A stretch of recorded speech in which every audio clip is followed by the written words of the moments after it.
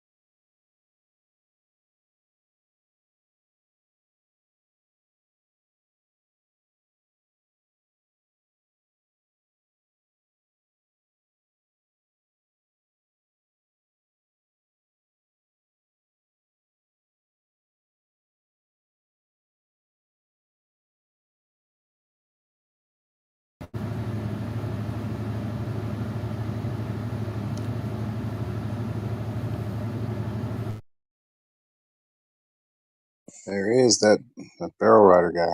What up, Snacks? He's good now. Let's get this party started. Get this party started. Yeah. Quickly. We need a... We got some big updates coming for the server. Oh, yeah? Big updates, yeah. Give us a sneak preview, or gonna keep us in suspense? No, I can't say shit.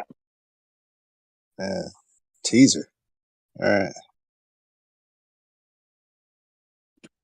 Just know we're making big fucking moves. Whoa.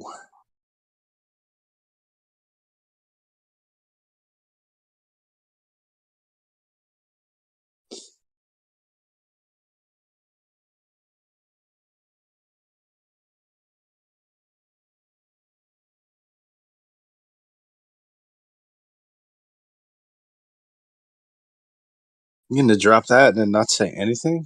What kind of moves? You getting t-shirts? What's happening? Oh, no t-shirts, no t-shirts. All right, okay. Stuff's happening. It's all right. Probably wouldn't wear t-shirts anyway. I just keep them in a collectible box or something. Wasted t-shirt. So I'm glad you didn't do that. Yeah, no t-shirts. Nice little server update. It's gonna be going good.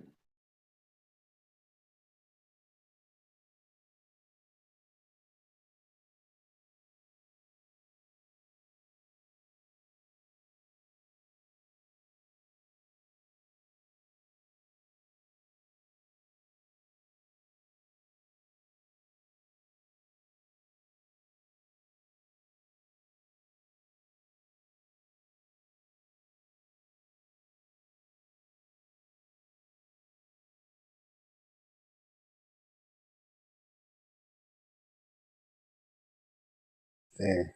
Here's the rig guy. Hey there. Hello. I have a joke for you guys. You say you have a present for us? A joke? Oh, even better. What's going on? How's the joke? I mean, it might be controversial, but why did the moron throw his plumb bob out the window?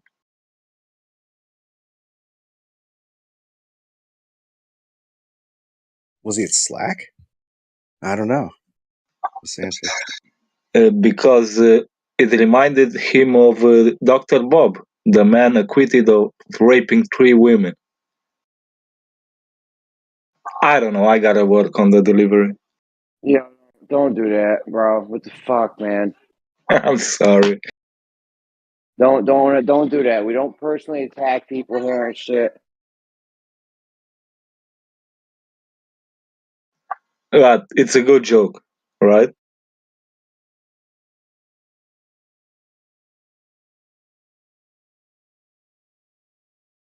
No, it's not a good joke. It's not a good joke. Don't ever say that shit again in here, please.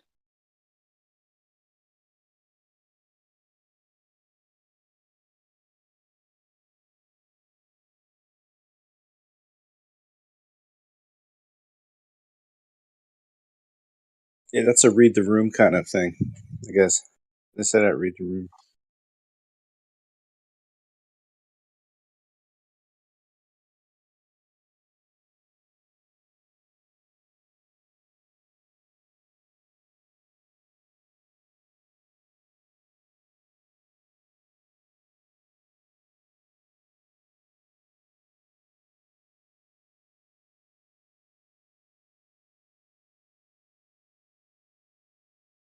Seriously, man. You know what kind of shit that starts if he's in here and hears that?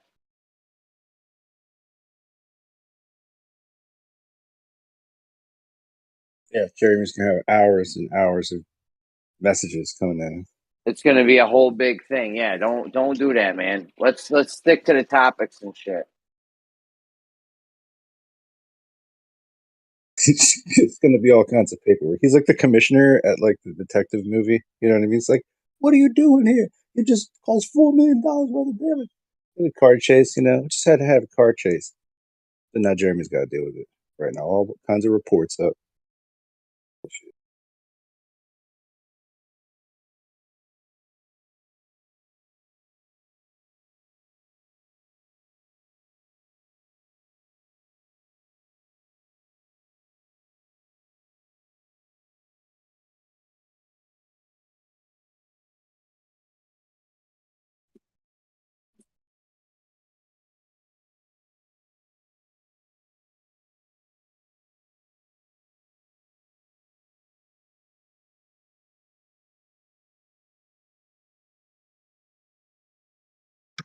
What's up with that Cosmology Tartaria server? How did they manage to leech out so many people? Because they steal from this server, I think. Yeah, well, as soon as we started pulling people out of other servers, and we got us up out of the shit show, that's when they popped up. So I mean, I don't know. It was good timing. Good timing, I guess, if anyone wanted to keep us in the shit show. I don't know. But what do they offer? Why do people go They do there? all kinds of events and stuff. They got puppies. They got candy. He rolled up with a white van that said free candy on it. Everyone ran over to it. These guys.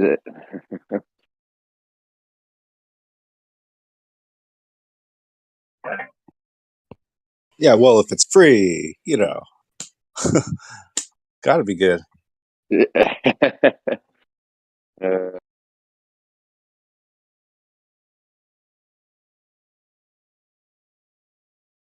I mean, honestly, perfect timing for why anyone wanting to keep us in a shit show. We were almost so close to being out of it. We had the modding down good. We were pulling people out of 24/7, which has issues, and this guy popped up. So yeah, I don't know. We're working on it. We're gonna get it. Like I said, we're gonna have a nice little server update coming. It's gonna be going good. So When you say shit show, what does that mean? like a shit show, like tons of over talking, name calling, just shit show stuff. The thing you just did with Bob, that kind of shit. We put an end to that.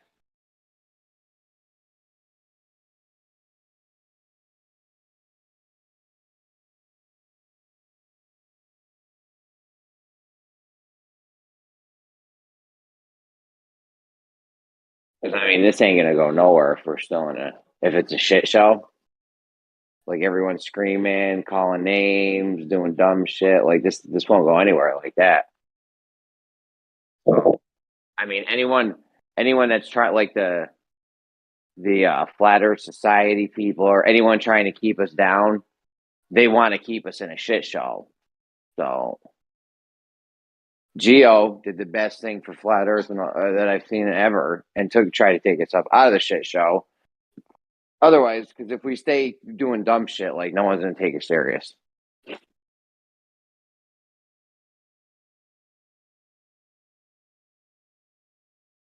No one's gonna hear us being maniacs and think this is anything near serious, right? Yeah, I don't know what you expect to happen, like from a server. I don't know, change humanity, or I wish that would be. I don't know what you mean by. Most people are stupid. Most people don't even understand basic anything, and people love the drama. It's sad. Save the drama for your mama, because we're not doing that here.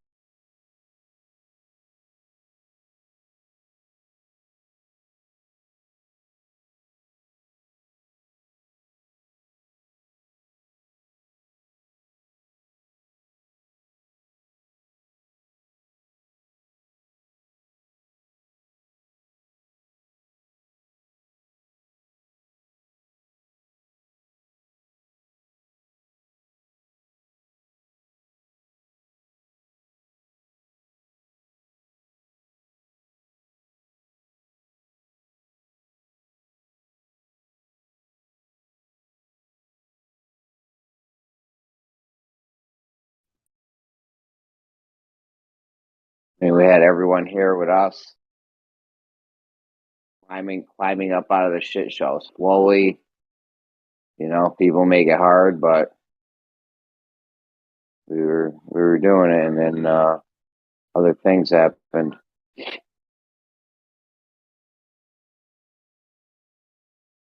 If I was watching, and I was like the enemy, I'd be like, oh my god, Geo and them, they're getting up out of the shit show. It's getting to be a calm, cool conversation without all the screaming and name calling and bullshit. And they don't look like ridiculous retards anymore. What do we do? You know what I mean? What would you do if your enemy was, because like let's face it, this won't go anywhere if it's a shit show. So the best thing the enemy, the elites, whoever's calling the shots would want us to do is to keep us in a shit show. Because no one will take us fucking serious. I promise. If we're sitting here calling each other retards and screaming and talking over each other, this will go nowhere. Ever.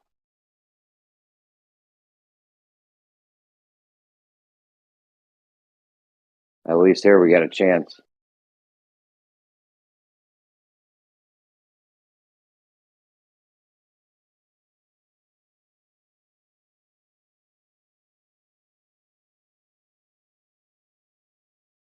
Right, Riggs? What do you think? Is this ever going to go anywhere if we're in a shit show or what?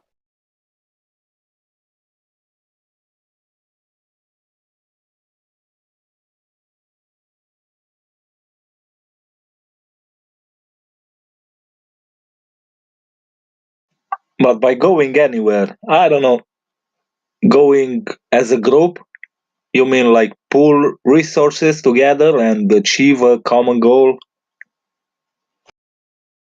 I'm saying somebody's going to listen to this eventually, right? It's going to be somebody's first time getting into flat Earth, and they're going to listen to it.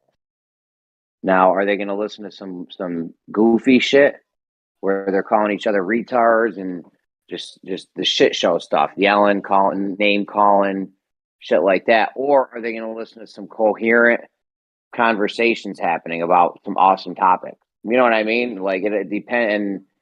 And if I came in, I heard some shit go on, I might be like, this isn't even serious. These guys aren't even serious. You know?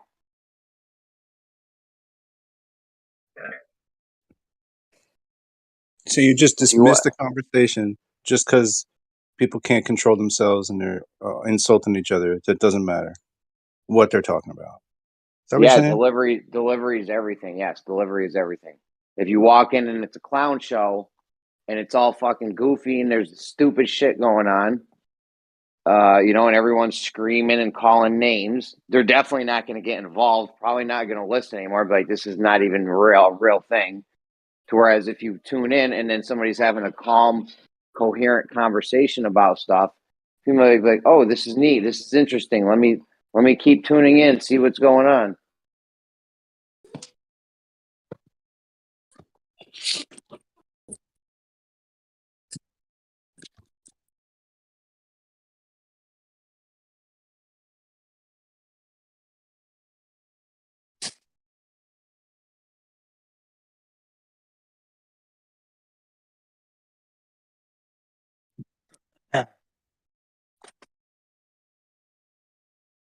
My AirPod died.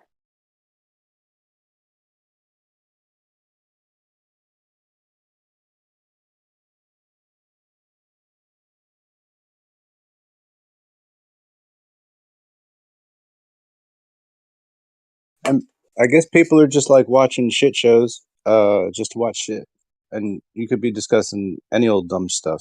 It doesn't have to be topic specific to just have an argument, right? Oh yeah, if you like the shit show, it doesn't even matter what you're talking about. You We can be could talking argue about about anything. movies, Yeah. fucking candy and shit. But yeah, at the end of the day, who cares? Like, you just got to listen to people argue. That's no good.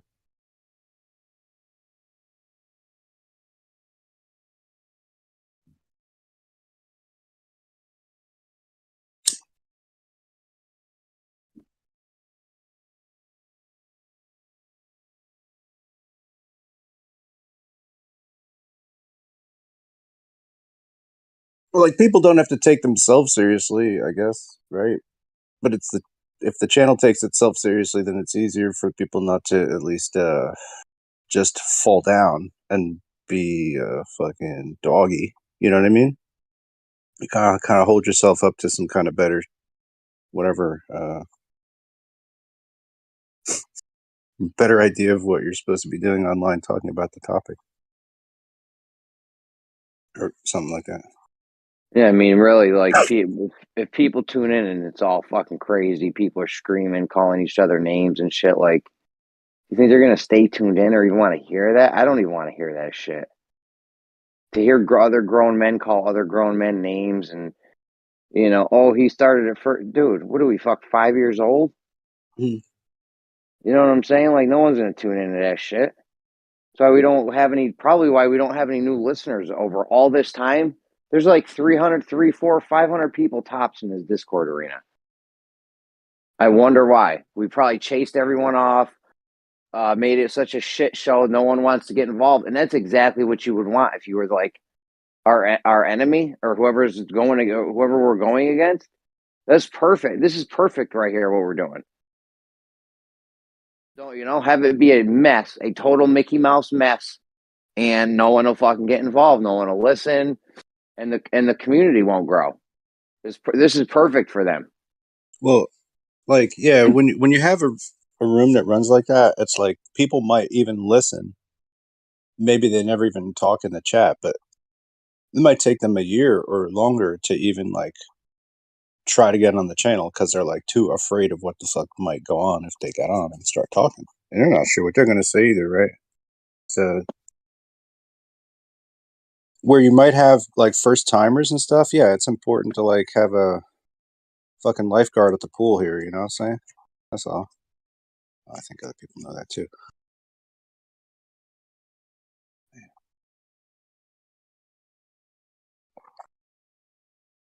But credibility, right? I mean, if that's something that you want to have, I guess you can't do a whole bunch of foolishness, right? Yeah. That's what you're saying, pretty much. More or less.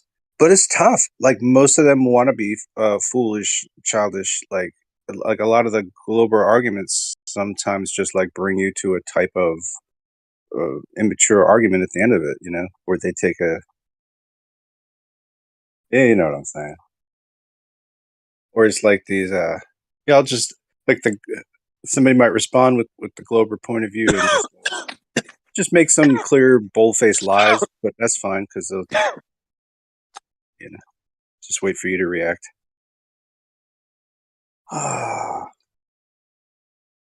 Challenging. Any thoughts? I don't know. I know that our enemy would want us to keep it in a shit show, Mickey Mouse mess. So that, I mean, that's fucking perfect. You got some opposition growing, and their whole group is just whenever anyone listens to them sounds like raging lunatic maniacs. That's fucking perfect. I wish I was going up against a group like that. It's so easy. You don't even have to do anything. They're defeating themselves basically. So, like, we obviously have recognized the problem, and we're trying to rectify it here. Like, heads want to keep doing the same shit we've been doing the past 7. That's not getting us anywhere.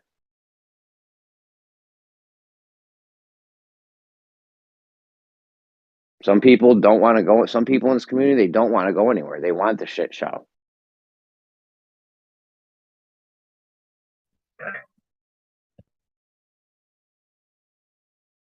Yeah, well, I guess the more it looks like that, the more people think that that's what this is, even the people that are in it. And then they just kind of perpetuate that shit. Yeah, until Geo made the server, I didn't even know it could be another way. I was used to all the crazy places. Raised on the streets, Jeremy. You're raised on the streets of Flat Earth.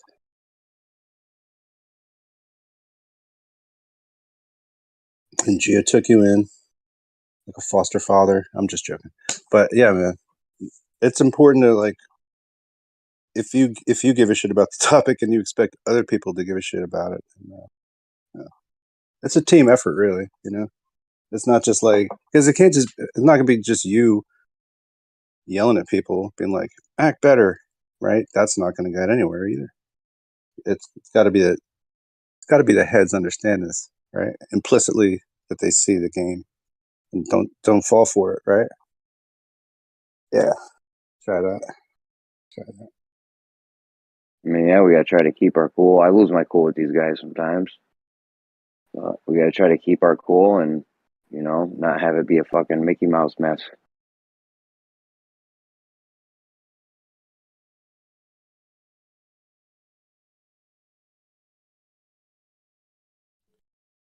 Sometimes the Globers be doing a little bit of mental gymnastics, almost makes me. A lot of the time. But it's like mental gymnastics would be like, okay, I'm doing a somersault. Now I'm doing a cartwheel. Then I'm going to turn around, do 180. Then I'm going to do a backflip, somersault into a back handspring. That's mental gymnastics, I guess, right? But that's a lot of times what it sounds like when you hear these guys talk. Yeah, they want to get you frustrated. It doesn't matter if they look like assholes or fucking whatever. Like, it doesn't matter how they look. It's the globe. Everyone's already on board with it. For us, we have to come across as, not fucking asshole maniacs. Like, that's not going to work for us. It doesn't matter for them, though. So if they come in here and their game is to get us frustrated and get us, upset and screaming and try to run us in circles, then it doesn't matter for them.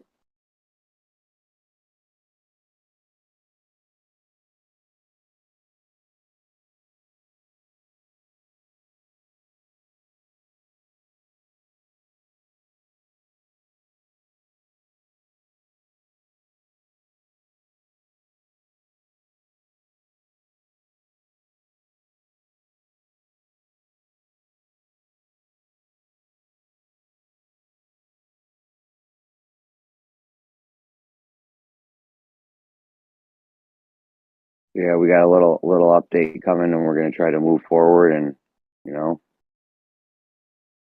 and get us up out of the shit show.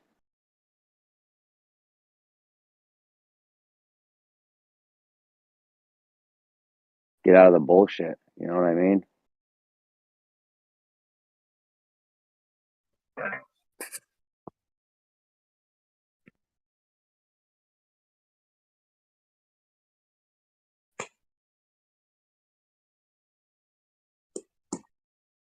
I mean, it goes around to like a lot of other topics too. It seems like, which is cool. Yeah, this is the most interesting shit on Discord happening is what happens here.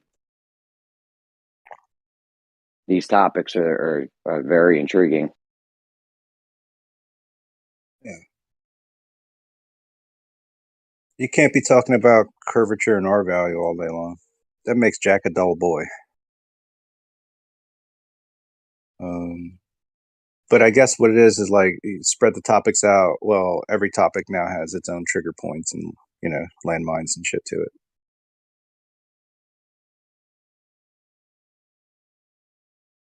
Yeah, almost a little bit like this space-time conversation can totally devolve into some just poopy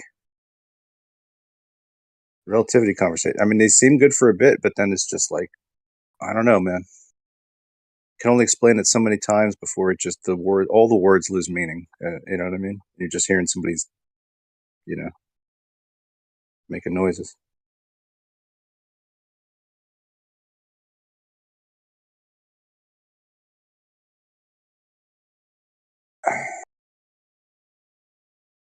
Good conversation where somebody can get something out of it, where it's not like locked in a roundabout circular argument for an hour or 2 hours.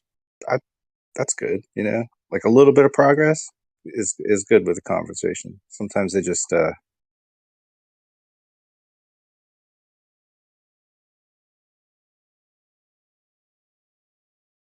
lot of interesting people here. Everybody's got their own way too that they speak and shit. So not everybody is suited for naturally for like a debate or something.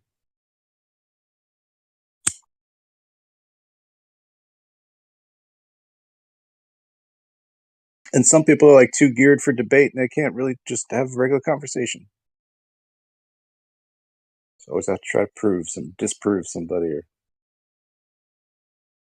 just waiting to contrary their point. It's infuriating, I tell you.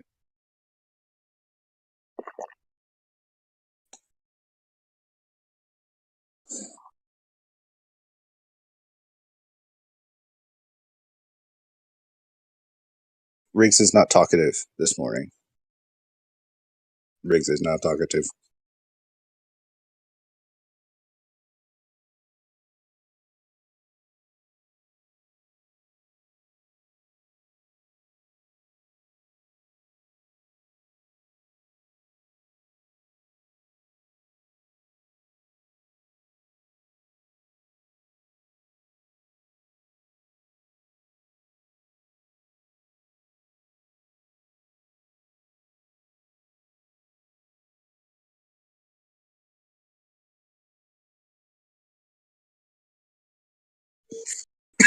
I used to have a friend around a long time ago. I had a friend, one friend, it was the only friend I ever had. No, I knew somebody around here that was fancied himself as a philosophy guy, philosophy major,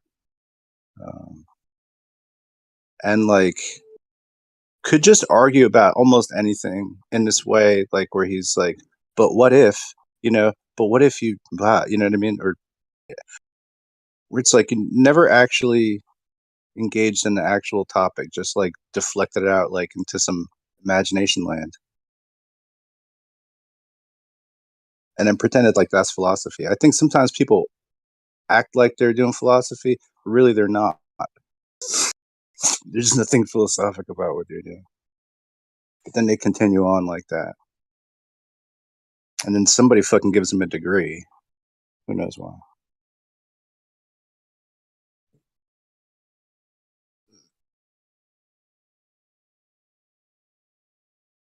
It's weird. A lot of these academic things, it just seems like being really good at it is close to having depression. You know what I mean? Like, just you're probably right on the brink of it if you're that good at doing some of these things that involve thinking and contemplation and stuff like that. Perspectives. You know what I mean? Yeah. Computer programming. You can get so detached in the computer world, gaming, game design, just whatever. Lose track about what shit means. Changes your brains around.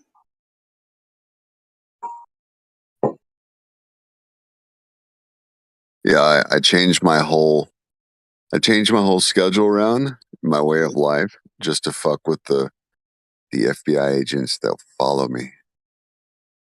Oh, I give them a fruit basket and a green card every year. I know, I just changed all my behavior. They're just looking out for you, man. Yeah, I'm the only one who knows what's going on. They hate that.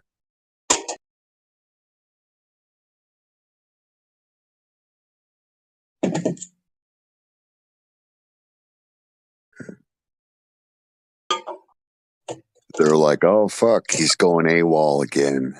We don't know what to do. They like lose track of you. Like, where is he?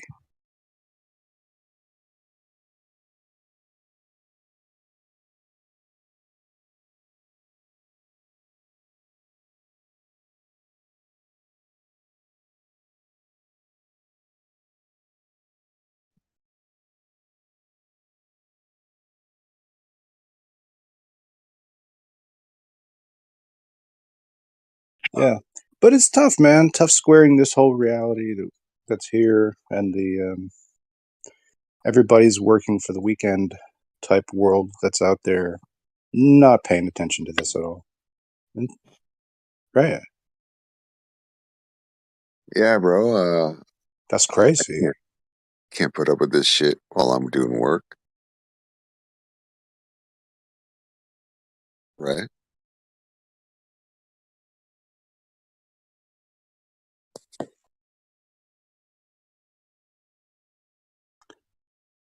Well, does it mean that like none of this shit matters in a way? Like because there's just work and taxes and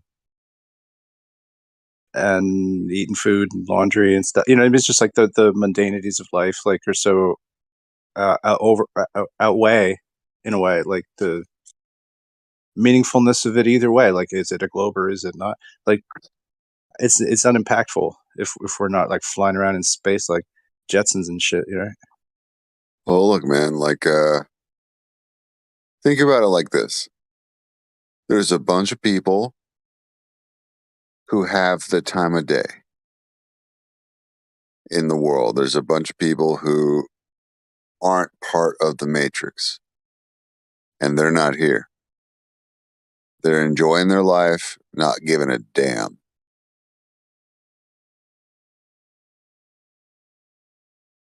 So what does that tell you?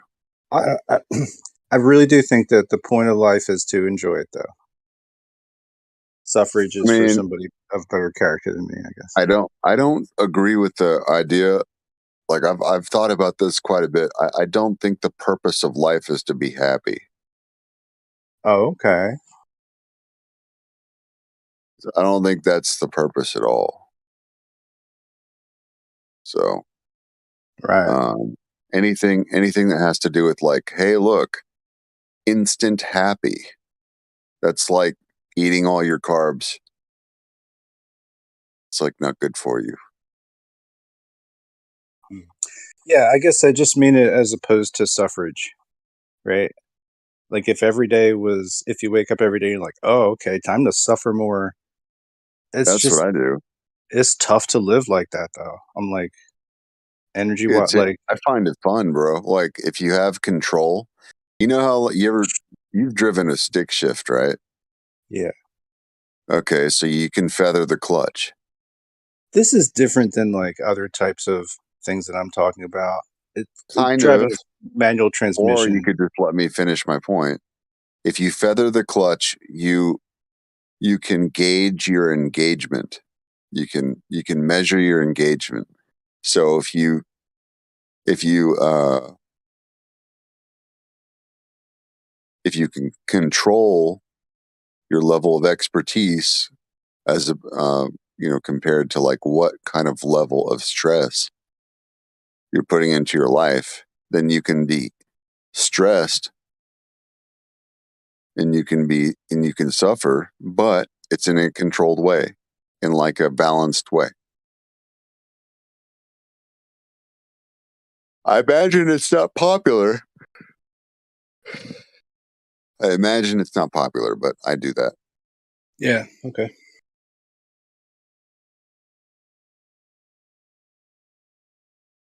Well, I'm glad I let you make your point. The upbeat point.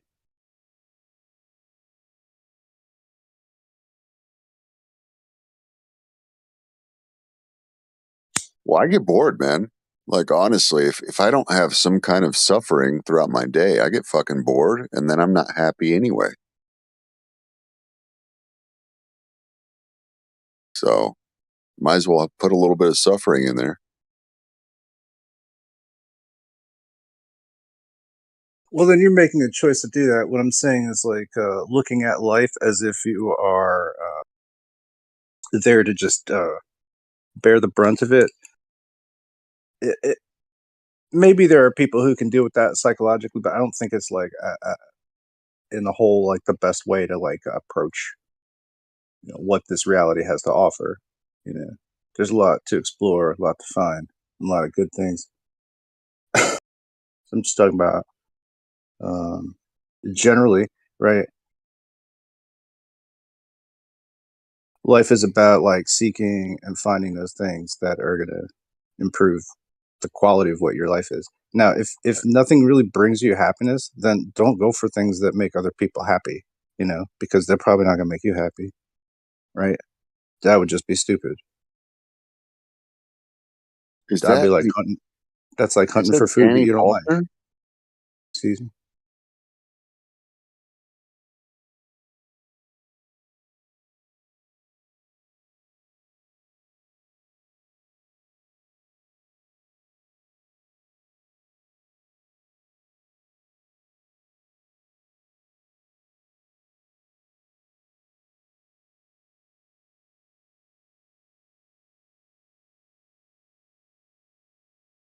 Hey, finish your point, man.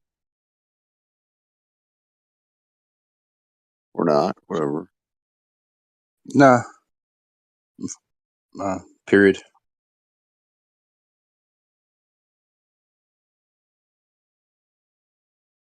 All right, is that the real Danny Faulkner?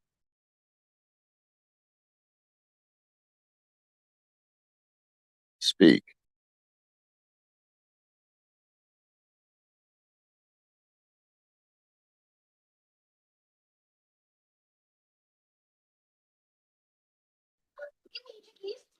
Is it Danny Faulkner?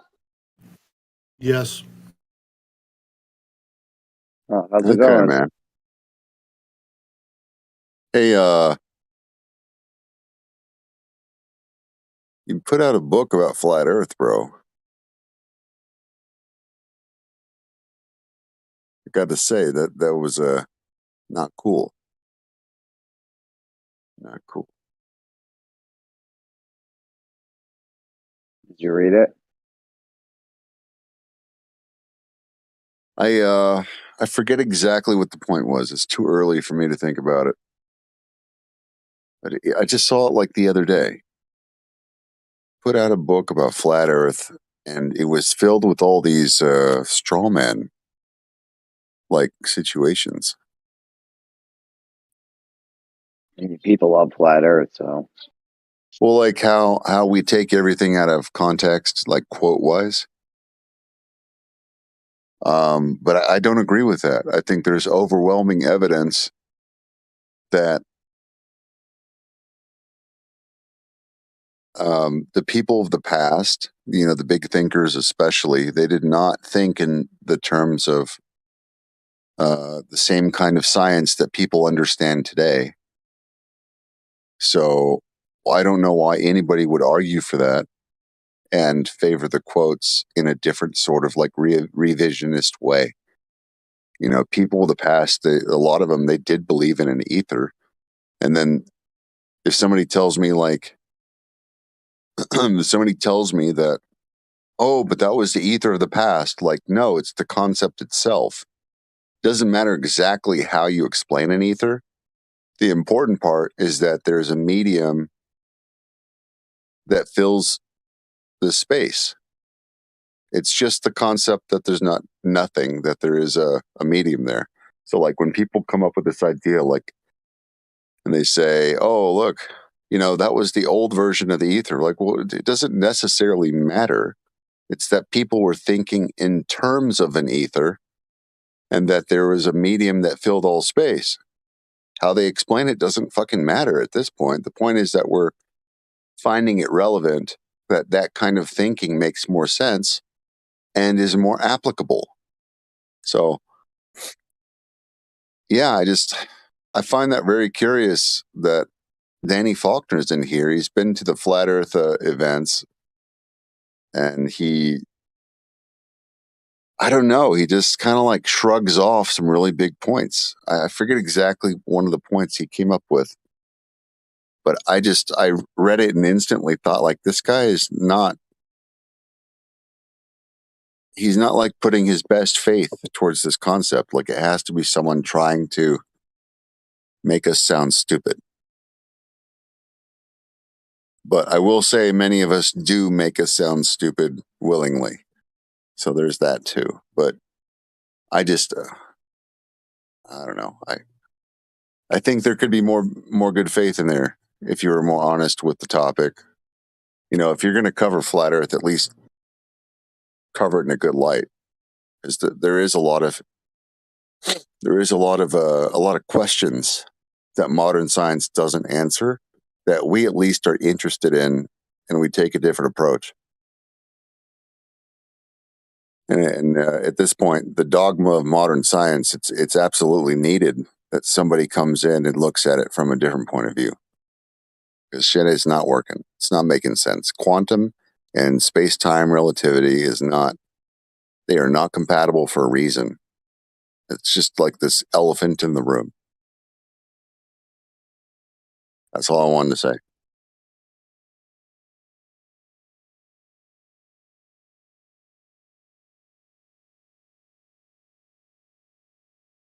Yeah, the book, it's called Falling Flat, A Refutation of Flat Earth Claims. Falling Flat.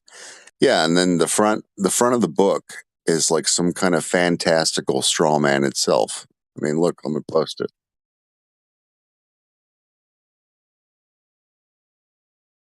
I mean, just look. This is not what any of us believe in anyway. Why would you ever use this? You see this? It's a joke. It's a joke. With any sort of sincerity, why would you use this kind of image to represent something that you're trying to cover seriously? You're making money. Well, look, I'm not trying to like crap on you, Danny, but that is kind of a glaring issue just right off the bat. Like, hey, look, bad faith. You know, hey, look at me, bad faith.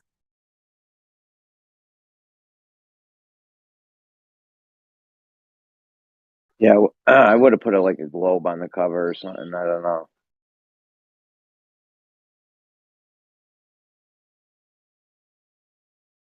I mean, if I made a book about the globe, I'm not going to like use an egg. You know, I'm not going to use like a globe with like an egg with a map around it. That would be bad faith. You know.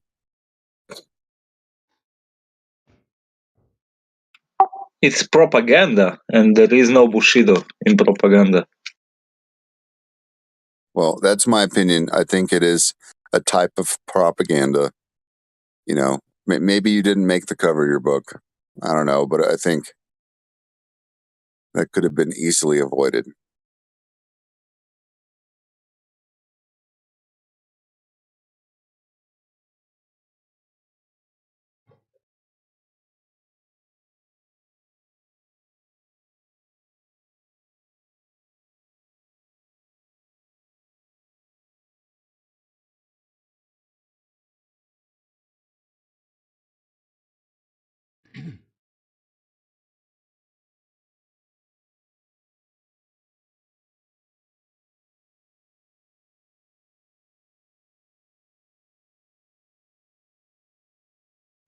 I mean, did you have some arguments you wanted to run past us, Danny, or?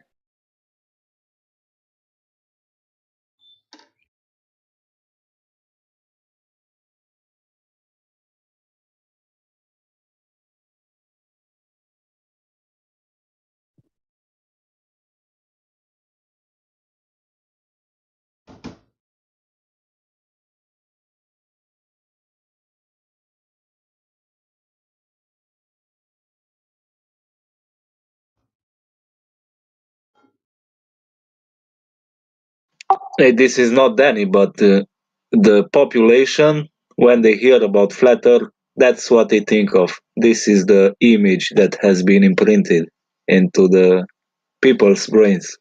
A pizza-shaped something, maybe with a dome.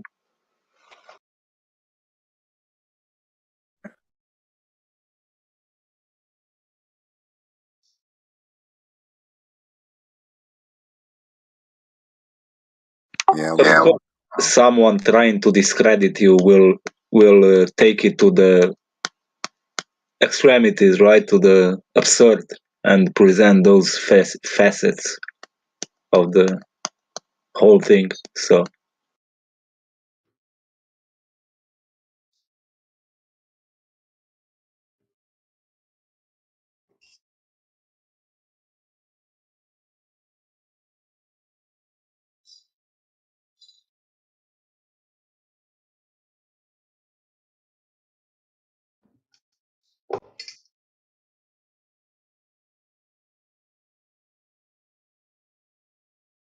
I mean, look at this guy in the chat right now. He's saying, this guy B-Man, oh, the tide is rising.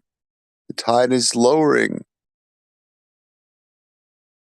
The earth cannot be flat. The tides are going up and down. Good Lord, guys. Have they never been in a bathtub?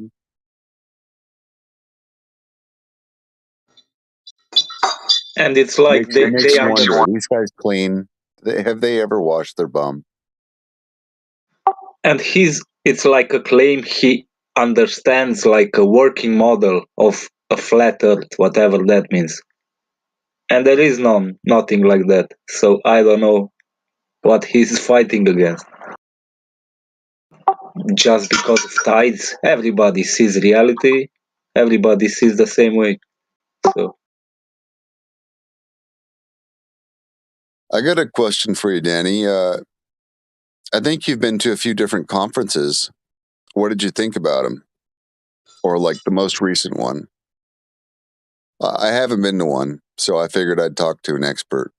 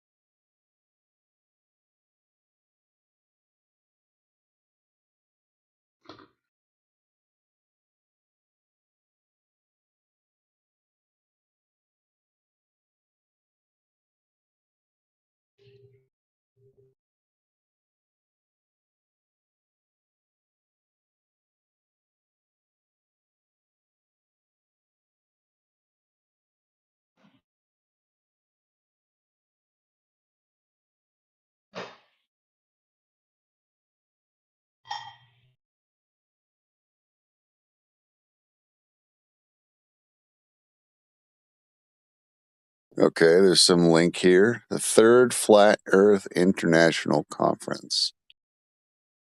Okay.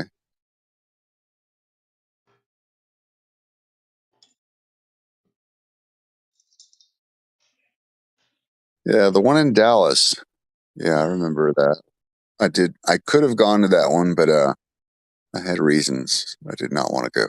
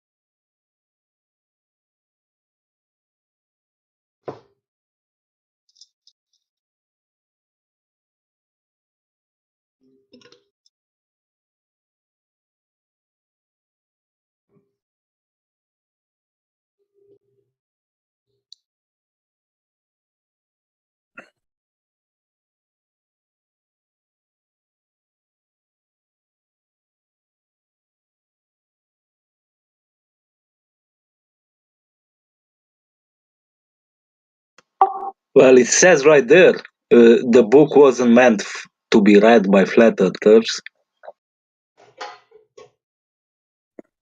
and the conference theme was finding the creator in creation from that flat earth thing. So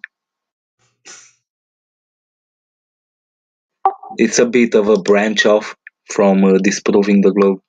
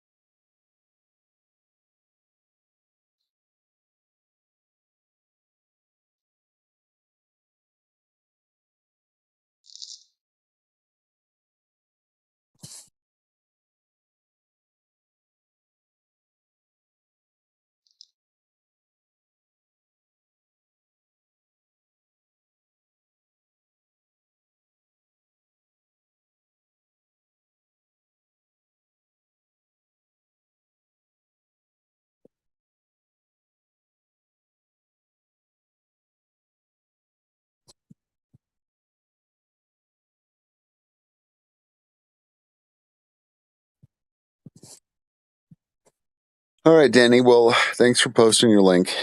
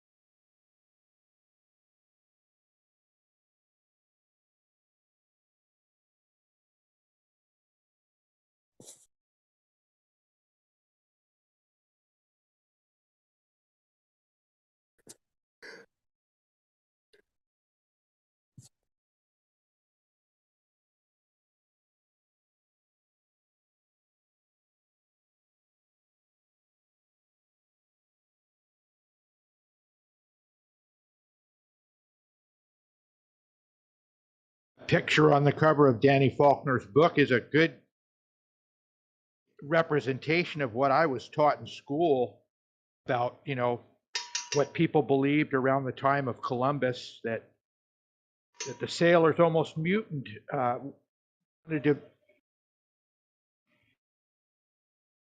have a mutiny because they were afraid they were going to fall off the end of the earth if they sailed too far out. So they were all flat earthers, I guess, back at that time. Just a few were globers, like Christopher Columbus. I guess he was a glober. Well, it The would make rest were, sense to tell people that they're going to fall off the earth if they go too far, because that way they wouldn't want to escape. yeah, for whatever reason, but that is a good depiction of what most people would think the flat Earth would be like in the minds of those sailors that went with Christopher Columbus.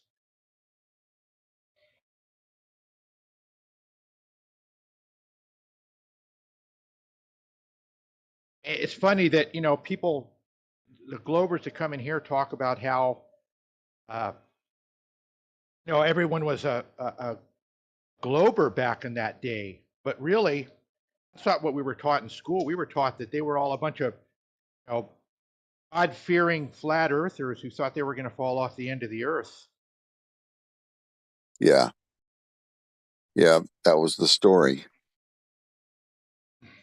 And how stupid were they? They were flat earthers and God believers. What idiots. Yeah, they didn't prescribe to Newton and Darwin and all these geniuses.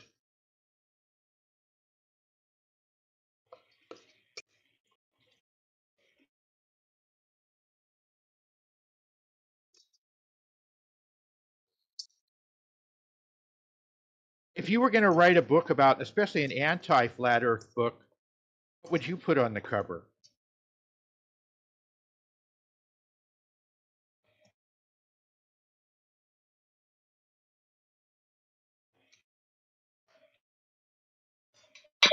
I'd put a guy drinking his own piss.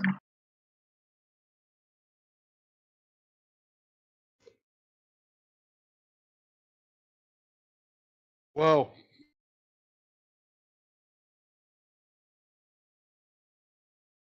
I've been in other truther, quote unquote, circles, and it's not related to the shape or whatever, but what those people, most of them, I guess, know about flat Earth is that they endorse drinking urine. So that map and piss and urine is what people, normies, know about flat Earth.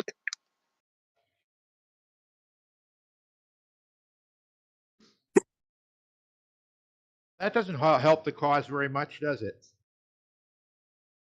Well, I'm not spreading that urine stuff, but there are flat earthers doing that. It's what this movement is mostly known for, beside the flat map. Yeah, well, you're in charge. You're in charge, huh? What? Just mean like you're in charge of like spreading that or not. No, I'm not, but I've seen it even in real life with some close friends. Like, when they imagine someone is a flat earther, he's into piss drinking also, so... Although I think like urine therapy is a cosmological. It doesn't require a model. It really doesn't require space-time probably either. I don't know why it gets conflated with this movement so much. Well, it does.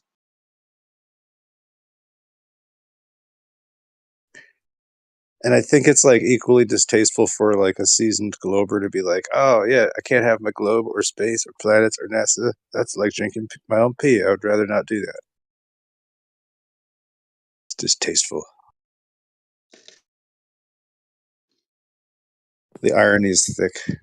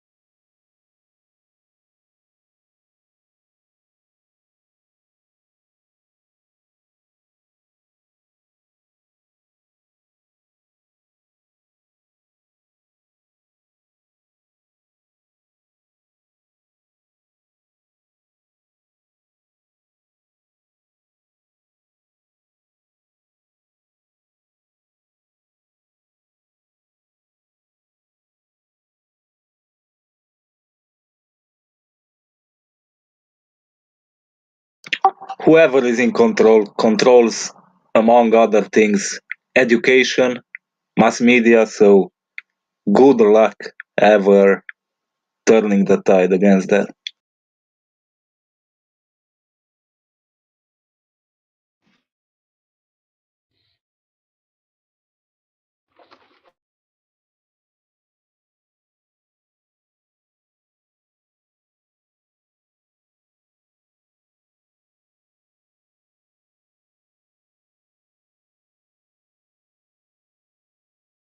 Personally, I don't think that, we ever will turn the tide. I don't think there's going to be, some kind of mass conversion to, having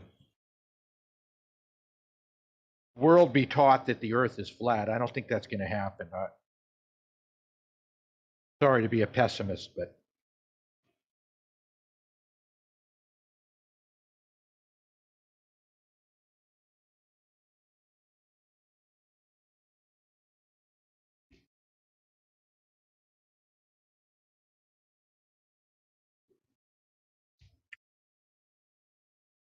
it's just nice to have a place you can come and talk about these things and with other people that feel sort of like-minded. And it seems like at least once every day I'll be reading the chat and there'll be some video that someone posts that is really insightful. I learned something.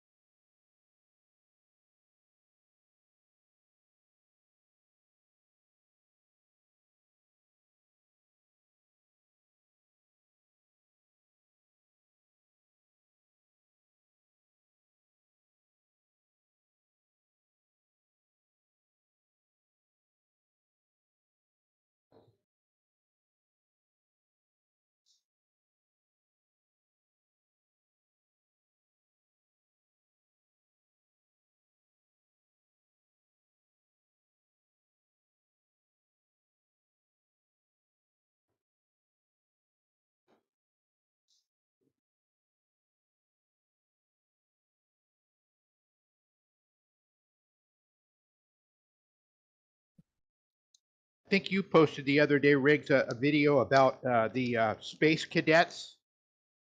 These people Right. were yeah, that was incredible. I had never heard of that particular TV show, but I remember back, I don't know, must have been like 10 or 15 years ago, they had some show on TV about people that were like going to go to Mars or something. It was like, it almost seemed like it was for real. It was like these people were actually thinking they were going to go to Mars. Yeah. They were being trained. You remember that show? It was like Yeah, a they suicide they really mission too. They said that no one was gonna. They said that no one was gonna come back. It was like you were signing up to pretty much, go to Mars and never be able to come back to the Earth again. And people were like falling let's all over each go. other to do it. Right. It's so amazing what people will, how people will conform. Like it even showed that one candid camera where the guys got into the elevator and the guy was facing out to the elevator. The guys came into the elevator, made him turn around the other way. I mean, it was just ridiculous.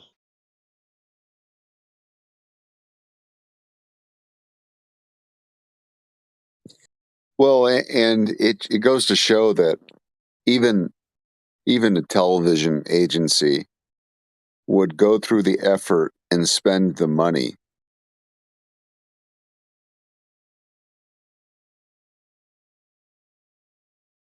when they have profit on the line, they would still put the effort in. But a government, oh no, a government would never. They would never do something like that.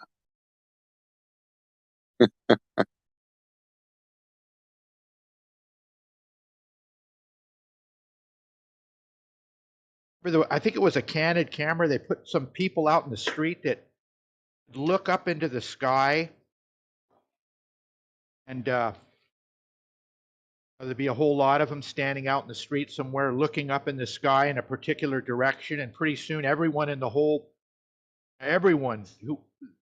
was looking up in the sky like everybody else, they just followed the leader. People are really conformists.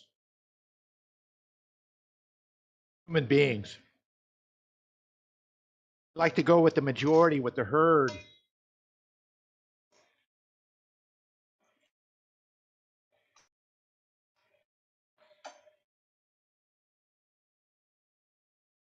Yeah, I've never gone with the herd.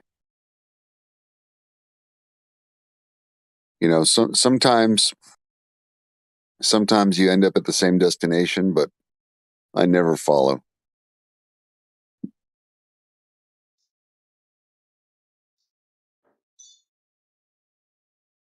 I did when I was younger. I used to follow, trends and want to be in and on top of it, be hip and all that. Now I'm just like this complete loner, and if I start to express my views, I just ostracize myself even more. Any friends that I had and family that I have, they just look at me like some kind of a nut.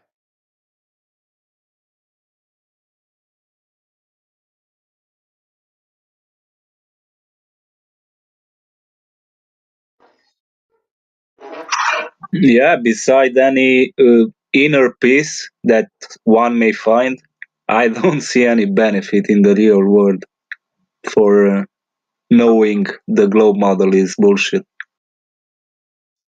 You know what Danny should do? He should go ahead and drop a PDF of his book for everyone in this room, since he cares to write books about us. How about that, Danny? Go ahead and drop a link for us, yeah? It would be financial suicide. Well, no, we can just, dedicate the rest of our day commenting on his book.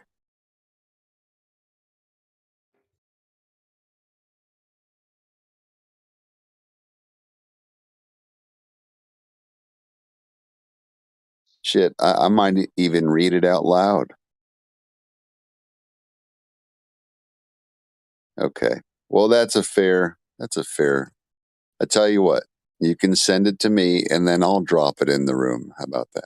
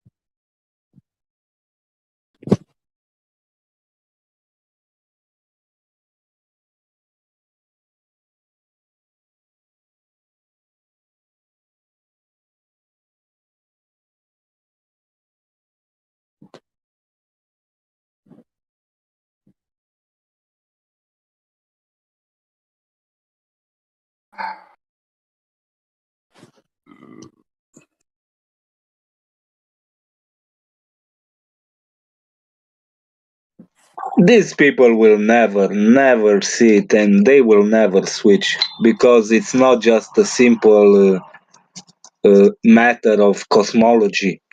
If you understand the globe is a lie, everything, and I mean everything, you've been taught false like a house of cards.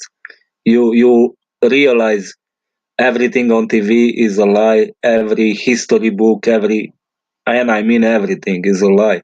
So why would a normie want to fuck up his world like that? Nah.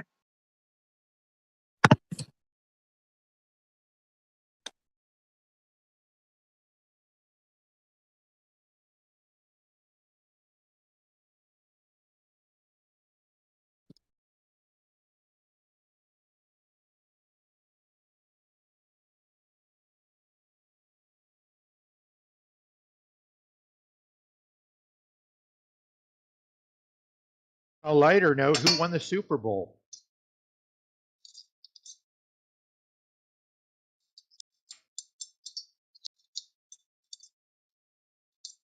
No one knows, huh? No football fans. Yeah, I don't watch football, man. Oh, you know what I heard? I asked somebody. I think Kansas won. There was Kansas and I forget who the other one is. But yeah, Kansas won. PJ was right then. Picked Kansas because that's where Dorothy was from. Yeah, and he said it wasn't the Super Bowl; it was the Superb Owl. What? Instead of Super Bowl, if you just put the B on Super and then have the owl, the OWL be it's you get Superb Owl. And what's Yeah, the significance of the owl? There's a lot of clues. We got to follow the clues. to go all the way back to Bohemia, back to the That's what origin of I football. said. That's what I brought up, the Bohemian Grove. I was like, oh, don't they like burn an owl or some shit? Yeah. The superb owl. Well, doesn't it make sense why like all these so-called halftime shows are sort of in that vein, if you will?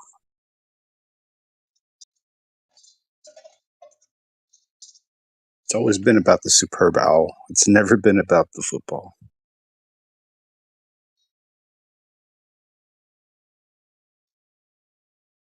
Superb owl.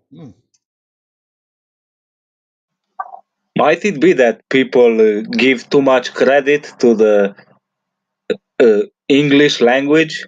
Like that word, everybody. I see a lot of people. History, his story.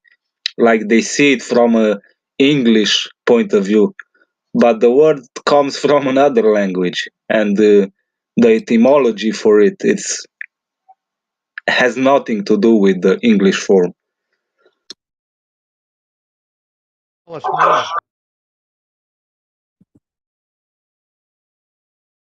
Yeah, but that word history, everybody knows about that, and they say, "Oh, it's his story."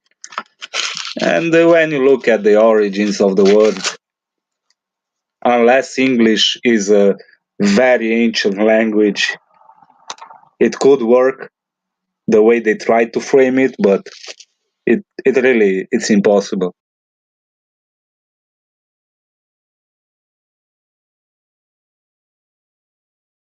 Because in this form, history, it's uh, you pronounce it in many other languages very similarly.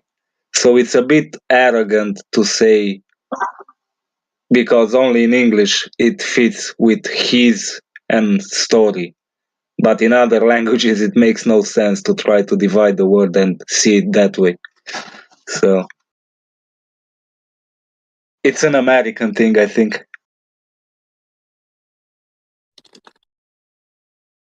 I don't know about American, but maybe with English-speaking people, hear people from England, touting those ideas.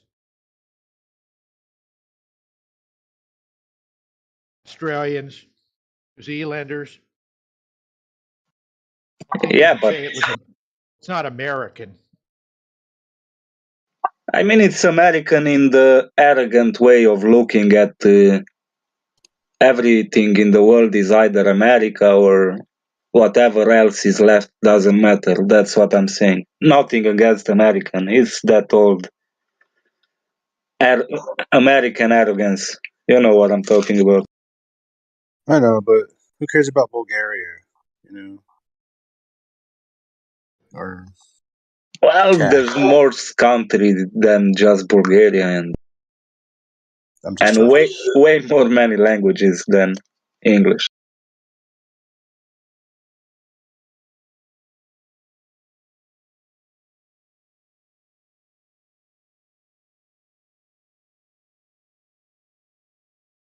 For me, that's something very easy to discredit and laugh at.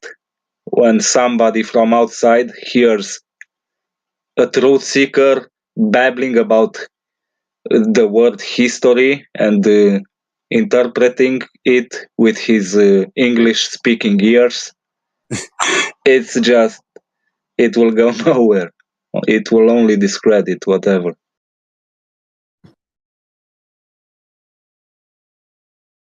Yeah, And that's I think just that's one an word. interesting barrier to looking into it. Is I guess first kind of understanding how to understand the language, understand the words.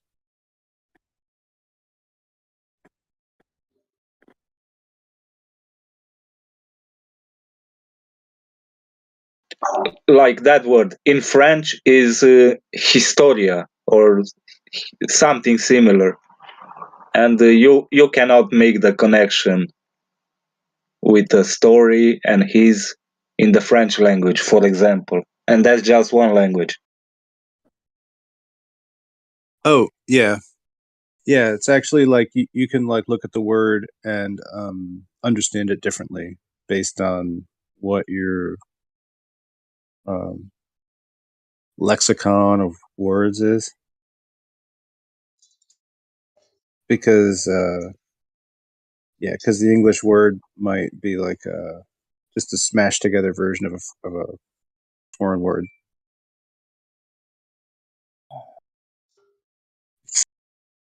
Exhausting shit, man.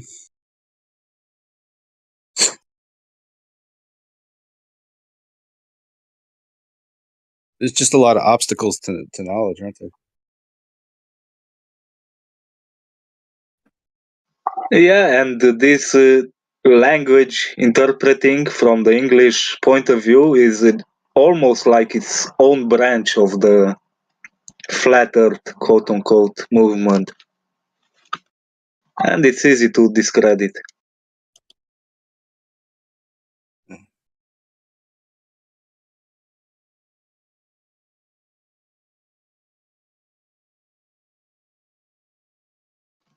And I think the reason you don't see pushback against that, it's because it's so easy to discredit, and it's like that art of war thing. If you see your enemy making a mistake, just if you can help them, but don't try to stop them.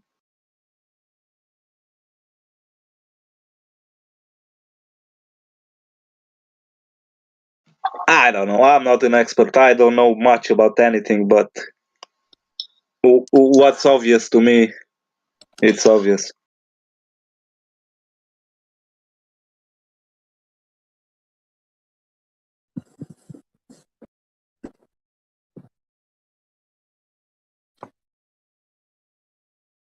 Well, obvious is obvious.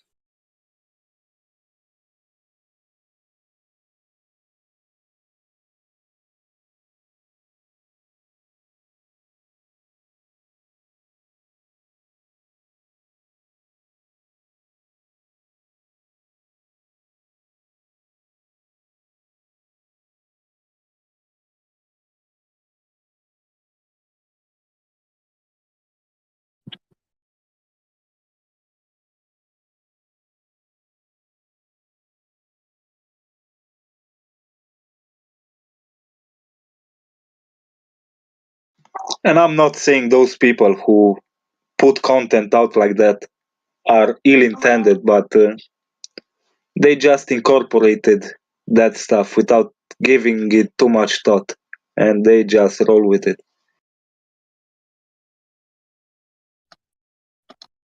It's like numerology. You look for a pattern, and if you find it, you're good.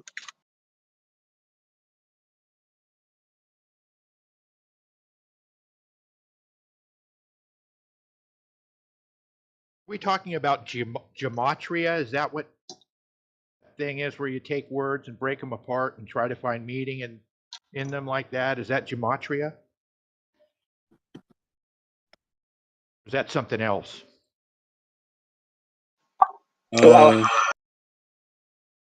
Sorry. You gonna explain the gematria? No.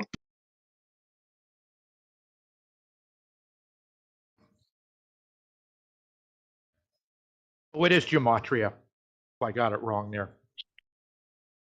I don't know. Based on a couple languages, Greek, Hebrew. Maybe there's another one. It's like every letter in their alphabet is representative of number. So they don't have like a number. It's just like the letters also mean numbers. So yeah. So in that you can encode values that are evident when you add up the values of the letters. Like a word would have a bingo score, or not a bingo score, Scrabble. Like Scrabble? I don't know. Something like that. Yeah.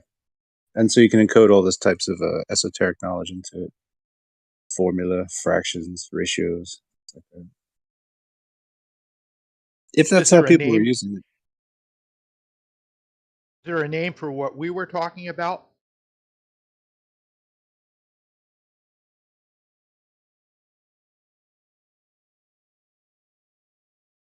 I don't know. What were you talking about in terms of? That, like the word history. You know, they were talking about history and his story. Is there a name for that kind of thinking?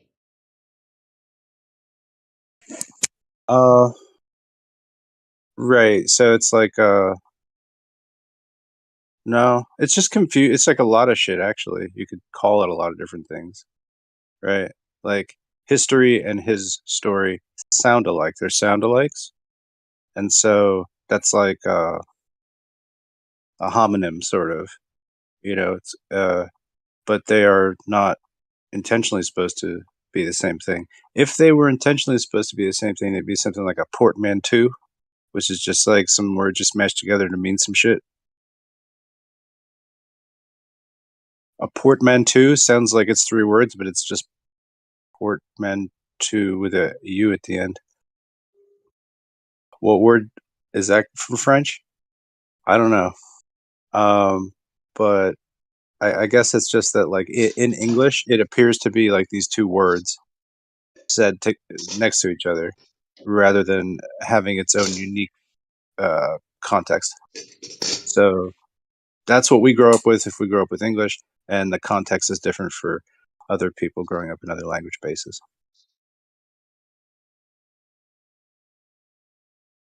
It's like a pseudoscience, I think, like etymology mixed up with numerology and the gematria, and you mash it together, and if you find something that makes sense, oh, I got it, this is what it means. But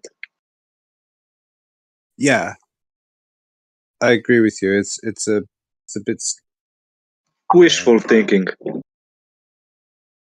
You don't have to be a flat earther to practice that. I mean, that didn't originate with flat Earth. I'm sure it must have come for this flat Earth so-called no. movement. It's like occult stuff, occulted stuff, secret society shit. Yeah, it has nothing to do with flat Earth. Hey, so even Globers could do that. If they saw value in doing so. I mean, I think it was. I'm not sure, like when it was. So the history is kind of sketchy, like when and where these things were being utilized. But I guess somewhere around the time, like when they were using language, I guess they were also doing some math, and so maybe they were just checking the words to make sure that they weren't bad words or something, or that they balanced out or something. I'm not really sure. Or maybe it'd be like a way to cross-check your spelling, that was pragmatic back in the day or something. I don't know, but whatever we use it for today, I mean, it's just like on websites, and people just use it to like say, "Oh, I see a 666 on something," or whatever, or that's what it equals in gematria. Hebraic based on translation. You know what I mean? It's like it's just a confirmation of that you can understand it. Whereas, like, I don't think most people like ever get to the level where they need to ever utilize this kind of thing. It's just kind of like an archaic way that people were using the. It could have been also to send secret messages to people, possibly.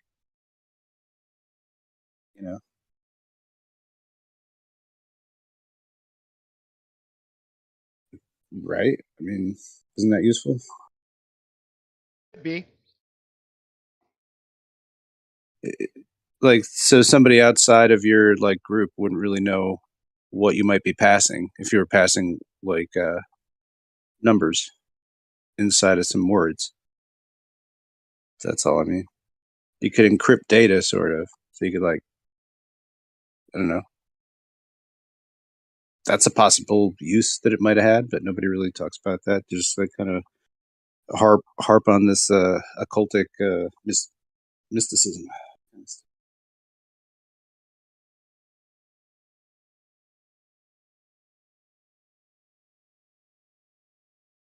Like, either this was like baked into it, like when the Bible was writ first, or later they were like, "Oh yeah, we're obsessed and crazy about numbers, so let's like recodify these books. We'll make sure that all the things work out, so that we're not like channeling some weird math demons or whatever the fuck." Does that make sense? Maybe it makes less sense. Yeah, I see where you're coming from. There's like different eras, like of. So, like, maybe sometime during the Ottoman Empire or something like that, maybe they switched over some funky different maths and stuff, because they were doing so in music, preferring something in 72 note scale than 88 we use today on a piano, let's say. But it creates a different harmonic scale. Like, songs would sound all fucked up if you changed all that stuff.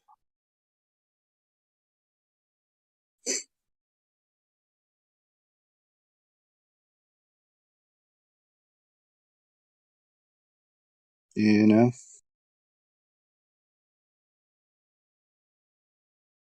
Hear ye.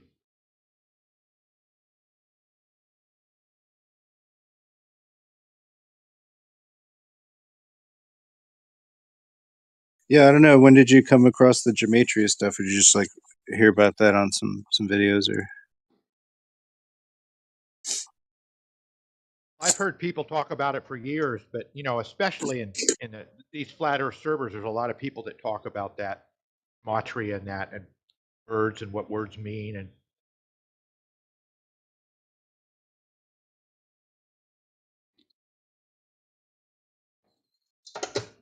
It's in a lot of truther communities, whatever they may be, that brush with the occult stuff.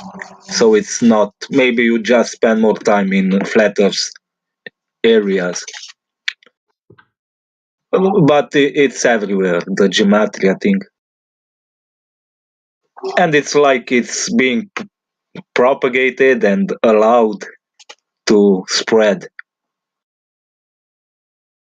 And I'm sure there's something to it, but I'm also very certain it's being misused and misunderstood.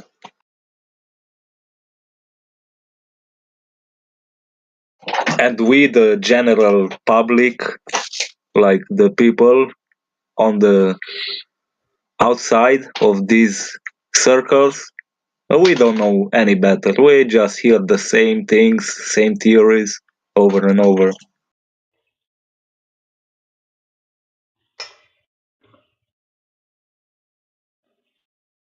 But yeah, I've heard it, like, I think even from, I guess you guys know that guy, and I'm not attacking him or anything, not saying anything about him.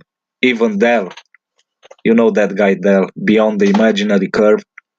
I'm sure I've heard him talking and bringing this word shit, especially the history one, and breaking it down and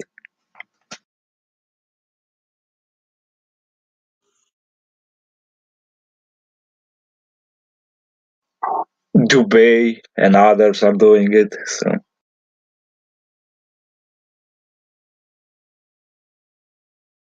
Yeah, I don't know. I think that stuff's very like some of them I agree with and some of them I don't.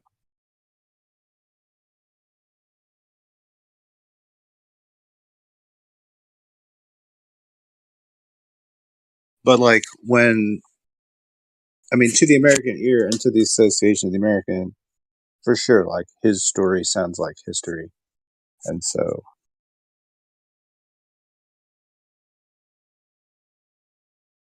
a lot of it's just association. You say history is written by the victors. Well, the victors were people too. Do they have something to do with this? Are they the he's?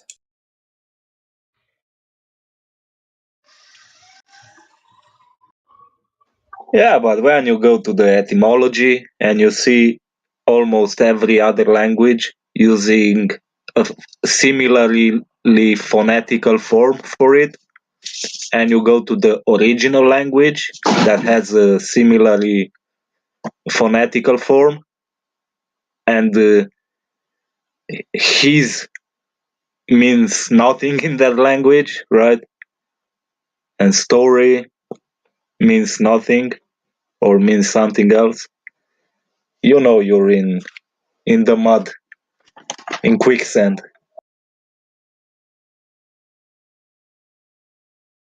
Yeah, it's tough. And I think also that some of the words that we have in the lexicon here are like made distinct from other language bases by like changing a D to a T, or vice versa. Does that make sense? It's like I don't know, hard and fast rules of like what somebody is pronouncing and like how do you notate that? Not really sure if that even follows,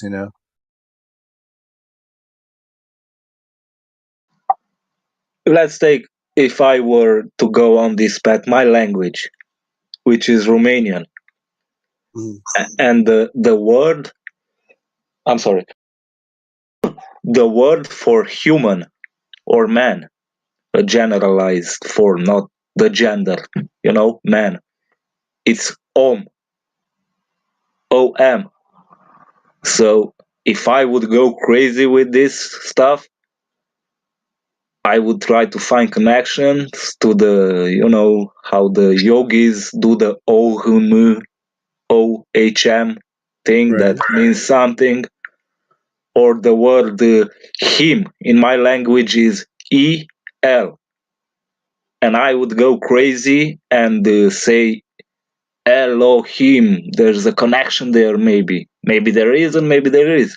But, you know, every language has these quirks, I guess. I bet. That's cool. I did not know that. And there are creatures in a cartoon from like 1979, I think, called Fantastic Planet, where the humans in there are pets of these aliens, and they're called ohms. And I did not know that was also a word in another language that meant people. What's the word for history in Romanian? It's the pronouncing is istorie, and it's basically spelled without the H. Istorie. When in Romania. But that's what I'm saying. If Romania was a bigger language in the world, everybody would go maybe nuts about these connections. Or another language with its own quirks.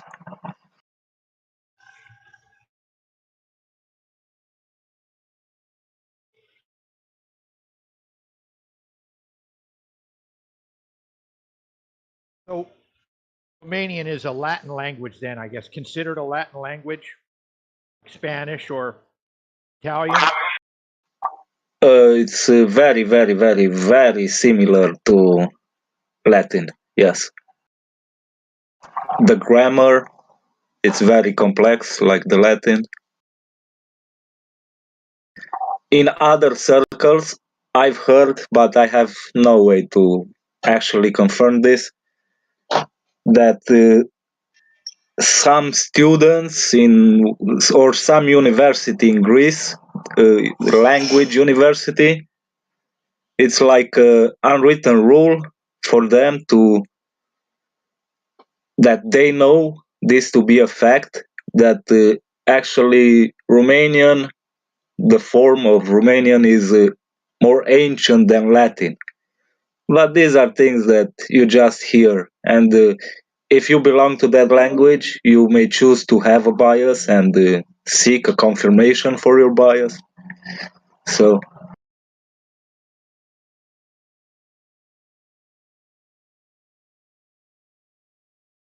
but for words, I go to the whatever. Usually, it's a Latin form you can find online at least, and that's how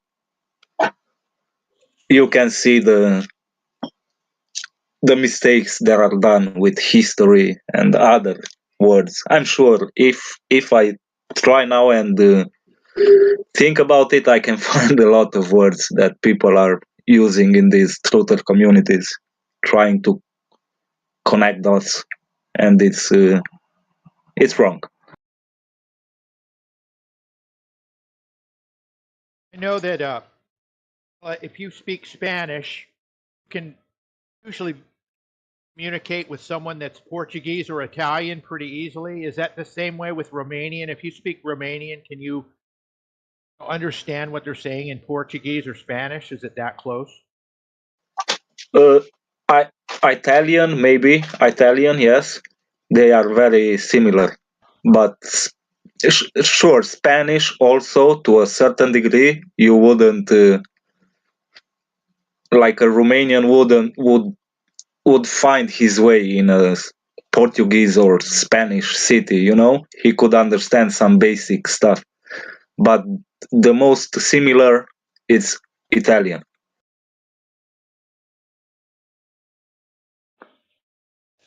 And for some reason, I don't know if it's a personal thing for me or it's the language, but for me, English has been like a glove.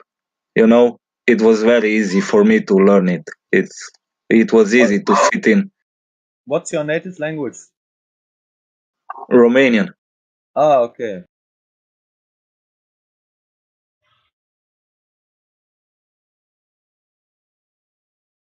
How many languages do you speak fluently? Just English in Romanian. Where did you learn English in school? Yeah. And I used to speak very good Italian because I learned it from TV, from cartoons dubbed in Italian. But let's not make this about me.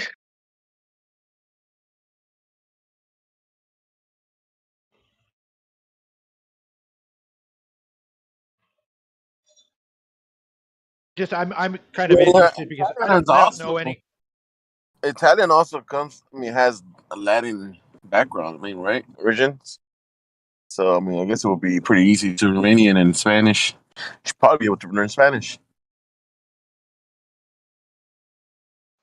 Oh yeah, I guess it would be, but I'd have to, you'd have to be in circles of people that speak their language, or you'd have to have an interest to consume content spoken in that language. And we have the English language that's universal almost, so there was no use for me to do that.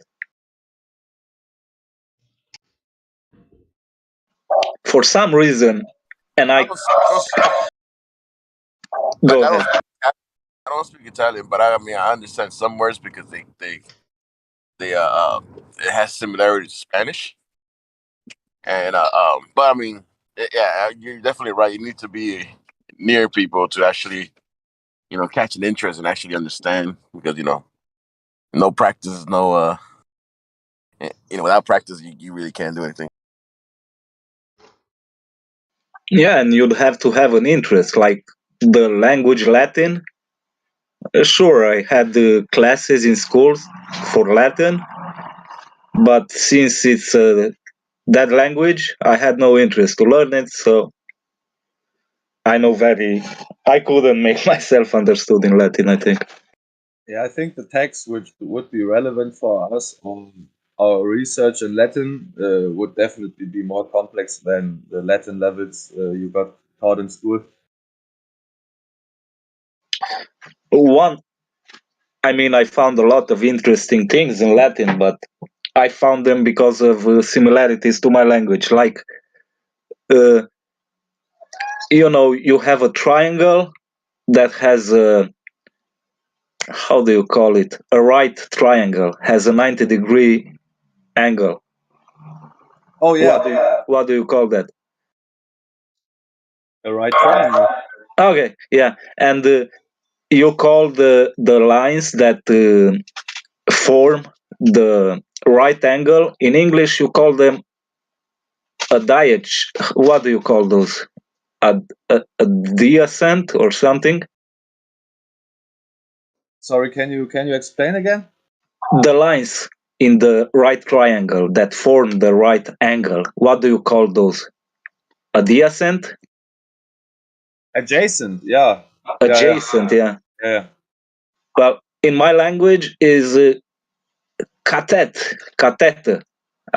That's how you call it, and it comes from Okay. Yeah. Latin, and Yeah, you're right. You are right. if Yeah. it's in many languages, this word is still being used. And when you look at the root word of catetus from Latin, it means something from comes straight from above and falls, falls right. Yeah. And this root word has a big family, like cathedral. You can see the connection, something from above, right? Cathedral. Yeah. And what else? I found a few more. I can't think right from the top of my head. It's been a while since I went deep, balls deep in this.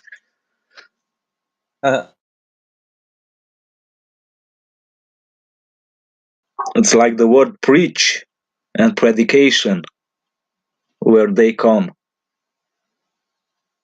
They come from Latin, and they have what we would call maybe not religious, but spiritual connotation to preach, to say a truth about something. And now, today, we use it like in only a religious form.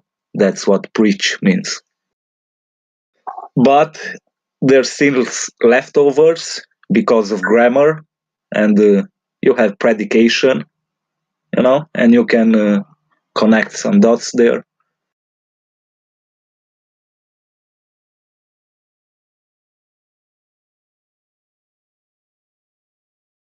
Remember when I was listening to Nathan Oakley's show, there was a guy that used to come in there that was a Romanian, and said there was a really big community of flat earthers in Romania, and they used to have like some kind of had their own little group that they'd, on their computers and all talk together and stuff. True. I wouldn't know. I never went outside the English-speaking circles.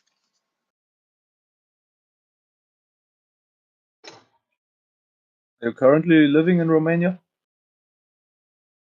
Yeah.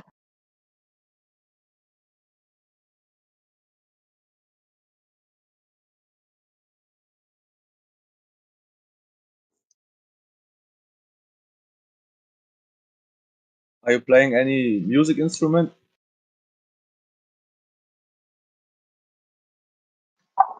No, it's funny you said that because it's something, but because I'm lazy, I guess. I always wanted to learn something, but I have a guitar. I have those, what do you call them, whistles. But beside making noise, I wouldn't call that playing.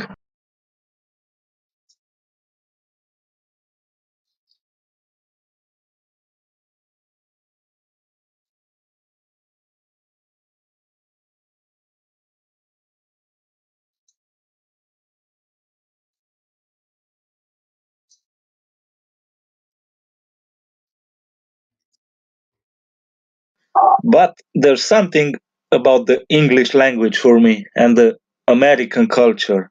I don't know. I can put my finger on it. It's universal. It's something that I resonate with. I don't know how to explain it.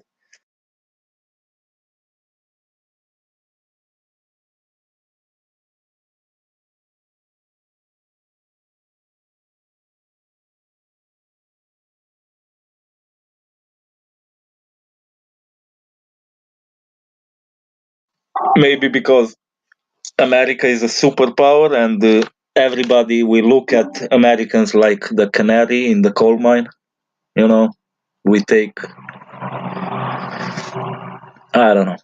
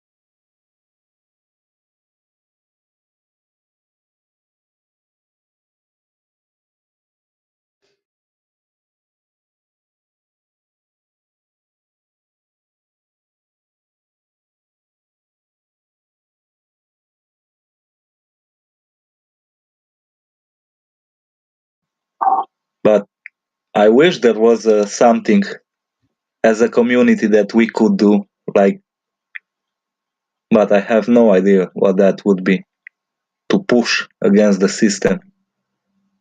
Nothing violent, of course, nothing illegal, or I don't know what form that would be. A legal action, maybe, but I don't know what and how and who. In the end, it's just a personal journey. I think this is the best way for me to look at it. If I can improve something for myself,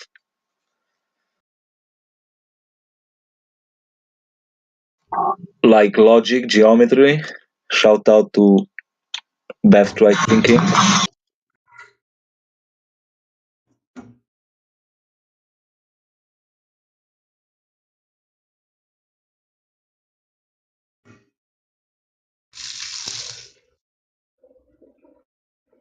Globers really seem to hate Bev.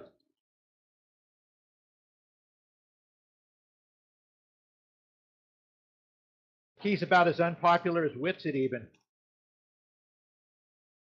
I wouldn't compare the two. It's like apples and oranges.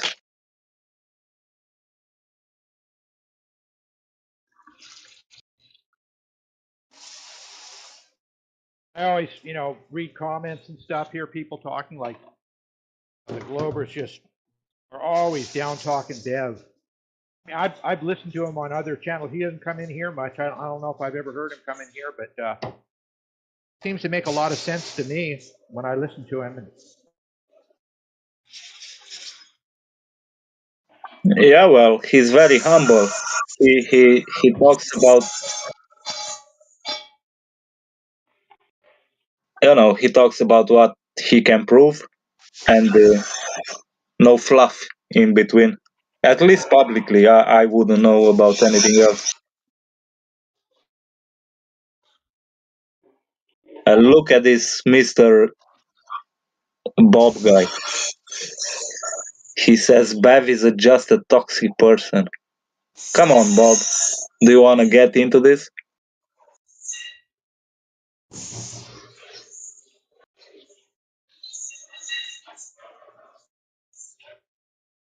And it's not silly, it's very easy to understand. Geometry, logic, language. If you can make it more basic than that and get people like you triggered, you don't think it's toxic? This guys is. What are you trying to do, Bob? Trying to open a discussion? Because you're the only one saying, and now you're asking if I don't think that.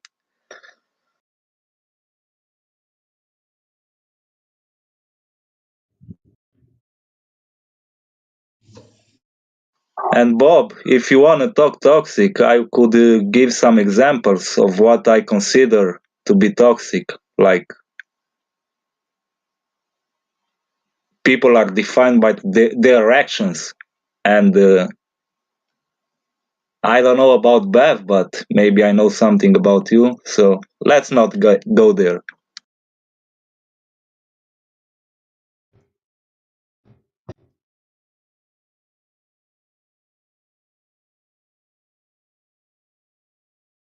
What, Bob? I could talk all day if I want. I'll just make another account if you go ahead and whine to the people and ban me. But I'm not gonna.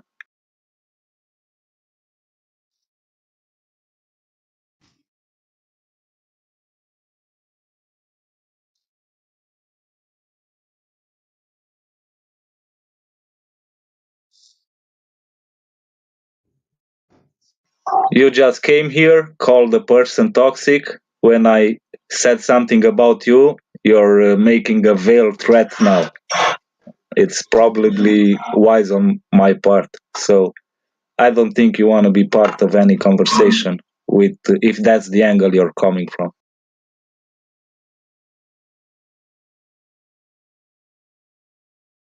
And someone with your history making threats against people's free speech, I find that laughable.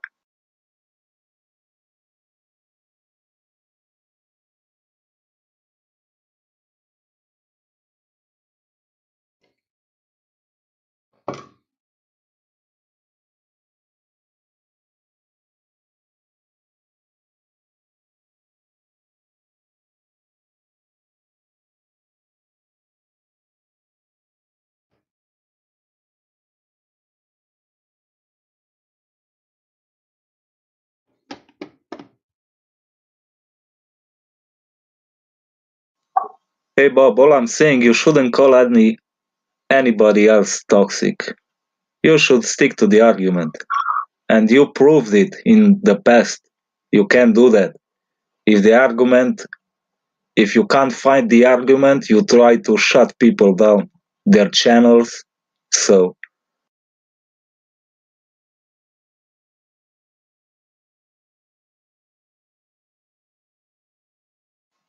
And what is undeserved arrogance?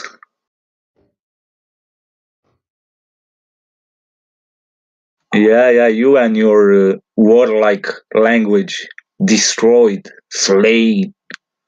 You've not done anything like that. You've made, you've brought a lot of smiles on people's faces when they hear your arguments.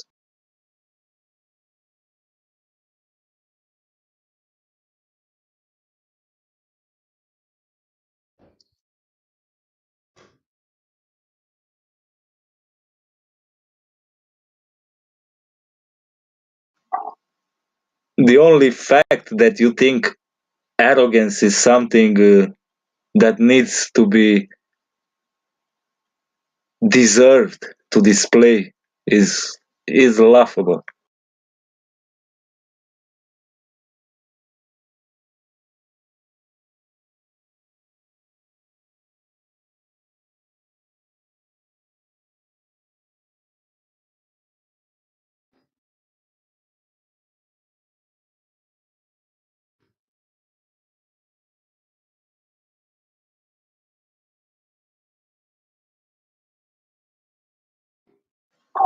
So, Mr. Dr. Bob, that's how you destroy people's arguments when you cannot confront them. You ad hom, you try to shut their channels, you report them, you call them arrogant, toxic, but I said ad homs already. You start defamation campaigns. That's how you destroy flat earth arguments, which I'm sure Bev, who's not here to say that's not the case, he doesn't have any flat earth arguments. Yes, Bob, defamation campaigns. So that's your way to fight arguments. Yeah, I'm glad you agree to that.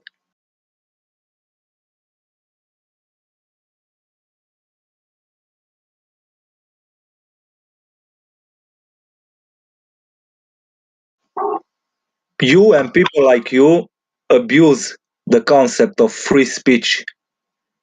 You hang on to it when it suits you, and you try to bury free speech when it doesn't suit you. So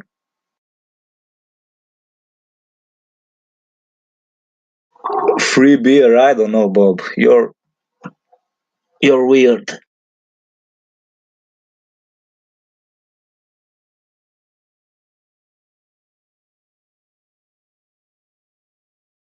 And not in a good way.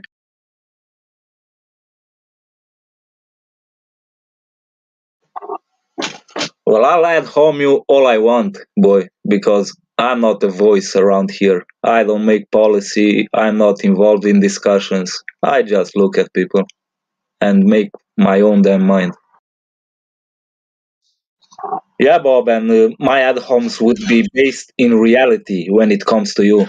It wouldn't be ad homing if it's true, right? I can point out when I say something if I would say something about you, but you saying Bev is toxic, you cannot point that to anything.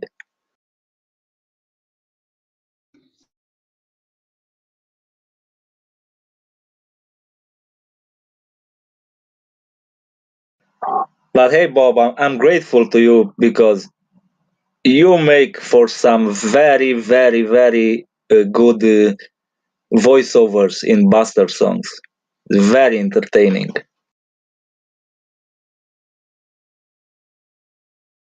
Shout out to Bob.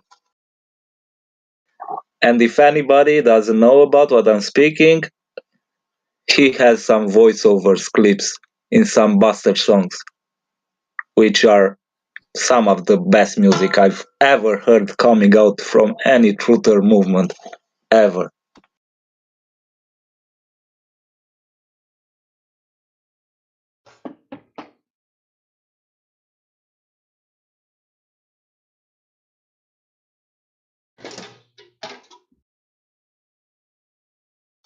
Yes, Bob, truther, as opposed to people who try to bury the truth like you do.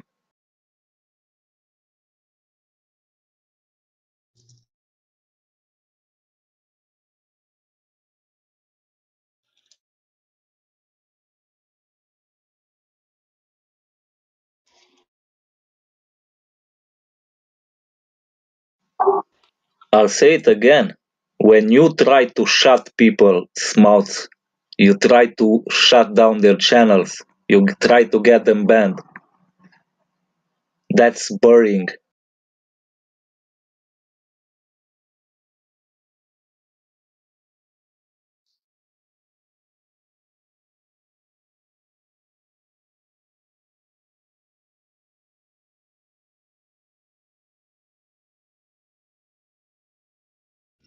Bob try to shut down people's channels? Dude, you don't know, really? I Like, don't. he tried to close the Bev Try Thinking channel on YouTube, tried to ban them on Discord in all kind of sneaky ways. He made a lot of strikes against their channel.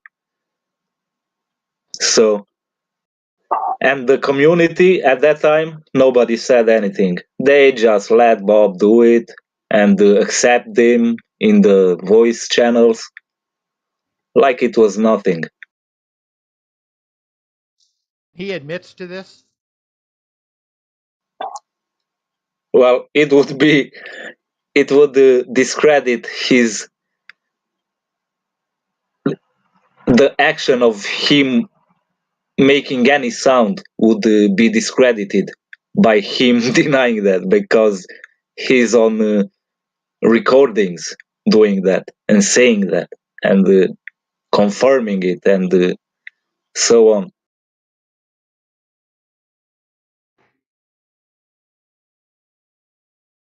Yeah, this is their go-to, doxing. They flash information about themselves, like this Einstein, Dr. Bob guy, who ties all his personal information and uh, whatever in his accounts, and you can easily find it just by pressing a link, and he calls that doxing, right? You press the channel, he links to himself, and you find there his name and his other occupations and maybe his rap sheet, right? And that's doxing for him.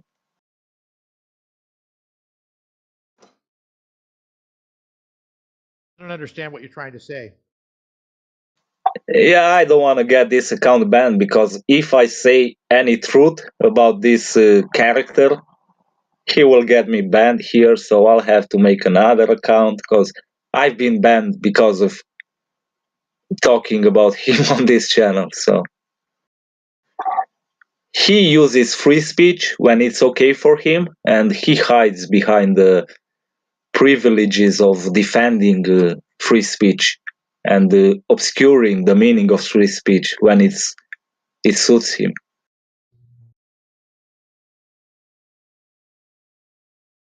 Nobody hates you, Bob. You're just a tiny, tiny, tiny person. Have you ever heard him express his motivation for hating flat Earth so much, flat earthers?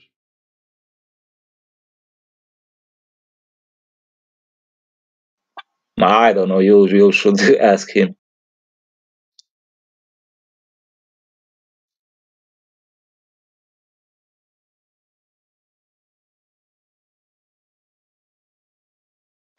I think he loves flat earthers, quote unquote flat earthers, people who he loves, that kind of flat earth who he can engage in sophistry with, who will who don't know much about debating and let him sleep with his bullshit. He loves those kind of people he can discredit, right? But when it comes to actual reality, like, I think people from that Best Try Thinking Discord engage with or in. He doesn't like that. He likes discussions, but he hates to be wrong.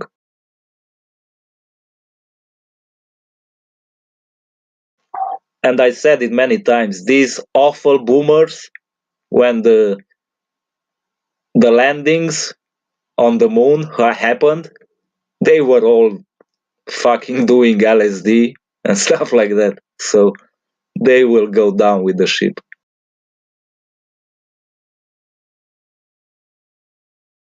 I'm a boomer. Yeah, but I'm talking about these globe afflicted boomers that cannot escape that model. It's more of a joke, but that's the truth. When the moon landings happened, these guys were all in LSD and whatever. So talk about brainwashing using drugs. Yeah, I was like that.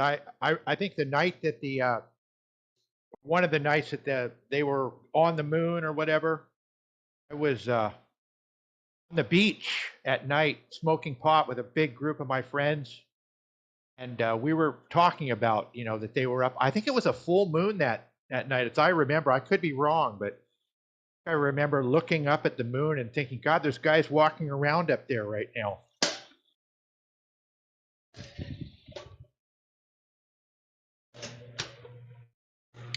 Well, my dad told me that my great grandmother, in the village they were living, there was only a few TVs.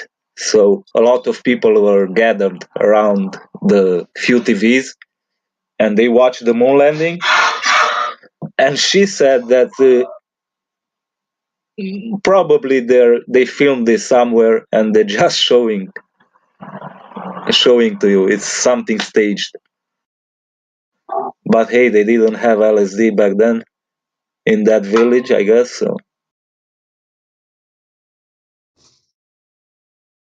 Oh yeah, I'm just waffling. It's not like it means anything, everything that I said.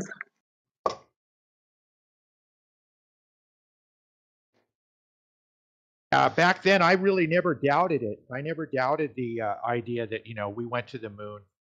I was really into space and all that. I used to, when I was a real young, I used to play sick, so I didn't have to go to school when they were going to have just to launch guys into space into like I guess what you would call low Earth or orbit on Glenn and Gus Grissom and those guys, and they'd go up for a couple circles around the moon. They were saying. I remember I was just so into that. I wanted to be an astronaut so bad.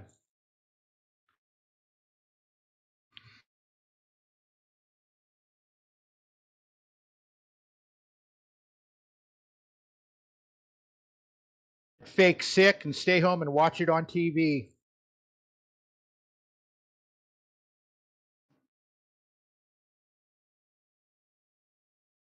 Oh yeah, but you got out of that, I guess. I think you're not a glober right now, right? Oh, definitely not. Yeah, but these die-hard globers, they will go down with the ship. Globe for life, baby. Like Bob here.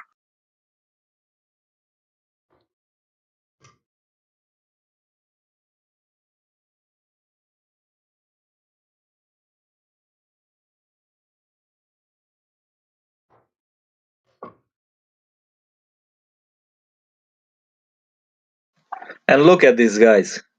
I'm aware I'm not that smart and I'm not that good with my language. But they just love to identify what they think is a weak link and try to engage him in their mambo jumbo. Try to get you on their level and discuss their silly arguments.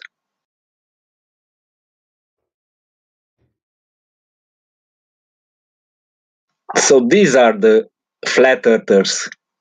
They love people they can easily drag down to their level and discuss their insanity with them.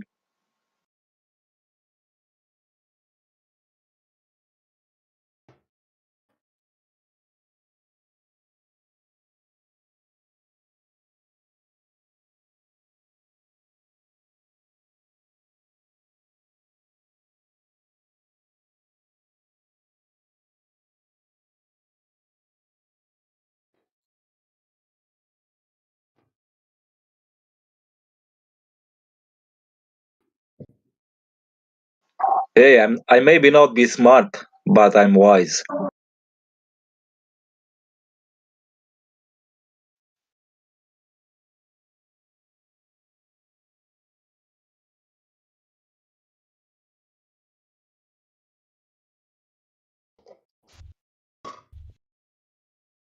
I don't even know. I don't even need to know anything about any argument discussed in this arena. I don't need to have any scientific knowledge. I'll just look at the people and the quality of people, and I would make a decision only based by that.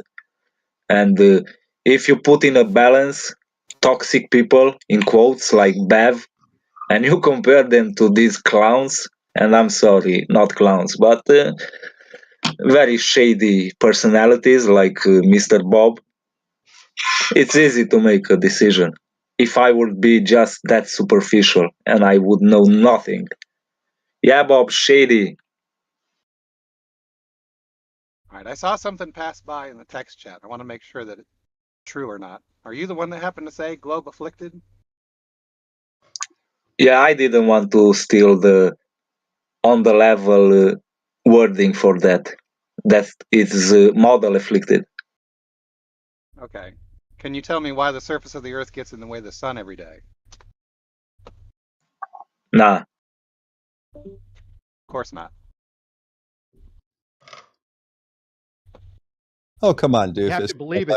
Ask him an actual factual question. A factual question? Are you saying the sun isn't obscured by the surface of the Earth every day? You prove that it is? Yeah, easily.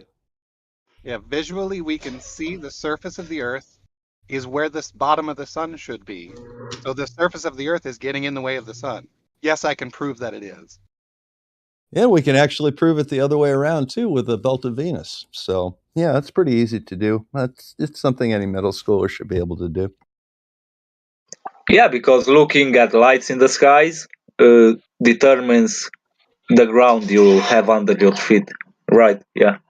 And We that's a can go typical into argument. And that's a typical argument by somebody that has no idea what lights in the sky are or how they're helpful in finding the shape of the ground underneath. right. We can go into why that's a nonsensical statement because celestial navigation definitely tells us something about the ground by looking at the sky. However, what I used in my example was the surface of the Earth getting in the way of the sun. I am, in fact, looking at the Earth in that example. Oh, come on. Stop putting logic in this. I know, it's not fair. You're right. Logic, you guys are sweet. You wouldn't know what logic is if it hit you behind your head. You know, That you doesn't sound like a you talk rebuttal. a big game and a lot of threats and a lot of ad homs, but now that I'm here, it seems like you're changing your tune a little bit. You want to go head to head intellectually with me, kid? Because you're more than welcome to. You're more than Kid, welcome. I like to try. that. Others have. I like that kid. I mean, it's accurate. Yeah, Yeah. kid. Hey, kid. Yeah, well, I'm 40 years old, so he's like an old fart. I guess I have kid coming to me. Because what are you, Bob, like 70? Nope. 65 something? Nope. You want to try again? You're younger than that? Yep. Go ahead, kid. Then, Kid. well, I would add home you that and say that you look like 70, so. And that would get you about as far as any other flat earth argument would. It's not even an ad hom. So you're looking like a mommy is a flat earth argument? All right. All right. You went from being older than I am to being female now? That's your great intellectual argument? Let's try I to don't, keep this I don't know what you're talking about, the intellectual arguments and stuff like I that. know you don't. That's why I'm kind of amused by you. Okay. You can't And argue on I facts. didn't. You know, the only thing you really have is ad homs. You have poisoning the well fallacies. You've got ad hom fallacies. You've got poor scientific reasoning. You have supreme confidence in your own judgment on things that you know nothing about. You know, these are things that, you know, Okay. hobble you pretty badly. Hey, did I make any scientific argument or discussed any here? You're Nope. just putting words in my mouth. You Nope. even said Ad homs and name calling. you even Because you said can't make any scientific arguments. I said I'm older than you, and I definitely said I'm younger than you, and I that's didn't why say you were older than me. you just said it. No, I Yeah, didn't. said that. I never said you were older than I was. You said that I looked older than I am, and I said, well, that's really all you have is just name calling. So what? Well, it's not name calling. You know how experience works. I see a lot of people in my life and even on online and stuff. And most people, we have a standard in Well, our mind how it's someone pretty looks. So obvious I you just didn't said, learn from any of those interactions. So why are you bragging about them? If he's older, he has experience. What the fuck, dude? You just ruined yourself. Yep. ruin myself. I'm not trying to have any argument here. I don't know what I ruined. Well, that's Beside- probably wise. That's probably wise because you're kind of out of your weight class here. Yeah, gay monkey though. Go right ahead. Give me some Got a scientific. question. Give me some He's scientific older than knowledge. you. He's fatter than you. Yeah, I've got a gotcha. question. Okay. Can I ask a question? Okay. I don't really want to argue, but you know, I'm sure Bob and Doofus, I guess Doofus is the other guy in here, the other Glober. We go around and round on this whole thing of, you know, where the sun goes and is the sun being blocked by the earth or not? You know, it seems to be, it goes on and on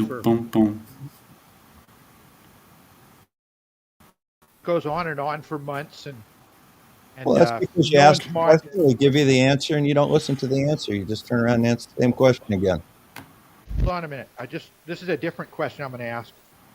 We go around and round with this, you know, constantly, these different questions here on debates that we supposedly have, and no one's minds ever seems to be changed by what, you know, the other side says or anything like that. Very few people. What I wanted to know was, do you realize, Bob, I'll just address it to you, what the arguments a flat earther would say for why the sun disappears? You know the Of flat course. earth argument for that? Of course. Yeah, I got plenty. Yeah, you know, they're What the are they? same What are they? arguments they've been What are they? putting out for years. The problem is they like to ask questions, but they never listen to answers. Nor do they But ever I mean, follow up into those answers and check. You're not answering my question, though. I asked you, do you know what? Can you repeat back to me what the flat earthers' arguments are for the reason why the Earth disappears? I mean, the sun disappears. Of course. Sunset. What are they? Okay, why would I reproduce misinformation on social media? You know, the basic argument is that it gets too far away to see. It's perspective. There's atmospheric dust in the way, so we can't see it anymore. And it's the Raleigh criteria. And the problem is they don't really think any of those through. So, for example, you're familiar with the Raleigh criteria, which is the critical angle of vision. All right. When you have two lights that are separated by a distance, as that angular distance gets down to and below the Raleigh criteria, do the lights disappear? Yes or no? Repeat that. All right. You have two lights that are separated by a distance. Okay. Now, Far. it doesn't matter how far. So you have two lights. Is it like separated light? by- Are you talking Stop light years? Are you interrupting and talking? listen to the question then. Well, I mean, You are have they two light lights. years? Stop talking. When you have two lights that are separated by a distance, they form an angle between them to your vision. When that angle gets below the Raleigh criteria, what happens to the lights when they get too close together for us to tell that they are two different lights? Do the lights disappear or do they become one light that we can see? They merge. They merge, but do they disappear? I mean, eventually they will. Any light will Do disappear. they disappear when they merge? Do they suddenly Not blink? always. Not always. Never. All right. You could make them disappear by moving them away, huh? Well, once they reach the critical point and they merge, there's still a light there. Then Right. you go into something different, and that is the inverse square law, where we need a certain number of photons on our eyes in order to be able to see a light. And as it gets further and further away, it'll become dimmer and dimmer and dimmer. But is there anything on Earth that we can see that's further away than the moon on the horizon? 3,000 miles? We can see the moon on the horizon, so we should be able to see everything between the moon and us. Can we do that? Can we see objects that are 600 miles away on the ground? Can we see buildings? We can't, no. Okay, great. All right. But we can see the moon, so we can demonstrate that we can see that far. So why can't we see a building at the other end of Lake Michigan 250 miles away?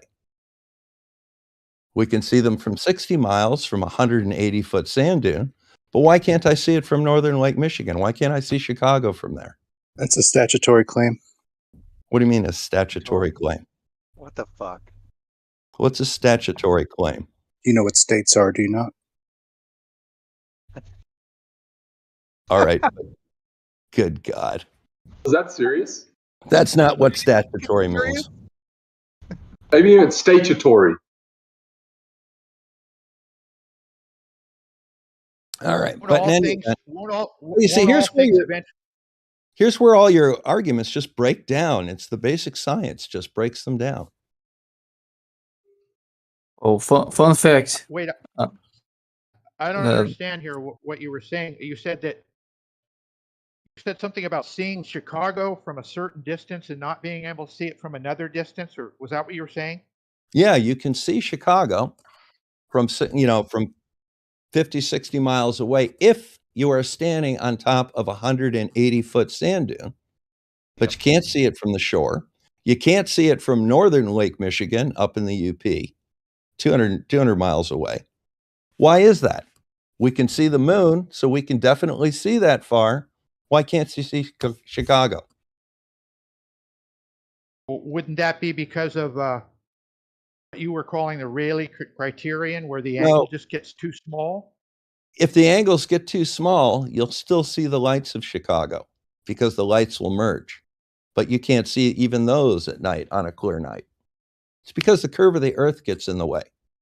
Why is it that when the Falcon Heavy launched on January 15th from Cape Canaveral, you couldn't see that from Myrtle Beach until it was 23.1 kilometers high. Yet once it was 23.1 kilometers high, you could see the rocket clear as day.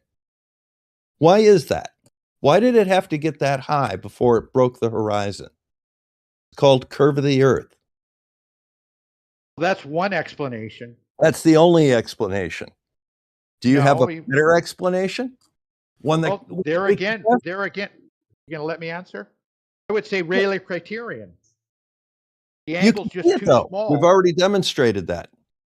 You can't see it for a while. For a while, it's supposedly supposedly up and above the horizon, up above the Earth when it's going up. That rocket's going up.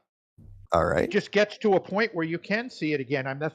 I could claim Rayleigh criterion, couldn't I? You could claim it, but that would just demonstrate you don't know what it is, and you go against what you've already said. So, wait a minute. Fact. Can I try? Yeah, Can I try to step in real quick? You can see the rocket. That's a fact. Such that the angle from that distance would be larger than the angular size of the rocket itself. So if you can see the rocket, clearly angular resolution is not the answer. You just made shit up. Yeah, exactly. You can clearly see the rocket, but you can't see it until it's 23.1 kilometers high because it's blocked by the horizon. That has absolutely nothing to do with the Rayleigh criteria. And even if the Rayleigh criteria was in effect, you'd still see the light. You just couldn't see two lights because they would merge. As you already said, you know what the Rayleigh criteria is, you just can't apply it. That's common in the science denial community. You read things, but you can't apply it. You simply can't connect the dots. Can I just try to add one thing? No, actually, you can't. Yeah, Bacon, go ahead. Right. Well, Bacon, I'm sorry about that. I thought that was that other idiot. No, sorry. Yeah, I just wanted to add that. I mean, it was already added, but I just wanted to be strong on this point that the Rayleigh criterion makes something unresolvable, and something being unresolvable is different than you not seeing it. It just means it becomes a point. So if something that is brighter than the environment becomes unresolvable, that doesn't mean you won't be able to see it. It just means it becomes a point. You know, the other problem that you run into is the fact that it was 23.1 kilometers high is right in line of what we should see on a spherical Earth of radius 3959. So it verifies the fact the Earth is indeed spherical. And it verifies the radius is indeed 3959 miles. We can also verify those by at least 5 other means, using different measurements and different calculations and different physical findings. Everything from the angle to the horizon to the distance between two cities verifies that the radius of the Earth is 3959. So we can easily use it in this calculation and test it against reality. And guess what? Reality matches that radius. That's why, you know, this is really not that difficult to do. Well, guys, I've got to go measure the distance to the sun from my backyard now. So I'll be seeing y'all a little bit later. Cheers. Today How are is you gonna do that? at 11 a.m. At 11 a.m. today, it's the 3rd quarter of the moon. So we have a half moon and the sun will be up, and I have a sextant that can measure angles.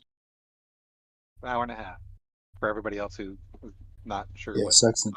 It's ironic.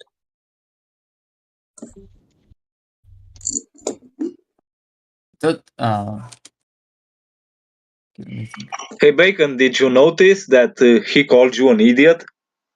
He did. No, I didn't he want said to defend you. I'm not trying to white knight for. he said Yeah. I don't. he said he's not. He Yeah, said just Can let I me just respond? say. You're both He idiots said, because you don't he speak said, English. he said, I thought it was the other idiot, and that would imply you would be an idiot, and I would be the other idiot. So No, I Which think he represents said. it's an underlying prejudice he has against anybody that doesn't speak American English. I don't think that was the sentence. I think he said he thought it was the other guy and that he was an idiot, not the no, other no, guy. I he thought he was said that other idiot. That's what he the said. other Who's idiot. the one So who said statutory claim? Who's the idiot here? well, I guess I am in Dr. Bob's eyes. I mean, that's true. But who said statutory claim? What the fuck was that? A claim based on a state? Statute. It's based on a statute, you idiot. Do you think that that word itself is based on a state, or do you think it just makes its own sauce? For fuck's sake. But I'm the idiot. Somebody I think mod this guy. I think you're putting too much. He's got a problem. You're putting too much credit on Bob and whatever he wanted to say.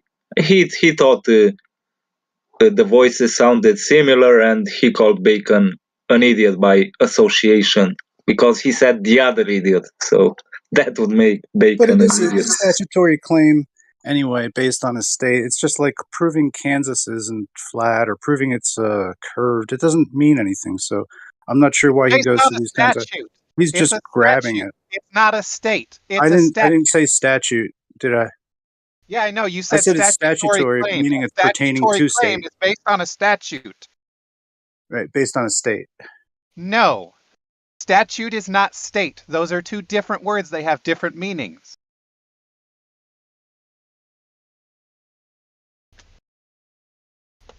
Fuck. I wish probably wrong. Bob hadn't left. I wish Bob hadn't left. I wanted to continue this talk. Maybe I can continue with you guys. What I wanted to ask was, we were talking about how the angle that you see makes things disappear. They'll just merge with the surroundings. That's true, isn't it? Is that what you would call the Rayleigh criterion? They don't Oh, merge, they disappear. That's the difference. Is if you see a light source getting close to the horizon, you see the light source disappear, which is not the same thing as merging. But yeah, it does disappear, doesn't it? that's the But that's point. not merging. I mean, There's a laser beam in your background. That was weird, yeah. yeah. Sorry, I'm a baker, and I've got this oven that has a buzzer. I'm sorry. But No problem, no problem. So, anyway, as I said before, a Rayleigh criterion makes things unresolvable. It doesn't make them disappear, right? There's a difference there. Sometimes they mean the Okay, same thing.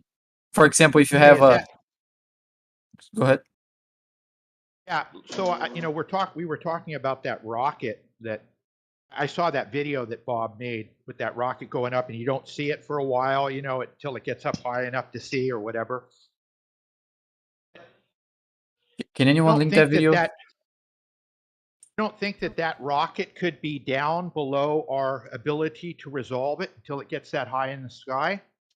If you couldn't resolve it, you would still see a light source. It would still be something that you cannot resolve from its surroundings, but you would still see it. That's different than if it disappears. It's not becoming unresolvable. It's something's in the way. I have a question. No, wait, hold on. Hold on I a have a minute. question. Wait, This hold on all a minute. you thinking that flat surfaces hide things. Ridiculous. Hold on. Can I go on with this point? Okay, so you're saying that because it has a light on it, we'd be able to see it? It is a light source. The rocket is a Okay. light. Right, but I mean, even light sources disappear with distance, don't they? Not due to Rayleigh criterion. Square law, that's something else. In addition, we're talking about a rocket that has roughly the same distance from you as it's going up from that position. But for some reason, when it gains altitude, it becomes visible.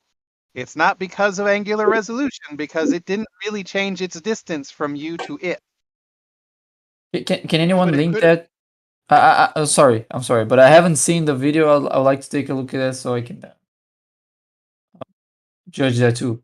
Is that the link somewhere? What I'm saying. Let me go. What I'm saying is that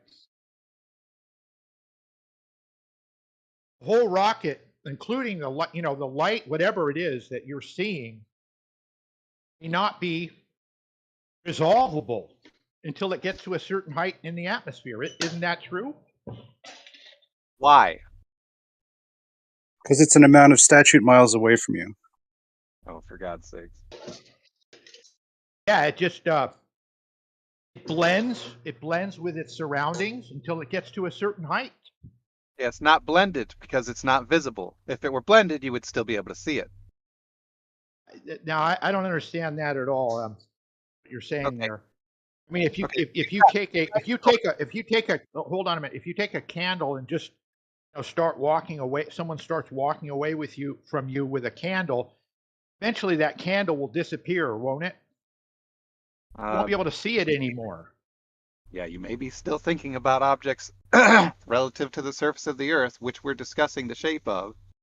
But a candle, for typical human eyesight, is visible from quite a few miles away. Candles are actually pretty bright. I mean, they will eventually disappear, right? If the surface of the Earth happens to get in the way. I mean, any candle. I mean, you just get to the point where a candle, you will not be able to see a candle forever. You think you can see a candle forever, no matter how far it gets away from you? I mean, you can see. I've seen a guy light a cigarette from 6 miles away.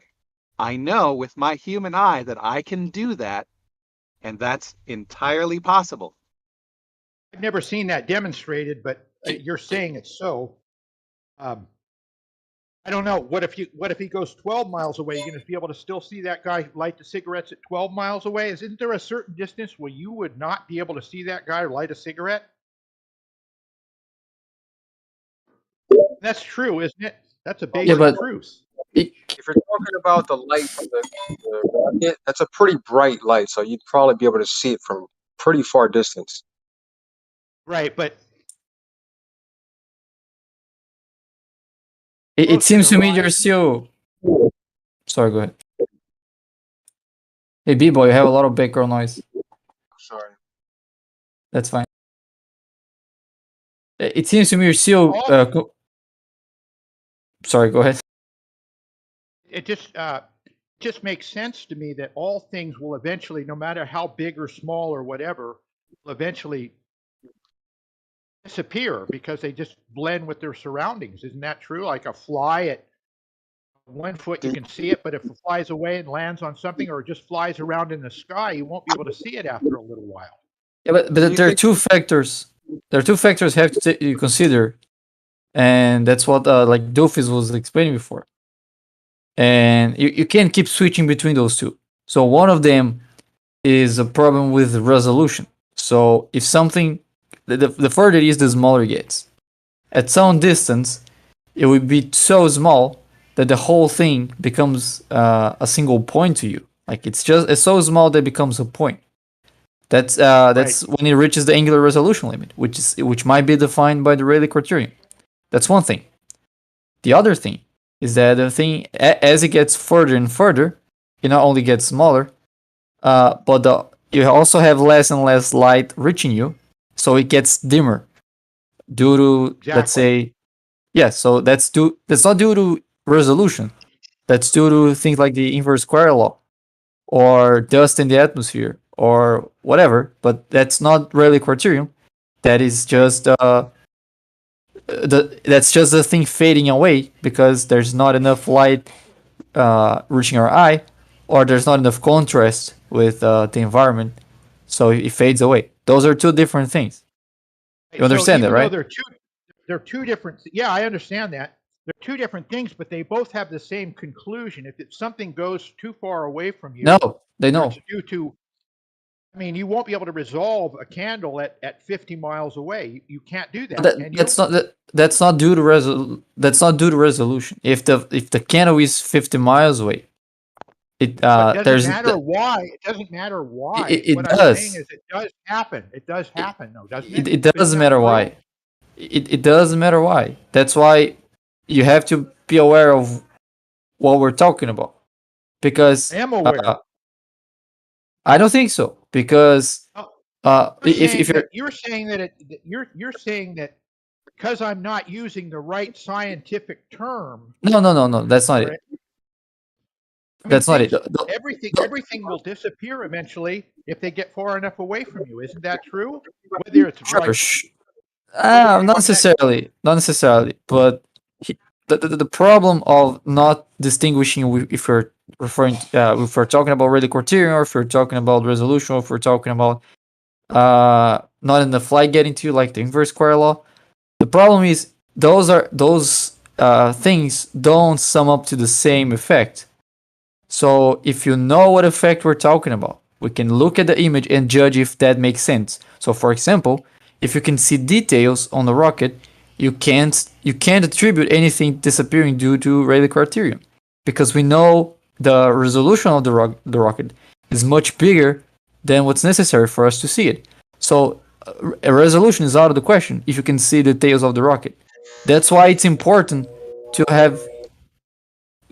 Got a bit of background noise there again, but that's why it's important to be aware of which effect we're talking about, because they have implications, and we can analyze if there are viable explanations for what you're claiming. Does that make sense? Yeah, it does. But so what you're saying is that some things will never disappear from our view, no matter how far away you take them. Some things are going to remain, or be able to see them forever. What you're saying? Here's a better way to look at it. You know, if you got that rocket, that rocket that Bob took that video of, wouldn't that eventually disappear from our view if it got far away, just like a building does? A rocket will too, won't it? It's at a distance where we can see it, so it's obviously not that. But here's another way you can look at it. Say you've got a fly buzzing around, right? at some distance away, and this is the daytime, we'll say, that fly buzzing around at some distance, you won't be able to resolve it anymore. The fly is still there. You can whip out something with a better angular resolution than your little eye and be able to resolve it again. When we have distant objects that we can't see with our naked eye, and we pull out a camera to resolve them again, those are not things that are, those are things that are, we can't perceive them based upon their angular resolution. That's why we can't perceive them. However, when we have something that is obscured by the surface of the Earth and we pull out something that has more angular resolving capability, and we still don't see that thing, it's not because of angular resolution that they're hidden. They're hidden behind the surface of the Earth. That's where we would disagree, I guess. Why? You know, like I've seen demonstrations of things disappearing on a flat surface. And I see, you know, if you drive a car on really flat land, you can see you can come towards a mountain and it'll eventually appear. You know what I mean? And if you go far away from it, it'll disappear. You realize we're talking about the surface of the Earth, right? I was talking about that, like the rocket. Like the rocket is only a certain height high. No matter what surface it's on, whether it's on a globe or a flat surface, eventually it'll get too small to see, won't it? We can see it from that distance. The amount of time that it was not visible, it had to gain 23 kilometers of altitude before it became visible. We couldn't see it. That distance, the angle that altitude makes from that distance is much larger than the size of the rocket. So we should be able to resolve the rocket before that altitude is reached, but we can't. Why? Because maybe it's just not big enough to be seen yet. The rocket is big enough to be seen from that distance because once it reaches 23 kilometers in altitude, now it's farther away from us and we can see it. Why couldn't we see it before? How high is that rocket? 23 kilometers. How many times does it need to be said? I mean, that rocket is 23 kilometers high? In altitude, yes. Oh, no, I mean when it's sitting on the ground. What is its height? What is that rocket's height? What's sitting on the ground? You just said, come on, man. He means how tall is it? He means how tall is it? Yeah, how tall is the it? rocket? I don't know. We'll have to look up what the details on the rocket. Is it as tall as a skyscraper? Or, you know, like a 20-story building? It doesn't have to be. In this example, we see the rocket as it gained altitude. 23 kilometers in altitude. Now it's farther away from us and we can see it. Why? Because it got high enough to see. It got out of that angle, zone. That angle, that distance, 23 kilometers from that distance away is an angle that is far larger than the rocket. Why couldn't we see the rocket until it got to 23 kilometers? It's like, because you just can't. Things disappear Why? at distance. It's not just can't. Why?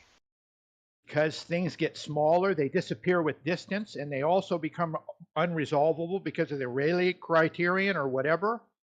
For Maybe fuck's it sake. just took that height. Maybe it just took that height for us to be able to see the rocket. You're claiming that the Earth is... It gained altitude. It got further away from us, but now we can see it. Why? Because it was down below that, just like any building that you see on the horizon, it'll eventually disappear.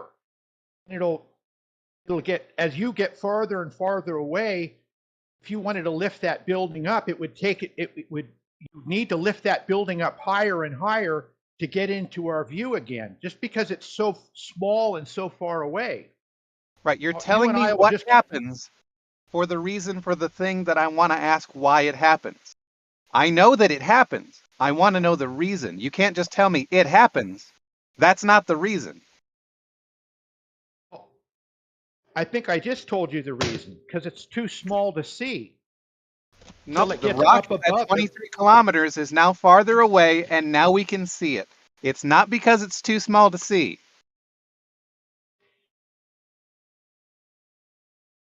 I disagree with you. Why? I think we're just going to... I just think we're going to go around and round in circles on this because I've already expressed what I thought. I don't want to stand here and just argue with you the whole time about this. I think, you're saying it's the globe, and I can understand that. That's a good argument that there would be a globe and that it would go behind the curvature of the Earth and then get up above it.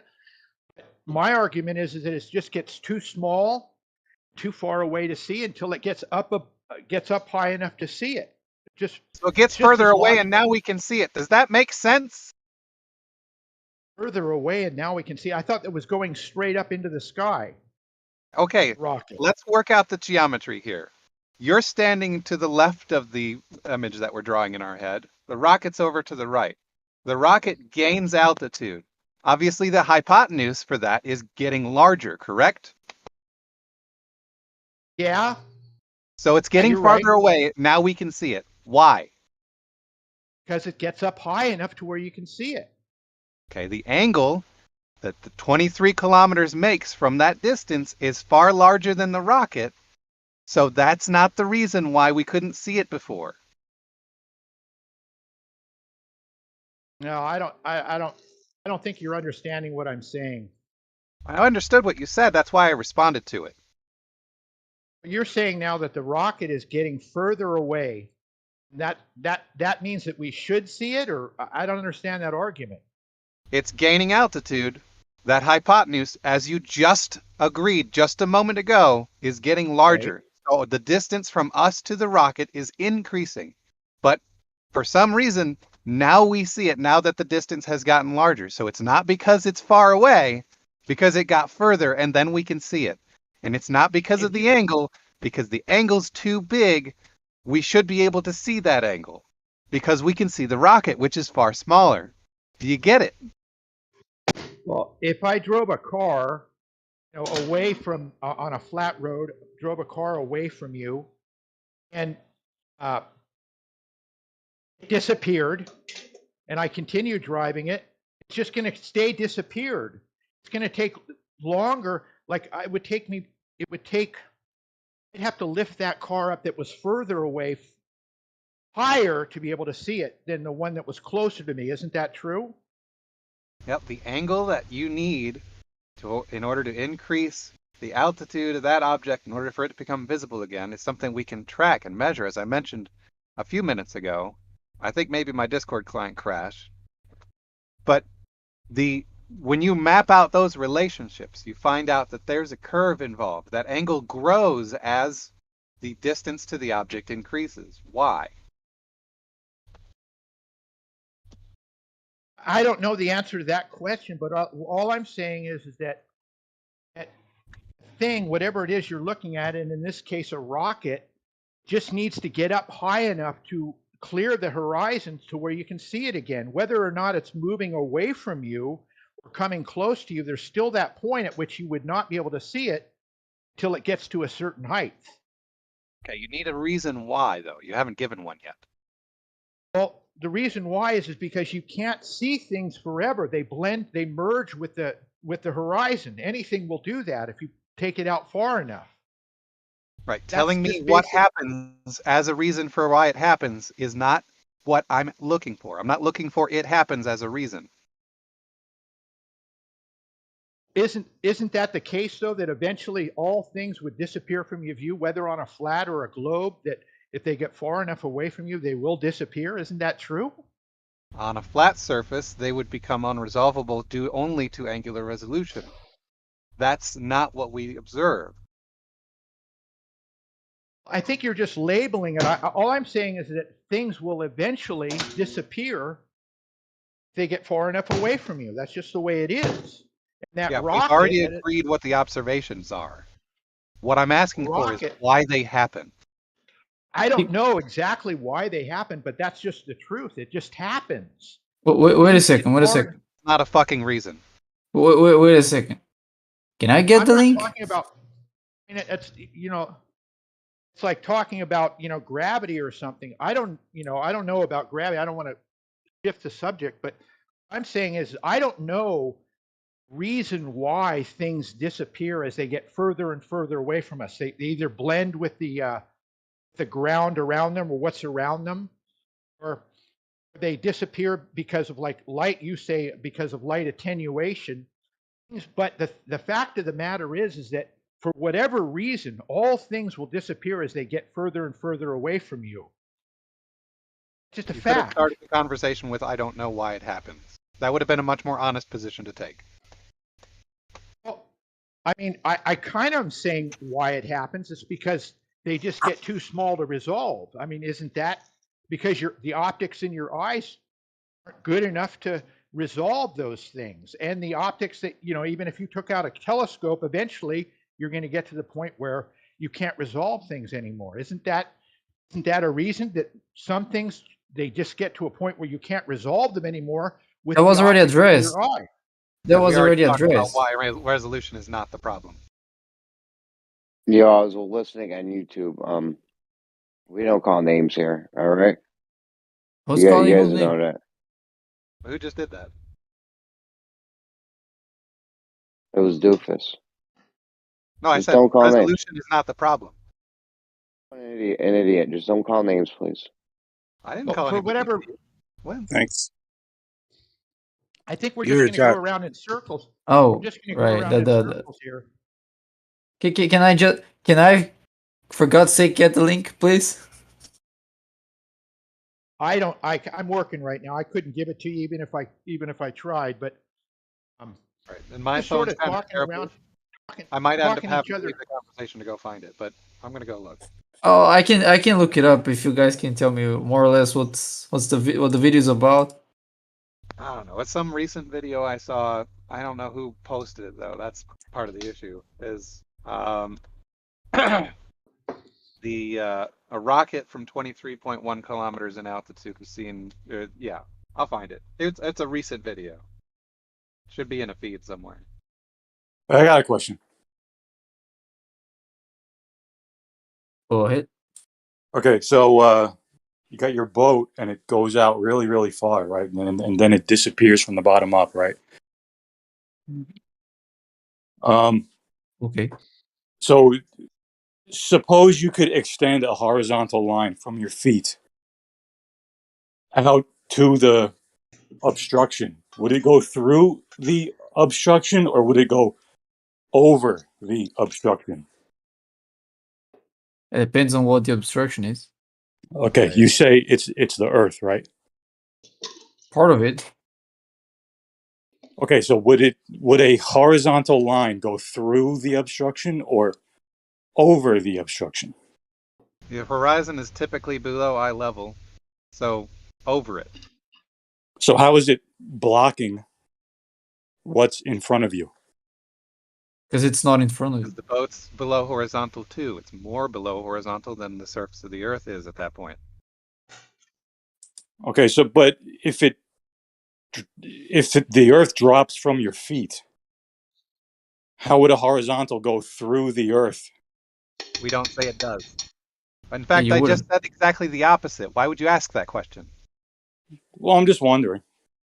I know you're just wondering. You do this every time you go somewhere. You ask questions that you know is not the position of the other person you're asking. Well, that's why I'm asking you, right? Yeah, you're asking specifically because you know it's not their position. No, because I know that it's a bunch of nonsense, right? So you got your horizontal and it extends from your feet. Now, would that horizontal hit the obstruction that's in front of you, or would it go over the obstruction? You're saying it would go over it, right? So how is the Earth blocking something in front of you? Okay.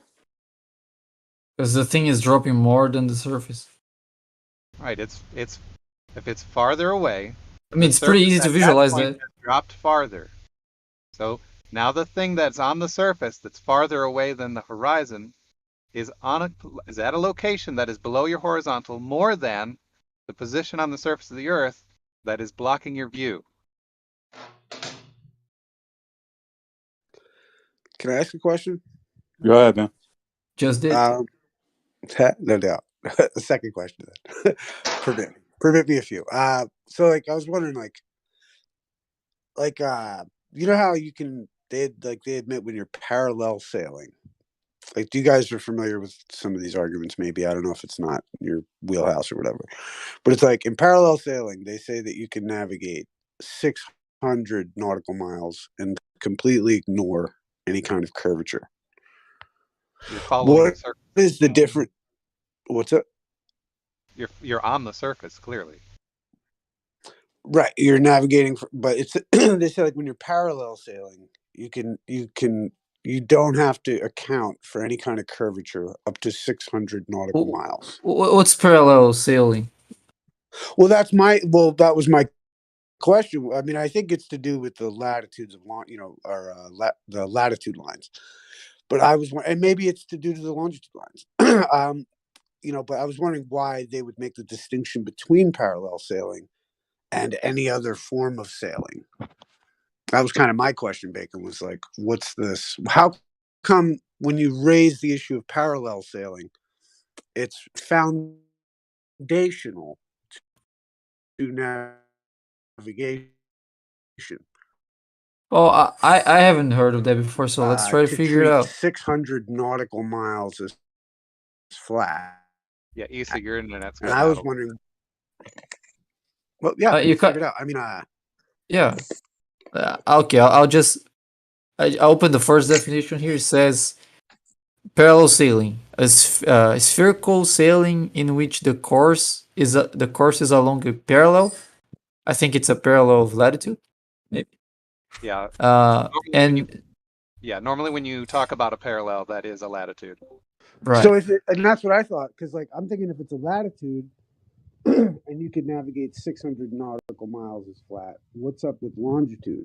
Why wouldn't you be able to do it that way? Right. Like, why if you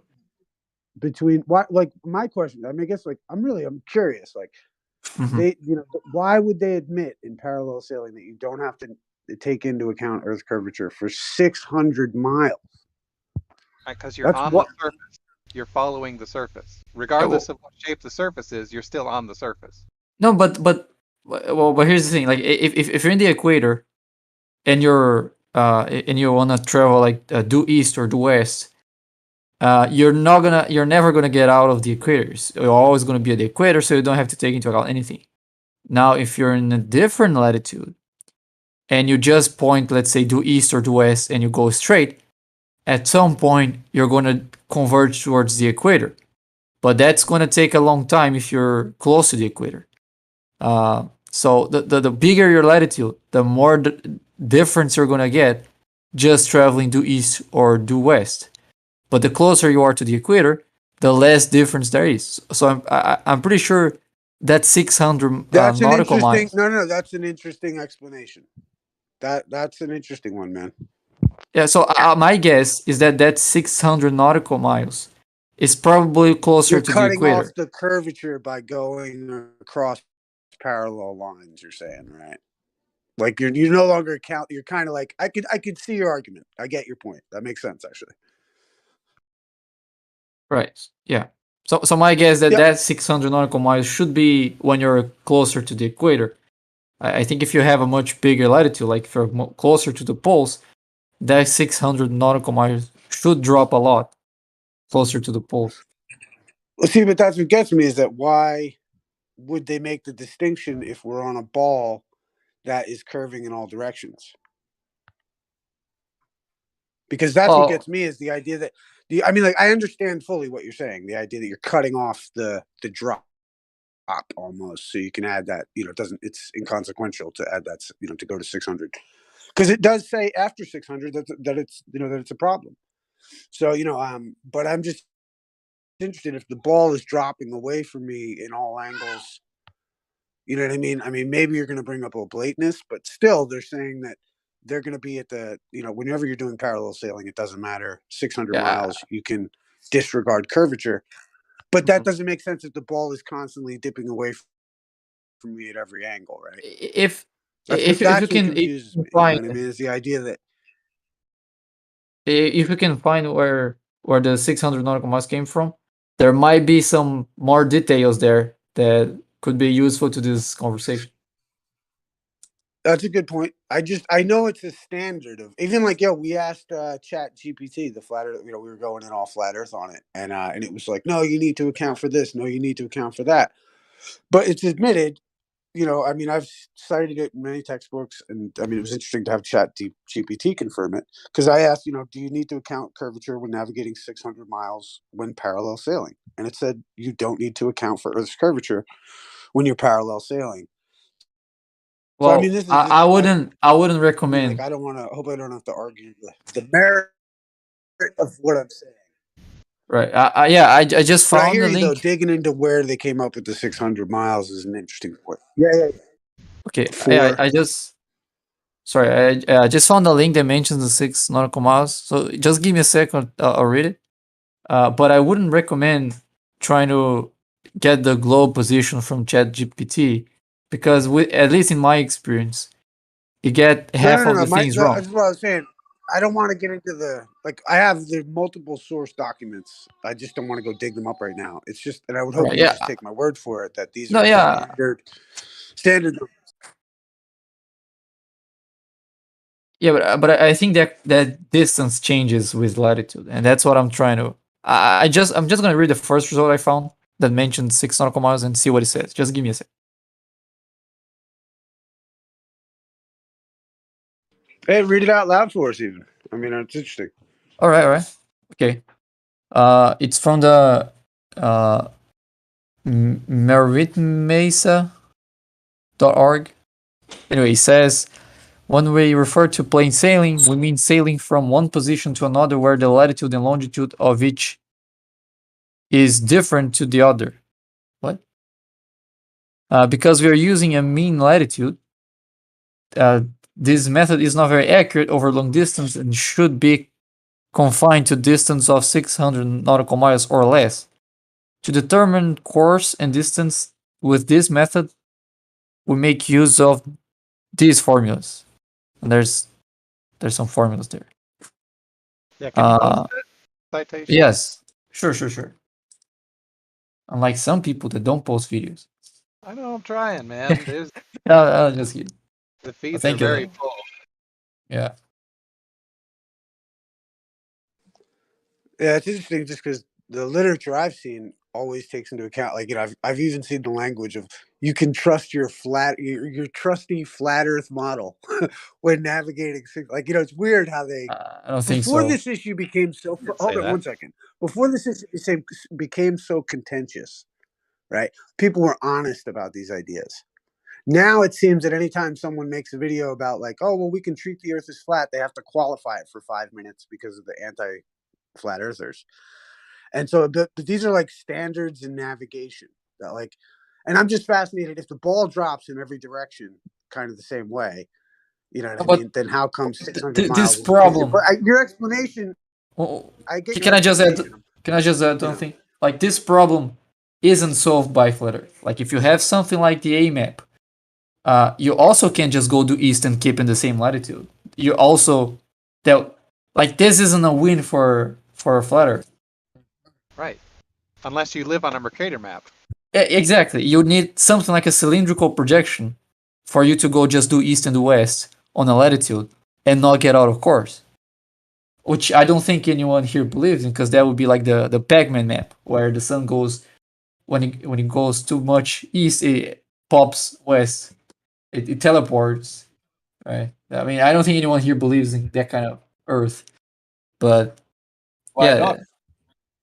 Well, no, my answer is that you're Is there anything anyone here? You Sorry, see, go you're ahead. covering your microphone. Forgive me. Maybe so. My phone sucks. I'm just wondering how we're trying to explain away that drop that we all see at the beach, but we don't have to consider it when it comes to parallel sailing. And I just find it's like I mean, you say it's not a flat Earth victory or anything. I say what it is, the chink in the armor of this argument of sphericity. It's I'm not not really. necessarily arguing for a shape, but I'm saying kind of. Well, okay, so if you're sailing on a spherical Earth and you're going in a direction, you're following that surface. You don't have to account for drop because you're following it. Do you get it? Well, it's like level lines can be curved to you guys. I don't get that. Oh, you're covering your microphone. I just don't get it. Oh, forgive me. I don't.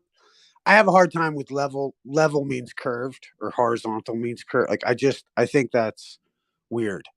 Personally, I just have a hard time grasping that. Right. I mean, I get the idea, but I just don't. It doesn't make logical sense to me. And then I find documents like this where it says, okay, you don't need to account for curvature, but every other fucking time you need to.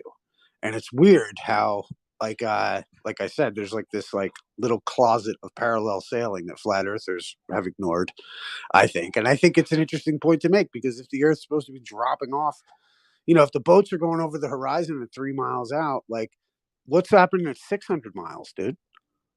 Like, why wouldn't I need to account for curvature if I'm parallel sailing versus if I'm going, like to a different longitude or something? I don't know. It's weird to me, man. And I think it is a chink in the armor. You can poo-poo it all you like, but I don't know, man. That's weird, right? I Right, a mean, not even change. to be combative. I'm not even trying to be combative about it. It's just odd. Right, a change in 10 degrees of longitude along a latitude line at latitudes that are, we would say, the mid latitudes, like 30 degrees north or south, and less, anything closer to the equator, won't equate to enough of a difference on a spherical Earth from just going straight in that short distance. So in this particular example, they're saying it's a negligible difference, but there is one. You do need to account for it if you go longer distances. You get it? I get it, but it just doesn't comport with the idea that boats are going over the curve of the Earth at 3 miles away. You know what I'm saying? This It is why, has like, nothing to do with going over the curve.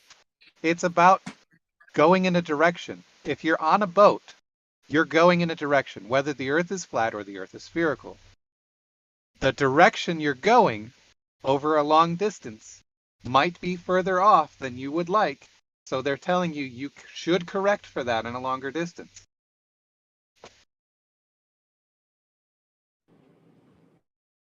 and you don't think it would present itself in a shorter distance? Like I said, 30 degrees of latitude or less, anything closer to the equator, for 600 nautical miles, 10 degrees of longitude change over a latitude line won't be enough of a difference for you to get to where you're going within sight range. Well, If it's you're two going to do latitude something more lines. precise than sight It's range, two latitude. then you Well, it's can two use a latitude different lines. method. And if you're going for a longer distance, you need to have more accuracy than what this method provides. Well, isn't it two latitude lines, right? It's two latitude lines. You're going from one latitude to another, possibly across a longitude lines, right? And that's Bacon's argument, is that that distance may not, kind of levels out, if you will. But like, I find it weird if 3 miles away from me, the curve of the Earth is happening, and yet we are safely just navigating. We're making a diagonal line across a particular box of latitude and longitude from one corner to the other, kind of a thing. I think that's what parallel sailing really is. And that was Bacon's point, is that you might be making it negligible by running that course across the box. However, I just find it very inconsistent with this concept that the boats are going over the curve 3 miles away. It's really hard for me to marry those ideas, Right, you're regardless of not whether it's supposed to. parallel. The point is, you're not supposed to. 3 miles away has nothing to do with what I'm talking about. Drop from a tangent is not what we're talking about.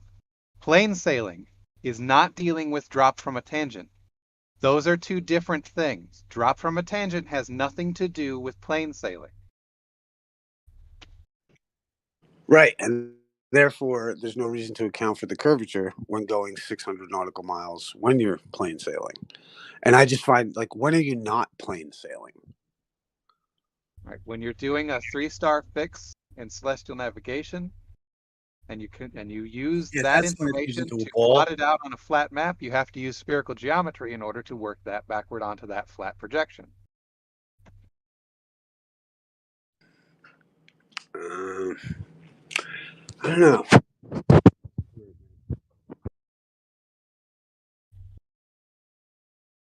Like, I know you could, like, I just don't get, like, I don't know, my lack of knowledge on navigation. I'd rather not expose it. But at the same time, I just find it weird with that idea, and that you wouldn't account for it in that way. But even celestially, like using celestial navigation, I don't think the ancients. I just don't know, man. I just don't. The spheres, most people are using books and GPS. They're not doing any of these calculations. I'm sure you can, but even then, we've had the calculations done, and it's like off by point whatever degree, or point, you know what I mean, like minute. It's like it's totally negligible to add in that. Like when you add in that spherical geometry, it's still off by like 600. You know what I mean? Like it still has discrepancies. And I think that it's the same discrepancies that you'd have if you didn't do spherical geometry. You know what I mean? Over specific distances, I would imagine. I just think it really incongruent, those two ideas. And there's no logical consistency there, you know? Right. You're saying it would be off by some amount. I would like Well, to I mean, see some, I would when you like to see add the some figures spherical for that, geometry, it doesn't because solve the problem. it's like when people just say these things and they don't have anything to say, to support it. I don't like that when people just say something would be off by some amount, but they don't have the amount. Well, I mean, me and Ruhif have done this. That's my point. Ruhif has done the math. We've done the thing. Like, we've sat there. In fact, he made a whole video about it. But like, so what I mean, and when he did the math and everything, he came to like, he was only like 0.1 mile away from where we wanted to be anyway. And when he did his calculation, it was the same fucking thing. Like, so it added nothing. It took away nothing. It did nothing to do the spherical geometry part of what we were calculating at the time. It's so negligible. It's stupid to me, because it doesn't add anything to the you know what I mean, like it's just weird how it's been injected as though it's necessary, and I'm not quite sure that it is. That's my point. I don't mean to, I mean, you don't know about what me and Ruif have done. I'm just trying to say, like, this isn't, I'm not trying to poo-poo what your argument is or what navigation proposes when it teaches this subject, because it does teach what you're saying. It does teach that. Every video I've seen, they pull out a globe. You know what I mean? Like, and they're like, all right, we got to navigate this. I get it. Right, I would like to see some sort of citation of Ruhif using a flat projection, a world-sized flat projection with a particular 3-star fix, and it being within 0.1. I guess you mean by 0.1 of a degree or 6 nautical miles. Or, yeah. That, I would like to see that actually happen, because a world-sized flat projection, not using spherical geometry to find out the final result of those lines of position, will be off by way more than 6 nautical miles. Way more. Well, we didn't do it on on the flat projection. We did it on he did it on Google Earth or whatever. But I mean, yeah, and you're right. We don't have a projection. We don't have a flat map. We don't have, you know what I mean? Like, and that's why I appreciate the globe. It's a great model. But like, at the same stroke, I just don't know if that, like, it's like I said, there's just little weird holes in the game. I'm not sold on anything in particularly, you know what I mean? I'm pretty agnostic when it comes to the shape of the earth, but these little things are interesting, man. Because then what's weird is that, like, it's like, it seems like, all these issues then try to get covered up by the necessity of spherical geometry, and it really doesn't do very much in the actual calculations. And I just think, I need a citation for that. I don't know if I can come up with one. Let me see.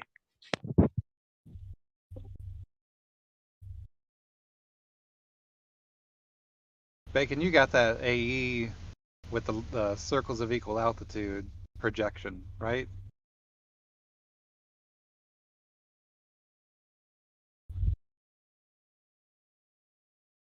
Bacon is not here. Ah, that's a shame.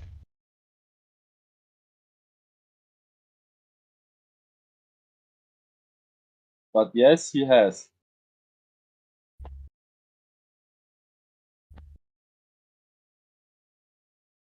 All right, well, I guess I'm gonna go search this data streams for his thing that he was interested in.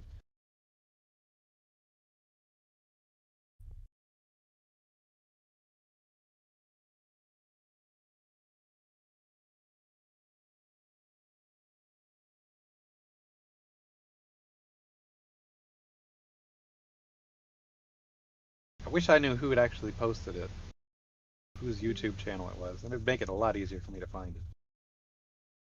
What kind of video? It was a rocket that had to gain 23.1 kilometers in altitude before it was visible to a distant observer.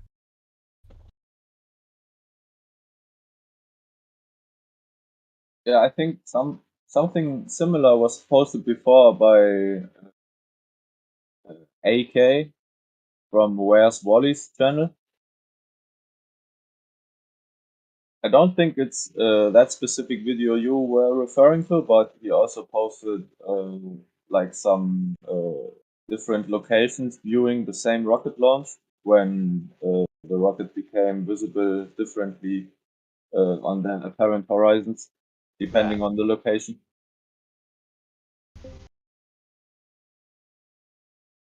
Yeah. Doesn't Bob have a channel? Doesn't Bob have a Hey, channel? It would be on that. Bob hey, made that video. hey, Doofus, would you Bob accept? made that video. Would you accept like a Quora response from like some question? I don't, you know what I mean? I just he lays out all the math and stuff, but he gets into how the really only, and this may just be because of he's following the equator or whatever, but it was only, and maybe you can help me out because he's got a Gauss mid latitude thing he's going from, and then a Webb Mercator radius calculation, and they're only off by I guess what's his like the percentage. I'm just trying to figure this out because it's only off by like 0.1% or 0.25% off. But maybe you can go through it and figure it out. Here, I'll post the link. It's just a Quora response. I don't know if I'm covering my mic. Sorry.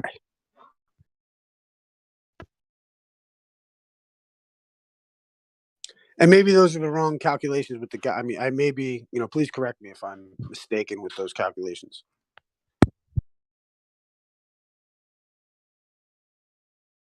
But the highest off percentage I saw, and maybe these two calculations aren't relevant, maybe you can let me know, is just only 1.9%.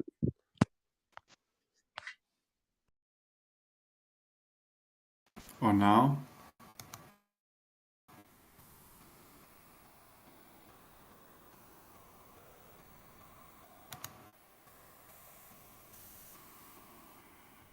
Hey, there's some horrible aliasing noise going on. Please stop it. Me? Apparently. I think it gets masked up when you are speaking, but when you're not speaking, there's quite some noise flow.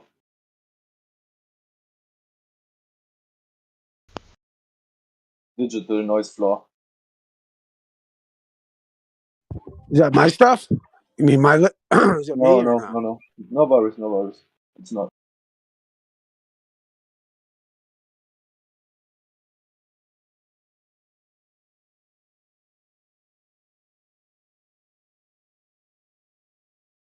All right, I found a video.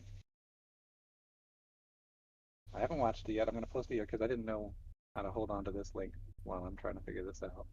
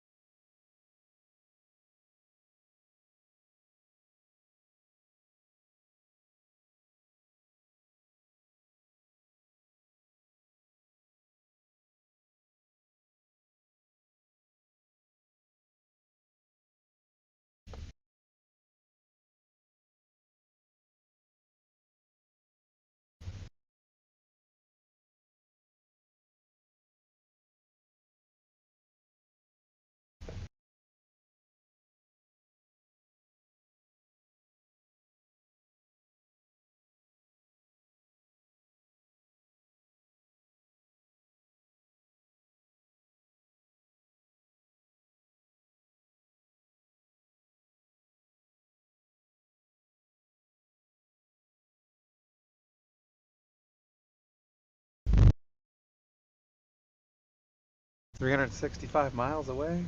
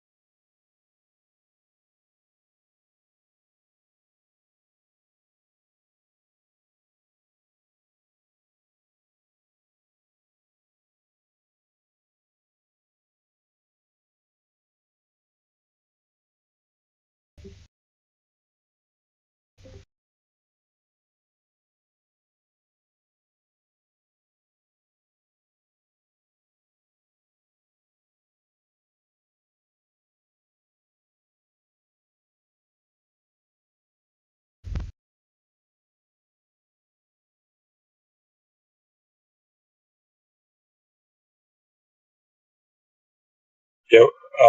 What if a flat earther said, yeah, we could do celestial navigation, but instead of using Euclidean geometry to describe the nature of light, we use non-Euclidean to describe the nature of light.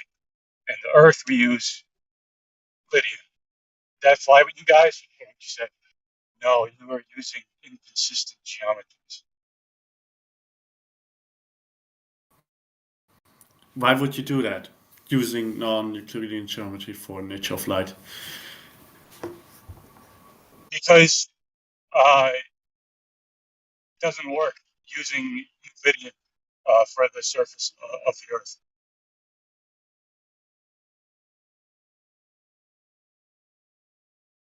So the observation. Why does it not work? Great light. So now we have to come up with a different reason. It just doesn't. I mean, and that's how it is, right? So Duke has said before that you have to switch to spherical geometry, which is non-Euclidean. But for the behavior of light, it's all Euclidean. Great lines that parallels don't meet and all that stuff. So if you Well, just the thing is, on a globe, you don't have to switch to spherical geometry, right? okay. The things you can still all describe it all in with Euclidean geometry. It's no problem. Right. If you're using a globe, but what you're saying is interesting. You're saying it simply does not work with Euclidean geometry of light.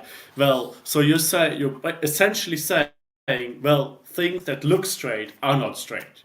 But like we know the Earth is flat. It's like basically a horizontal plane of existence, but it does not behave or look to us as if it is. No, that's a very interesting assumption you're making there with the celestial navigation. No. I'm asking, what if a flat earther said, well, I could solve the whole problem, but you just flip the geometries, right? So you guys need to use non-Euclidean for the ground and Euclidean for the light. So a flat earther could say, well, let's use non-Euclidean for light and Euclidean for the ground. Because you can't use... Well, your premise is not true. We don't have to use non-Euclidean geometry. All right, help him out. For the Earth as a globe, we can describe it in Euclidean geometry. It's just much easier to recognize that, when we go, when you go straight over a hill, then obviously you're not walking a straight line because you're walking over a hill, right? But you still know what you mean. It's still obviously what is meant with it. It's like straight across the surface, straight across that curve of a hill. And that in a mathematical description would not be Euclidean. But you can still describe the hill in Euclidean geometry. You can still have like straight over the hill as not in a straight line. But it would be much more difficult to describe it. Does not mean that it does not work. Yeah, I don't know what. But what you're saying is to do the reverse, we would have would have to describe light non-Euclidean because it does not work otherwise. Help him out. Okay. The whole question is moot because when we have to use spherical geometry for celestial navigation, it's because we're using a warped surface as our mapping source. As AK was trying to point out, when you use a globe to plot the circles of equal altitude or the lines of position directly, you end up not needing to use spherical geometry or spherical trigonometry. But the more important point that is being glossed over here is that the celestial sphere, that set of coordinates, is being mapped to the surface of the Earth 1-to-1 with no translations, no scaling, nothing. It's a direct mapping. The only way that you can get a direct mapping from a sphere to another surface is if that surface is also a sphere. So then why do you got to switch geometries? Because the surface mapping source that we're using is flat. So we have to use spherical geometry to translate what our results are to that flat surface. Yeah. If we're using a globe in our hand directly, spherical geometry is not required to be applied. We're using the sphere in our hands. Right. So what I'm saying is, instead of doing that for the Earth, for the light. But the reason why we're applying spherical geometry, we're applying it because our mapping source is warped. Yeah, that's based on a relationship with the stars, with Lydian. And it doesn't work. It's not a relationship to the stars. It's the surface itself. Yeah, it's based on the angles to Polaris. No. Really? That's interesting. Right. The distances that are on that mapping source are not all accurate in every direction. That's why we need to apply spherical geometry, because that mapping source is distorted. Yeah, so you need to throw out real geometry and use gobbledygook to make it work. Just like a Here's flat Earth not would have. gobbledygook, for fuck's sake. A flat Earth would have to do the same thing, but with light to make it work. You can't, The light is can't not what's use. warped here. What's up? The light is not what's being warped here. The distances on our mapping source are warped because the mapping source is flat. That's what's warped. Geometry is warped. You're using spherical, non-Euclidean for the surface.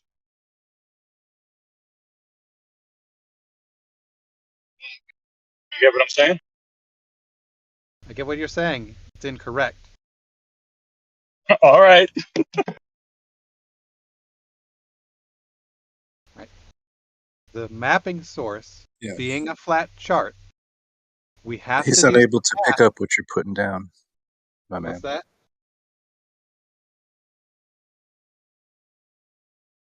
Somebody interjected something, but whatever. The mapping source is distorted. The distances on that mapping source do not match reality because the mapping source is flat. When we have a globe in our hands, which have the accurate distances on them, we no longer need to apply any math.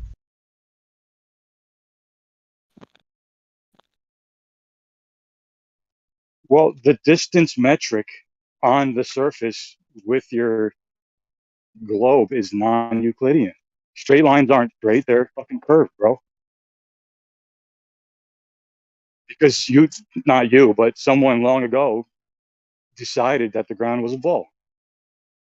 It's not about who decided anything. If you take any 4 locations on the surface of the Earth and draw up the 6 distances between all 4 of those locations in a network, you will find out that the cross distances cannot work on a flat surface. The distances don't match. So then, what about the scales that they have on all the surveying? The planar state uh, surveys, like for the entire state of like Wyoming or like Montana or like fucking Africa, even, right? There's a uniform scale for the entire goddamn continent. What's that about? Right. If you look at the corners of any of those USGS quads, they're called quads for a reason, you'll see that there's a scale and there's an error for each end. The ends are different because, guess what? The surface of the Earth isn't fucking flat. So the ends do not justify the means. So the Earth isn't flat. That's it.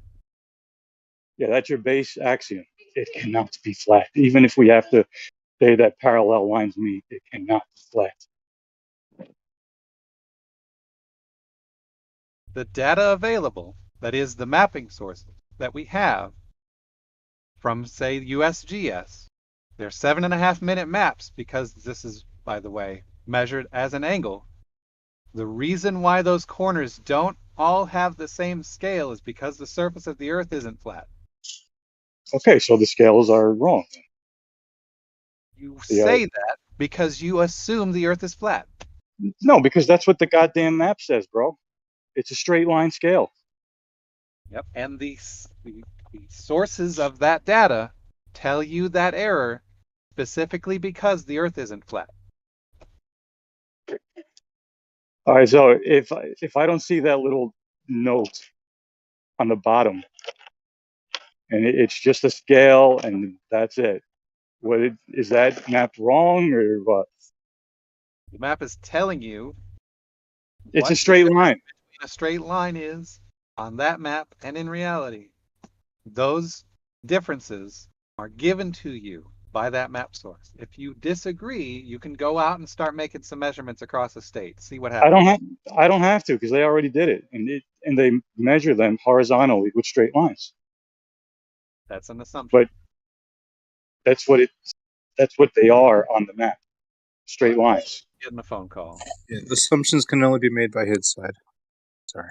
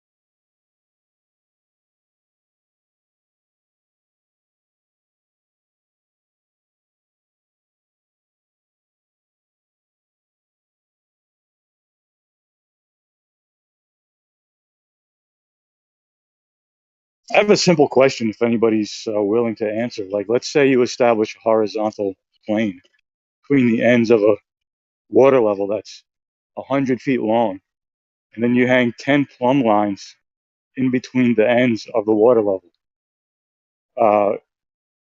What would you say that the geometric relationship between those verticals are? It starts with a P.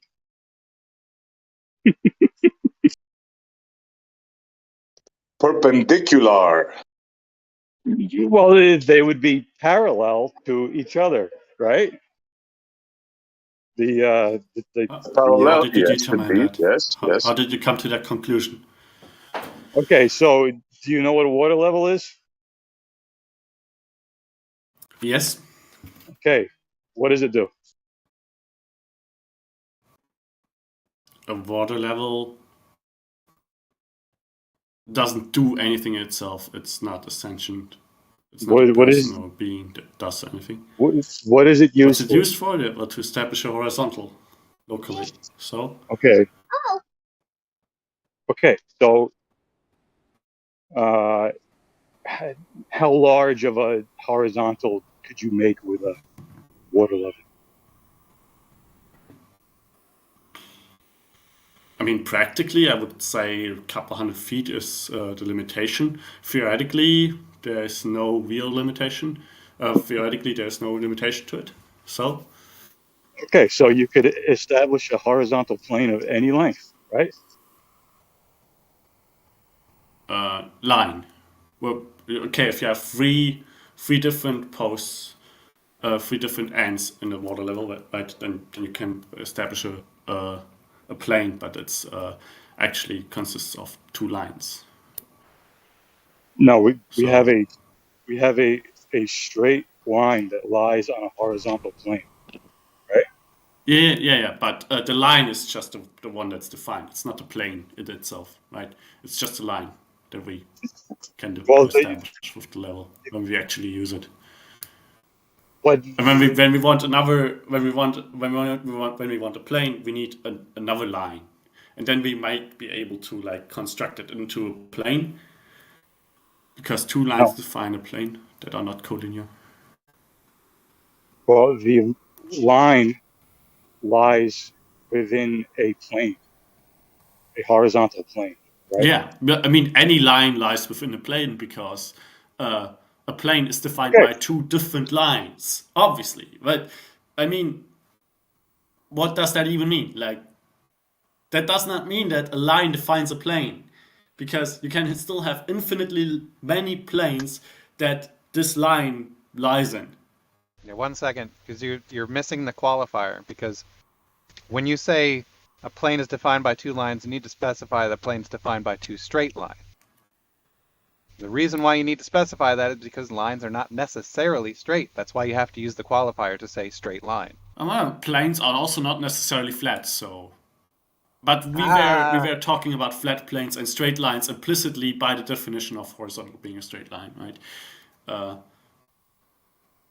But we do not not all planes need to be flat, right? There can also be non-flat planes. Are you saying that a horizontal plane can curve? Yes or no? I don't need a whole lecture. Are you saying that a horizontal plane can curve? Yes or no? No, horizontal is straight by definition, so a horizontal plane would be flat by definition. Good. So we could What's your establish problem? a horizontal plane in our backyard, let's say 100 feet long, right? Yes, Are we you okay could. with that? So Okay, so let's say we hang 10 plumb lines in between the ends of this water level. Will they be will they all be perpendicular to that horizontal? That's the word you're looking for. Perpendicularity. Well done. Answer that question. will they all be perpendicular to the horizontal line? Well, practically speaking, I don't see a reason why not. Even like, but that does not really distinguish between a globe and a flat Earth, right? Yeah, just on a globe, they wouldn't be all parallel to just each other. forget about Earth, dude. Okay, just forget about Earth. We're just talking Okay. about these lines. Okay. Okay, so they're all Mhm. perpendicular, the same horizontal. Now, what are they in relation to each other? What would that necessitate? Well, but then they are parallel. If they're all perpendicular to the same line, then they are also all parallel to each other. Okay, no further questions. Right. Yeah. That's what the if is for. Yeah, because but you know that Well doesn't done. establish if Well that's done. actually That's the it. case in reality, right? Right, you Yeah, can yeah, say that's but it, but I there's more agree. to it. But Hold on a you second. do realize that this Hold does on. not. Hey, can I ask a question? Well, you got Thank there's you. one thing you're missing here, because what Jerry did is the same thing he's been doing for days, which is to include his presumption in his answer. That verticals are parallel to that horizontal, that one He just, horizontal. Doofus, he just answered that himself. He Can didn't I lead ask? him. Can I ask? He Can I ask a answered that question real quick? himself. Yeah. He Yeah, asked Jerry him did about that. the Can I line. ask Jerry a did that. question? Okay. Hey, can He I asked him ask a about question plum real quick? bobs. He asked him about the plum Can bobs, I and ask he a said, question real quick? "Yeah, after I'm done talking, Can I bro. ask a question real quick? Maybe if I'm done talking, But I then mean, you can talk. I How about wanted to that? No, directly, no. like, How about you I've been, wait until I you're finish talking about talking, what I was and then you saying. can All right, talk? guys. No. Is there a mod here? You're Is there a talking mod about what here? I'm saying and what I've agreed can to go. and so No, on, and I've shut your like mouth. directly wanted Shut your mouth. to All right, answer yo. Shut your that mouth and let come back to somebody it else right talk, away. please. Okay. And you've I'm just gonna for some mute. reason kept in. Thank you. I'm muting both of y'all. One at a time. This is becoming a shit show. Please let each other speak. Otherwise, we're gonna get a list. Who's gonna go first? Give me a second. I'm gonna mute both of y'all. Tori, give me an answer. Right. Now, I was in the middle of a conversation. Everything was nice and calm. No, you were until not. You were somebody hijacking what I give me a was saying, second. and I wanted overtalk to me. clarify directly with a question. All right. No, I So was talking, bro. I was talking. I was I in the middle of a The just got sentence. question in. got ignored before that. Okay, Yeah, please SE stop. was You were talking first. hijacking the conversation. Okay, please stop. AK. All right. Snacks. Who was talking first? SE was All right, talking so first. All right. So no, he all was right. not. He So was hijacking the conversation. AK, SE, then you. My fucking god. You can still clarify after he finished speaking. So it isn't going to change anything. Yeah, because conversations never get derailed in here. No, You know what? It Go isn't ahead. going to. Go ahead, LK. Go ahead. I'll sit down, bro. You go ahead. All right. So I'll let you go first. As you decided to step down, go ahead and All right. clarify. So we had a horizontal. We established a horizontal line in the backyard. We said like, okay, we hang plant bulbs in between those 100 feet or whatever. And then I was asked if those plant bulbs are all perpendicular to this line, are they all parallel to each other? And yes, that's obviously true by definition. But I wanted to ask, do we realize that by making that premise of like, if they are all perpendicular to the same line, we have not actually gone out and established that they are all perpendicular to the same line. Well, they're all vertical, That right? this is not the same. By definition, they are perpendicular to the horizontal. To the same horizontal? Yes. Okay, where's that defined at? No, that's not what we have established, actually. We've Yes, we did, assumed because that we they have would all be perpendicular to the same line. And if that's the case, then they're all parallel, right? But we've not actually established that they do that. Well, we established a straight horizontal plane with our water level, correct? Hold on. No, Before you fine. continue, because I think he was going to clarify it, and SE was about to continue after that. So let's not continue going with other different questions other than the clarification and SE's point. All right. So did you finish clarifying, AK? I have no question, no. All right. Yep. So SC, you want to continue? Yeah, well, LK did good. He did exactly, besides interrupting me, but that's water under the bridge. He got it right. Now you guys got to answer. You have a plane, you have a straight line, you have plumb bobs hanging. You both said that they're perpendicular on either end. That means they're parallel. I mean, end of story. That's it. Right, Game you over. missed the clarification, SE. Thank you. If you use a water level to establish a horizontal line, and the Earth is not like a horizontal plane of existence or whatever, but the Earth actually is a globe, and what we've been taught in school and whatever is correct, right? Then the water level would still work. It would just the horizontal would just be, strictly speaking, a horizontal to the midpoint between the two endpoints of the water level, and practically speaking, that would be indistinguishable from a horizontal from the horizontal at one end of the water level and the horizontal in the middle and the horizontal at the other end, because the differences would be so minuscule and so small that they have no practical meaning. So it would still work, and without all verticals being perpendicular to the same line. But doesn't prove anything a water level in itself. Okay, you said that they would only be perpendicular in the middle.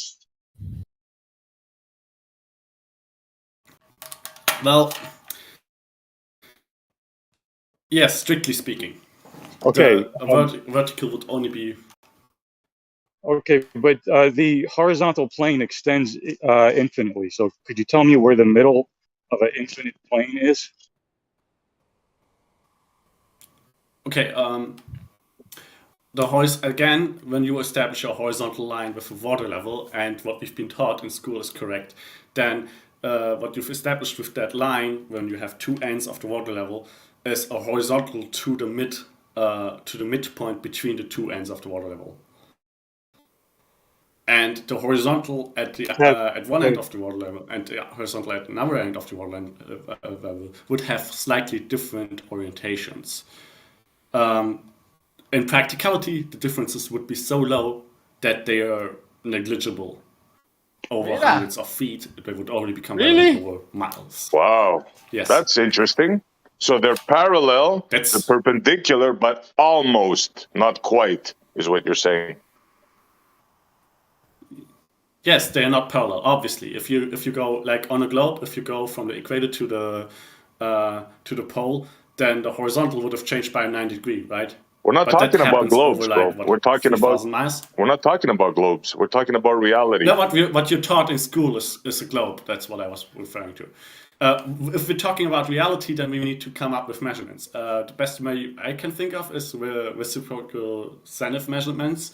I've not done it myself. I would like to verify it personally, but the information that I can find on them do suggest that the verticals from of locations that are separated by over 1,000 feet, so many hundreds of feet, do not seem to be parallel to each other. They do seem to be diverging from each other. So what you're saying here is basically, I don't want to put words in your mouth. What you're saying here is distance nullifies perpendicularity and parallel. It nullifies geometry. That's what you're saying here. Distance. That's not what he's fucking saying, ST. No, you know he's not saying that. That's a gross misunderstanding of what I'm saying. Perpendicularity is not a well-defined concept in the first place. But no, concept of something being perpendicular to something else is not nullified at all by distance. No. Perpendicularity is not a clear concept, you're saying? There's issues with perpendicularity? That's not a well-defined concept. It's not a well-defined concept as in like what it means to you. It's like it's very defined, very defined spiritual, concept, mystical, sir. But if perpendicularity means something being perpendicular to something else, then no, it does not nullify that at all. Neither does it nullify what parallel means, nor does it conflict with anything that we use in practical. So you think that you can change? SE, real quick. Perpendicular is just 45 degrees from 90. It's pretty 50. concise. It's pretty well understood. 45 degrees from 90? No, that's stupid. Perpendicular means 90 degrees to something being perpendicular to something else is the same thing as something being oriented 90 I was concise how I said it. Else. 45 degrees from 90. Yeah, I know, but 45 degrees from 90. What does that even mean? Yeah, I don't know what that means either, but what we should do is I actually asked Bev. I asked Bev to draw a horizontal. I told him, I'm like, yo, just draw a horizontal line. He's got the whole setup with his whiteboard. Draw a horizontal line, Do two plumb bobs. Get your fucking protractor and show how they're perpendicular. They're saying Oh, over distance. Now we're going these over what guys are saying perpendicular over means. distance. You're the only one Did here you that hear what he doesn't know. said? Yeah, you're the only one here that doesn't know what perpendicular means. What is told being Bev to said do is that that the orientation of vertical changes with distance. Hello. To do that. That's what's being said. He does it on his board. Fucked up. Yeah, this is. I don't understand my what mic perpendicular means. That's crazy. I hear you, man. This is a simple concept, guys. I mean, seriously. I don't know why. I don't know why we don't do that and just show them that It's perpendicular. very simple, but I don't know why you don't get it right. What the fuck, man? Can you guys hear me? Yeah, we hear you. Yep. You all right, Jeremy? People over talking me. Right, I don't know. One guy always. I'm gonna just start muting people. How about that?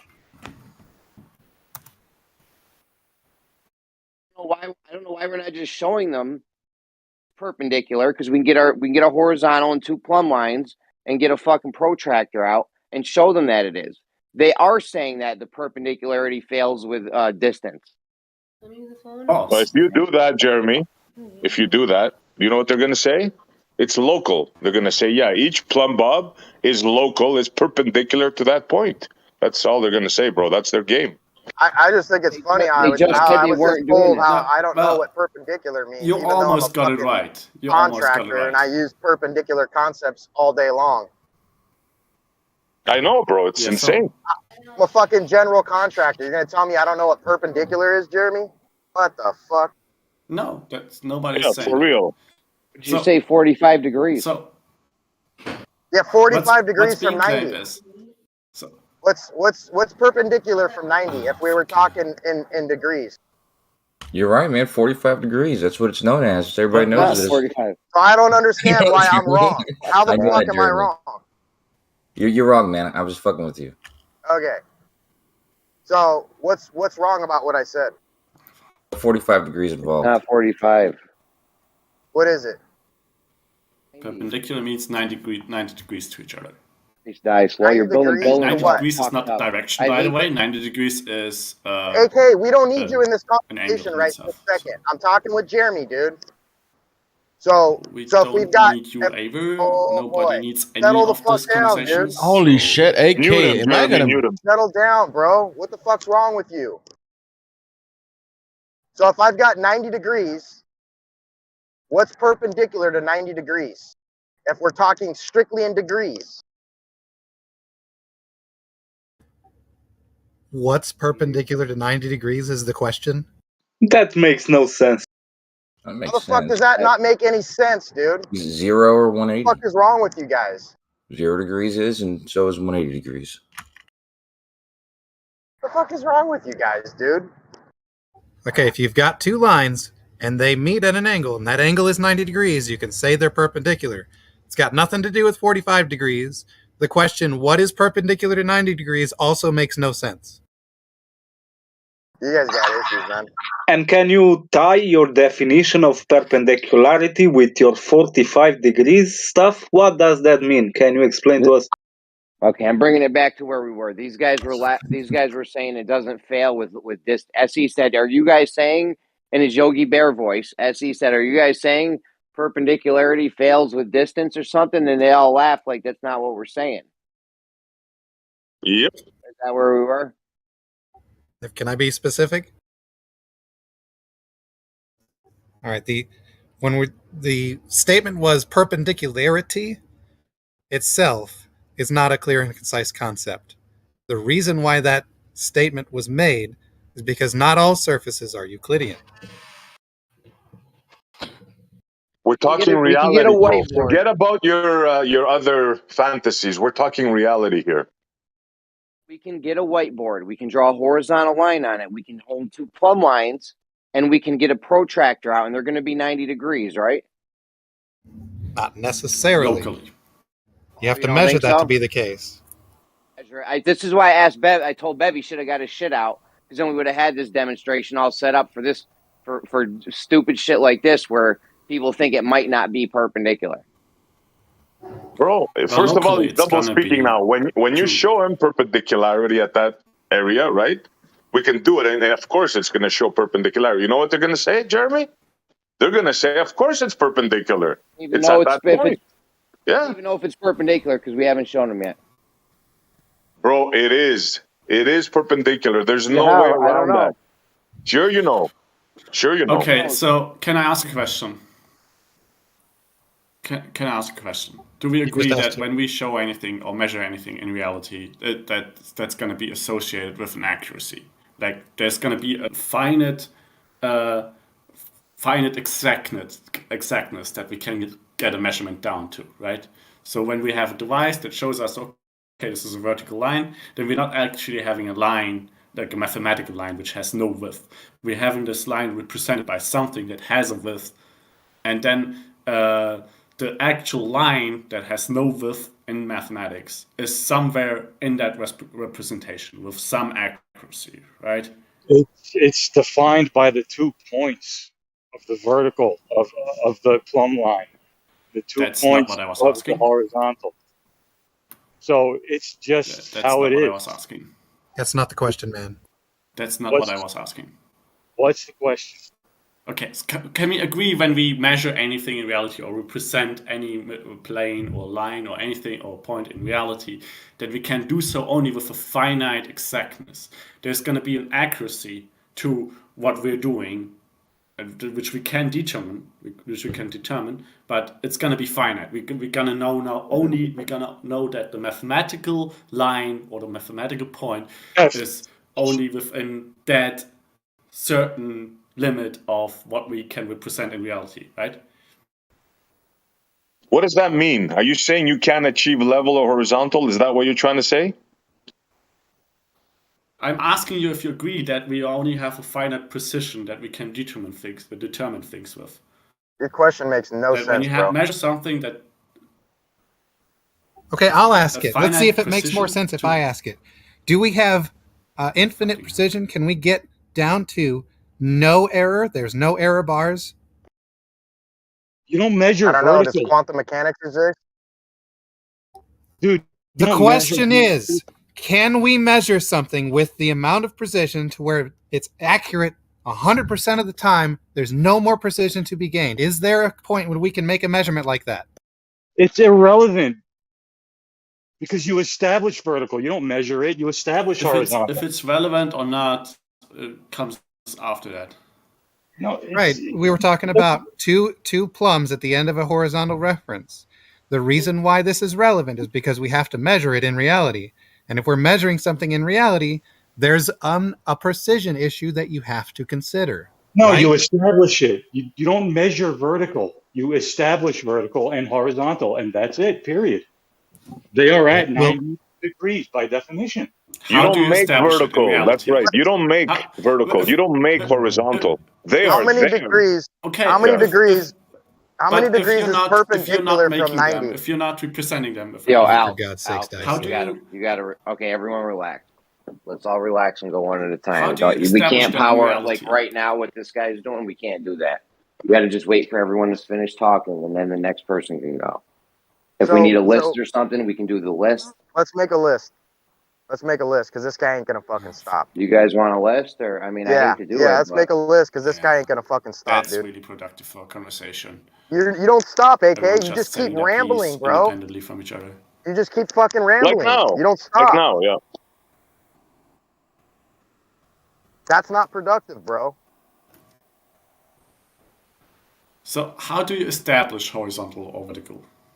How does it get With- in reality if you want to use them For in real world? for vertical, you hang a string with a weight on the end. The ends of the string are the 2 points that create the vertical line segment, which is part of a infinite line, which lies on a infinite vertical plane. So what angle is Well that, done. Jerry? Okay. What angle is So- that? So if we hung that line to the surface of the ground, what angle would that be? Would that be 90 degrees? I'm sorry, say that again.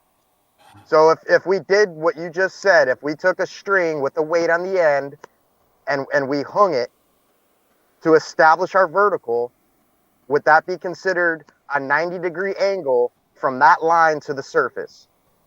Not necessarily. It would I'm be asking Foolsy Jerry. It would be 90 degrees from horizontal. And what would be perpendicular to that 90 degrees? How many degrees is perpendicular to 90? Well, the question doesn't really make sense because it's a measurement between two lines, and then you call that relationship perpendicular. So if we said that the level line that we just hung was 90 degrees from the surface, what would the surface be? Would that be 45 degrees from that level line? No, that would be horizontal. So what would the horizontal be? How many degrees would the horizontal be? 0. I think 0. secretly Dyslow lives in a hyperbolic universe. I'm just trying to establish these two angles and how they're perpendicular Bro, what's the name of to your one another. contracting company? I'd never know. It doesn't Never matter, call them. Jeremy. Doesn't fucking matter, Jeremy. Horizontal is 0, and then you go up from that. And then when you're at 90, that's right. So if you have a level line that's 90 degrees from the surface, like you just said yourself, how many degrees is the surface from the level line? Well, you could say that it's 90. You could. Oh God. Do that. So it's 90 and 90. Well, you could call the vertical 0, and then horizontal would be 90 from that. Yeah, sure. I know that's what you want to say, but I'm asking you the other way around. I'm asking you. Yeah, that's what I'm telling you. Okay, Look, so you've got a straight line, right? You got a horizontal line that's 180 degrees, right? No. Well, no. What do you mean no? It's to the surface. It's to We the need a surface. rumpus diagram. It's not just floating in the fucking air, Jeremy. That line is touching the ground, establishing 90 degrees from the surface. I don't understand what you don't get. We need a rumpus diagram. No, don't flip this on me. You got a horizontal line, 180. We don't have a horizontal line. We don't have that. All we're establishing is vertical with the level line. So we hang the plumb bob. We establish vertical to the surface, and that level line is 90 degrees to the surface. It's creating a 90-degree angle. If your surface is flat. Well, that's what we're assuming. Is yeah, if you're on the side of a hill, then it's not going to be. Nobody said anything about a side of a hill, bro. We're not standing on the side of the fucking hill. The ground. Talking about you're the ground. Standing I don't right know if where you're in a at right pothole. now. You could be in a pothole or something. I don't know what you got going on. Yeah, we could be floating on clouds, Jeremy. I mean, we could be standing in a fucking mud bowl. I mean, what are you talking about, bro? We're talking about fucking reality here. You're standing where you're at right now, hanging a level line. Standing in a fucking crater? Or are you standing on a flat ground? Hanging a plumb line or a level line? Same shit, Jeremy. Plumb line, yeah. Establishing vertical. Company. Establishing vertical, Jeremy. The struggle is real. Level refers to horizontal. Plumb refers to vertical.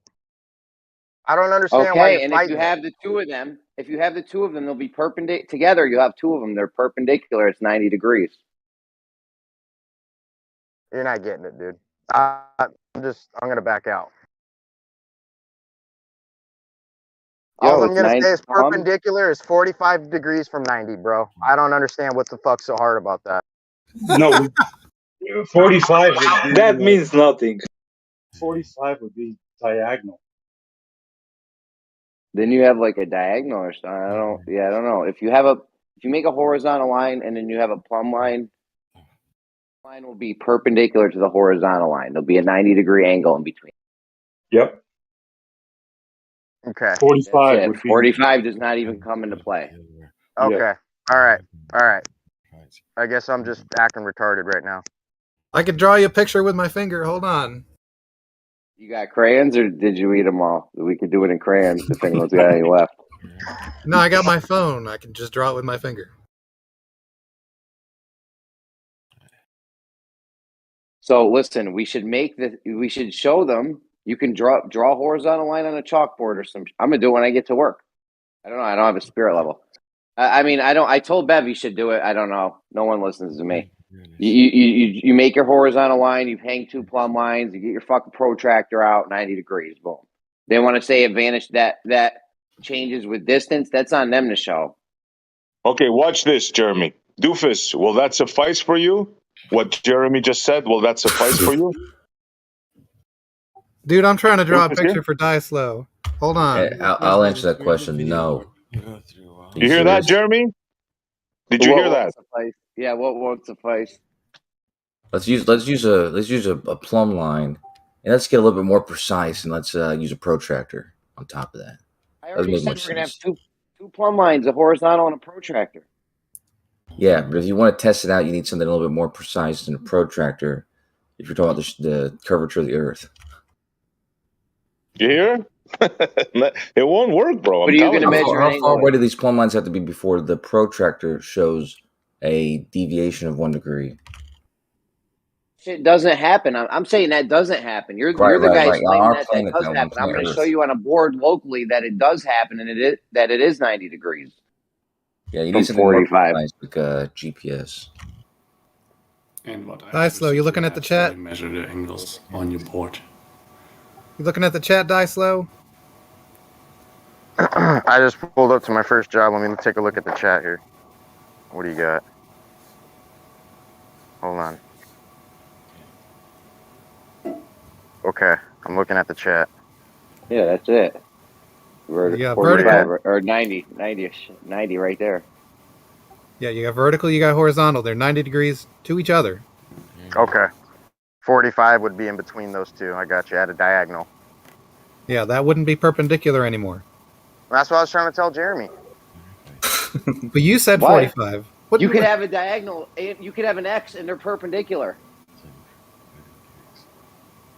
Yeah, okay. Jeremy, you Rotate get that your now? phone So perpendicular 45 to degrees. another diagonal, like. Yeah, essentially, if you rotate your phone 45 degrees, so you see my drawing and making an X, yeah, that's also perpendicular. Journey. All right, glad we cleared this up for you, Jeremy. I can't believe we did a half an hour on perpendicular. I can't believe this. SC, do you understand? I don't know. Don't listen to Kosho.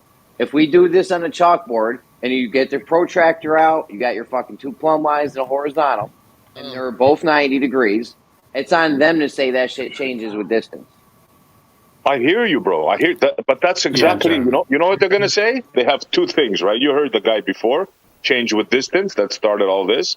But when you actually go there to that change of distance and measure it, they're gonna say, yeah, it checks out. This is gravity. It's pointing towards the center of the Earth. Gravity. That's it, bro. I'm So telling you, Jeremy, it's a waste of time. how big on a chalkboard? Like let's say the chalkboard is 10 feet wide. How big should the deviation be over on a globe? Listen, we're not on a globe, bro. We're not how much? Listen to me.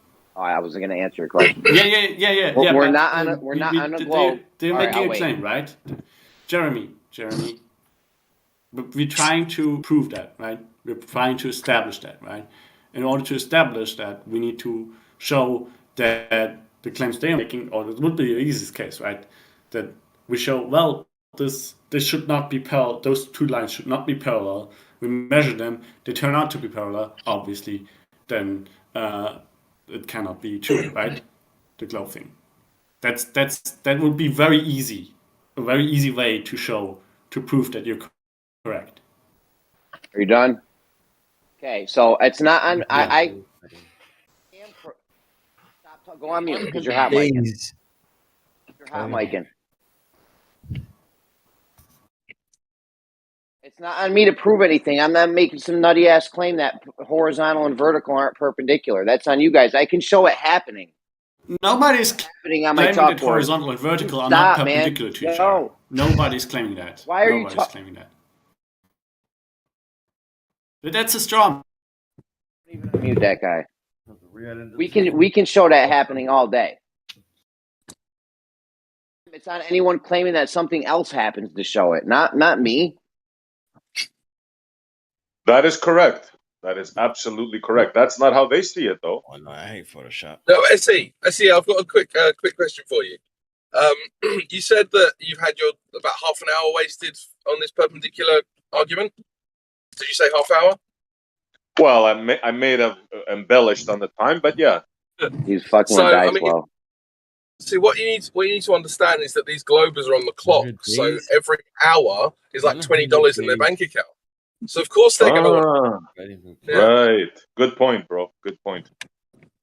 Yeah, it's time to make more positive claims we don't have evidence for. Money in the bank, Yeah, bro. positive claims like fucking vertical and horizontal not being perpendicular. Nobody makes that claim. Nobody? No. So we're all clear. Perpendicular. Bro, this is A how it works vertical out. is perpendicular to a horizontal at that location. And then you're saying if I You see? move, yeah, that's what I mean. You're saying if You I see? move my location. You're saying if I move my location, it's not perpendicular anymore. The point is we can show that it is perpendicular. You can't show that it's not. Okay, I'm not saying that when you go to another location, vertical is no longer parallel to, or perpendicular to horizontal. Those are not the words I used. In fact, the words I used is at that location. So when you go to that location, you have a new vertical and a new horizontal. You see, Jeremy? I can Did make I a call it or horizontal what? line. I know, dude. I know, man. I see. Yes, I know all the bullshit. So we can make a horizontal line at a location. Then we can hang two plumb lines from it. We can measure where they intersect the horizontal, and they're both going to be 90. Right, that's an assumption. You really need to see this done and measured to know that it's 90? Well, I already know from fucking told reciprocal Bev to zenith do angle this. measurements that they are not. And I've done it, and they're not. From the stars. You measured the stars. Nothing to do with the stars, SE. Unbelievable. It doesn't have anything to do with the stars, SE. Thanks for that. Just how are you not familiar with the reciprocal zenith angle at this point? I mean, what's the choice? I mean, oh shit, but we still need gas. You see, you guys, we Hold on, elbow relegated your you hot to mic. saying reciprocal zenith angles because before we had you saying that plumb pubs are not parallel, and it sounded so stupid that now you guys are going with reciprocal zenith angles. That ain't gonna work either. Just saying. Measured them. They're not equal. They are not parallel lines from two different locations. Horizontal is not parallel from two locations that are separated by a distance. That's what they think. That's what they have to say. It's measured. That's what I have measured. You have measured that? Where, sir? Across my lake. It's not my opinion. It's an actual Oh, this is measurement. Bob. Oh, Bob, that's you, Bob. Okay, I got you. Right. Mm-hmm. So, Bob, you're saying now from one side of your lake to the other side of your lake, you're saying there's a difference in plumb bobs. In other words, if we hang a plumb bob on one side, Absolutely. Sorry? You hear that, guys? So this, Jeremy, Absolutely, here's your there's a thing. difference. Okay, so you should Hold be on, I able to turned my show that. headphones down. What happened? Bob claims that in his lake in the back, on one side of the lake, if you hang a plumb bob, and on the other side of the lake, if you hang a plumb bob, they will not be parallel. So there's your test, Jeremy. He didn't even make a straight line. Sure did. Horizontal. He didn't make a straight horizontal line across the lake. What are you guys not? Are you nuts? Sure did. How'd you do it? Because there's a thing called refraction, so I'm just wondering how you did it. And refraction over half a mile is less than a quarter of an inch. It's almost none. And when you look at the actual images, you'll see there's no distortion. So try again, Jeremy. So there is refraction, so you didn't make a straight line. Okay, we're clear, yeah. Refraction accounts for less than a line. quarter of an inch. Refraction accounts for less than a quarter of an inch. The difference was 2 inches. Not even close. So, okay, you have a claim of what the refraction did. That's a whole nother argument we can get into, obviously. No, it's but not it's an clear. argument. It's clear now that you didn't. It's clear now Not that an you didn't make a argument at straight all. We line. know what it is. No, we know It's clear exactly now what that it you is. didn't make a straight line. What's 1/4 of an inch at half a mile? How many arc seconds is that? And how wide is the crosshair? You don't know if that's what it will. If that's. You don't know if that's actually, how much it was. Yeah, we do. because we've measured refraction, and we've averaged it out over thousands and thousands of measurements. We know exactly what standard refraction is. So it's not really even a debate anymore. I'm not even going to further discuss it.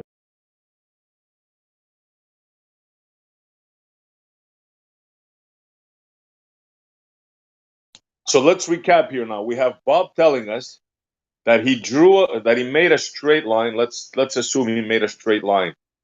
So he thinks now from one side of the lake, if you put a pole and a plumb bob, and on the other side of the lake, how wide is the lake? Fairly small, right, Bob? All right, remove the I think and replace it with I measured. Okay, Bob measured. How many statute miles? Half a mile. Okay, so we're saying now, Bob is saying that he measured and he was able to show a variance in the plumb bobs within half a mile. Now, I'm sure we can make this work. I'm sure something could be done in this aspect, Jeremy. If this is what you're after, here you go. Here's your test. Yep, and it's easy enough for you to do. It's a very simple test to do. Anybody can do it. Just have to have a small amount of equipment, maybe $150 worth of equipment, and you can do it. So And we maybe can make we it not can get straight nice line. slow on a slow day to do it on one of his jobs. Hang a couple of poles, nice slow, and take a few pictures, bro.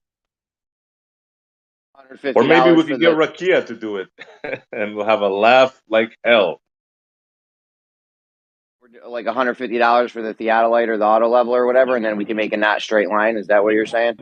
They have equipment.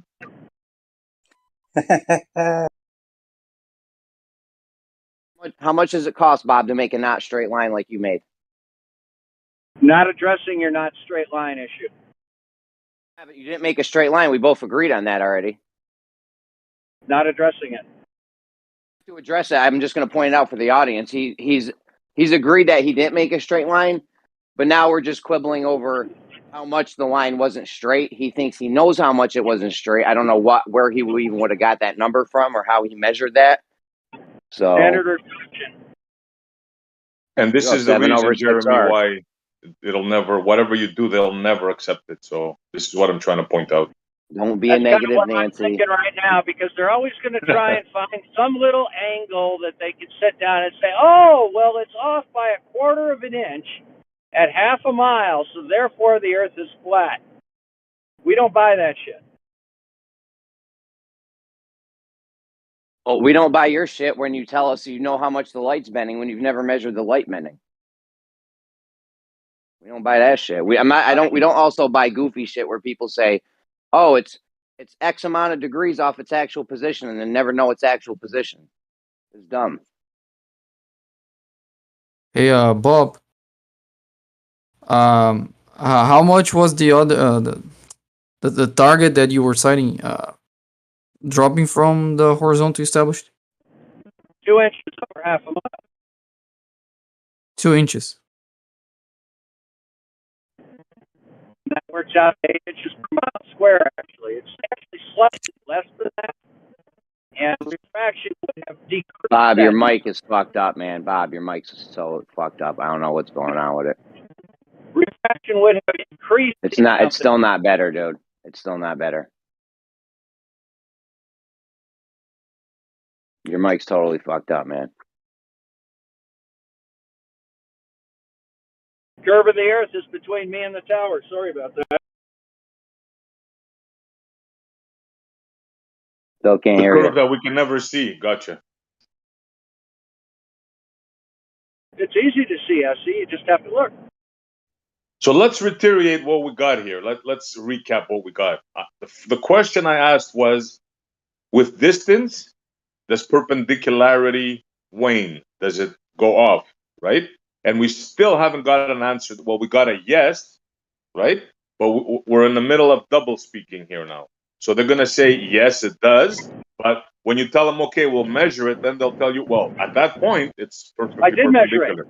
You see what we're up against here, Jeremy? I did measure it, SC. You know, you can't seem to get past that. And you can do it too. No, I get what you're saying, Bob. I understand. Every properly done measurement of the surface of the Earth shows it to be curved. So you're saying you one plumb certified? bob was not parallel to the other plumb bob, but somehow both of those Absolutely. plumb bobs achieved plumb in relation to your what? Location. To your location.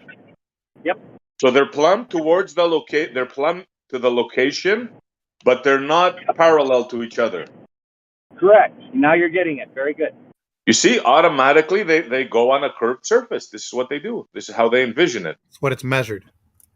It's not That's what measured it's that way. measured. That's It's what flat, it's so it's measured. curved. He just established a straight line, he said. We'll call it a plane. He hung two plumb bobs. He said they're not parallel. What does He that mean? established That a horizontal plane, curve. sorry? If the two planes established by perpendicular to plumb aren't parallel, what that implies is that the plumbs are diverging. They're not parallel One plane. Where do you get two planes? from the two plumbs. He established a line between the distance, right? A plane, a straight line. That's what he said. No, no, I did No. not. Now you're saying no. I said very clearly, I had two plumb bobs separated by half a mile. They are not parallel. When Yeah, I but take Jeremy asked you. stop. SE, My bad. Go control on. yourself. Yeah, control yourself. Now, on each of those verticals, you can do a horizontal, 90 degrees to that vertical. That horizontal establishes a plane of horizontal at each location. Those planes are not parallel. They intersect each other. Can I just Did ask you what not color tell? and what thickness were these plumb bob strings that you could see them a half a mile away? Could I just for reference? You know what we got to do is we got to get some social awareness, guys. You know, SE was trying to get in there. I just wanted them to say I had the purple plumb bob strings. Keep doing it, or just keep doing it. You could just Yeah, answer it. relax. No thanks. You'll go after, bro. So now I forgot what I wanted to say. Oh You yeah. did, Jeremy. You told. Please, no thanks. You told Jeremy and myself that you established a straight line in your backyard. Did you not, Bob? Yeah, it's straight enough. It's a quarter-inch off Okay. at a half a mile. So we got a straight line. We got two plumb bobs hung on either side. They're parallel, correct? They're plumb. Sorry, they're plumb, correct? They are plumb to each of those two locations. Yes. Why is You it so see? difficult You for see, you to Jeremy? understand? This is Why it. is it so difficult for you to understand? No, I understand that. I'm trying to explain Jeremy how fruitless this endeavor is. This is what I'm trying to do. Yeah, incredulity is not a valid rebuttal. He said he didn't. He said he had two plumb lines. I believe those are plumb, and then he agreed and admitted that he didn't make a straight line to know if they were perpendicular or not. So I don't know what are we talking about. Yeah, that's all they're gonna do. Double speak the whole way through. When you tell them about a straight line, they'll say yes. When you tell them about perpendicularity, they'll say yes, and then you'll tell them okay. Then but they'll say, oh no, it's just at this point. In other words, it's called single point geometry, single point level, single point parallel. That's what it is. No, SE. Prove me wrong. Prove me wrong. I did. No, you didn't. You proved me right, Bob. Listen, they say all they got to do is say that they've done the work to prove you wrong, and boom, the audience believes it. All right, no tanks was It's on trying his to get in there. channel. Don't come in here and say that he just has to say he did the work. You know it's on his channel. All right, no tanks was trying to get in. Let's let him get in. It's not quality work. It's just what I he just wanted to know what color Anyway. the string was and how thick it was that he could see a string that I can barely see it like 10 feet away from a plumb bob hanging, that he could see it so at a mile or a half a mile. What color and what thickness was the string? What do you suppose he measured the angles with? I guess a telescope. Okay, there Maybe you go. a camera. No, I mean I that think still Bob doesn't tell used me tape. what color. No thanks. I think he used tape. You know, like carpenter's tape. I think that's what he used to mark the thing, right, Bob?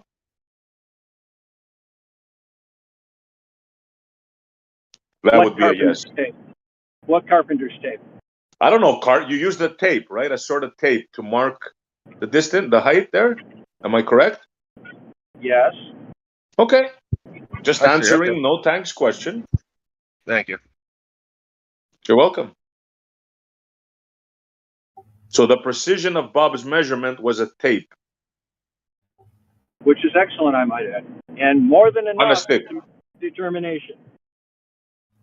Right. If the measurement made is larger than the width of the tape, what's the problem?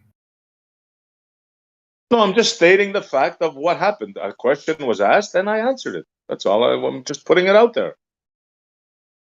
Okay, so no problem. Got it. These guys have never done anything like this. They're trying to find desperately any way that they can sit down and say, well, I can ignore this result then. That's all they're trying to do. Bob, a question was asked, a pretty good question. How could the string be visible from a distance, right? He wanted to know. That's a solid question. Yeah, I mean, only because, like, you know, when you have a theodolite, right, that has or total station, whatever, that has the demarcations of a perpendicular written onto the lens, right? Like how thick is that little line in the telescope that can now hide a whole city skyline when, you know, looking 20 miles or whatnot? Like how could you really line those two things up and tell what is that datum that is being covered by that line that is being in the foreground from the telescope? What would the angular size of the line be at a quarter of or half a mile? Well, that's what I'm asking the professional taper. Less than an arc second. I got this one. 45 degrees from 9. That's the one. That's the one, Dice Low. Good one. Right, no tanks. I would like to see an example of 20 miles away, a city skyline being hidden by the crosshair. What, just for like viewing pleasure, or will it tell you something? Just tells me, it would tell me about the statements that you make. Yeah, he's just making that stuff up. Don't hold him against it. You know, he doesn't know any better. Look, if you guys think you're fooling anybody, you're not. You can't reconcile. In other words, you can't have both a straight line, perpendicular, level, and then say not. Those things cannot happen in reality. Everybody here that's sensible, that's listening, realizes that. This is only in your head and your imagination, because the first axiom of your thing is globe. You envision everything on a curved surface. Well, I think everybody gets it here pretty well, except for a couple of diehards on your side. Yeah. Right. I think the oversimplification that you made, SE, is absurd because it's an oversimplification. Well, I like to keep things simple. You guys want to muddy the waters. You guys somehow want to bend the curve. I mean, bend the straight line. I mean, it's crazy. These are very precision measurements. You have to actually take some care doing them. You know, whatever you do, you're not going to change horizontal, Bob. This is a little beyond. It looks flat to me. All right. Yep. It doesn't look flat. You're talking to the wrong guy. It doesn't look flat. The Earth is not flat. You're talking to the wrong guy, Bob. You know that. Correct. It's a sphere. No, it's not a sphere. It's only a sphere in your imagination. You have to have dialetheism to both believe that you have level, horizontal, and somehow that curves. And my measurements. It's nothing. It's not my opinion. It's a measurement you can do yourself, SC, but you won't. So you think half a mile observation, and you didn't even use a story pole. You used a stick with a tape. You think somehow that is a confirmation of anything, Bob? Seriously? Yep. You didn't even use a story pole, Bob. You don't have to use a correct instrument. What's different about a story pole, SE? That's how these measurements are done, Bob. Have you ever seen a contractor use a stick on a job site? Have you ever used a stick with tape on a job site? You got to figure out what Dice Low's using. Yeah, we could easily do it. Absolutely. I think you need it because there's compression that occurs. So you need to read the marks, whether it be millimeter marks, very precisely. So just making one mark, not showing the compression of all the marks, is really dishonest. Yeah. That's not how this worked. He has a body of water. He has a distance to the body of water, an altitude. Okay, so now his datum is the water. Now, if you find that the separation between the water and the horizontal increases with distance, you got a problem, right? Yeah, you're probably tilted with your tool a little bit because we all know that water is level. Do you know that contractors would not even measure a land over water? Rakia told the story once that he had somebody come over to measure a land, and one of the measurements was over water, and they didn't do it. They had to wait or something, and they did it somehow else. They don't even want to measure when there's water involved because it I'm going skews into everything. business with Good White. I He's think no gonna thing's handle got the it. finances. I'm gonna handle all the measurement angles. No thing's got it because he said that it was level, but it was probably slightly tilted. That's the whole point. What's tilted? What was tilted? The water? The vertical. No, the vertical. The vertical was Come on, tilted. Bacon. You can do better than that. You just woke up? No. No, it's pretty good. I mean, if we're just gonna laugh and say that instead of addressing, I don't know what you mean. Yeah, but No, it's nonsensical what you said, bro. referencing. Yeah, you saying what it's I was- nonsensical is also not pointing out what the problem is. Well, what I was Can you be pointing out, specific? since you're addressing me on that one, like real quick, what I was pointing out was that if you wanted to confirm, like, right, so we're making like we're starting at one point, we want to confirm that it's a horizontal line, right? So what you would do in reality is you wouldn't just be able to check it over a short distance. You would say, okay, let me see over a long distance, let me see the deviation, right? And then you would, if it's not shown to be horizontal and perpendicular to plumb at a distance, you would adjust. Then you would find out that your tool was in error and needed to be corrected to be horizontal. Right. Well, as not the opposite. The opposite is not what you do in reality. What you guys are saying, well, you found out that it's tilted in the distance, therefore plumb is diverging. What you do in reality is if you find I get that it. error, I get it. if you find that Bacon, stop interrupting him. if you find that error, then you know that you need to adjust your tool to become horizontal, and that it must have been off, which was unnoticeable at a point, but confirmed at a distance. Yeah. Right. So the claim that it must be off is under the assumption that the plumbs are parallel. So either plumbs aren't parallel, or the tool is off. I could agree with that. But you're going with the assumption that the tool must be off. So you're already starting with the assumption that the plumbs have to be parallel, which is what we're trying to measure. So I mean, the problem they have is they're pointing out errors that are insignificant. They are not going to change the outcome of the observation.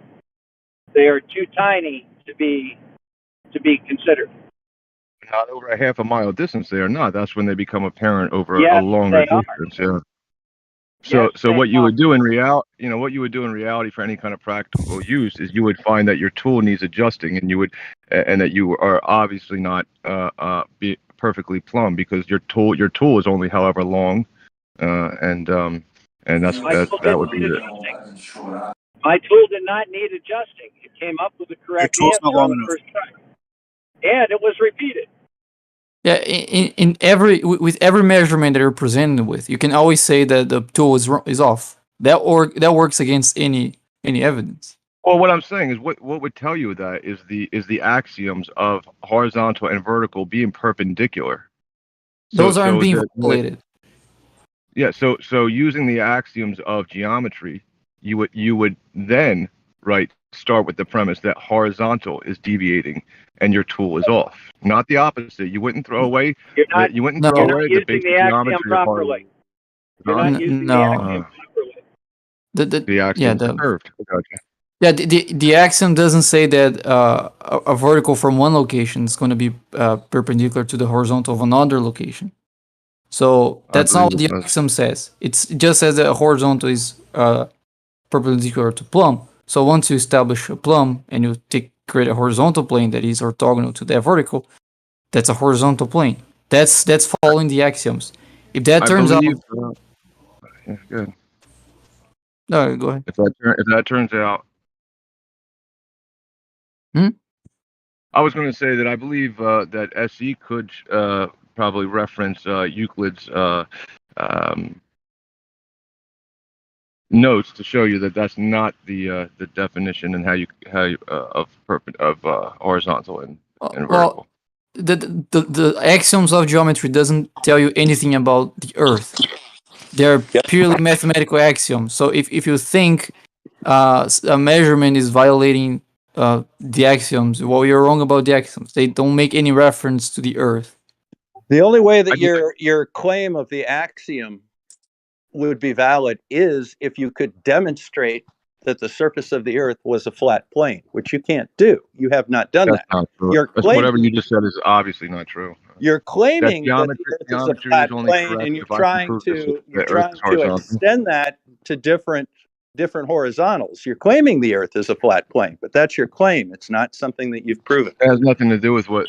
So the axioms of geometry and of horizontal and vertical have nothing to do with You haven't whatever I demonstrated that you determine properly is the Earth. applied those axioms because you are assuming that the surface of the Earth is a flat plane. That is an incorrect assumption, which you have not demonstrated. Has nothing to do with the surface of the Earth. It does, because when you establish a plumb, you're just dropping something. You're just saying, you're just checking where the weight force points at, right?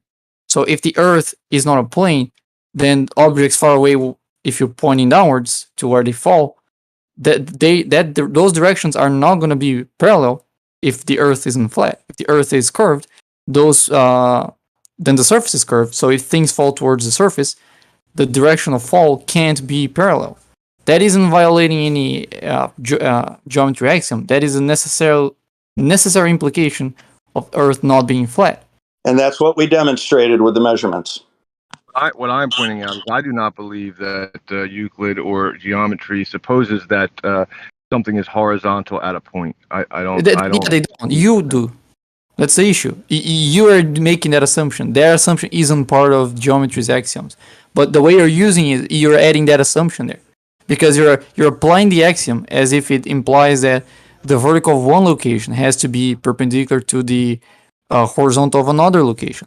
That isn't the axiom. That would only be the axiom on a flat Earth. That would only be logical to be assumed on a flat Earth. So if you're using it like that, then you're not just applying the principle, but you're also applying the assumption of a flat Earth, which is what we're trying to figure out. So it doesn't make sense to start with that assumption. Of course, if that assumption is true, then the measurement that Bob took has to be wrong. But it could also be that the measurement is right and your assumption is wrong. You're saying, but it does work on a ball Earth? Sorry? On a ball Earth, it works? Sure. Yeah, if the Earth is a sphere with the clean radius, then something a half a mile away from you would be 2 inches lower from a horizontal established at that location. And I think that's exactly what Bob measured, right? How long of a horizontal plane do you think you could establish in reality? I don't know. I don't know. What are you asking? Yeah, that's a tough question, isn't it? Right, he's about to give you his position in the form of a question. Well, the answer is I don't know. That's why I'm not answering his question. Yeah, that's a tough one. You know, surveyors do it all the time. You could do it with a water level, right? So you think you think a surveyor would disagree with what Bob did and what the conclusion is? I don't know. I'm asking you how long of a horizontal plane do you think you could establish in reality? Well, I said I don't know. Yeah.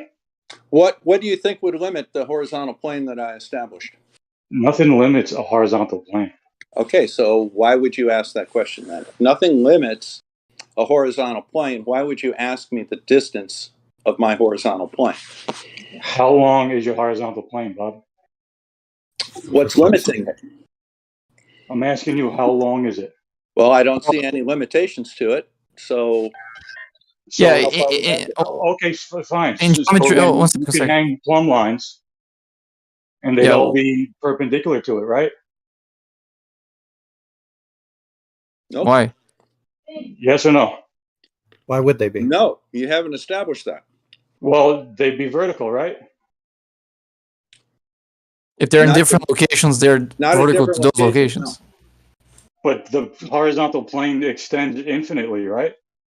If you say so. Yeah, that horizontal reference for a single location. Yeah, the plane that you establish extends infinitely. It doesn't mean it's going to be horizontal to other locations. Just because the plane is also... it extends That's your infinitely, but it fundamental won't be horizontal at misunderstanding. every The location. horizontal plane is only horizontal to one specific location. Every location has its own unique horizontal plane, and they are not parallel to each other. Well, there are two on Earth that are parallel to each other. Can you know what that situation would be? So I'm asking you how long. No, answer my question before you ask me anything else. Where are the two locations on Earth? Tough, Bob. This Where is are the tough. two locations on Earth that Total a parallel plane, or that a plane perpendicular to a vertical will be parallel? You don't like that word, do Yep, in your imagination. Yeah, of course, if you start with the assumption that horizontal plane is going to be horizontal to all observers, then it would follow that the Earth is flat. But I mean, it's not useful. 1 second, it's not useful to start with that assumption. Let's test that assumption, not just start with it, right?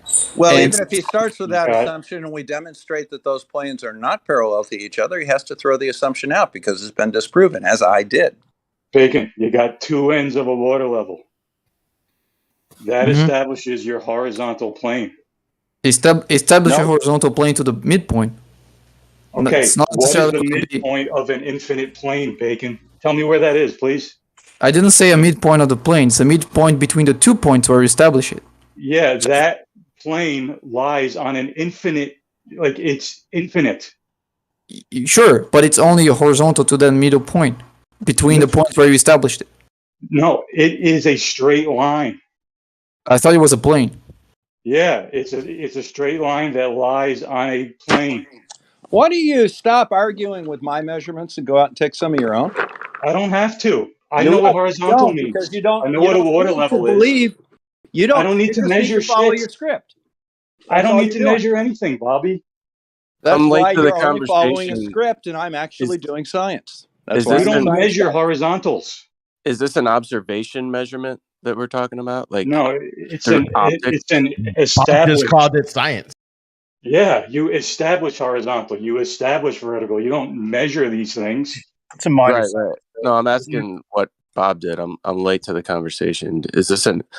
I looked through some instrument and I'm showing a deviation up or down at a specified angle, and this is my measurement of something. Is that what's taking place?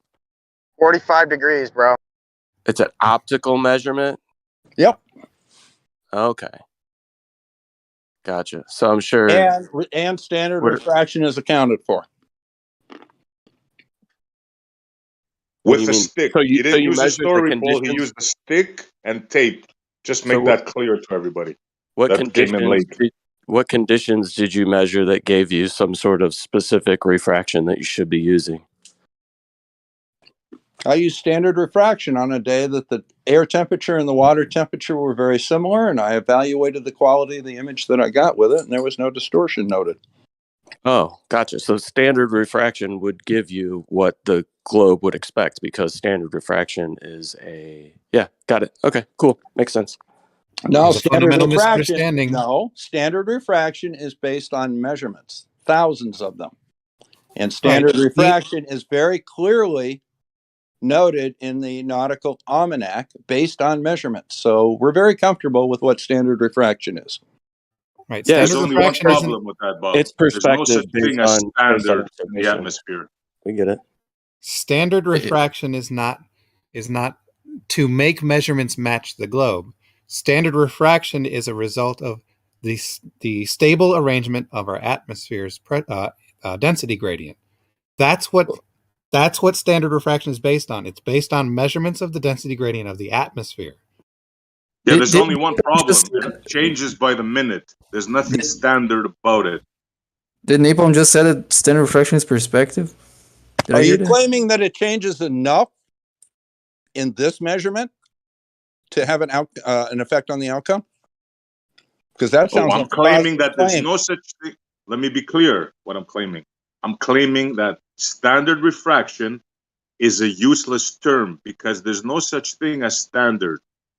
When you go outside in reality, the atmos changes. Sure there the is view such changes thing by as the standard. minute sometimes. There's nothing Sure there is standard such a about thing it. as standard. and then there's a variation around standard, which it has to, you can study statistically.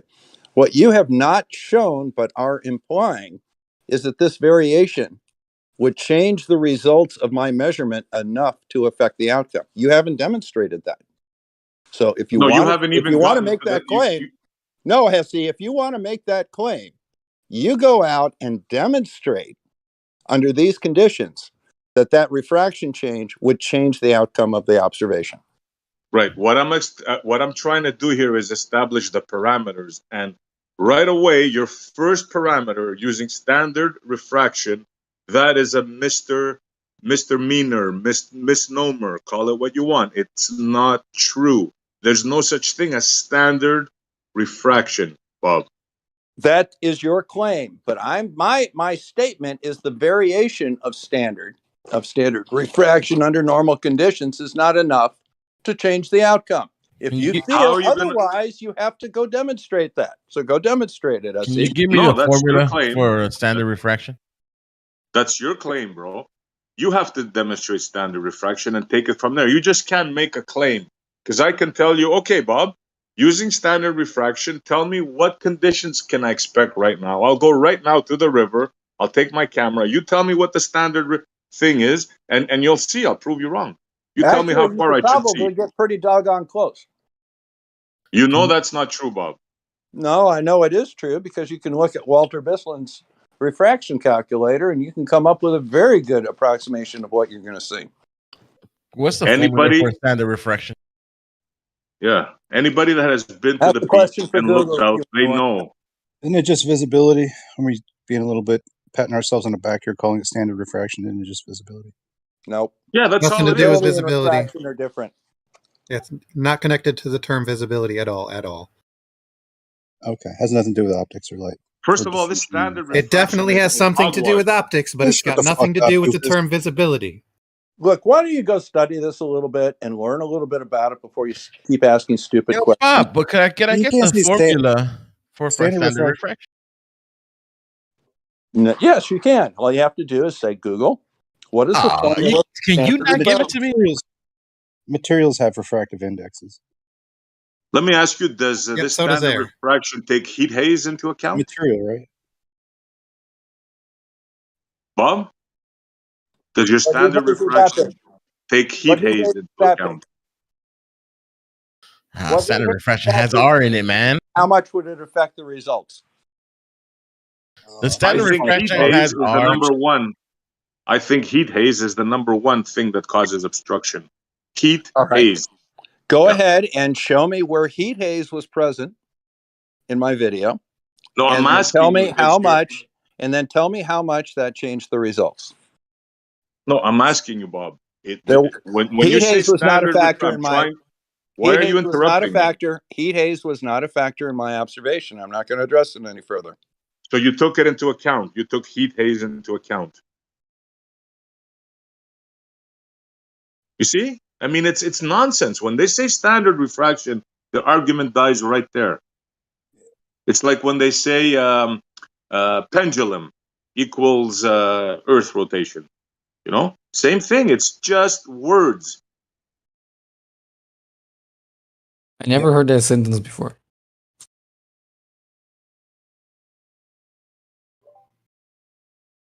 Well, go ahead, Bacon. Show me your standard. Show me the standard refraction. Tell me, what should I expect to see outside? I think that just means average. If you measure refraction long enough on a globe, though, right? Sorry, it means average on a globe, right? I'm saying if you measure things, if you have enough data, you can get how things get affected by the atmosphere on average. Right? On average, on a globe, though, right? No, on average, based on not have R. Does it nothing to do with the shape of the Earth? It doesn't have R in the formula, then, right? Many of the formulas don't. Yeah. Really? R, for example, is simply a value. It's a variable. R is simply a value. 3959. You can use 3959 instead of R. Let me give you an example. So the refraction used for stars. That's what R is. Oh my God! Are you serious? That's what R is. What do you mean? You can use 3959 instead of R. What did you think? Well, R if you don't was? like the word R, you can use the actual value, 3959 miles. Love your Oh, so Well, in really, your measurement, Bob, you affirm the consequence by showing that your measurement takes into account the No, alleged radius of the Earth. no, We get not it. at We all. understand. Radius had nothing to do with it. No, it's not R. It's just 3959, guys. Just Don't worry there, about it. yeah, that's all. No, can I make a quick it's just a statement? value for the curve. It's a conversion factor for the curve. But aren't you Right. under It's the not. sample size? The If you got curve half of a light. mile, you're measuring half a Can I make mile, a aren't quick you? statement? Can I Like make a quick statement? You're Sorry. awake. I was trying to do that too. Go ahead. All I was going to say is you can't do an average for the whole Earth. Can't. You'd have to do an average for the area you're looking at, because there's so many different climates, temperatures across the globe, across the plane, however you want to say that. You would have to do an average for the area you're looking at, not an average, because I mean the Sahara is going to be different than How the much? swamps of. How much? I don't know. You tell me. You tell me. Well, no, I'm it's just your saying. claim. It's your claim. You show me that You there's a tell me I'm significant wrong. dip. I am. That's Okay, your okay. Then claim. go ahead You and tell show me. me that you have done the measurements or can access the measurements that show me there's a significant difference. And by Nobody's even measuring, measured it it. means If Nobody's you're even saying, measured if it in you're, the first well, hold on place. a second. Hold on a second. Hold on a His second, Paul. claim. Hold on, Paul. Hold on a second. Nobody's even measured it. He's claiming that he made a straight line and he knows how much it's bending because of refraction. He's never measured how the fuck does he even know how much it bent? He didn't measure how much it bent. What do you judge it against? More That's what I'm importantly, trying to Bob, make a point. more importantly, Bob, when we change the variables such as whether it's over land or water, what we're using for light sources, the temperature, the humidity, or the distance, it just happens to vary no matter what with no variation. So I don't really feel that you can apply your mindset to real life. Fine. Show the I dare variation. you. Then. Show the Right. variation then. Dan, And you're show that coming it's in. also significant. know Bob, you never read citation in chat. Don't tend to do because I've already posted that just now. Show the Never. variation Dan, you're coming and in show late. that it'll change the outcome of the observation. That's all you Right, have to Dan, do. you're coming in late. He said it's the air and the water temperature are the same in this particular instance, and the image is stable. Yeah, well, I've done this over and over It's again. actually a pretty solid observation. You should look at it, maybe learn a little bit about doing some of yours. I offered to help you, but you don't really want help. So tell me just real quick why you dropped that 2 inches in your yard. Why did you adjust your pod? Why did you adjust? Why did you feel it was okay to move your camera? What makes you think I moved my camera? Because you did. You called for a calculation and then you decided to adjust it by what, a quarter inch, was it? What was No. it? Explain it again.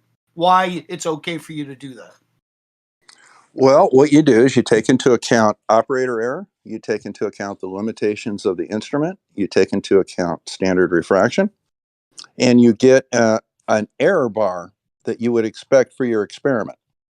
So now, then you just moved your camera downward. Dan. I a didn't move quarter anything. inch and then No. claim 2 inches on the other side. That's what you No, did. I didn't move anything, Dan. In your So own I said, backyard. what I specifically said was that if the difference, I think it was less than 1/4 or 1 1/4 inches, if the difference between the two elevations was less than 1 1/4 inches, I was going to call that evidence of flat because that would be within the margin of error. However, There is no margin of error. However, the difference was more than 2 inches, which exceeded the margin of error. So that meant that the results were significant. And that 2 inches just so happens to almost exactly match the prediction. But that's what was physically measured.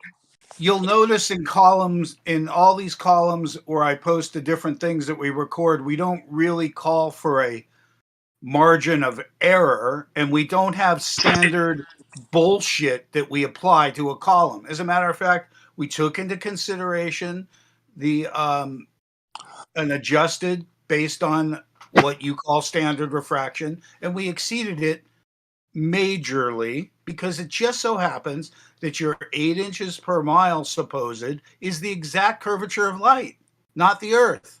Yet they have different properties. That's your claim, and the fact that you didn't take into account any error bars or margin of error means that it was a poorly designed experiment, which is pretty typical. 35 different poorly designed experiments. Yep. Yes. Absolutely. Okay, I don't believe you. Thank you for responding, Bob. All right. right. When it's Well, you don't conducted in that have to way believe it if without you any didn't put- error analysis, then it's a poorly designed experiment. If Yeah. there's no error analysis, you did it wrong. Yeah, there you go. I want to Every go. single observation that is done correctly demonstrates curvature of the Earth. If you did not get curvature of the Earth, you did something wrong, and you've identified what that was. You didn't do And an then error you analysis. correct to make sure you get the curvature of the Earth. We get it, Bob. We understand. That's not what he did. Don't That's what he don't did. do that, because that's absolutely not what exactly happened. what he And just said. earlier, when you said something like it's begging the question or affirming the consequent, that was not true either. That is when true. we The have formula. when we have a measurement that suggests a curvature rate of 7/6 r, and we get that measurement, we're not affirming the consequent because it's not zero curvature. It was actually a rather well-designed experiment. Any of you can do it. So now we're doing science. Well, you'd have to do it as I showed you. If you're trying to do it like Dan does, no, because he didn't do an error analysis or even take into account basic scientific principles. Just Wait, poorly was this done. an experiment? I'm or is it sorry, a we just used Yeah, he called it. reality. Yeah, we didn't. He called use- it science last time. We just used reality. I'm sorry. Reality, Bob. That's what we used, not calculations. Well, Dan, I like in reality, we have a gradient, a density gradient in the air that we live in and breathe. Yeah, in but it reality, doesn't we have to affect light the consider. way you say In it does. reality, we have to consider Full of what that shit. air can do to distant optical observations. If you don't consider what the air can do to that, you've done it wrong. Yeah, you really, really are pushing this. You really think the globe needs you this bad? I think refraction exists, and you think it doesn't. In air, it definitely does, which is fucking a Wow. problem for you because you didn't do an analysis for it. Somebody Is keeps that what the he globe said, needs right? this much defense. Somebody keeps sending all these people here because apparently the globe needs this much defense. It's crazy. Why would you it can need make so much? positive claims without evidence if you want. Thanks. Ooh, you poor baby. Day and night, Bob. Day and night under different conditions. Think about what I'm saying. Different light sources, different conditions. Think about that, Bob. Yet it still parallels the water, Bob. Think about that. None of your applications work in the field. That's just real world. See, Dan, here's where your entire argument falls apart. I can accurately measure things optically to 4/10 of an arc second. It's demonstrated. There's no question about it. So if it comes down to you and me trying to measure things optically, I think I'd probably go with me. Yeah, well, if you ignore everything I just posted in the past 5 minutes, then you could. Where's the error analysis? Yep. Let's see the error analysis. What's the error of your instrument? And what is your refraction analysis for the conditions? And Well, what what you're do you calling expect? error would be a diverging beam. In other words, it gets wider. What is your beam divergence? What's your beam divergence at the distances you measured? Yep. Where's your What is analysis of that? And the analysis of the device measuring what the optical observation device is. You need to analyze that too. It's a lot of work in science, Dan. You can't just go out and say, "Hey, it looks flat," and have people expect people to believe you. You do realize that all the high definition footage of what we done 3 years ago has not been released, right? Does it include an error analysis, a beam width? Yeah, we're going to Fraction? interview you to get an error analysis. We're going to interview you, Bob. I'll be happy to do it. If you'll go ahead and put 200 in my PayPal for the dome. So the I'll be happy to reality do is, analysis. if I'll be happy to do an analysis for you. any of you take light and shoot it across a distance, it parallels exactly the surface you're over. It doesn't have its own path. That it happens to exactly. Tell that to Jaronism. Jaron's a journalist. You know that? Yeah, but he tries Okay, to play so scientist like you don't do. conflate it. Jaron also bailed over 4 years ago on FE Core. So why don't you just understand what you're really dealing with, and attacking him is cute, but you I wonder don't if have he any bailed legs. because he realized the stupidity of his position when he had his little interesting result. But yeah, except you didn't see, you weren't there. You have no idea what happened with that film, do you? Would you like me to explain what happened with that film? Be sure to include how Jaron's actual experiment was conducted. Well, I'm not even going to go there. I'm just going to say that it was intended to be an honest documentary. And at the time when it went to get sold, I just want you to imagine how easy it is to take these, those two people in particular spent over 2 years on it. Imagine their salaries at, very minimal. They had to have spent over $100,000 in time, much less any post-production. So they're into this thing for $100,000, and it's coming up to the film festival. And man, they'd be happy to get $100,000 to get out from under that. They'd be happy to get anything What's that to have get to out. do with the results of Jaron's experiment? Well, it has to do with the editing and what they edited out. Just What like did Nat they Geo. edit out that Just changed like the Nat results? Geo. Just like What did they PBS. edit out that changed the results, Dan? Come Well, on. they edit out the prior experiment. Which showed And what? I just want to say what happened, because a lot of people think that that was a hit piece, and it wasn't intended to be. But imagine somebody coming along and giving you $400,000 instead of $200,000. And they tell you, we need you to just fix the editing, shut these guys down. Now, this You is think that's how really documentaries are possible. done? I just want you to look at the type of money spent on the military industrial complex and how cheap it'd be to dump a I'm not couple really interested in your $100,000 paranoid into delusion. shooting this down. What did they edit out, Dan? Yeah, I'm not interested in your paranoid delusions. You Tell me think what they adding edited low out light to change you things. think adding low light and violins at the end is normal? What did they edit out, Dan? Yeah, just tell me how they changed the experiment, Dan. They did not change the experiment. They just didn't show it all. Thank you very much. Appreciate it. So what did they edit out? Now you explain Nat Geo, boy. What did they edit out, Dan? You explain Nat Geo, boy. No, We're you talking made a about claim. Dan. They made an editing I'm just decision in order telling for the you, results to show up as they did. when Now we're you need to bring it up. lied, You need to when bring we're something lied to the to, conversation. What then did they edit lied out, Dan? about. This Dan, is what the about fuck did lies, they edit Bob. out? Why are you going to just make a claim and not back it up? I just don't have the footage in front of me. I have Nat Geo on my screen. Sorry. So why the fuck did you talk about Jaron? You did, you stupid cunt.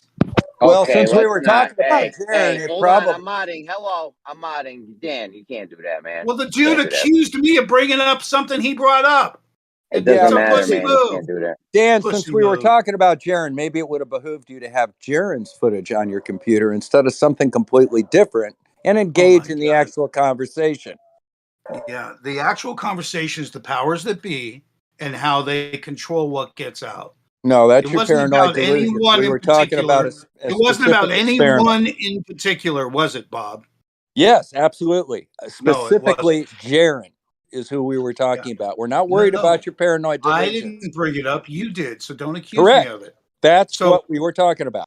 You did Who was ignore the me when I person that asked said you they about edited Nat out the Geo, footage? right? Would you Who was the admit? person in this conversation that said I know they you guys edited can out both the? hear each other talking. You guys don't see. Dan stopped. Dan actually stopped. All right, one at a time, guys. Please, no name calling. Come on, man. This isn't. You guys been hanging out in crazy places. This is not the shit show. Please. Who was it that said that they edited out the proper results, Dan? It's what you brought up, dude.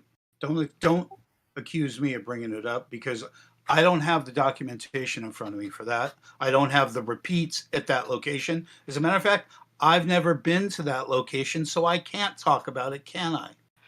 Then why did you? I didn't, you dumb fuck. Do that again. I tried to tell Why you did the- you Dan, say what that the they fuck, edited out Dan? the Hold proper on, results, doofus. Dan? Hold on, doofus. Dan, what are you doing, dude? This is about editing. This is about This is omitting. about not calling names, bro. Please, you know you can't do that here. I have nothing better to do than to call Bob Then names. just go on He mute, won't man. address. He won't address Nat Geo. Okay, he won't address it. Then don't call names. Just go on mute then or something. I don't know. Just don't call names, please. There's no name calling. That's how you get into the shit show real quick. All right. Well, you guys enjoy talking to Bob then. All right, man. Have a good one, Dan. Also, Bob's not here. Can I call names then? No, you cannot. No. Well, he ran away because I mentioned how things get edited and omitted as presented to the public. As presented to the public. That's what's You important. can call me names if you want. No, you can't. Oh, Yeah, and I don't need to because it's not a game. It's not like that. Yeah, Bob didn't run away. I was the one that was engaging you on the topic. You said that they edited out the proper results of that experiment. You didn't have anything to bring to back that up, and that's what the conversation became. What I was talking about is the powers that be and how it ends up in editing where the decisions are made, what's included and what's omitted. Now, I can give you multiple examples of public displays such as Nat Geo, Netflix, and the PBS Discovery piece, all three of which heavily biased against us. Now, I'm sorry about that, but it's a truth. It's a reality. I mean, all the Globers at Gems admitted that Nat Geo faked the funk on that one thing with the helicopter. Is that what you're talking about? That was the Discovery PBS one. Oh, I thought that was the Nat Geo one. No, Nat Geo's the flag one, and I don't think they faked it. I think they they just completely omitted the balloon experiment because we had debunked it on the ground. I think the Geo was pretty funny, that or National Geographic or whatever it was, PBS, because it did have a lot of crazy editing in there. We broke it down a long time ago, but I don't know if that makes it fake. It just means that they did a bunch of editing. They faked it. I mean, no one's doubting that whoever did the helicopter one with the CGI birds and shit, that one was obviously fake. CGI birds? What? The birds themselves are not CGI. What they did was they took the joke. They just did it. They edited it, and yeah, they screwed up some of the timing, and they had some of it. Live was was unedited, but that's when they put the pieces together. Yeah, they had some scenes where there was birds and some scenes there weren't, and the same Right, birds, right? There was something occurring in the water that they didn't want in the final footage. Whatever was happening in the water, and I have no idea what it was, they covered it up with water from one scene and put it in the other scene. So about the one where they had Stop calling them CGI birds. They're spy birds. No, they mixed two shots. They added the helicopter. They added the helicopter into a shot that already existed. So it's not that they added the birds; they added the helicopter. So How about the one where they had the 3-colored flag or whatever it was in the water, that's and what they were Dan was talking referring about to. the horizon? Yeah, I have and that the horizon is in the background. I have that flag. It has 6 stripes. They claim 1.5 stripes are missing, yet every image does not show 1.5 stripes missing. Forget the stripes, bro. The horizon's in the background. Yeah, see, I agree with you, and I do with you too, Dan. That's a joke. No, they did look at the stripes, and the bottom were missing. They said due to curvature, and then you see the horizon behind it. So I think it's a lot of these people that do these tests, are not as sharp as you guys or us, and in general. And I think they do things kind of sloppily. And they actually pulled the other experiment. The other experiment was to raise some balloons on the other side and to see when they could see them. And their claim would be that same 34 some feet that the helicopter appeared at. Yet they couldn't start the experiment at 9.6 miles because they couldn't find the starting point. Their cameras weren't capable of locating the other side. Well, we used some tricks with a P900 and FaceTime, and we guided, off the road by matching trucks going by as to where we were. We called it out. We located it. We told them where it was. And they argued that that couldn't be the case because we were looking at balloons on the ground. I have plenty of footage of it, and it was completely omitted. Yet, put it. You know what you should do, Dan? Put some of that into the chat so we can take a look at it. Even the screenshots would be fine by me. Yeah, there's a whole. Though it's live. It's live from our give me phones. A link. Give me something I can look at. You say they can see it and they can do this, do that, and the other, and they omitted it. Just put that up to let us see that. That'd be kind of interesting. All right. Well, there's the. I just want to point out there's the original Nat Geo that omitted it. There's our footage of it happening, and then there's the blue shirted team's own video, which I'll supply where they make the false claims, which was put out after Nat Geo. So they had plenty of time to go through it, and that was kind of the sick part of that is they in post production were willing to continue the lie. I also have all the pre-production of everything started. I don't know how much of you want. I could put a link to all of them if you like in a playlist. I don't know what else to do for to tell you, but I'll post some stuff here. Thanks. It's pretty sad when regular things like we trust, like TV, PBS, Nat Geo, we trust them to at least be balanced and fair, and it didn't happen, and it doesn't happen, and that's pretty scary, pretty damn scary.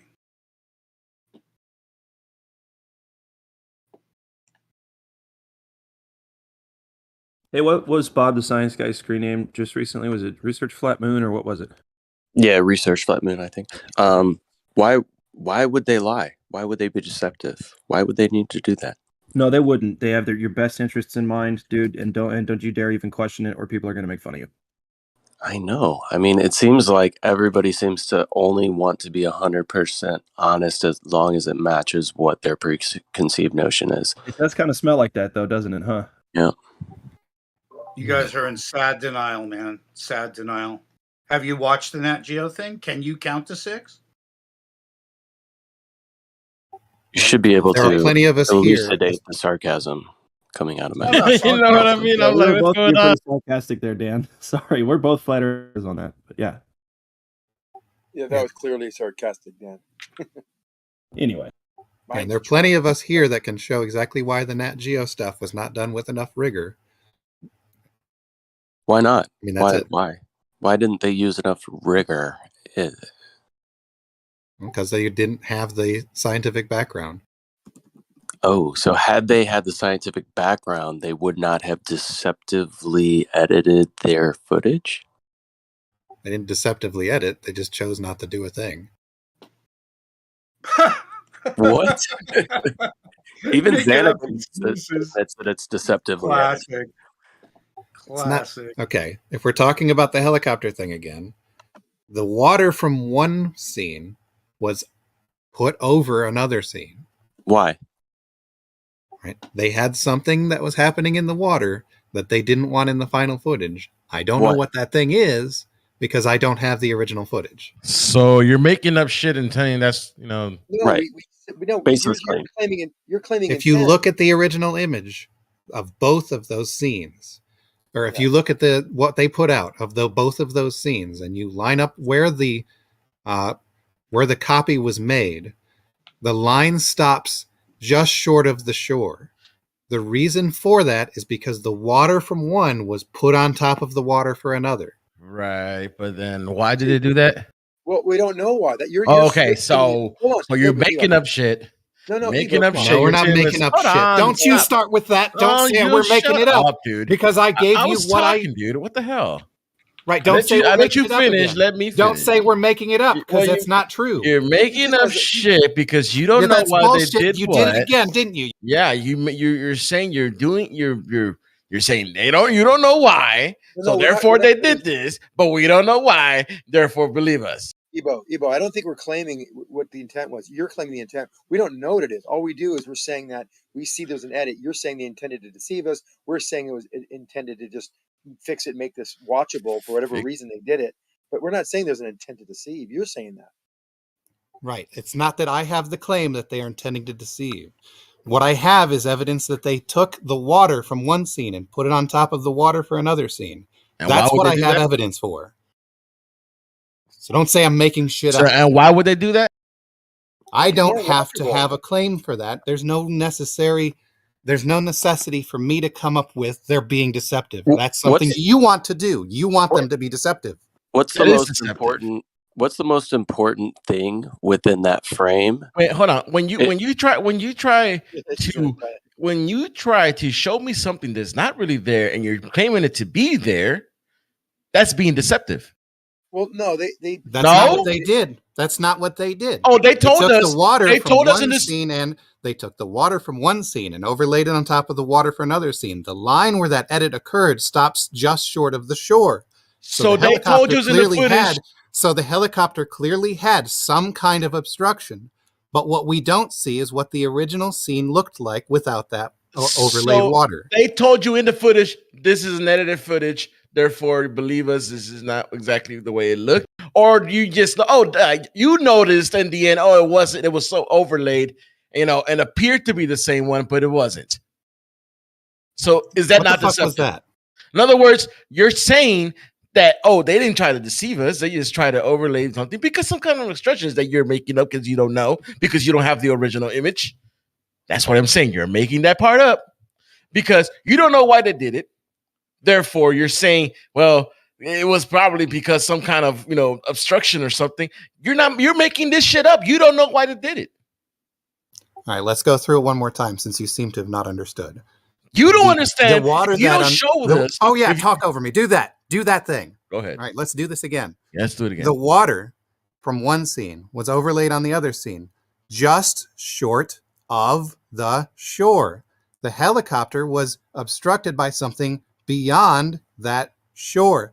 So when they presented some footage of the helicopter having some obstruction, that obstruction was definitely there. The only thing that was different was the fact that they overlaid some water on top of some other water. How do you know this part? There is no obstruction at that distance. I have plenty of How do you know? Do you have the original image to compare it? I got plenty. I have the two scenes to compare, and I know precisely which part of the scene was copied to another part of the scene. Do you have the part where they're filming it and it's showing you the part that is being obstructed that they overlaid it with? Day and night. I got images of that again. Let's start over. Hold on, Dan. So holy shit. Sorry. Real life, guys. There is no obstruction at that distance. My question to him, because this is the part he's making up. There was an obstruction with the helicopter, and they overlaid it just because of that. Is that what you're saying? No, that's not what I'm saying. What are you saying? Again, because it seems you still didn't get it.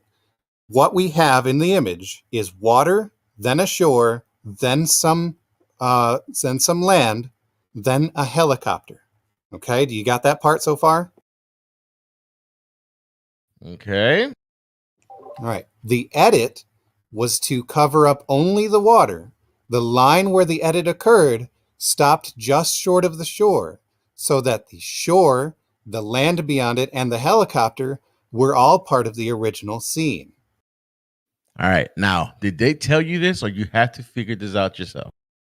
And analyzed the footage to figure that out. So they were not open sanely. They made this edit. They reconfigured the images to show this particular image. You had to analyze that they were not the correct. That was not the correct image, right? Because it was duplicated. Correct? I had to analyze to find out where the duplication occurred. Right. So that's called deceiving you because they didn't openly tell you. That is called deceiving you. When they're showing you something that is supposedly what they recorded, but is not really there. That's called deceiving you because they didn't openly tell you, hey, we edited this footage to make it look this way. They didn't tell you that. There were no disclaimers. Did they? Did they edit the footage to make the helicopter appear to be hidden by an obstruction? Yes or no? That's not my question. Was that my question? Did they put a disclaimer? They don't have to. They don't have to. The analysis of the footage shows that the helicopter was obstructed in the original footage. You have the original footage? No, we have evidence of where they know.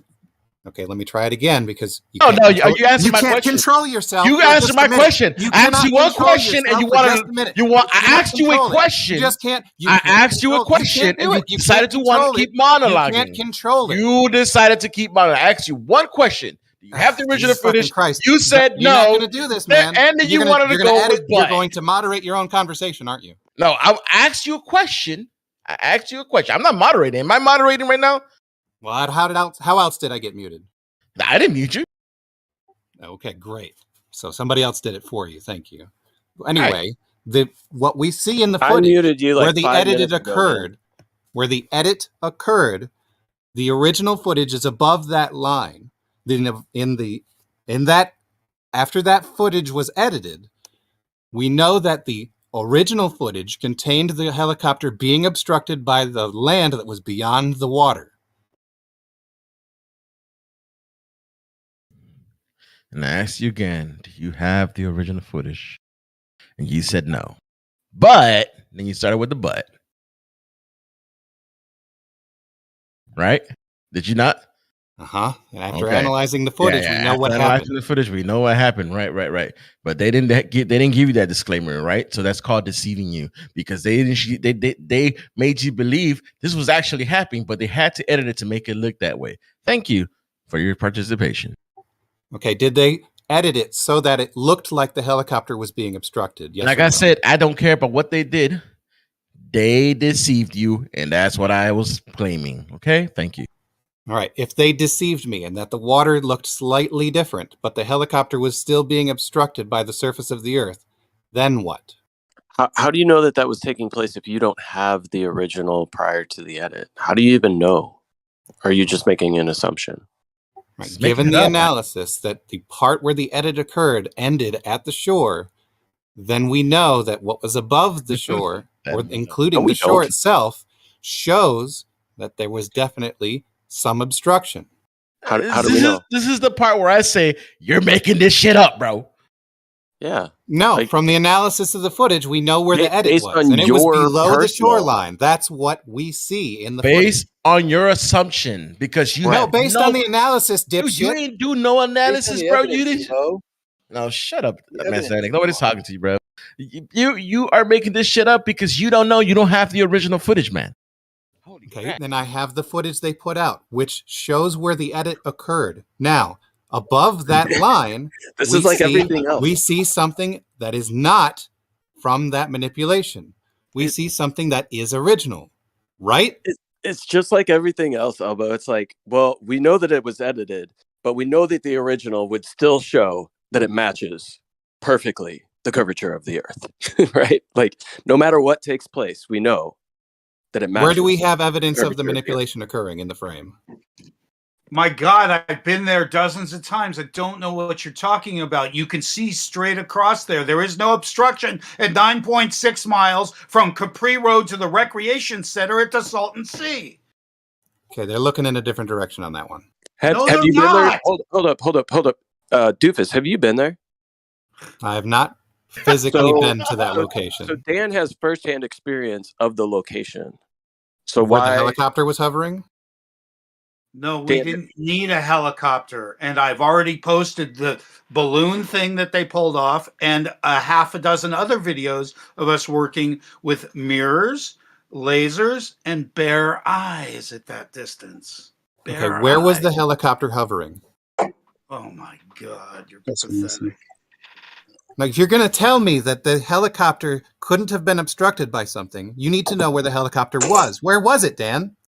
It's the same fucking span of 9.6 miles east to west at the Salton fucking Sea. Same fucking span we worked at. Same fucking distance. I don't know. I We feel like worked Dan at would win. over and over again. I've been there too. I just wanted to back up Waterman. He's correct. That helps. All right. He don't like me. He don't want to hear it, but he's No, not I wrong. don't, definitely don't want to hear it.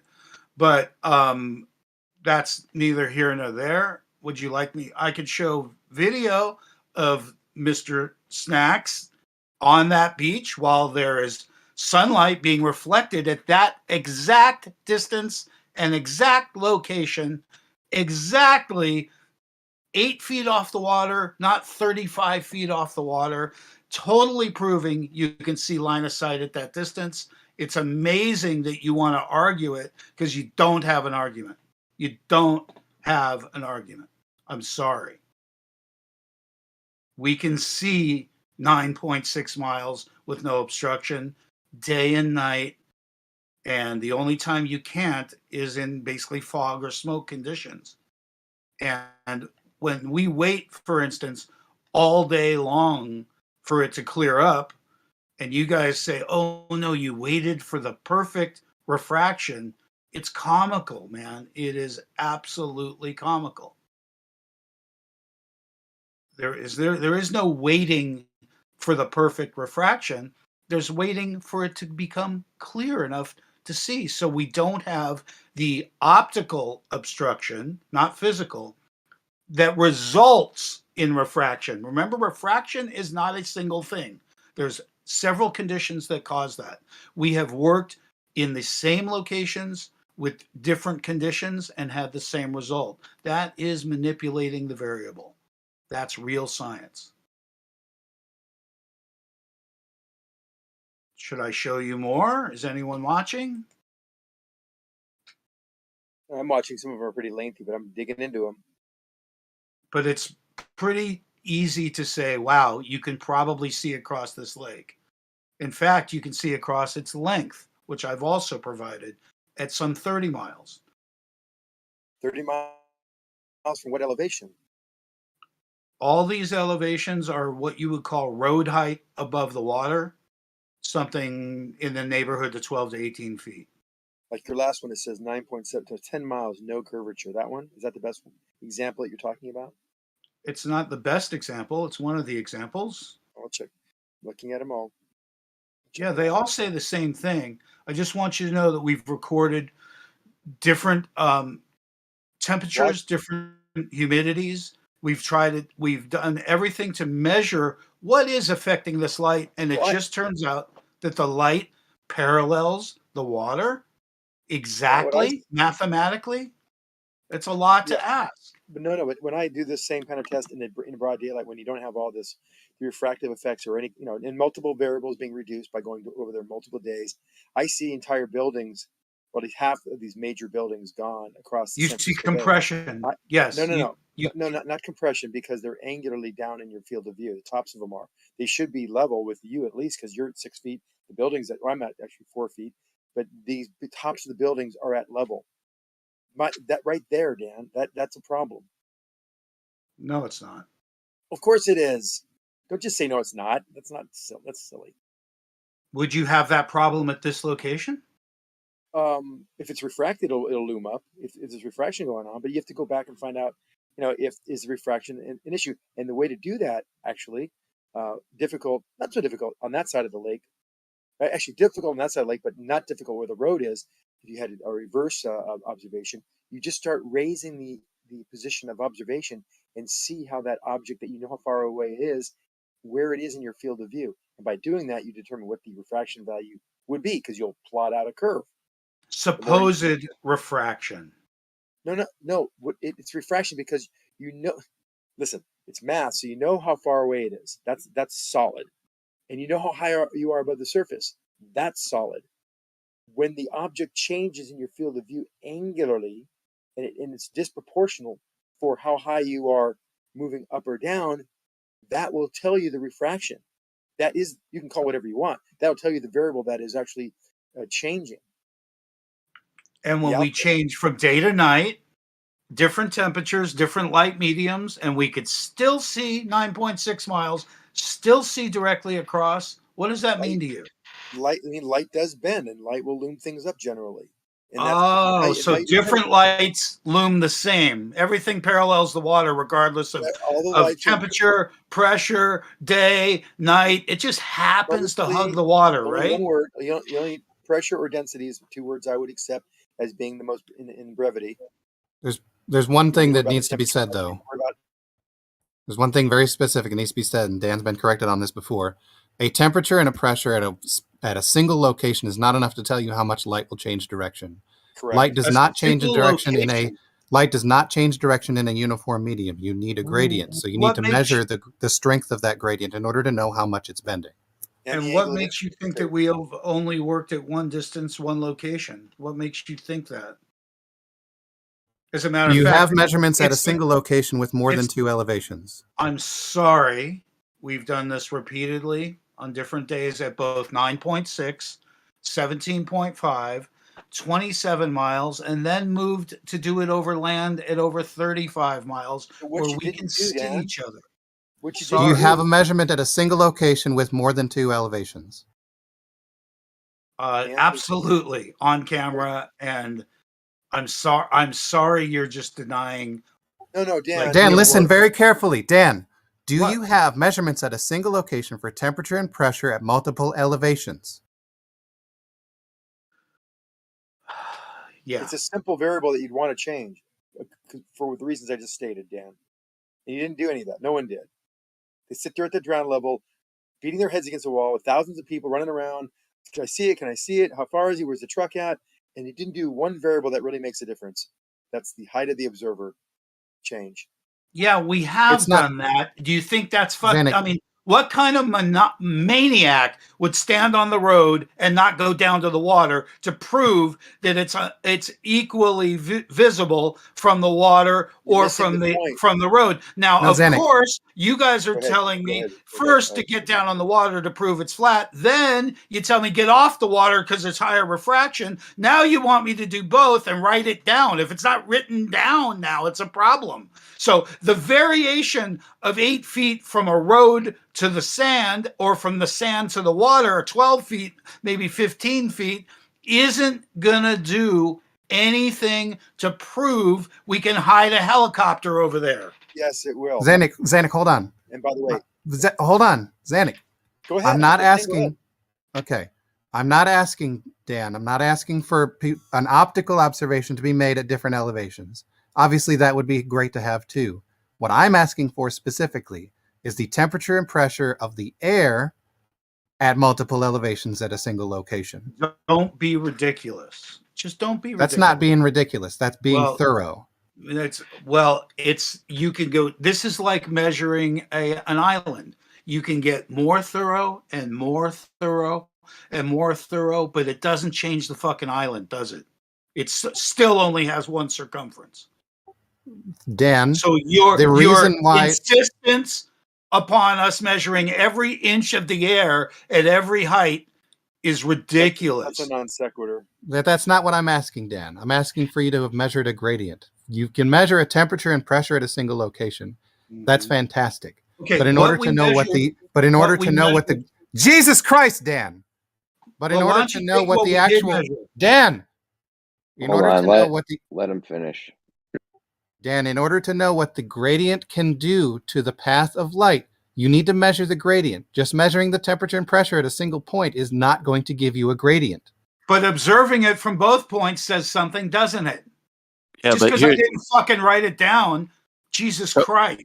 Don't worry, Dan. It's fine because they don't have the same standard applied to anything that they do, and they right? Can't exactly. So was Doofus in here talking to Bob earlier and asking him for all of his refraction measurements to ensure that it was standard refraction within his deviating plumb bobs or whatever the fuck he was talking about measuring? Were we going through this rigor with Bob, or did we just assume that it was okay for Bob to use whatever Bob wanted to use in order for it to match the globe? Great. I'm so very glad that you asked that question, because he did specifically say that the water and the air well above the water were the same temperature. So we worked out that the temperature gradient was nothing. So great. Thanks for asking that fucking question. Throughout the optical corridor for Bob's thing, did he show that?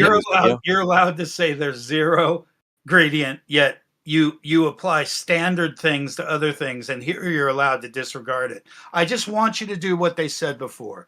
Prove it. Still a gradient. Totally prove it. Hold on, Dan. I didn't say there was zero gradient, Dan. Nowhere did I fucking say that it was zero total gradient. What I said was there was zero temperature gradient. There's still a pressure gradient, which applies for any observation where there's no temperature gradient. That pressure gradient will cause standard refraction to occur. But you don't see that happen with your light source. Only on your head does that happen. The Well, what do light you mean by still that? shines No, I can right actually stuck I at can you. induce any gradient I want. I can measure The that to light happen, Dan. still shines right at you, paralleling the water. How do you know that?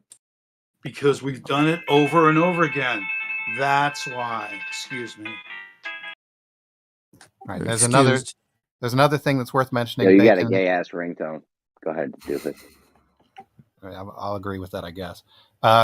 There's another thing worth mentioning, Bacon and Zanuck, because I'm about to have to go. Now I forgot. 1 second. All right, make sure you get your It was notes the together so the next team can come in and pick up where you left off. I Doofus. need the handoff. Give me the Oh, baton. if you forgot, it wasn't important. That's what my mom always I says. think we'd have a lot more It had to do with Globers the gay ringtone. defending the globe. Wouldn't you think there'd be a lot more Globers in here defending the globe if it were a globe, not just like the same 20 people? No, they Like, don't really care that are you much about kidding? this. You sure? We like you guys. No, it's weird that they're even doing it in the first place. Well, that is true. Well, I mean, how you can argue both ways? I mean, it's weird that People there's do few weird people. shit It's for weird that money. there is people. I mean, it can't be took both. We took it over land. We took it over ice. We used different light sources. I'm sorry to say we've done the best we can to try and document with small teams what can prove to everything. But if you can get underneath and you can find something to lift and lift it up and pull it up and go, look, there's something under here. Good luck with that. Just good luck. These are honest people doing honest observations over and over again. 35 different ones. I with agree they're being extreme. honest, and I think they're you're always trying to find the truth here. The problem is they're not understanding the science very well, so they keep on making a lot of mistakes or making the incorrect assumptions. Now, I'm not saying any of these are doing that. I'm just saying that a lot of people understand refraction a little differently than would actually. You tell me how your light happens to match your Earth. Oh, I Because remember now. the conditions change and Earth doesn't, yet the light remains parallel. Well, they don't. Hold on, Zanuck. I figured that out. No, that's not the Go claim. ahead. Yeah, let Doofus. He remembered his thing. Right. So if you are at the source if you're at this location for the source of the beam and you're watching along the beam parallel, or you're at the destination where the beam is arriving and the beam happens to be arriving parallel, no matter how much refraction exists between you and the source or you and the destination, while you're looking along the beam will appear to be straight, even if it's bending, due to refraction. That's also a good point to think about, guys. Yeah, which is why we went to Great Salt Lake and we went 10 miles away from a car on a road, which went across the path, a truck full of incandescent light, fluorescent light, flares, no lasers, but we spotted it some 8-10 miles away. Then we drove. How high do you think that road was above the surface? What? Oh, maybe 8 feet. Yeah, that's not really relevant, Zanuck. It's relevant because when you move it left and right, you're playing with a different form of vision now because first of all, it's over the horizon and you're seeing it. Then you take it left and right and you go 10 miles. 9 miles away. What's the draw? Hold on, Zanuck. What would be hidden over 9 miles away? 40 feet. Okay. So do you think there's any road along a big lake that's not at least 40 feet above the surface? Yeah, because we have real life. We've done this in different places. Yeah. He used the zero observer altitude for that. That's not good. Zanuck, what do you think? Hold on, Zanuck. This observation he's talking about, he's looking at a path from the side as it progresses, and we've already gone through with Dan why even at 4K this wouldn't be sufficient. Isn't it part of the problem also the altitude you measure with an altimeter in the Salton Sea? Because isn't the Salton Sea? I hear you on that 4K issue. We're going to test that, and we'll show you that even with your bare eyes, you can see no variation. So what we're going to do is go 20 miles away. We're going to go 20 miles away, and we're going to take a light source directly at the same spot as Nat Geo and PBS. And guess what? From 20 miles away, when you watch it traverse 10 miles left and right, 9.6 miles left and right, you will not see the curvature of the Earth And under any you're conditions. missing the key point here. You You shouldn't. should do that, but you should also find some way of rigging up the simplest, most barest, basic level of all time. Because if you do this, you'll see whether it is level with your eye view, with your level point of view.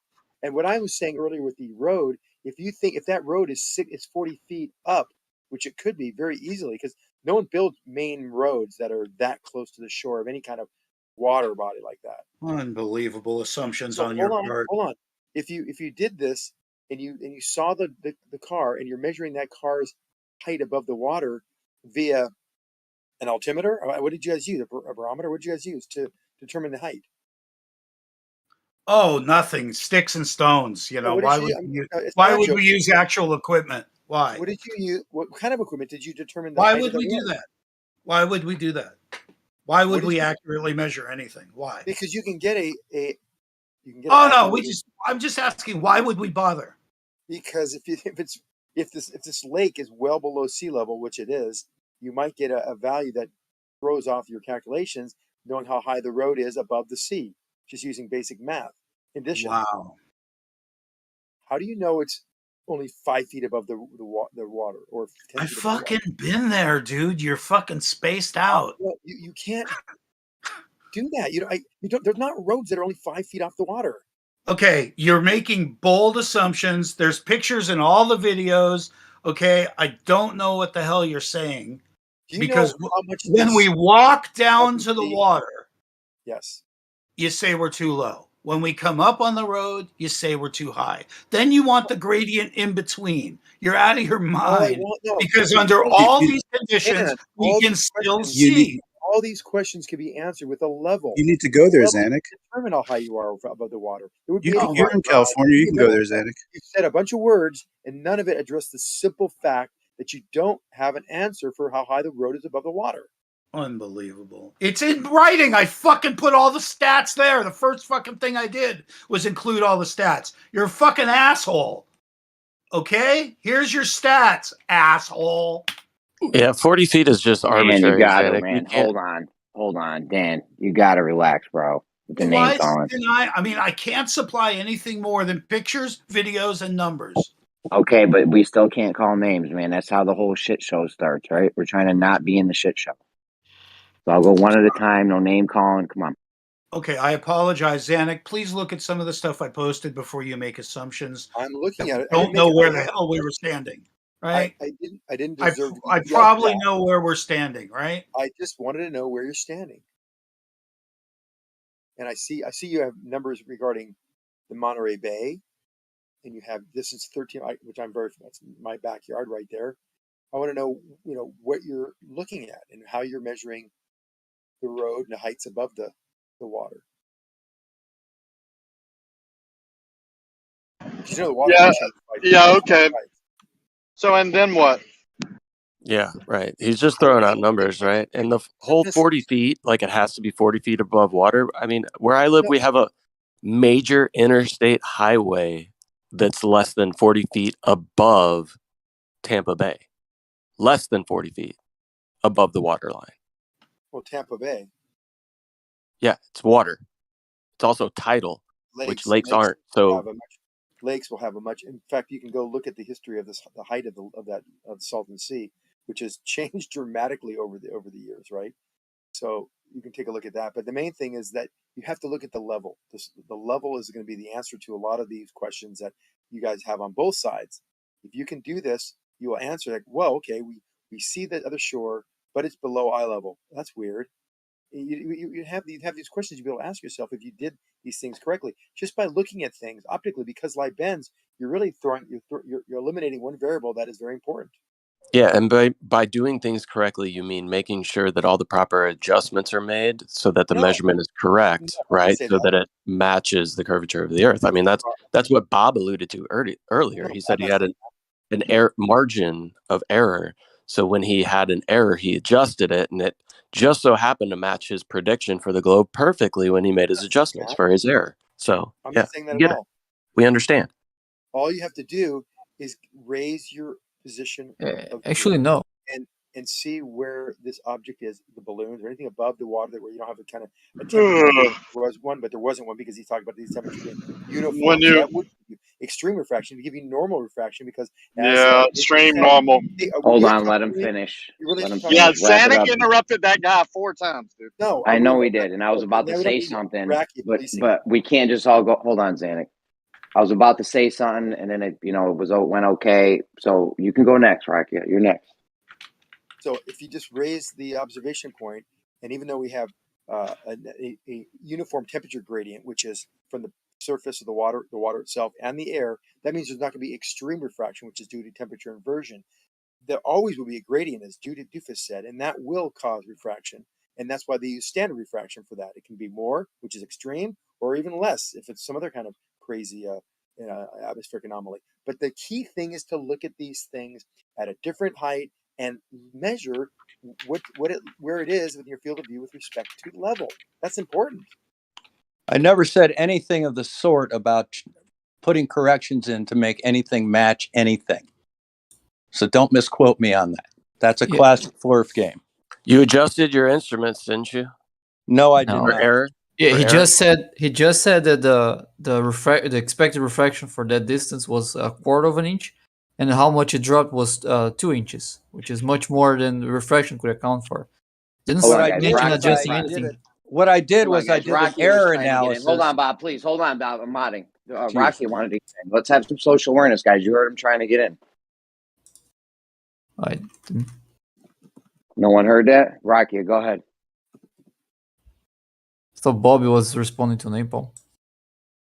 Well, I know. I don't know. Well, listen. Well, I don't know. Rocky, did you have something to say or no?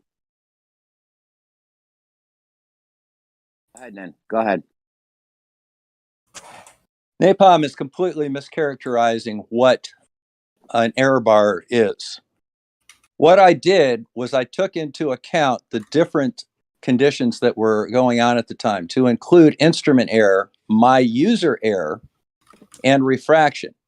And I said that if the results were within 1 1/4 inch of the same measurement on both sides, I was going to consider that level, or I was going to consider that horizontal and evidence of a flatness to the surface of the earth. My actual results were somewhere in the order of 2 inches, well outside of that error bar. It had nothing to do with adjusting the instrument. It had nothing to do with changing the height of the camera. It had nothing to do with any of that. So you made a line that was. It's just that I said that if it was relatively close and there wasn't much of a difference, I was going to say that that was within the margin of error. However, it was not close. So the margin of error is irrelevant in that because it was outside of the margin of error. And that wasn't straight and called it horizontal. Not addressing that. I've already addressed it. Well, just for the audience, your line's not straight, and you're saying it's horizontal for the audience. And just for the audience, Jeremy is attempting to say that a possible 1/4 inch variation over 1/2 mile somehow makes a line not horizontal anymore, in an effort to try and invalidate this very strong evidence for curvature of the Earth, unsuccessfully, I might add. So for the audience, I don't know if the audience knows how horizontals work. They don't bend or curve. They just go straight. So this wasn't a straight line, so not horizontal. Oh, okay. Again, a 1/4 inch over 1/2 mile. Close enough. Bending. Yeah, a quarter of an inch over 1/2 mile. Curving, Well not within the straight. margin of error. Horizontals are Well I within know, the over measurement talk error, me. so it Overtalk changes me. the outcome not at all. I know your game, Bob. You try to overtalk people all the time, make us get crazy. So just for Piss the off, audience, Jeremy. I'm not buying your little nonsense. So just be quiet. Over talking people though. So just for the audience, a 1/4 inch over 1/2 mile means that it was not straight. Horizontals are straight, so we know we definitely did not have a horizontal there. Thank you. And the change was more than 2 inches, which is well outside of a 1/4 inch. So bending less or more, I don't know. Either way, definitely not a horizontal. Thank you.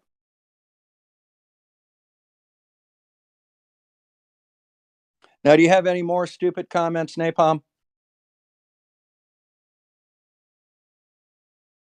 You want to claim I said something else? Did you make any adjustments to your equipment? No, I did not. Okay. Because it seemed like earlier in the conversation you alluded to an adjustment that was made. No, you just simply didn't listen. What I did was I said I counted for factors to set up an error bar. My measurements exceeded that error bar. Gotcha. So you made no adjustments to your optical measuring device. I'll have to review the video and see if any adjustments were made. But no adjustments were made to the optical device.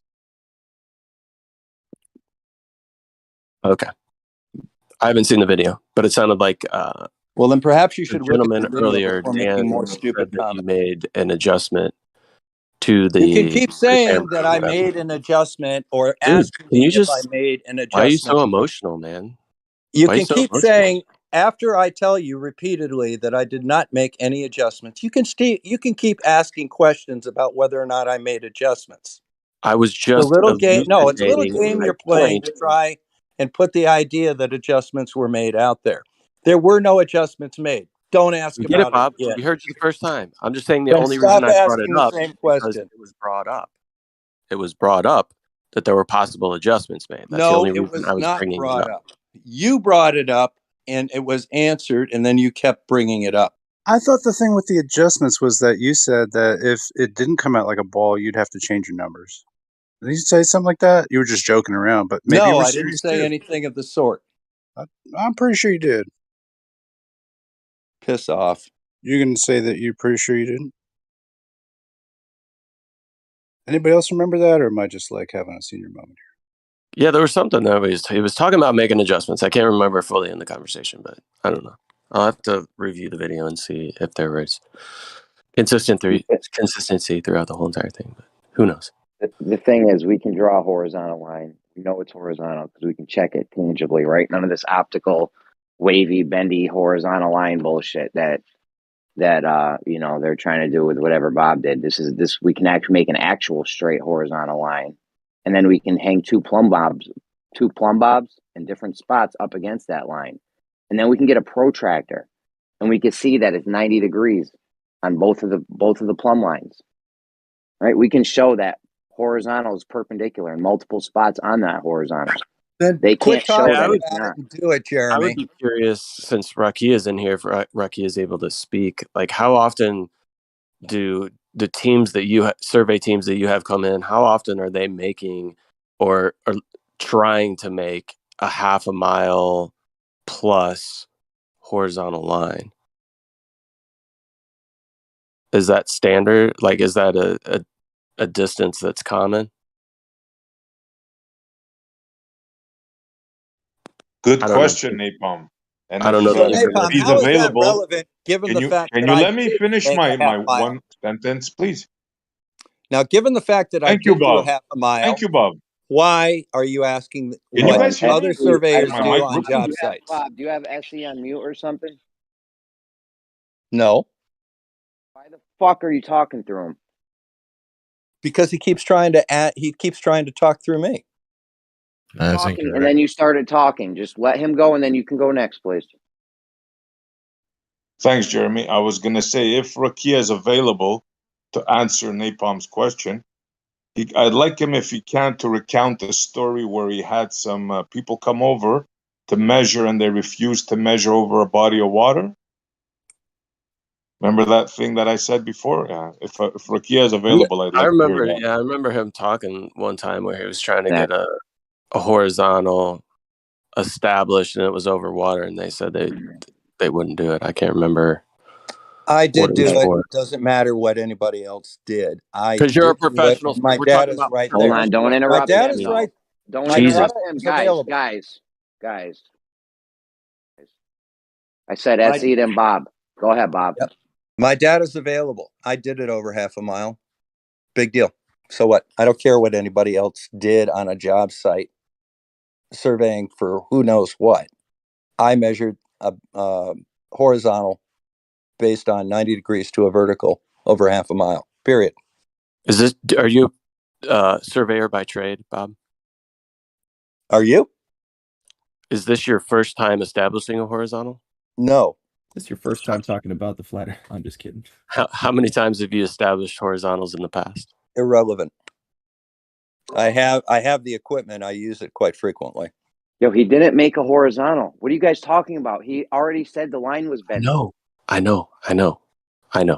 Yeah, I'm not addressing He's that just, any further. I've he's already. just The line's bending, alluding not to being horizontal. an expert. He's just like Bending's alluding to horizontal? being an expert. Like he can just because he can speak about his whatever he did with confidence, he tries to get the audience to believe that he's some sort of expert when we're trying to talk with people My who deal with documentation's surveying all on a there. daily basis who are credentialed within surveying. Not that I want to do some sort of appeal to credentials, but when it comes to something like this, we've seen non-credentialed people be pretty inaccurate with their measurements when it comes to surveying tools. Show And where I even was inaccurate. Dude, you didn't Go make ahead a and horizontal demonstrate the line. You inaccuracy. made bendies on. Yeah, you made a. Okay, so you didn't make a Yeah, you didn't make a horizontal line. You made bendies onto, if that's a thing. Okay, can you do the math and tell me how many arc seconds that is?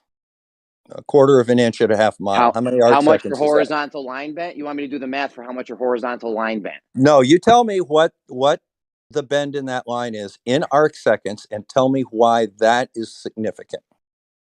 Because a horizontal doesn't why have you're- a bend at all. Yeah, you want me to tell you why it's significant that your horizontal line bent? A quarter of an inch at half a mile. Tell me why. Can I step in? That is characteristic number 5 of science denial. Inappropriate expectations of perfection in science. Okay, were you just also with characteristic number 4, Let me get in, inability please. to do scientific reasoning. Can I step in? Can I get in, please? Can you guys hear me? All right. Yeah.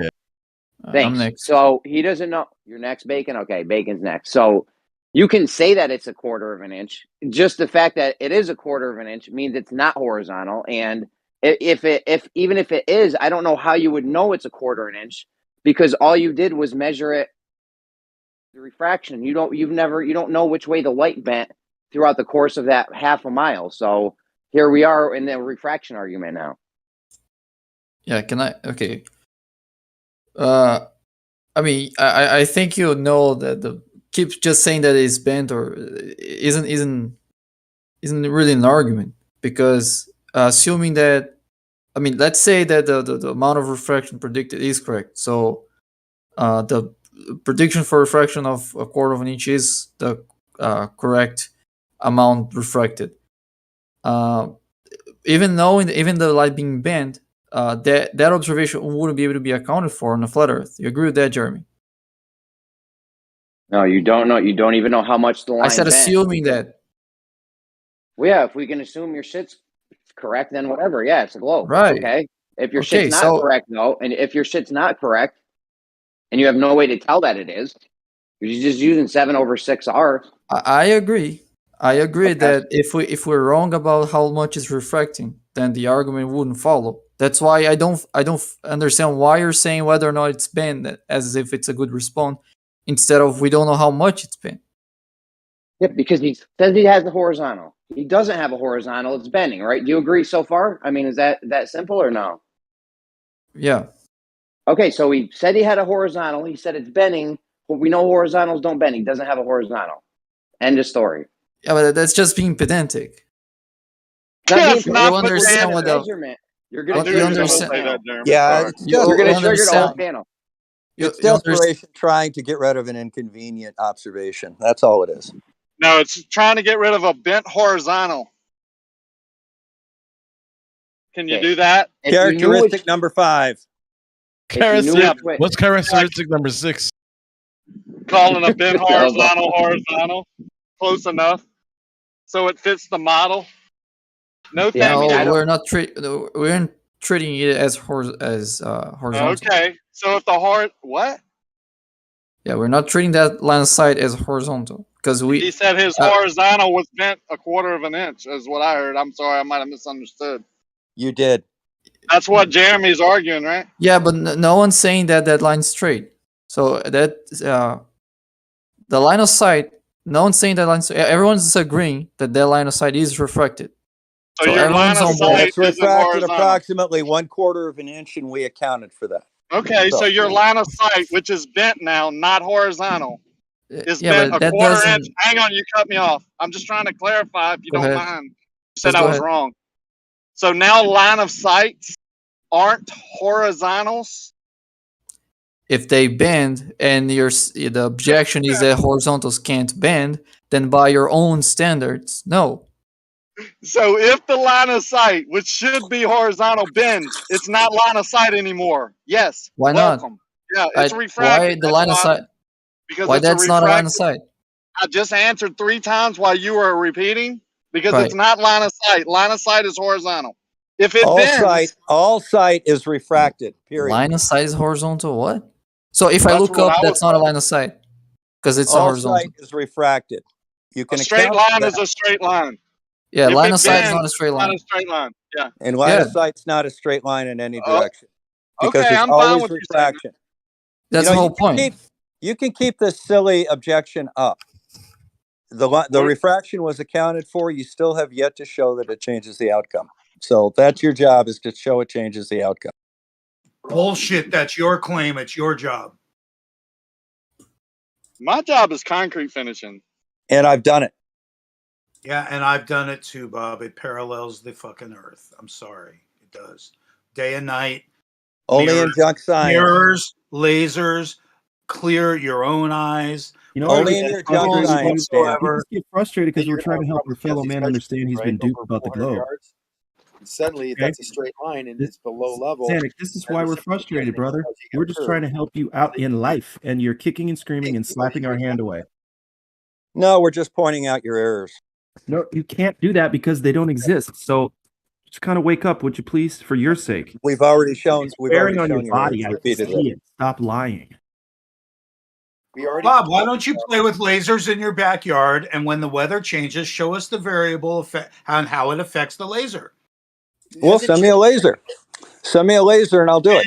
You a laser. Yep. You want me to do it with a laser? They're about 30 send me the laser that you want. about 30 fucking bucks. You can handle that. I'll pay you back if you do it. How's that?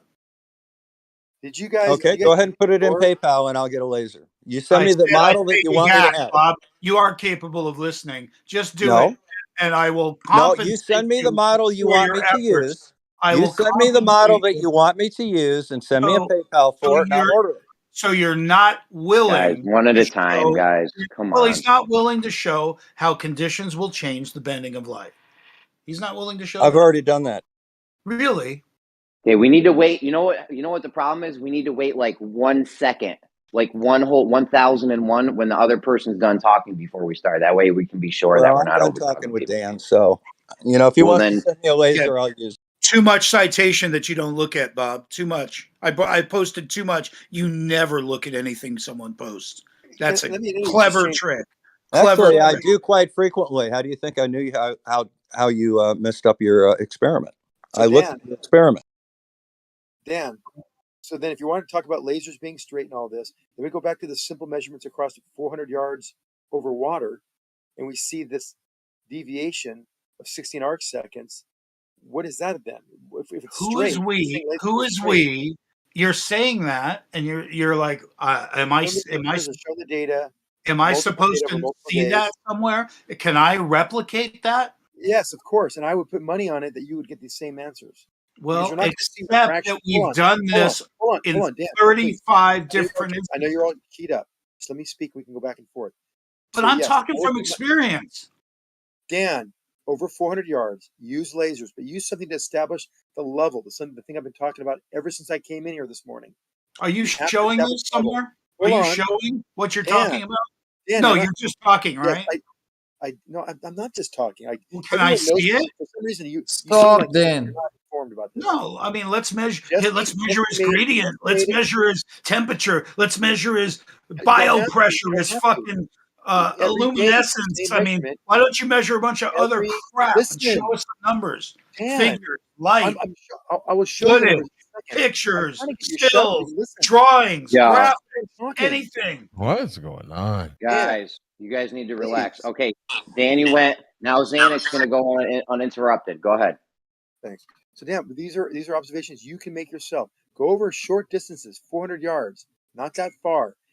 Establish a level, the thing I've been talking about ever since I jumped in this morning, and see if that point in the distance at the same height above the surface, touching the water, is going to be at the same level position in your field of view. If it is always lower, you have to ask yourself, why is it lower? Is the light bending up? No, light always bends down because it's a gradient. Be concise, please. Be concise. So do the test yourself. You'll always see a deviation from the straight line you've been fighting for the last 10 minutes of a laser, but it will hit lower on the stick 400 yards away. Dude, be It's straight, concise, but please. it's still down. So it's not a horizontal anymore. It's a horizontal from the origination point, but it is not horizontal with the target. Okay, good. You done? All right, Dan, go ahead. Okay, I'm posting them measuring the level on one side of 9.77 miles, exactly where these other experiments were done on the Salton Sea. Dan, you missed And the we- point. And we measure the height off the water, and then we level it, and then we shoot it, and then you see it on the other side at the same height. 9.77 miles. Here it is. This isn't theoretical. This is real. There it is. Sorry. You're not leveling. What do you mean you're leveling? You're not leveling. You're aligning it to what you see across. It's only a minute long, and you've already determined that. Well, which one? The last one? I didn't know you posted something else. The laser, the Salton Sea laser observation. Remember, I'm talking about something over short distances to get rid of the refraction factor. Don't you want to get rid of the variables, Dan? Go to the water, measure over 400 yards, a quarter mile, and measure this with a theodolite, something accurately measuring level from one point to the other, and then you'll get your answers. Why wouldn't you do this? It makes perfect sense. Why are you giving yourself Why more don't you errors show than me you're- 8 inches of variation at any mile anywhere Hold on on, Earth? Dan. Dan, just let him finish. Zanuck, please be concise. Think You go I on was. and on. All right. Go to it over a quarter of a mile and see the 16 arc seconds of deviation, which you will see every time you do it. And then you got to ask yourself, why is that happening? I don't know that I can see an arc second. I know I could So see you 8 inches. measure it. You don't see it, you measure it. But I can see 8 inches. And at 3 miles, it's 6 feet. So a person disappears. You understand why we use 3 miles? Because Yeah, I that's what the understand. horizon. So let's play with the horizon, because that's real life, right? So that's at 3 miles. That's real life. Real life is also going up in an airplane or looking at the horizon at a mountaintop over ocean. And seeing what's I must be done. There's that nervous laugh again. Okay, listen, Dan, all you got to do is go up on a mountaintop. Could be like in LA, you can go up to 5,000 feet, only 20 miles from the shore, Mount Baldy, and look at the shoreline, and also measure to the town below, Huntington Beach. You can see where they actually reside in your field of view, and you know how far they are away from you. These things all point to the globe, the surface being curved, because the angles don't comport with the flat Earth model, flat Earth calculation. Doesn't work. You can do when you go to the airplane. I mean, once I show, I hate to do it again. I've done it thousands of times. 3.5 degree drop from level. That just doesn't work on a flat surface, Dan. You know, forgive me for being real, but just like 4 days ago, I took this shot, and I'm not going to address my point. Oh, Where are the because measurements in that shot, Dan? Where are the measurements? How did you measure things in that shot? Well, I don't need to measure anything, do I? All right, so it can be dismissed then. Okay. Dan, you I didn't put address my point. I spent. I'm just saying that in real life, I was being very concise. I made a in real point. life, you can. Dan, All right, so he's going to keep saying in real life, but not no Because I measurements. just did it. Exactly what he asked me. He Dan, No asked me, measurements, Dan. Can I I'm just temp observe? muting people. You're going to just get temp muted real quick. He asked, you know, Yo, can you I? guys can't be Sorry. talking over each other the whole time. It's not going to work. We can't hear shit. Okay, And when there is two people talking, it definitely doesn't help if a third person comes in, because then it's just going to be all out madness. So, In Dan, response, go ahead. In response Okay. to the Los Angeles observation, I just happened to make it. Just happened. I just posted it. I just happened to be standing in the Hollywood Hills, being able to see Long Beach at 55 miles away. Now, I understand I have a slight elevation. I understand that this isn't a scientific observation. It's just that what you asked me to do is quite easy. I Yeah, but panned Dan, you're from not east to west getting it. across the Los Angeles basin, That's including fine. Catalina Island, over 35 miles away. Right. And so I have pictures that you can take every morning because when you're down in LA, which I've down there quite a bit, you can't see the ports and the boats and the buildings, the cathedrals and things that are on Catalina from the shore at a 5, 10, 20 feet elevation. You just can't. We drive out there on boats all the time. You don't see anything about the ports until you get close enough to see them because of the Now curvature. that's due to All I ask angular you, resolution. That's to do, not due to anything listen, else. Now, Dan, why don't you try lighting it up? we're talking. Why don't Dan, you light it up? Dan, See, I'm going in to light up order to your. see things, I'm going to watch your video. you have to reflect light back Dan, to I your can't hear eye. you talking. Hold You on, have want to to Dan. hear you. I really reflect do. Hold light on, back to Dan. your eye. Hold Dan, on, please. guys. Fucking Dan, A. let me. I'm just gonna I'll, tempt mute you both. I don't know what else to do because you're I'm constantly. really trying to be If you patient guys with can't have a conversation back and forth, because he I keeps just on have to tempt talking. mute you both. I You're talking apologize. to me right now, Zanuck. You're over talking me right now. In order to make an observation, light has to reflect back to your eyes. So if you're having trouble seeing something at 30 miles, I suggest lighting it up. I suggest pointing a light towards you from that location, but thinking that you're going to see reflective light when the angular resolution has brought it down to nearly zero or a pixel or something very minute in size at 30 miles, you're going to try and tell me, hey, I can't see it. Now, why don't you tell me at what point you can see it? At what mileage marker can you see these things that you're looking for on Catalina Island? Are you doing that? Are you playing gradient now or not? Because at what point is it visible? And at what point does it disappear? Are you playing still? No. Can we? You're not. You done? Because I'm Can gonna unmute Zanuck. Want to say something, Rocky? Go ahead.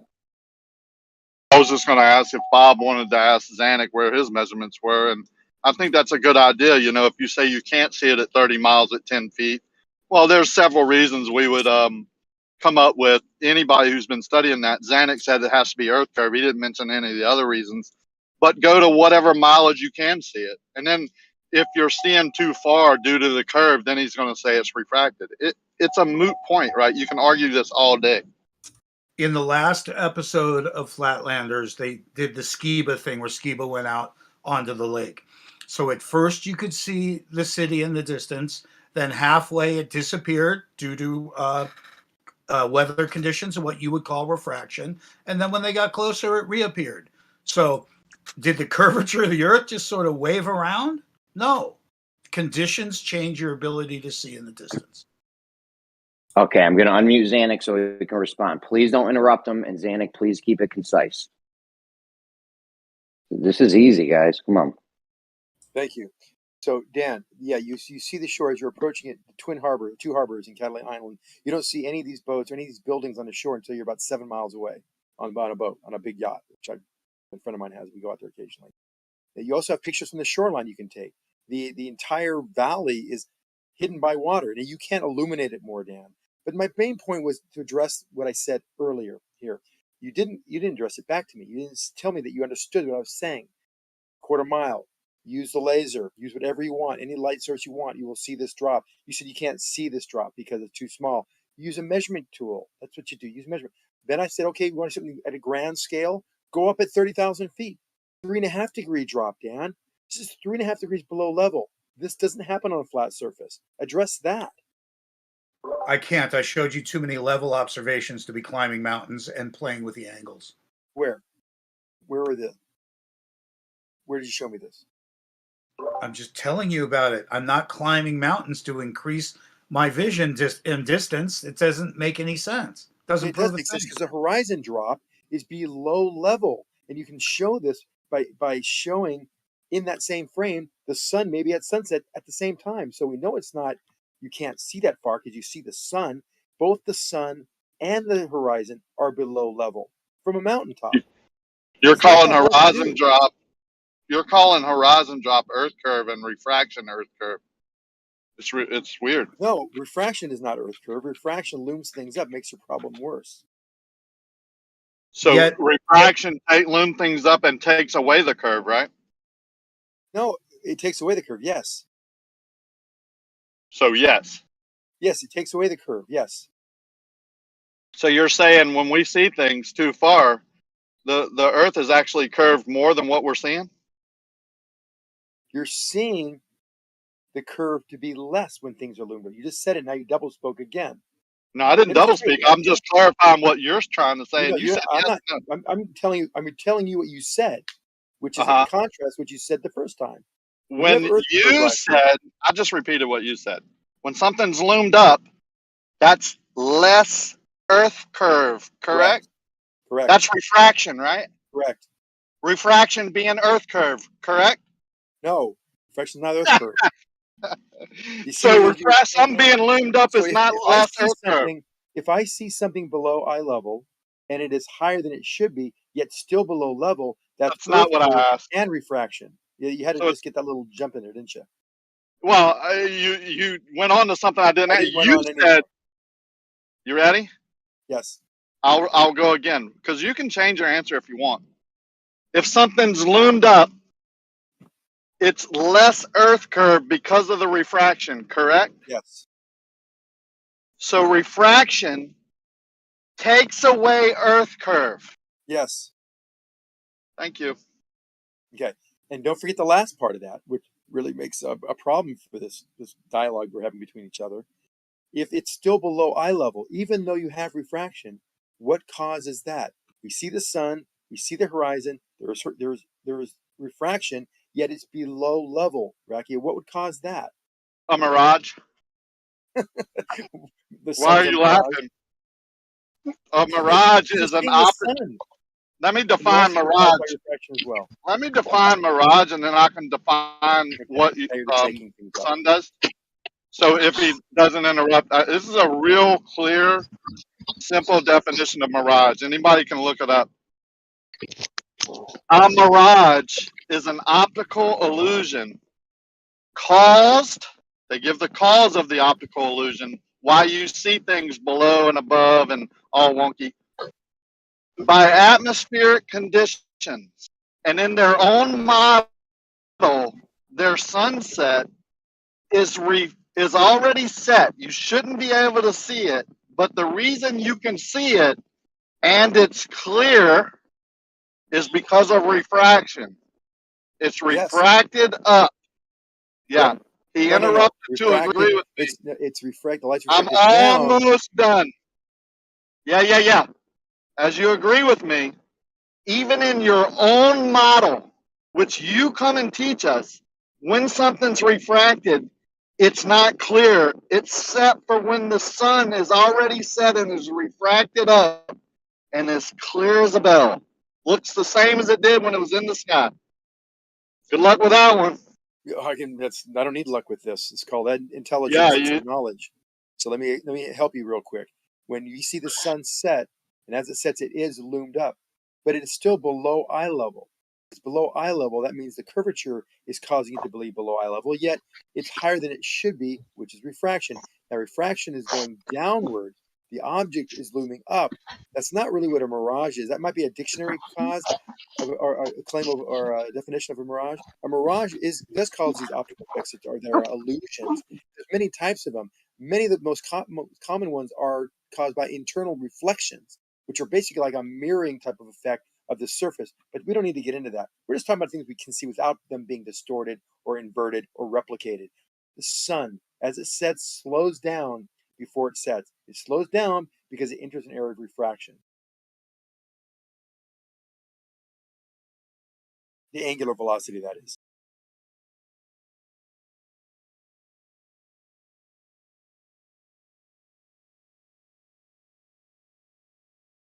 Awesome. And in the meantime, we have no way to judge which way the light's actually bending over long distance on Earth because you only do it optically. We understand how refraction works, and we know these density gradients, and we know the angles of incidences, and so we can approximately pretty accurately that light is bending down in most all circumstances because the gradient is downward. Okay, look, let me just reiterate one more time. You've never actually measured which way the light's bending. You've only done it optically, which is obviously refraction induced, and you have no idea whether to tell it's bending up or down over these long distances. Well, the answer to that would be try to find a situation where light does bend upward in a reality situation, like something you can measure and test, controlled environment. We don't see that. We see light bending downward. And why does the sun slow down its angular velocity as it sets? Is looming light bending downwards? It would speed You're going up. on to your next point now? Hold on, Becky, I'm still talking to Becky. I mean, still talking to Jeremy. As that sun set, if the light was bending upward, as you're saying, Jeremy, or alluding to that, we could be a possibility, then the speed of the setting sun would increase as it went down. It doesn't. It decreases. That shows that light is bending downward. Okay, awesome. Is looming light bending downwards? Yes. What's the refractive effect of light bending upwards? What's that called? Sinking.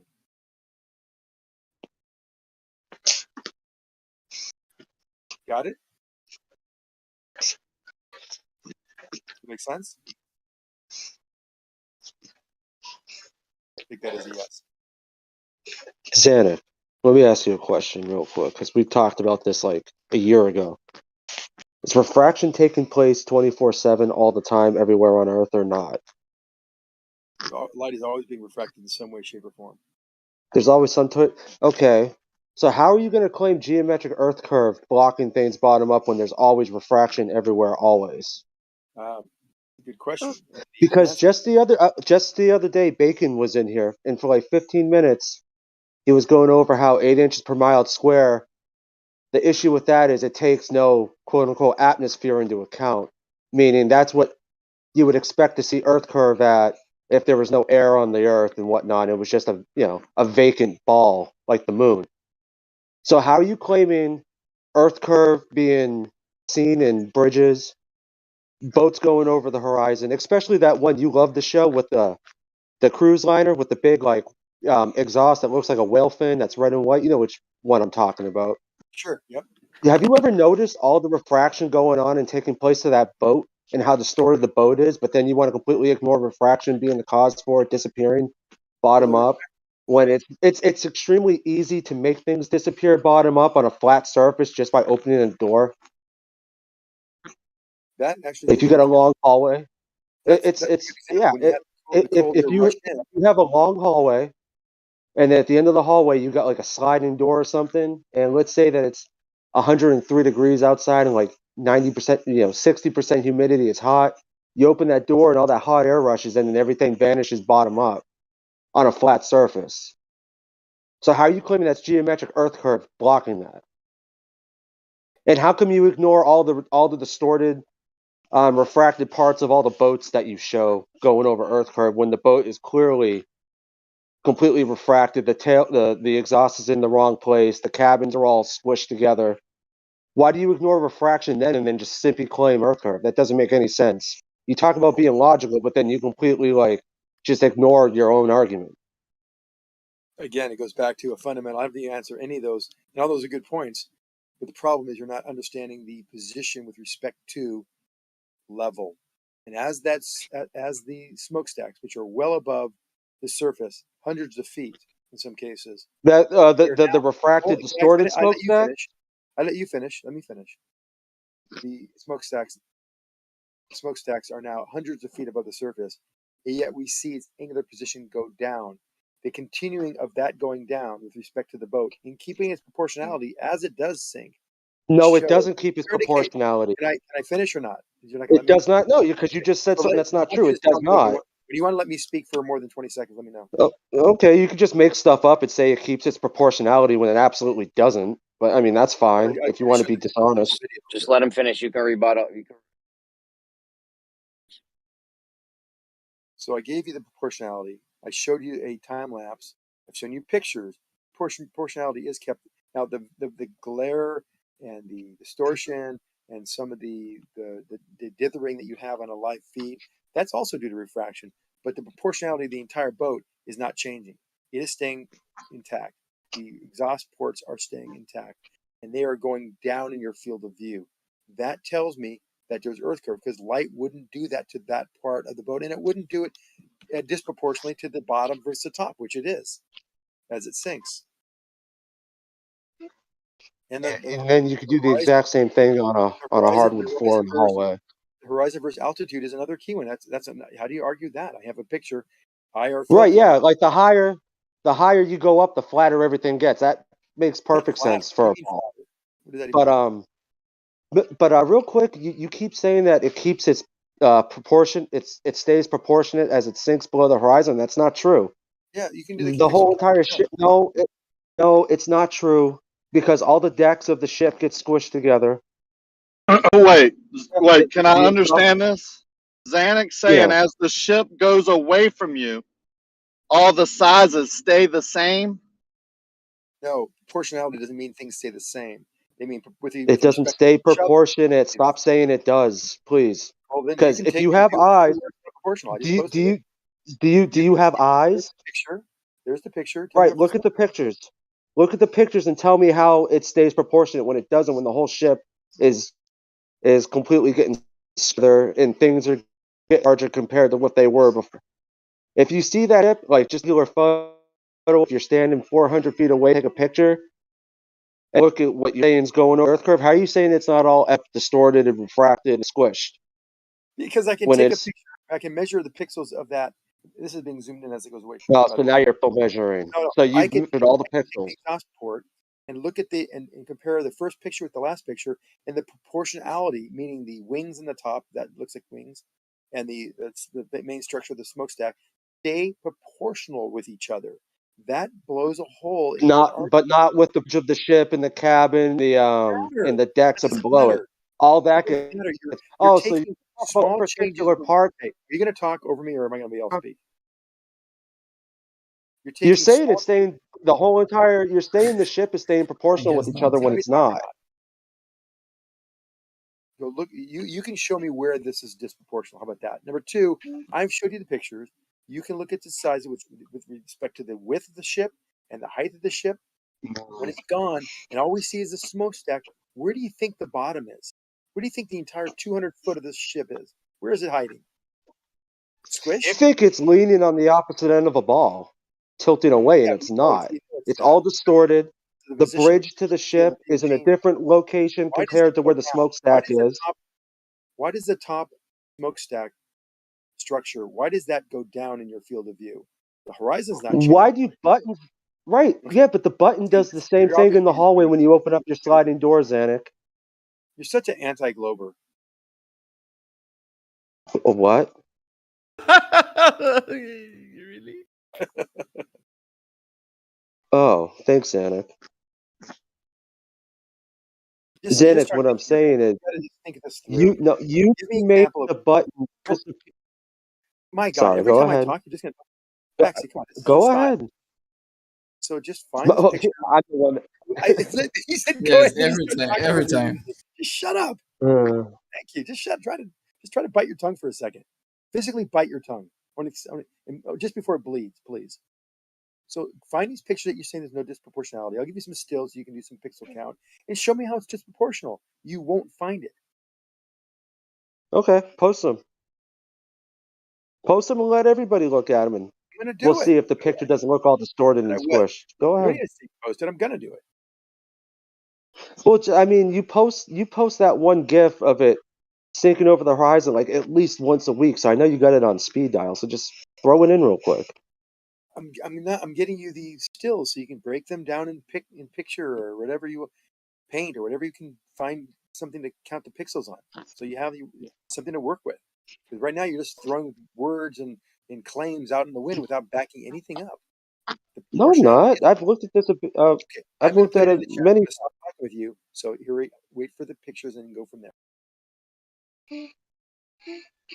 Just like you're familiar with the who's that guy, Soundly or whatever, that took the picture of the bridge where you could supposedly see Earth curve, and then you got those ramps. I don't know what to call them. Like they're like humps in the bridge, for structures underneath, like for other boats to pass under and whatnot.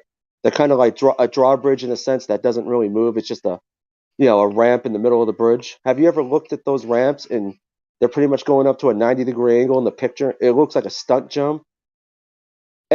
So anytime you have Earth curve to show, there's massive amounts of distortion going on. And yet Globers don't ever acknowledge that. But then they want to claim, a bendy crane destroys black swans and proves that it's all refracted. But then when you go and send pictures of Earth curve, it's the same bullshit, except way worse.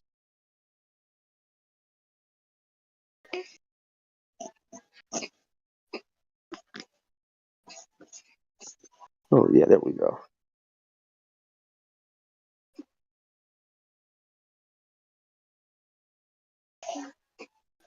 Yeah.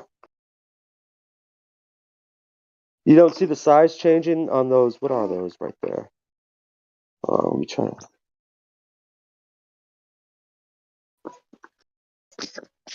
Yeah, so you see no distortion going on in the difference between any of these pictures. There is some distortion. I didn't say there wasn't refraction. Just some? Light is Just dithering. some? Okay, can I answer you without you Look talking? at those two white balls. Look how much closer they get to each other. Because the I'm ship calling is them white changing balls. away from it, dude. You're not making. Okay. It's Right, and then look at Vexy, the size. Vexy. Every time I ask a question, please just wait till Zenik answers it. Every time you ask a I question, he haven't heard starts you. answering, and then you start speaking again. That's not gonna work. It's gonna be a Well, shit that's show for because I'm everyone. looking at the pictures that he sent. The ones where he claims nothing changes its no proportional Doesn't size, matter. Don't have when to it speak all over does him. change its proportional size. So I don't understand. He claims that there's no proportional size change when there is proportional size change in every single picture.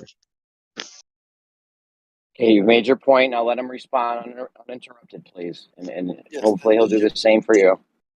the Well, ship that's is. fine. I'll put myself on mute. Look at things like the exhaust ports. See which way they're pointing. When it's pointed away from you, so you can see the V that the exhaust ports make. I don't know why I have to explain this to you, but I'm going to anyway. It's going more away from you. That's when those balls line up. Look at the proportionality of the balls themselves with respect to each other. And then the windows. That's not changing much. And yeah, it is changing a little. And there is some distortion near the water. The windows looking kind of wavy and things. We're not talking about that. We're talking about angular position in your field of view going down. That's not coinciding or even or corroborating your claim that this is just something compressing or squishing as it gets closer to the water. It's further away. It's being hidden by Earth curve. That's what's happening there.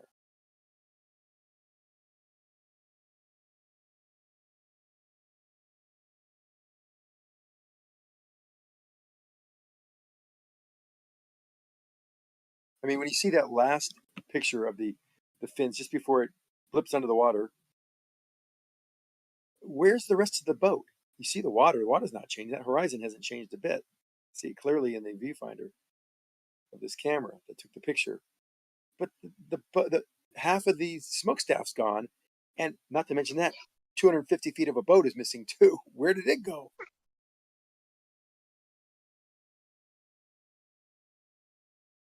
Can I talk? Hold on. What are you doing? Oh shit! I lost my. Sorry, I got distracted. Let me see here. This picture. Where is it?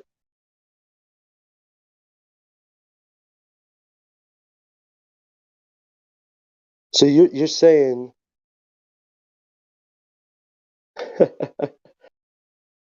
Okay. The second to last picture, right? No, the third one. You got the one with the where the just the exhaust pipe and the very top part of the bridge is exposed. So the third one up from that. Yeah. Isn't it funny how you can see the bridge and you can see Hold the on. exhaust, but no ship below Yeah. it? So it's not a resolution thing. It's not a Oh. refraction. So this is impossible to replicate, is what you're saying. No, it happens every time a ship goes away from you like this. It's every time? Every time. Every single time ever. Every single time. This never does it. It's never not. Except for when refraction's taking place and we see stuff Oh, that's even 40 miles refraction away, happens. 3 feet off the water. Then it's all refracted and there's no earth curve because of the refraction. Ever. But Doesn't then happen. earth curve exists even though refraction's taking place. Okay, now you're panicking. It's just what we No, I'm see. not. No, because you can do the exact same, dude. You can do the exact same thing with an RC boat on a lake that's 900 feet. No, you're using situations where you get a lot of other things, the focal lengths and the blurring of the water. You've seen the picture that Oh, you mean Racky posted about the like what rocks. you're The rock, you're claiming Earth curve? we can't do this as Bacon said. When you ask me a question, I respond. You can't just start talking again. Just let me finish the sentence, and you can talk. Racky has a picture of something that's blurry, a rock that's blocking things in the distance, and it's because of the distance between the binocular or the camera being its focal length and its distance to that rock. There is some blurring, and it will hide things. And suddenly, you zoom back out, and you realize that rock is being blocked because of the angle of the camera, the distance away from it. So when you do things close up, there's a lot of other anomalies can happen. I'm talking about what you see every day. These ships that go away will show this particular phenomena every single time.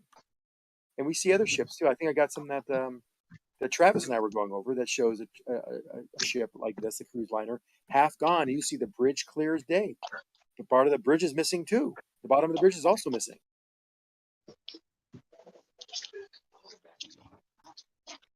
Chesapeake Bay. He likes those videos. You said you can see the bridge clear as day. You can't see the bridge clear as day in any of the pictures you sent. Everything's a distorted mess. Right now, let me. Okay, are you looking in the chat? I'm going to send you 2 clear as day pictures that show my point. Okay. Oh, I'm in the middle of a diaper change at the moment. Hold Okay, no on. problem. Let me put myself on mute. Actually, she's gonna freak out. I mean, maybe you should focus on that, and then you come back when you're. Yeah. Yeah. Or I can, spend the 3 minutes doing this, and then look at the video or whatever he's going to send in a second. I can still listen. I have the ability to do two things at once, dude. I know, is that but Bacon? Bacon. Yeah, Remember that's just the other day you were talking about the 8-inch per mile square not working because it takes into account no refraction or no atmosphere? I Or are you wasn't gonna talking pretend you about never said the. that?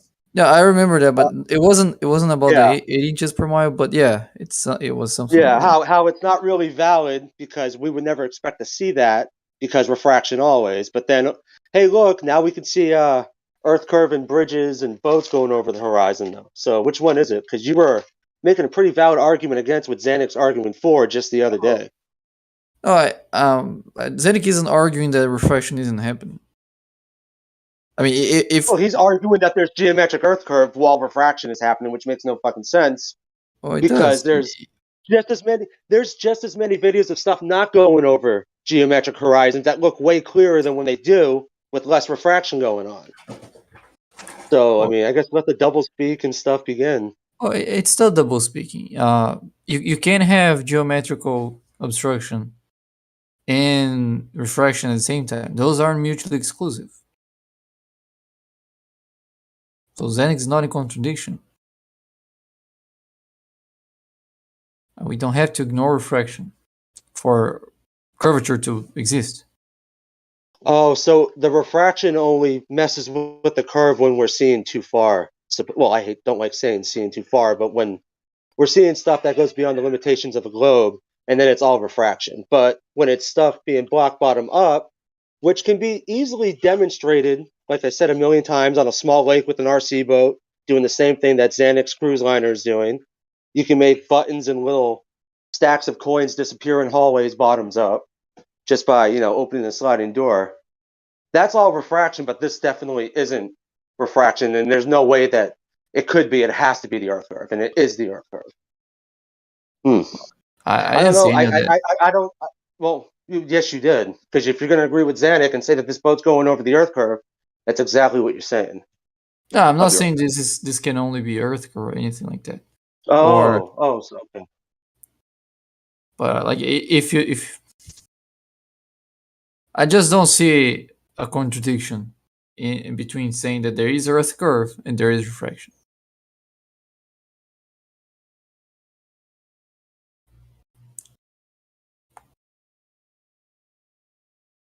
Well, the problem is there's squillions of examples of stuff not going over geometric Earth curve.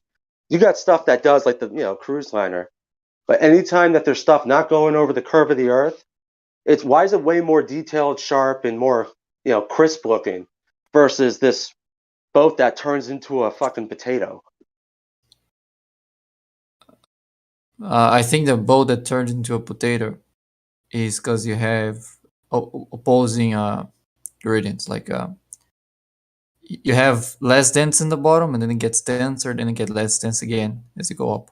There's a kind of refraction that makes things like mirages. So you have two inverted gradients. So you can see the same thing looking down and looking higher. So you can see the thing twice. That's how mirages look like. And the bottom part is flipped, right? So I think that's what's going on with Where's that things. in the cruise ship pictures? The white cruise ship with the big whale exhaust? No, I don't think it's going happening with that, because that's a pretty like you can see when it's mirage. What you're seeing with that cruise ship doesn't look like mirage. It doesn't look like you have this layer of inverse gradient that produces mirages, because the effects that we see when you have mirages are like they're pretty distinguishable from what we're seeing there. What's the difference between a mirage and something being lifted up due to looming refraction? Aren't they both just mirages? They're stuff that's not physically there. They're like, No, just light bending, right? Oh. No, yeah, mirage is like when the light's going down, but as it goes closer to the surface, Which is what Zanuck just said is looming. When the light bends down, that's looming. No, I didn't. Sorry, I didn't say bending down. So that's one key thing to be clear about, is that you have light going in all directions. You have light going up and going down in all directions. So I'm just starting with a light ray that is going down, not bending down. It's starting off as going down. As it approaches the surface, if the index of refraction starts to drop, so it starts to become less denser close to the surface, the light ray is going to start bending up. And when that happens, what's going to happen is that the surface is going to work like a mirror, because the light rays that are going down are now being bent up. So there's a reflection that you're going to see in the surface. That's how that's how mirages work, right?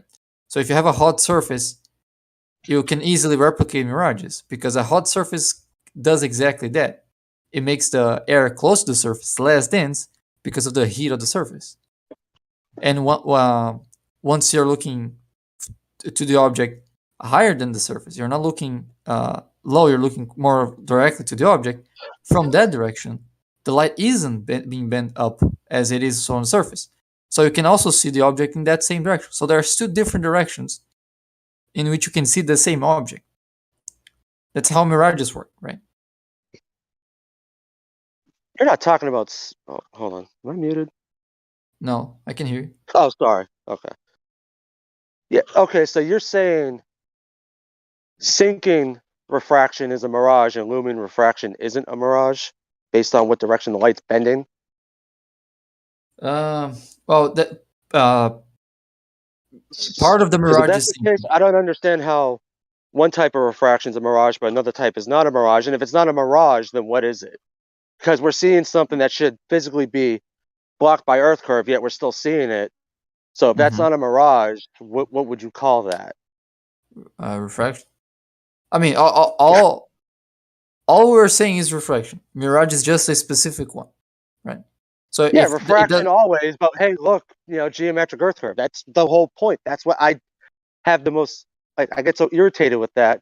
And then you guys claim you can see it in bridges, and then their bridge is completely all fucked up and distorted. But then you want to pretend that it's definitely not refraction; it's Earth curve. That's the part that's irritating, because I've said it a million times. I don't ever hear you guys rebut to it, but you can do the same thing in a hallway by opening a window or a door. Like, you can literally make things disappear bottom up on 100% flat level surfaces. Without refraction? No, the refraction's what's causing it to disappear bottom up. Right, but once you get that gradient change, but geometrically, stuff vanishes bottom up. Right, but you geometrically, a bottom up obstruction would require a upbending light, not just close to the surface. You would need consistent upbending light, because it's not just only at the surface. Sorry, if it's only at the surface, then you only get upbending light from the light that is going close to the surface. That's exactly what how mirages look like. It's when you have upbending light, but only close to the surface. That's why you can see the object twice. You can see it in the reflection, below it, and you can see above the reflection, more directly at the object. Because that's not being miraged. The part that is being miraged is the light that is going down and then it's reflected up. And that's not happening with that. That's clearly not happening with that cruise ship, right? You don't have anything. You don't have any reflections there. You only see the bolt once. So you need consistent upbending light for the whole ship.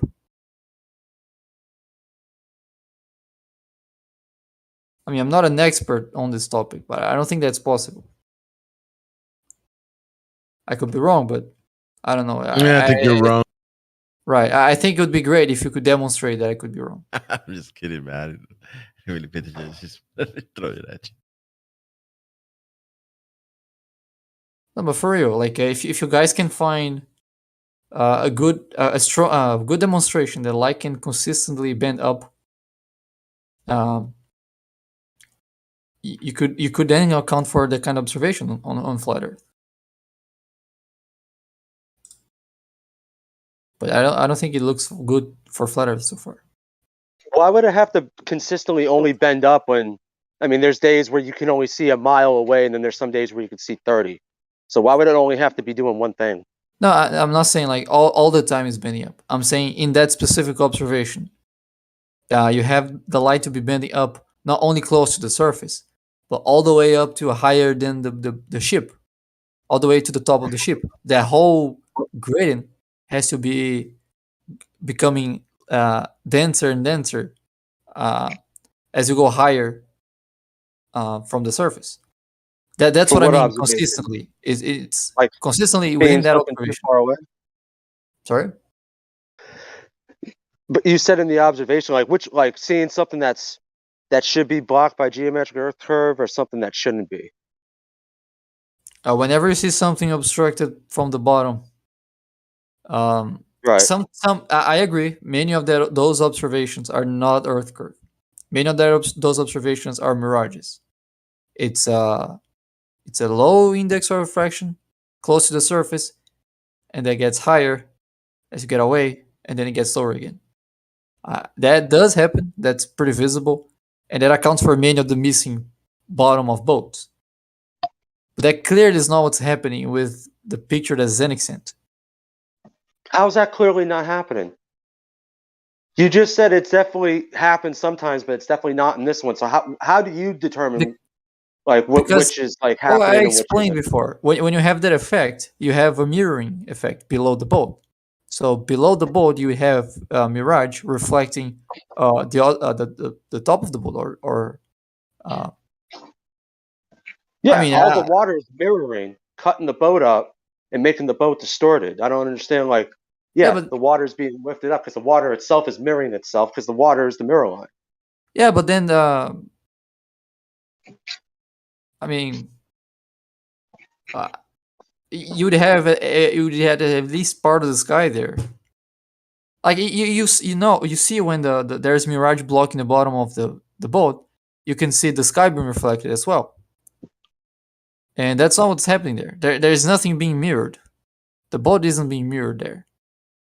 Are you sure? Because look at the decks and look at the way that the bridge looks. The shape changes. It gets all squished up. How do you know it's not mirroring into itself? Oh, because there are lines that are diagonal. If you mirror a diagonal line, it changes the direction of the diagonal. It flips the diagonal direction. Like if you have a diagonal going from the left to the right, and you mirror it in the bottom, it now goes from the right to the left. And that's not happening on the boat.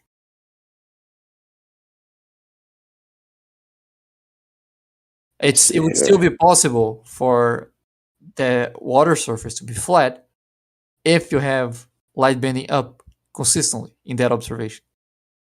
Not only close to the surface, but all the way up to the top of the boat, so it can apply to the whole boat without getting anything mirrored.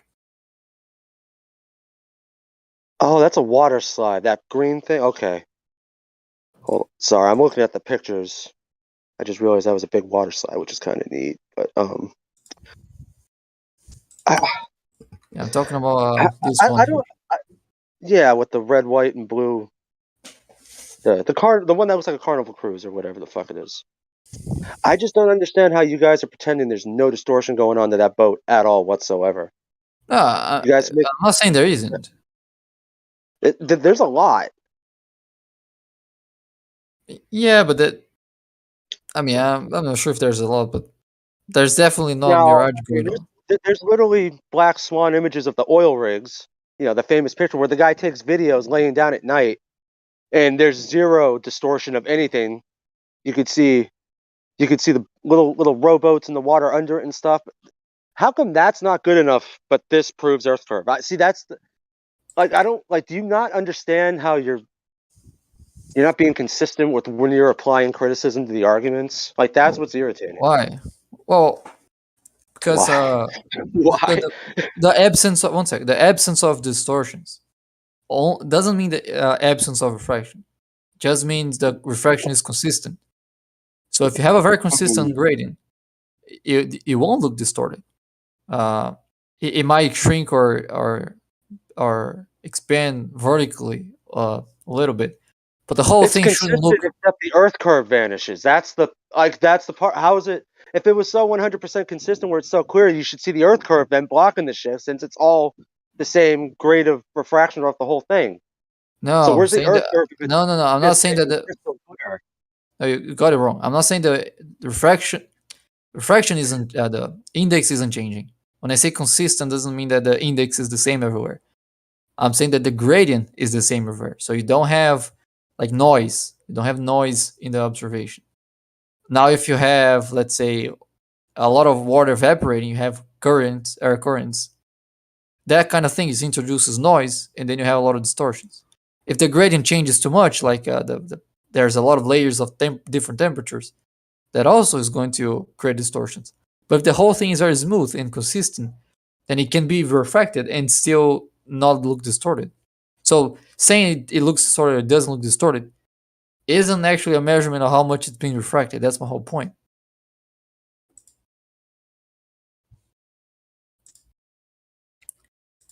And I don't see that much distortion in the last picture I seen of the boat. To me, it looks okay. Because you got to look at the boat and study it, and like you see where all the windows are. As the boat gets further away, where all those windows are, it turns into just a big vacant gray square that's like sunk into the side. That's not there anywhere else. Well, you can still see the lines on the windows. They're just No, you a can't. more. No, you can't. Hold on. No, you can't, dude. It looks like a big squared out hollow side of the No, boat. zoom in. I mean, it's a bit blurred. Let me make But sure we're talking about the same thing. right. Okay. You're looking at the boat. To the right of the water slide, you can see a ramp coming down. You can see the windows in it. It feels so silly that we have to go through this. You go to the other part, and it's all washed out. It just looks like a big, square hole in the side. I Yeah, don't like. it's definitely getting blurred, but there is no shape of the boat changing or anything. That's what I mean. It looks pretty consistent, Sure it right? is. No, the boat shape is absolutely changing. It's getting compressed and squished together. Things are Why? becoming more oblong and shit. You start losing track of all the decks. Like, look how much the deck sizes change compared to the size. Like, I don't understand how you're claiming there's no distortion. I don't know what you're saying. Actually, Dude, I'm just looking at the pictures and how like all the red markings completely vanish at some point in these photos, and the angle's not really changing that much because if you look at the three colors on the fin, on the exhaust, they're not really changing. It's just the red starts getting really washed out from. you're using a lot of words that I don't know what they mean. So I'm. It's really hard for me to Washed understand out what you're talking about. colors. No, not the The colors. exhaust. The parts of the boat. Yeah, I don't know what that is. The parts of the boat that you're mentioning. I don't know what I should be looking at when you say that. Yeah, I'm just assuming that red, white, and blue thing's a smokestack that looks like like a whale fin. And I said the angle of the boat leaving as it's going beyond the curve really isn't changing at all. If you look at the the amount of paint you can see on the fin. It's all staying pretty. What's a fin? The fin, the red, white, and blue part of the boat. It looks like a fin, like a whale's fin, or a whale's tail, I should say, not fin, but Right, okay. Thing that looks yeah. like a whale tail. Because Zanuck was arguing about the angle and this and that, but the angle's not really changing. The only thing that changes is the distance between those two balls. But I mean, really, you're seeing roughly the same amount of coloring. And if the angle was changing, you would start seeing more red or way less red. You know, so it's not really doing that. But everything. Okay, yeah. Look at the very first picture he sends, and then the one underneath it. Look at the position of those two balls to each other. Oh, sorry, I The gotta angle's go. not changing. Huh? What? Okay, bye. The angle to that boat's not really changing that drastically. I mean, or at all between those two pictures, but the distance between those two balls are, because it's all distorted.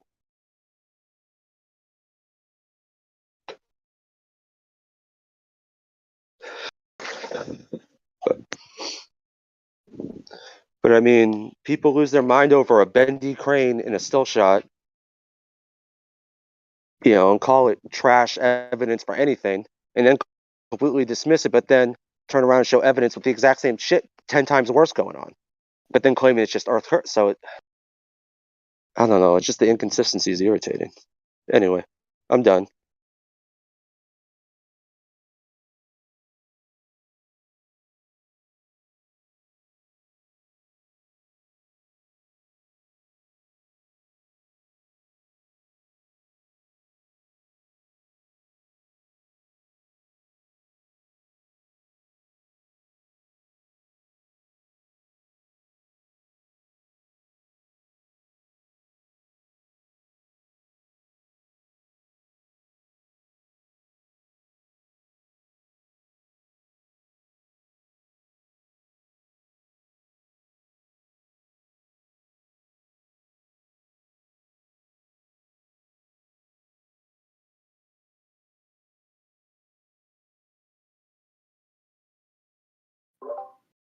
Does that mean we won this time?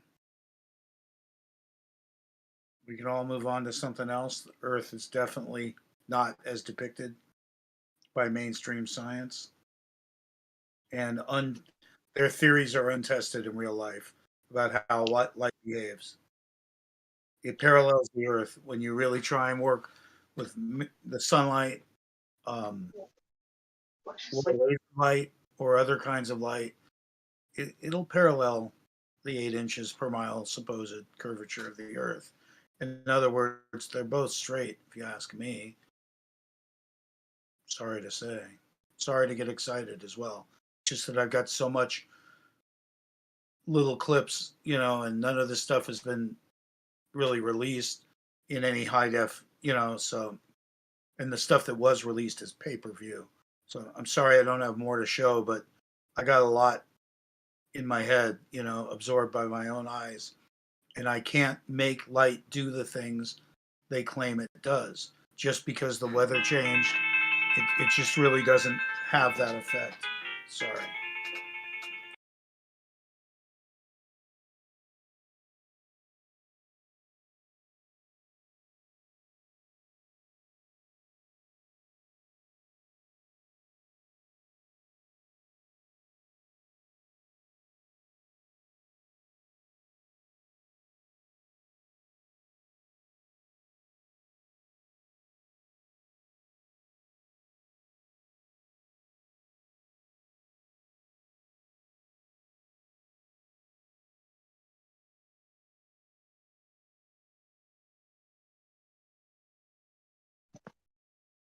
Where did you go to the store?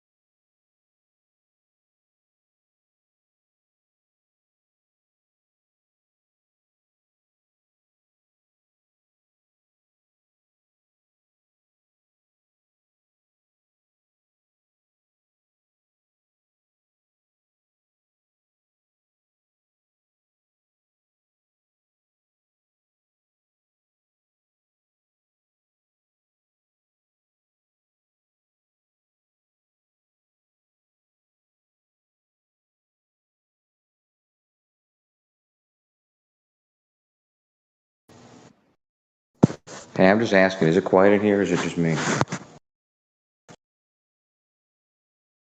It's quiet. Waiting for Zanuck to pop back in. I'm surprised he hasn't yet. Okay, good. I'm still listening. Sometimes silence is good. It's a sign that people are off learning. So I'm gonna go back to being silent. The one thing I learned most about this topic is I don't know what parts of boats are called. Like, what the fuck are those two big circle things? I assume they have something to do with like antennas or something.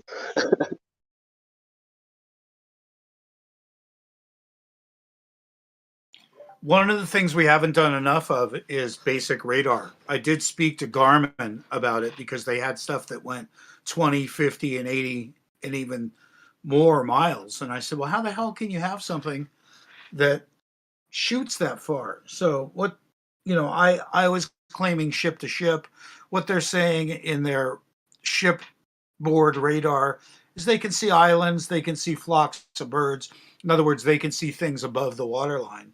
But my question to them is, what can my friend and I do to see each other? And I could post the conversation I had with them, but it's basically over with at 7 miles. Each of us can see about 3.5 miles, and it's over with. So I think we need to do a couple more tests, get out their little auto level, make sure we're level on some stuff, and also a couple more radar tests might prove something, because I think we've neglected to do that as flat earthers. And it's a no-brainer, really. If we can see past 7 miles with radar on the water, it's somewhat over with. Yeah, but didn't you just say Garmin already admits they do it at like 50 plus? I mean, I guess if we did it, they don't see anything on the water. Oh, They don't admit to seeing anything on the water whatsoever. hmm. And why? And they couldn't. There is no such. There is no way to do so. My radar is a Simrad. I saw an oil rig 70 miles away and went right past it a couple hours later. Simrad, my Simrad radar is about 15 to 20 feet off the water on top of my helm, and I saw an oil rig 70 miles away. Nice. I'm going to post my conversation with Garmin regarding that. And I just think we've neglected to document that. All right, now I feel stupid. Now I get what you mean by seeing stuff with the radar. So I'm like, well, if the radar is hitting it, that means you should be able to see it physically. Well, not see it physically because angular size, but I mean, it's got to be that line of like straight line. Radar doesn't bend and curve around shit. Hit something and it comes back. So okay, yeah, duh. I just had a brain fart. And surprisingly, we never tried an auto level. Bob's big experiment in his backyard is using an auto level, and we thought, I mean, it's not very convincing to us. And all of a sudden, 4 years later, it's important that we prove that our camera is level. Okay, it's not that hard. So there is a couple of basic pieces of equipment that we haven't whipped out. I didn't realize you could rent a theodolite. Thanks to Ruhif for pointing that out. So auto level, theodolite, and radar, we have to include in the next set of observations, for sure. Radar? What do you mean radar? Ship to ship, ground to ground. What's that going to tell you? The distances between the two? Well, radar can't work at the distances we work. It needs elevation to work past 7 miles. Radar is also refracted. Go for it. Cling to refraction all you want. No, no, But when it's still when the still light. when the weather and temperature change, you're going to get the same readings. I promise you. In other All you words, have to do the minimal make amount sure of refraction your that first you're clinging to isn't I'm not accurately. clinging to anything. I'm just telling you your first idea or item your checklist was correct. Theodolite. Get the level comparisons from wherever you are, where these objects are. These boat pictures I'm posting, isn't it painfully obvious that when these boats are going away from you, that the top of the ship is going closer to the water angularly, but everything beneath that exhaust port, where did it go? Like at 43 after the hour, I even did a pixel count to show that it's not getting this, and the proportionality is being kept intact. Dan, where did the rest of the boat go? Just give me. I want an intelligent. Hold on. I'm asking Dan. Dan, Address this point then. No, I'm asking Dan. I'm asking. I've already had enough with you. You're the you can master see the interrupter. paint on the. Just let me can talk to Dan. Oh It's my not your God. turn. No, dude. Address this It's not point your because turn. Bacon. This is why Bacon left. No, I'm not going Which to I was leave. waiting for you to address this. No, this is why Bacon Dan, left. where You did can the see ship the go? paint Just on answer the me. exhaust. Done blabbing. Okay, thanks. Dan. You could see the paint on the exhaust. You could tell the angle of the ship based on how much of each color you could see. Between two pictures, those balls are right next to each other, overlapping to the point where they look like they're about 30, 40 feet away, but the Which picture are you angle looking of the exhaust doesn't change. All right, you're frantic. You're a little bit panicked. Okay, I Zanuck, get it. yeah. I'm gonna be like the So you're the going guy to that's ignore what I just calms said and people just down. pretend I never said what I just said? Take a breath. Take a breath, okay? And we're gonna this by point. But I really wanted Dan. So who was you're going to next in blow line. off everything I just said. I'm going to talk to you, Baxi. First, let me speak to Dan because he's not in line, and we jumped in and ran So over. your inquisition of me, does that include your observation of everything I posted for the past hour? Yes, it does. And do you have anything? No, you can't divert. I had a specific question. Well, I'm not diverting. I'm asking you to directly respond Dan, to things that I have documentation of. Dan, directly respond to documentation. Dan, I said I would respond. I'm not talking about that right now. I just posted Oh, I'm pictures. sorry. Back. You're bringing up something else. I posted. It's not deflecting. There's nothing I have to read. There's no video. It's just a picture of a boat that angularly changes position with respect to the horizon, with respect to your field. Why does the exhaust ports get close to the water level, horizon as we call it, that? Where did the rest of the boat go beneath it? What's your intelligent, coherent answer to where we have a little exhaust port is D? Where's the boat? Where's the 200 feet? Hold on. It appears to be missing. Okay, where do you think it is? Where is it? It appears to be missing, but it's not. Angularly, where is it? Where it has to have an angle. The smokestacks have an angular size, and an angular position in your view, and we know that's close to the water. So the rest of the boat we know below it because it's fucking attached to it. So where did it go? I don't know. What distance are you talking about? Well, it's probably 30 miles. And of course, it's leaning away from you as well, right? You can see that. Oh, ever so slightly. That's ever so slightly. Oh, don't try to You're mimic talking me. angles. You're Stop talking it. angles. Why don't you just No, pretend the angle tilt you has nothing to do understand with those the angle. angles? The Why angular don't you position pretend? over 30 miles. Do you know what the 8 tilt is? inches times Come 30 on, miles kids. equals Oh my slight. fucking god, Dan. 8 Dan, inches times the 30 angle miles is equals going to be 1 degree for slight. 60 miles. Right? Dan, Slight. stop it. Dan, please get a grip of No, yourself. It's you, Zanuck. I'm not going to stop. Zanuck's not going to let him say his point about the. No, I'm not, because this is real world, right? Real world, not theoretically, and not with the limitations of your ancient concept of not being able to see things far After away. you talk about whatever you're talking about, give me the answer. Where's the boat? You know that a Angle tilt, human is it's a 6 half a foot degree of human. tilt, Dan, it's a half a degree of tilt. So what? It makes no bearing on foreshortening whatsoever. We are talking about what we see. We see a boat near 300 feet tall, go down to the exhaust ports where the exhaust ports are on the Appear water. to go down. Okay, appear to go down. Yeah. Appear. But we measure it measurably down. Bullshit. Measurably in your You're full field of of shit. view. You're No, full of just shit. stop it. Oh my God, stop it. Well, make up Just your mind. Is it measurably, 400? measurably. Is it 400 meters or is it 30 miles? Which do you It's need? 30 Make up your mind. miles. Okay. It's 30 miles. Before it was 400 feet, right? You wanted me to do it at 400 feet before. Do both. Both can be valid. Mhm. Both, you'll see the same results. Mm-hmm. This Except is a 300-foot object. when a large team of people tried it in front of cameras with Nat Geo at 3 miles, it didn't exist. But you want me to go That's 30 incorrect. miles, right? No. What didn't correct to 3 miles? Well, there was no obstruction whatsoever. You're talking about the flag in the water? Absolutely. Okay, that's a whole different test.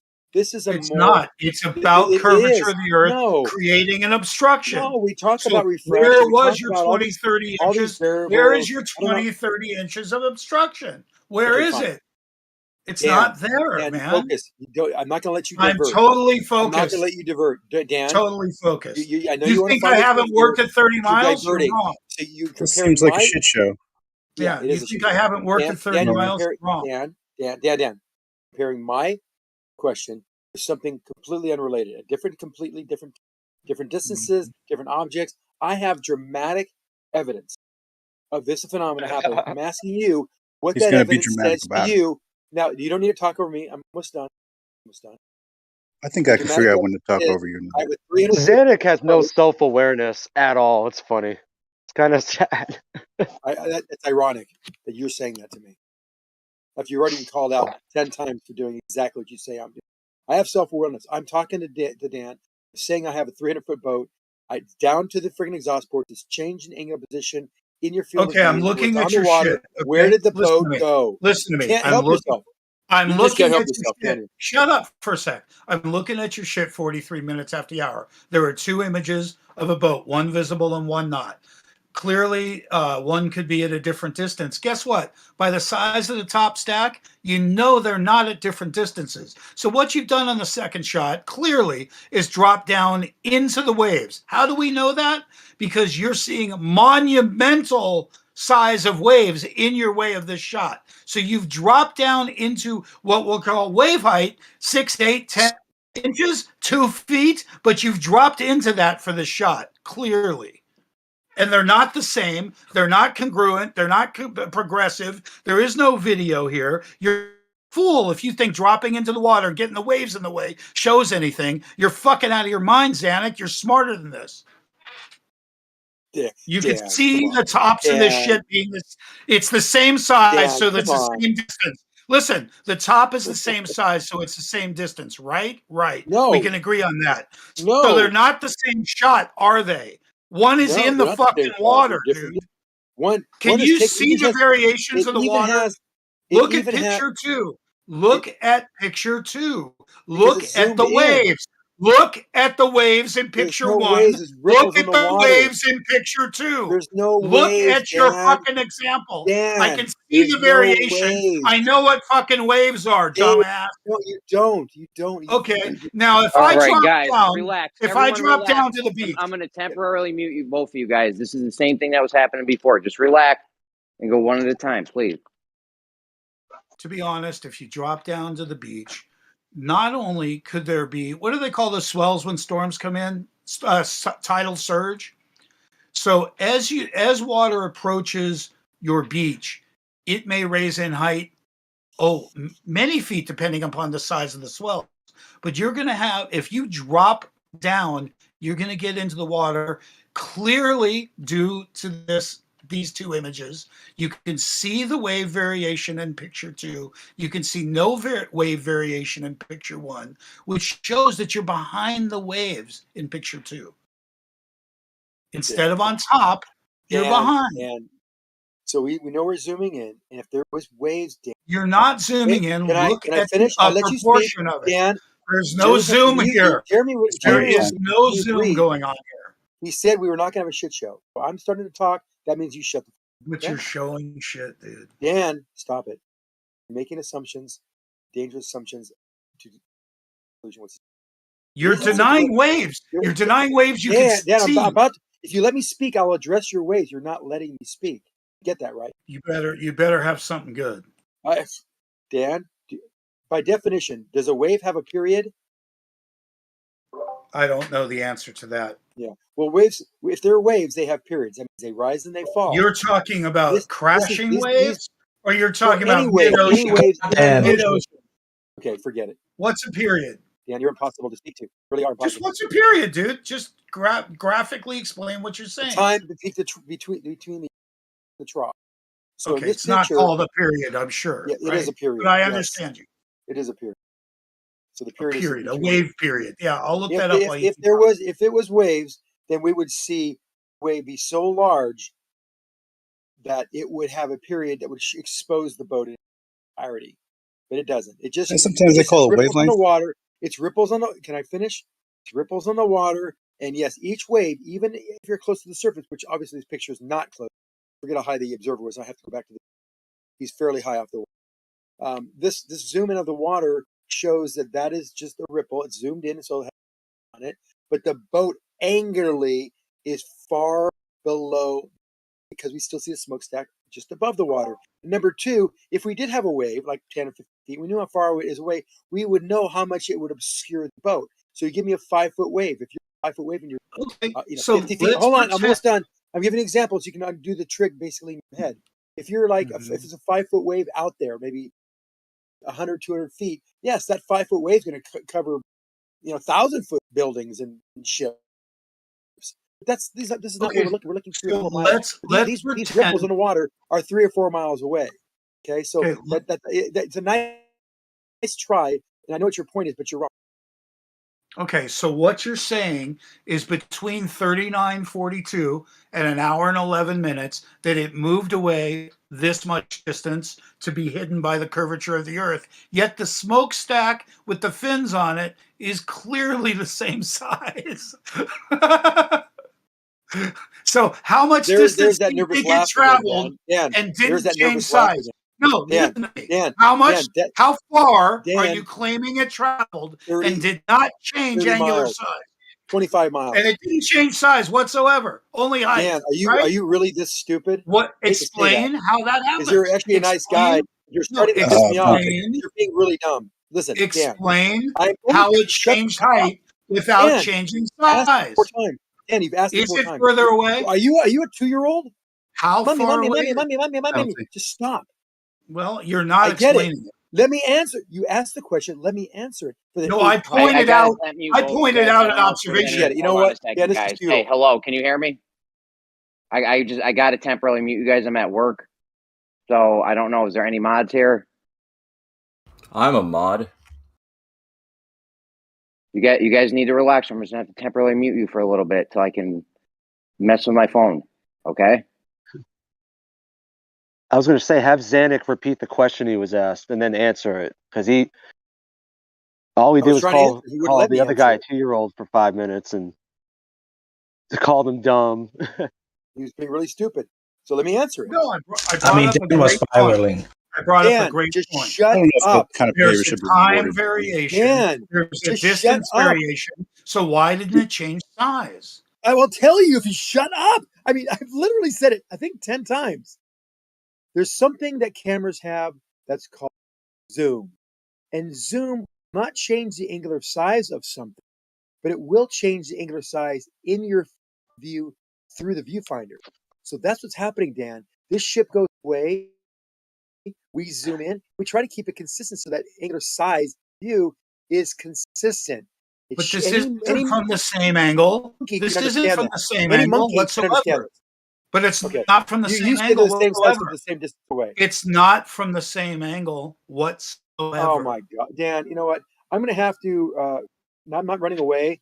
It's just very difficult to speak to you. Not being. I know, because you've never dropped a camera to the water and watched water. I have. I've done all the things you talk about. I'm not going to deal with you because you're being really silly. So you and I are both done. You and I are both done. How about if we both go away?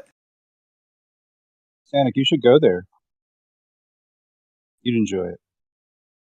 It's a nice place. Beautiful scenery.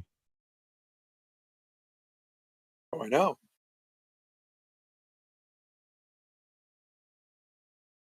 Don't you think you owe it to yourself to go there? to know? Well, like Or Just to, speak replicate, from or to just speak replicate from what's knowledge. here. what You know, will I glean by replicate going what's there? here. Really show how a ship can go 40 minutes in the distance and not change size. You're going to claim You zooming. still don't get it? I mean, does everyone No, else? there's I'm nothing to sure get. everyone in the audience is laughing right now. There's, Being okay. really silly. I mean, it's almost Everyone like in the you're trying to be audience, silly. everyone in the audience I isn't. gave a detailed explanation of why this No, happens, you and it's didn't. like you claimed either weren't zoom. listening You or you're claimed zoom. okay. You So while I'm claimed, talking, you're going to talk over me again. but That's you why already you're not claimed listening. zoom. That's You already talk claimed over it. me. Dan, calm down. Yeah, I'm See, Dan, wasting my time. even your friends are telling you you're being obnoxious. I'm I sorry that told my you why this happened. emotion and my Dan, passion if I have your them, bullshit. Yeah, Dan, stop. but I'm sorry. Y'all both have to have a cordial conversation. I'm gonna be in both of y'all for the rest of the day. I'm gonna time y'all out. Y'all calm down. I don't care. Do it now. Well, you know what? I'm timing you out then. If you don't really care. I only bring reality. You can fucking. Well, hug you, me if you Dan, want. Dan, if you're gonna speak in this quorum, you need to have an actual conversation and listen, and also then rebuttal after. Okay, you can't speak over. I'm not here to debate. I'm here to present. He's our teacher. Yeah, I just muted him and disconnected him. I'm sorry, but you're not gonna talk over me. Well, I'd like to go to this place. It seems pretty cool. I wish we all could go, like have a flat Earth globe meeting in this beautiful. This place is. Where is it? I forgot. Picture of it. Can I ask a question? Because this conversation, I mean, I was working on my something, and I decided to come into my computer because it seemed it was very easy to show the evidence that you guys are arguing about. I mean, it sounds like Zanuck, you're claiming that this is the camera zooming in, and that's why that's bigger or some parts, even though it's further away, Not it's a still stretch, bigger. right? So what? Not a stretch of the imagination to figure that one out, right? Right. But I thought instead of just talking about it, I mean, this video exists on YouTube, and it's in my somewhere on my YouTube. I don't know if you've posted it already, but in the footage you can clearly see when he's zooming in. So I mean, instead of just claiming one way or the other, I just Yeah, I show mentioned the this. video. I don't. Chosho, that's one of the videos I can't track down. Arsenal. Yeah, I've asked you for that video like over a year ago. I know. Remember, I was looking for it and I couldn't find it. But if Kosho has it, I'd love to see it again because it's a pretty cool video. It does show the time lapse and all that. I don't know, man. Those two balls, like the little antenna things, whatever they are, the ones to the right. What's your thing with the balls? What Ball fixation. Zanuck. Okay, you go and call people childish, and you jump to testicles. Hey, it's funny. Well, shut up. Thank you. Being cool with you. Just relax. You're not cool though, dude. You're a lame-o. Oh, I'm cool. Come on, guys. Like Come you're on. completely. Anyway, Zanuck, let him finish what he's saying, and then you can respond. Yeah, because I've said this like 3 times. He's talking about how the ship's changing angle, and that's why those balls are drifting apart. But the amount of paint you see on that stupid fin or exhaust, whatever, stays exactly the same. That's not changing its angle. But you could see the balls in these 3 pictures are they're getting further away and getting closer together than getting further away again. But you still see the same amount of paint at the same angles on the fin, which tells me the ship's staying the same. And then you can clearly see mirroring around that square to the bottom left of the red, white, and blue fin. That's turns into a complete square because you can see where everything under that's doubling because it's going into a mirror line. So again, I mean, it's not even it's just, how are you going to say, hey, look, this is proof of Earth curve when there's massive amounts of this? Like, it's the same thing we were talking about earlier. It's just, but you guys choose to ignore all the flaws in your photo, but then cry for 2 years about a bendy crane. And it's no, that's not what we use the bendy crane as indication as there is refraction. There could even be refraction too. But yeah, there is. You can see. Can refraction make things disappear bottom up? I let you talk. Well, let him What finish. is with you guys? Yeah, go ahead, finish. Go ahead, Zanuck. So we have a lot of distortion and some refraction toward water meets that ship. We get that. We all agree. Question is, I always ask, why is the position changing? Everything's going downward. In fact, look at how even that thing's stretched up. It is aluminum. I would say it is aluminum. Look how tall that. Hold on. Look how tall that ship is. How tall the exhaust ports is. Look at the bottom picture I just posted just now, just like a minute ago. You see how squatty it looks. Now that's the proportionality that I'm talking about. So as it's going away from you, it actually is stretching upward, which is the towering is a factor. I just know what he's talking about. Which is a factor of fraction, and that. Why are you laughing? Because it's getting more more refracted and more squished and more distorted. The closer it gets to the geometric curvature of the Earth. All right. Well, and you have no self-awareness. And it's fucking funny. Okay, listen. You give me an angle. Give me a pixel change from ratio, height of the exhaust ports, and maybe the first 3 or 4 floors from the top of the deck, and then compare that with a picture where the exhaust ports clearly are disproportionately stretched out longer, taller, because it's looming. That's looming as an effective towering in most cases, and so it actually makes it worse in all respects. I mean, we have a lot of information here to glean. Start doing some proportionality. You mentioned that word, proportionality. Start doing some, and then you might get some better information from talking. So what you're saying is the closer you get to the geometric curve of the Earth, the more distorted and fucked up it's going to be. No, but when it's perfectly that. clear out and there's no distortion, then it's all 100% refraction being projected into the sky over the Earth curve. Because the closer this thing gets to the geometric Earth curve, the more fucked up it looks. I didn't say that. You said that. No, well, that's exactly what's happening. As this boat is being cut in half more and more and more by the geometric curve of the Earth, it's getting more and more and more distorted. No, because we can also do this. It's not, because you were just talking about your stumpy little pipe a second ago. You're not gonna stop talking. So I guess I'll have to disengage. Okay, so tell me how it's getting clearer the closer it's getting to the Earth curve. Is it more clear when it's further away from the Earth curve or when it's being blocked by the Earth curve? Which images are more clear? Are you gonna let him answer a question, man? I mean, if you guys want to listen to him just ramble on about I mean, more but shit. you're doing the He's not exact gonna same thing. answer Hey, it. hold on. You're talking over me. You're talking over he me. literally hasn't- You are I don't care.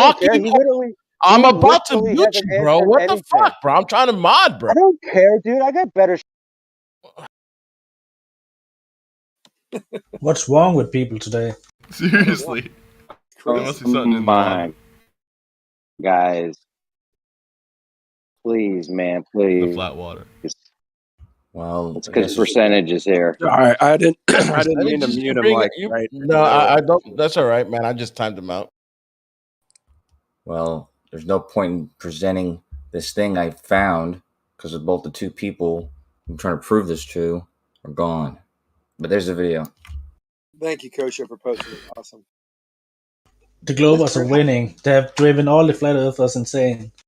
Well, yeah, it's got to be a little bit perplexing. Like, how is that possible? Where does this ship go?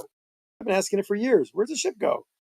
Hey guys, if we act like we're all on the same team, we're gonna lose by default. So just not gonna do that.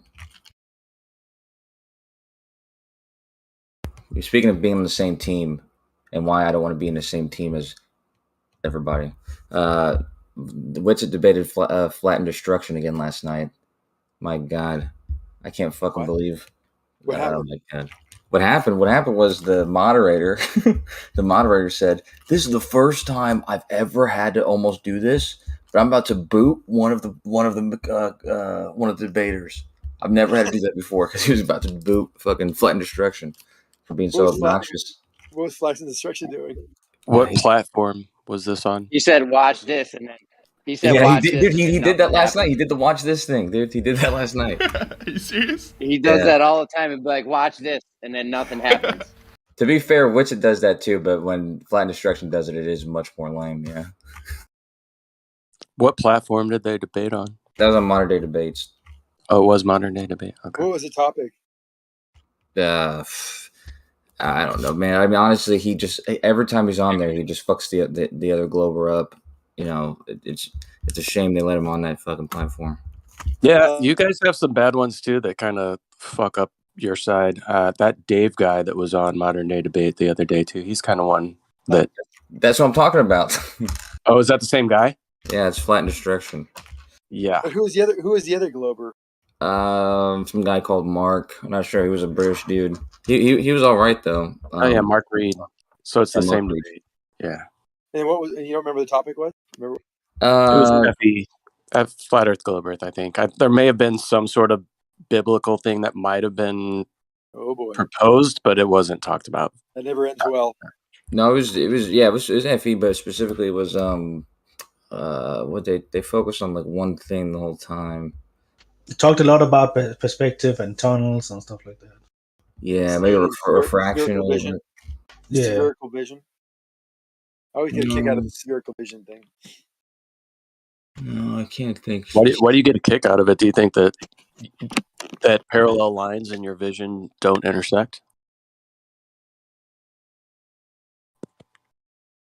Bacon made a good point. Forgot what he said, but he said that if they were parallel, they wouldn't intersect, but they're not parallel. Like even like in the image, like a railroad track, they're not parallel at all. So it's not that they're parallel and they meet. They're never parallel even at all. That was a good point. I never thought about that. So how do trains go down that track? Do the axles adjust for the non-parallelness of the stretching axles? Well, no, but if no. If you talk to ask or answer that question, I never say ask. By the way, I don't know why I said that, but to ask or answer that question is conflating these two different things, like the way you see things and the way things actually are. And the way you see things is they don't ever appear to be parallel, and the way they actually are is they are actually parallel. Yeah, I would agree, and I would agree with you this in your statement saying we shouldn't conflate the way we see things with the way things actually are. I would agree with that 100%. Train tracks are parallel. They just appear in the distance not to be, which goes to the point that Zanuck was bringing up. Just like the ship, it doesn't. Where does the ship go, Zanuck? What about the boat that I just posted? We can use things that are closer and not as distorted to show the same effect. It can't be Earth curve in my case, right? I don't know in your case. You might can come up with some figures, but in my case, the shrimp boat is although smaller than your ship, it's closer to the viewer, which on this day was me. And on this day, the bottom of the shrimp boat was obstructed by what appears to be water. Now we know that doesn't happen. It just appears to be, right? So what phenomena caused this, which seems to be the same phenomena you've been drawing on for years, you said? So can you answer my question? What caused the bottom of this shrimp boat to disappear? Well, that would be Earth curve. No, it's 4 miles away and the viewer is 8 feet. Cannot be Earth curve. What phenomena caused the bottom of the shrimp boat to disappear? That's why I brought the shrimp boat up that I took. Okay, because we're talking about a picture that you didn't take, that you know shit about. Right. No, So I got your information. I remember it specifically. You had your radar. You were verified that was the ship that. So it's less than 4 miles, and the viewer is more than 8 feet, or at least 8 feet. So cannot be Earth curve. You agree? Okay, so maybe he agrees. It doesn't matter if he agrees or not. We all know it can't be Earth curve. Yeah, we all know it can't be if those dimensions are right. So what phenomena? If they're right, we don't know. We have to verify that. Yeah, but we don't know shit. We do know it's right. We do know it's right. I'm telling you it's right. I don't know it's right. No, we don't know anything about. We don't know what's right about your picture. Hey, guys, stop talking over each other. Yeah, I have never seen any object 3 miles away be hidden by Earth. I get it. I'm showing you it. I'm showing you maybe the wrong boat was on your radar. Go ahead. Yeah, I'm showing you a picture. Are you talking over me again? I'm sorry. It must be a. Let him I thought finish. he stopped. Every time he stopped. No, Zanuck. Zanuck, I'm here now, bro. So you're fine. Over. Y'all can talk about that shrimp boat for a minute. Hang on. Yeah, Rocky makes a good point, Zanuck. So we have observations of like RC boats, right? That there's no way that there's any Earth curvature that would be at these short distances blocking and showing a bottom up disappearance of the RC boat, but we see it happen in reality, right? So I think his idea of saying what would cause this phenomenon, because we know it can't be Earth curvature because there's not enough within these certain scenarios that we tend to see. What would you say is the phenomena that causes it to appear to be the same thing as what You call Earth curvature over a longer distance, but we're displaying it in shorter distances. Well, due to the camera being on the water, all sorts of optical effects, as well as camera's focal lengths and lens sizes, there's a myriad of factors that make things blur. Like when you do the test of the quarter on a table, that's the effects I'm talking about, and that's not a example, or even a reality of why a quarter will disappear as you move it back from a lens that's bisecting maybe the surface level of the table. Because if you took that same exact height, Yeah, but we have back, demonstrations where let me finish. the lens isn't cut in Back. half. Or if you want, So you're let kind me of finish. straw manning. I just want to make sure you don't straw. Can I finish? I was really, I was almost done. Because you took the camera back maybe 50 or 60 feet and then zoomed in where everything is in field of view focused, then you wouldn't have that same effect happen. And Racky made a good that too with the rock, that block thing behind it, and then he zooms in, or he zooms out his block, he zooms in and see things around it. That's the same phenomenon happens at very close distances. This doesn't happen over 2 or 3. There's your answer. So optical effects can cause things to appear to disappear from the bottom up. Yeah, sure. And this could be one of those effects as well. I don't know what this picture is. I don't know how far it is away. I can't. He says it's 3 miles away. I have a hard. I've been on the water many, many years. Life. I've never seen anything missing. Well, I 8 appreciate feet that you're over, like. hold on, 3 miles away. I've never seen a boat missing. And I looked at boats and looked at, hey, is that your buddy? He's coming. Oh yeah, he's 3 miles in a slough delta. Well, I mean, where's the boat go? Where's the guys? They're all hidden. All I hear is the. Let me know when you're done. All the surf. Yeah, all I see is the boat. The boom is carrying all the friggin' wakeboards and things. Where's the boat? It's missing. That never happens. Have you been just saying that for the last minute? Well, he was talking over me initially. Seemed like it. Well, I live near the water, and I see it happen quite often, right? And there's all these optical effects that tend to take place, right? And I'm glad that you are at least admitting that things can appear to disappear from the bottom up due to optical effects, right? Yeah, if you want to fix, you want to check it. Real simple way to check it. I'm gonna say too, right? Just go up a little higher.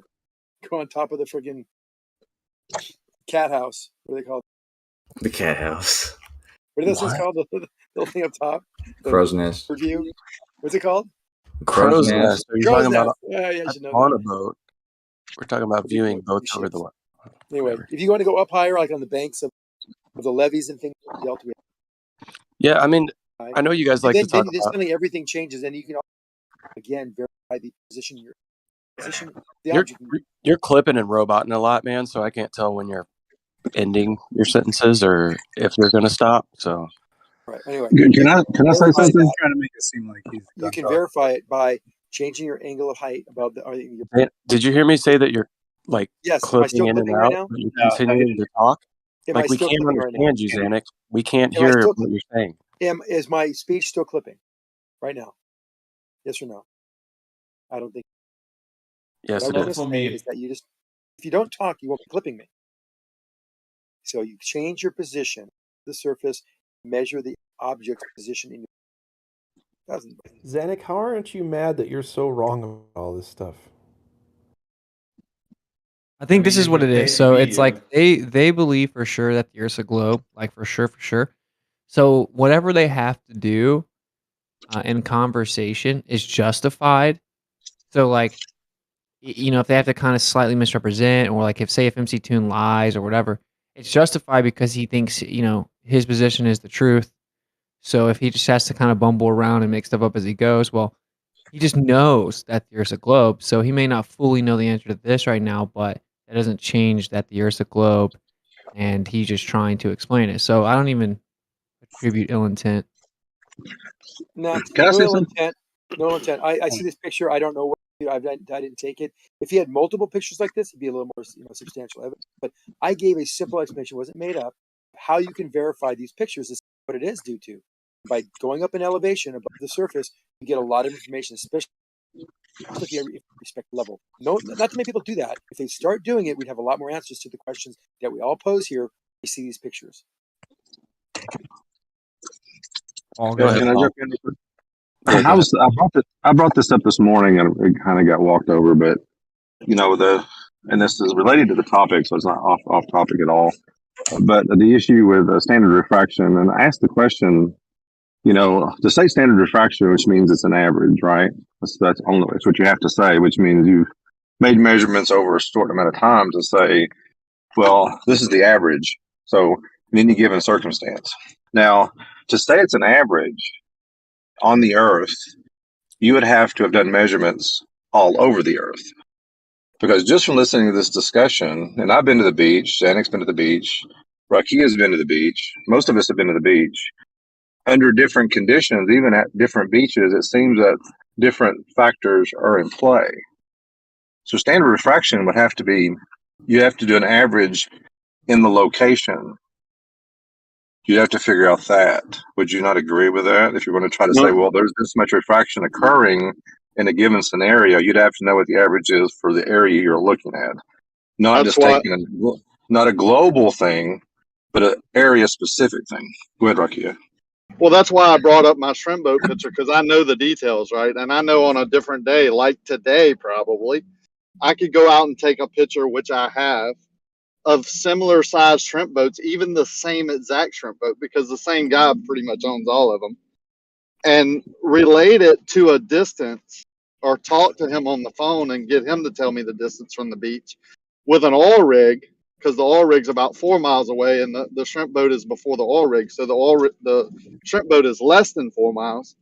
And I can see the entire shrimp boat on a different day. Just like I show the Pontchartrain Bridge on one day, it looks like it's underwater. And 6 days later, I can see the bridge as you would if you walked up to it, right? What phenomena is hiding the bottom of the bridge, making it appear underwater, which we know it's not because you can drive over it, or this shrimp boat that's less than 4 miles away appear underwater, which we know it's not because it's sinking. It's just a phenomenon. It's just an optical phenomenon because it happens on one day and doesn't on the other. These people are so smart, they can't or won't just even acknowledge that. It has to be optical because it changes so much.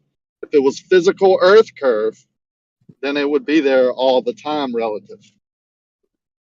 Yeah, that hotel, the Marriott, is always half missing. Wow, Every day. Zanik, is that your physical horizon? Is that how much your little tiny spinning Earth pear-shaped globe flying from an ever-expanding universe is curving? Dude, I must be seeing that curve when, I don't know, man, when I'm lying in my bed and watching, looking 40 stories outside. of a building are missing. Whatever Dude, they something went. else that's funny is when they talk about Lake Pontchartrain, shows the curvature of the Earth. And so I guess they think the Earth is like half the size of the globe model. Well, here's something I want to address what Zanik said. They don't even get their own inconsistency in that visual reference photo. It'd be worse than that. It'd be Planet Louisiana. Shit. Yeah, crazy. Well, let me address what Zanik said for a second. I mean, okay, in that location, it could be refraction causing that at all times, every single day, that much of the building is gone until you know what the average is in that location to be able to say that. No, again, Paul, really Yes. simple to check. No, let me see. You didn't have to say that. You just let me speak and then you can say yes or you're wrong. Oh, it's so funny that you are so aware of inappropriate I am. I'm conversational trying very hard today to be interruptions very. like you're doing right now, but when you do it, you're just completely unaware. Yeah, well, you're unaware because you shouldn't have jumped in there. I'm explaining But something. you've done it 10 times since I've been in here. So how about you apply the same critique to yourself? Hey, too? you guys need to be aware of something. Rakia brought up questions about a boat. Zanik switches it to some building that had nothing to All right, do can I with finish what my thought here? Rakia initially brought That's up. 'cause He he's trying- completely Can I steered finish the my thought here, please? conversation away from So, the point that Paul, was being Paul, made. you want the Well, he answer or no? addressed it though. I mean, it's not like he didn't address it at all. So Let me, Paul, Zanik, Paul, go let me know ahead. when But you're listen, ready. hey, buddy, calm down. Here's the deal. It's your turn to talk.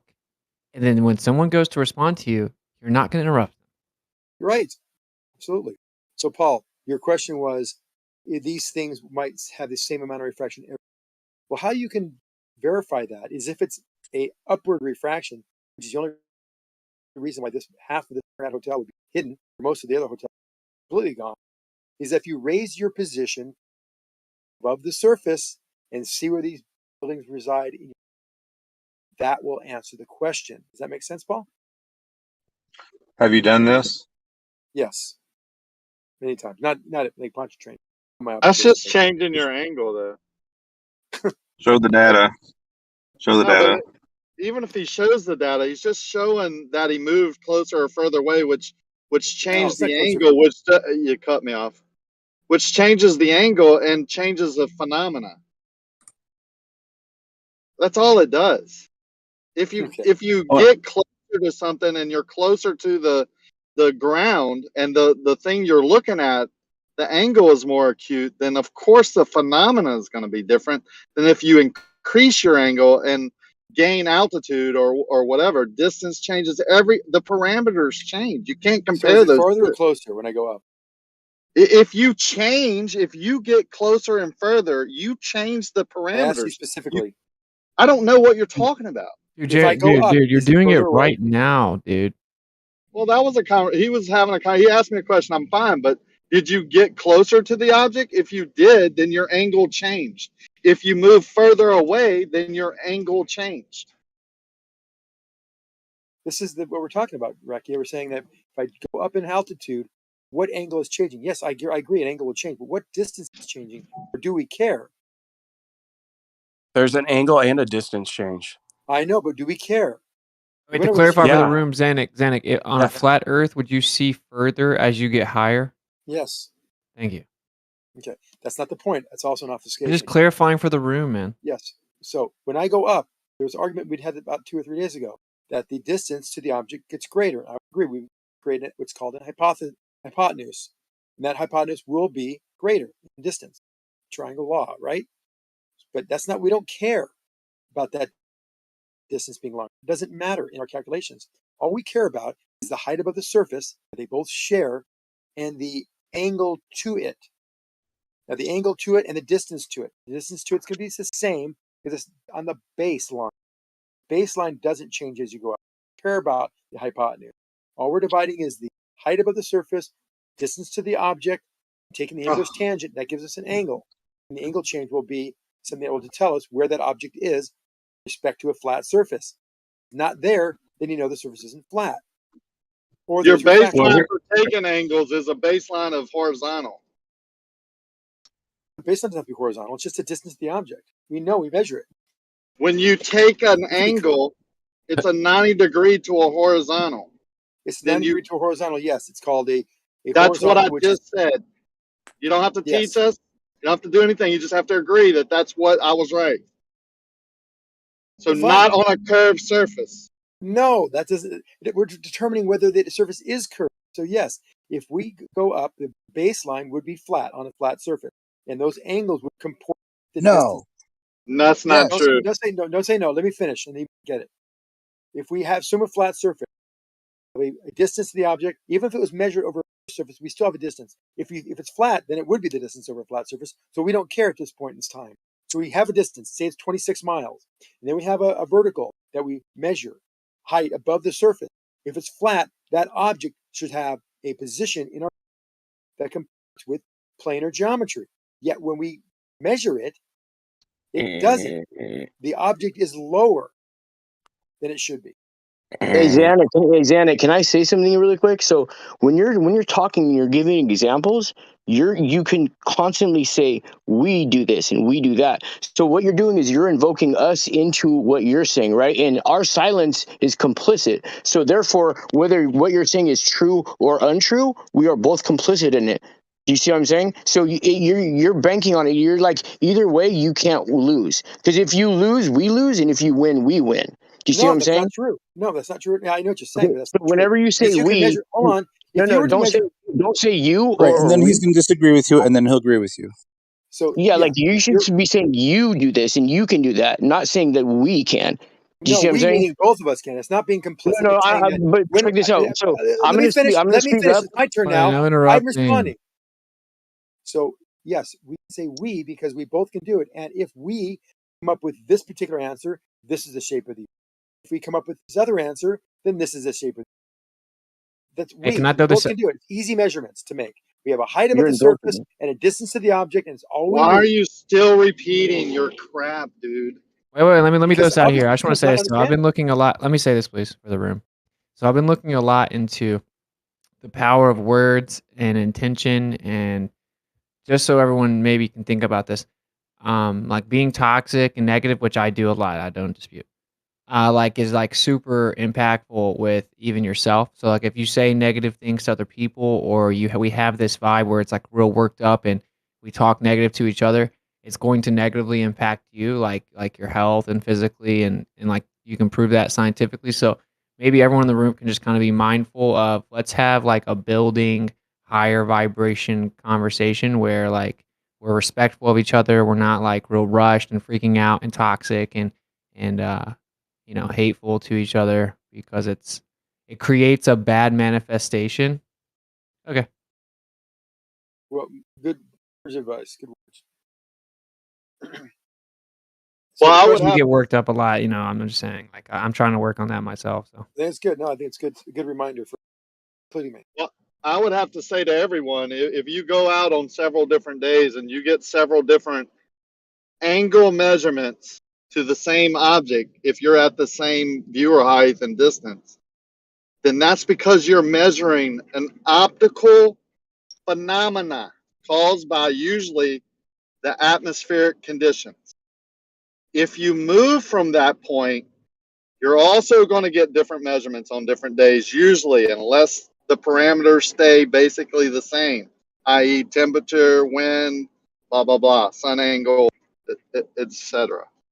Would you agree, Rakia, that if you made these measurements and you had this ability to drum, mountaintop, or whatever, in fact, a great test for you since you're down there, which one is the Marriott? The one on the right or the one the taller building? Which one is the way out or something? There's 3 separate buildings there at different angles to the viewer The on one the that was North completely Shore. missing. There's 3 separate buildings. They're different angles from a viewer from the North Shore. That's why you see them. You see one more than the other is because of the reflected light coming off the angled glass building. They're made out of the same glass, but you don't see the other 2 because they're at different angles. Oh, that's affirming the consequence. No, isn't that exactly what you're talking about? No, I want to know which the one with the red lights on top. Is that the? I don't think so. I think that's the parking garage. There's 3 separate buildings. They're all the Marriott, basically, in my eyes. But I mean, they're called 3 different things. it'd be a good test to do this, to go on the bottom floor, shoot across take a measurement, and then go to the top and do. What happens is you can actually go, if you incrementally, and I've said this a million times, if you incrementally take this angle and go up, if it is due to refraction, if anything's due to refraction, this refractive value can be determined statistically by a curve that you will end up creating by these measurements, differential change in the angle. The change in angle will be specific fraction because you're not changing anything else other than. So any variance where it should be, where it's measured, be this variable, which we call refraction. Now, could it be something else, electromagnetic? Possibly. More than not, we all agree that it's going to be refraction. We can determine, this is something people don't talk about, we can determine what diffraction is by the rate of change fraction as you move position. Dude, we cannot fully determine the rate of refraction, bro. It's only the ballers that want to pretend that you can. But when you press them on it, they admit they can't. So you have an idea, you have a rough idea of how it works, based on your globular assumption, and that's it. You did. You said we can determine the rate of refraction by changing position. You're using it in a different context. My context is rate of change of refraction. You can use your R value then. Rate of change of refraction would be as I change my altitude, right, of elevation above the surface. What change in this position do we see angularly in your view? That rate of change as we go higher is the rate of change of refraction. And that can be plotted on a graph, first distance of the surface. And that plot will tell us what the refraction is at any altitude elevation by just using this curve equation to this curve. You can go up as high as you want and get a very accurate predictive value, because you know why? R square value that says that this data represents the path accurately. Oh, see, what you don't understand is that to understand the rate of refraction, you need to know actually what the refraction's doing to the observation. If it's lifting it, what it's doing, because as you change, yeah, sure, what you see changes, but how it's changing relative to altitude requires you understand what the refractive effect is. And in your position, you assume it. You're like, well, we know that the globe is real. We know that this is this far behind a curve. We can see this much of it. As we go up, we can see this much of it. So you factor that assumption into your refractive effect. You have to, because if it's doing something different over a plane, how you observe it and how it changes as you go higher is going to be different than on a ball. So Why did you mute me? I was completely quiet. Witsit, can I ask him something real quick? Yeah. Hey, Zanuck. Yes. So, can you tell me from the shore exactly the measurements of or the coordinates of where the horizon is?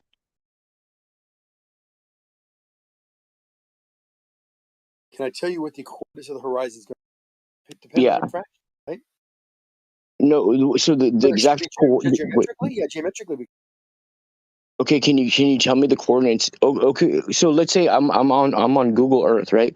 Give me the coordinates of the horizon from a shoreline, any shoreline you want, something you're familiar with, and give me the exact coordinates of the horizon. How about the oil wells out in Santa Barbara? That first oil well, 4.6 miles. That's the horizon. That bottom would be the horizon if you're standing at 7 feet tall. So if I'm 7 feet tall and I'm standing on the shoreline right there, the first oil rig you're saying would be the measurable geometric horizon. Right. Okay, and you're saying and you're giving me the coordinates, and what is it, the coordinates? I think they're on the maps I've provided many times. Okay, I'm gonna look at that. So that's exactly how far the horizon is, right? Correct. Okay, so then why would you say that the sun is going over that horizon and then sinking behind the horizon? Because it does most of the time. Well, anything would sink behind that. It's only a couple miles out. Isn't there more Earth past there? That's curving away from it, yeah. So but you're saying the curve starts right there. No, the curve starts in the moment toward the object. Wait, no, the curve starts at your feet. Correct. But I want to go back to what Witsit had said, because that was an incorrect assessment of what I was saying. This rate of refraction be the change in the position where things should be to where we measure them to be. That's with refraction involved. So we don't need to know what causes it. We know its effect. So when we go up in an elevation, we see this change position angularly to where this object should be based on and our height above the surface, and that rate of change measured, not the rate of change of refraction. The rate of change of what we measure determines what the refraction is at any height above the surface with very decent accuracy. That was well put, Zanuck. I did learn from that. Now I did post a picture of the Marriott hotel that you're talking about that I took, right? So you don't have to use anybody else's stuff that you don't know anything about. This is a picture that I took from the North Shore of the Marriott. You're saying that's Earth curve? Where is it? What was your picture? Livestream? I'll give you one guess of where it is if I posted it in the right place. Well, I'm on Probably Livestream text. We should not probably there, yeah. It's at 206. Just like my shrimp boat that you said was Earth curve, before you even knew any details, you said Earth curve, which makes you, I don't know what it makes you, but if you say this is Earth curve, I don't know what to tell you. Because Rakia, I don't know what that. I thought that was one of those. That's actually, we should add that to the file of the looming mistakes. It's not or a moving. It's mirage. It's a mirage. Yeah. It's Yeah, a like the sky is being mirrored right. below the Well, it is hotel. mirrored actually. Yeah, the top of the Travis is hotel right. is actually mirrored down and Yeah, but doubled down, so you can't see question, the you can't see the bottom of the hotel, right? right? It's But could you see? sky. Could you see the bottom of the hotel if you were to look at the? Say we have the width there, and we have a little view of the floors. Can you extrapolate Yes. that and see where? Can you extrapolate the scene and see where that would be? Like, you know, they picture the windmills and they say this is where it would be, and it shows it under the water. If you could make that Marriott the same size proportions on that picture, where would it be? Because we know according Yes. to You can hold on, stop hold on. there. You I asked have the a question. question. Stop talking You for a asked second. it. You Relax. asked. Wait, You I'm not asked the done yet. question. Can you? Oh my God. How Can many you? questions do you have? Because I'm I've got almost another forgetting the question. first. So if you had, okay, we know in the globe model, we know that the horizon would be somewhere between. But you can see the water. What's being obscured by this reflection, this internal reflection, which would be the inferior mirage. So I would think if you had the actual picture of the building and superimposed it, it might be below even the bottom of this water, which is we know that's not the. What's your question, sir? Do you know You the don't even size of the remember. building? You don't even remember what you asked. Do you know its angular? Do you know Nah, its he's too angular busy off position? the skating. Okay, Do you know okay. the angular position? Do you know the angular We're position of gonna the? get to this Do you know? question later. Do you know the? Here's a question. 5 times. 10 times. Your original Do you know? question Do you? was, 15 times. could I Do you know? dictate Do you where the know bottom of the Do you know building would the be? angular position Listen to of this this guy. building, the roof, in your field of view? Does it compare the distance and your angle above? Okay, I'm gonna answer the first question you asked first. So Would I know where the bottom of the building is if the sky wasn't being mirrored? Yes, that was your question. I answer yes. You could see where the top is. That's not the actual position. But then you would know the bottom of the building is below that because you're smart. But then you see sky mirrored down where the bottom of the building would be and is obstructing the bottom of the building. So as a smart guy, you don't say, shit, that must be Earth curve. You say, holy crap, that's an optical phenomena where the sky is being mirrored where the bottom of the building is. Sometimes it's not sky. Sometimes it's water that appears to be above the horizon or the bottom of the building. It's just an optical illusion. Thank you.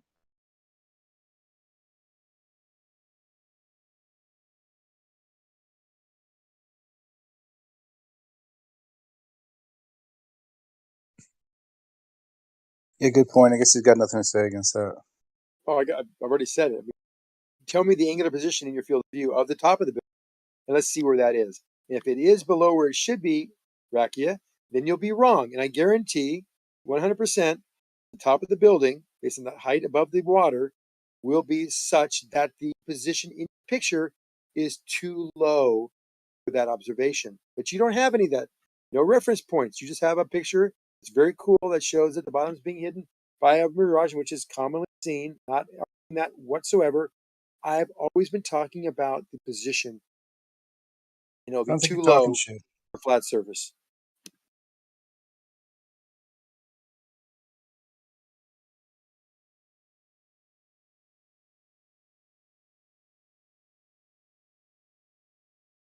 And the great thing about what Earth of Life has just posted is it shows that dramatically. We know these hotels, they're in Hawaii.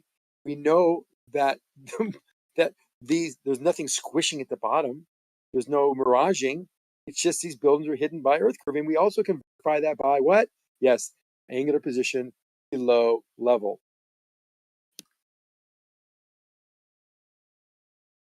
You mean Hawaii, the surfing capital of the world? You got it.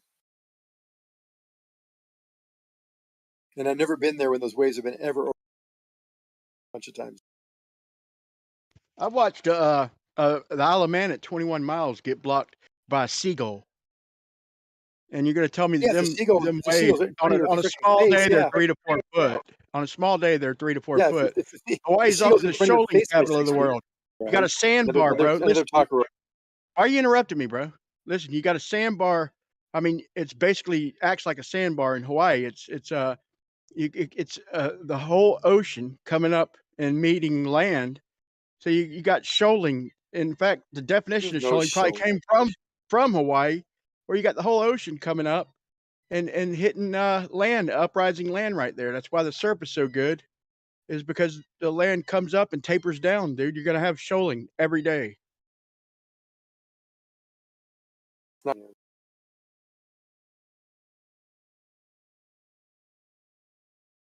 Are those seagulls behind you or cats?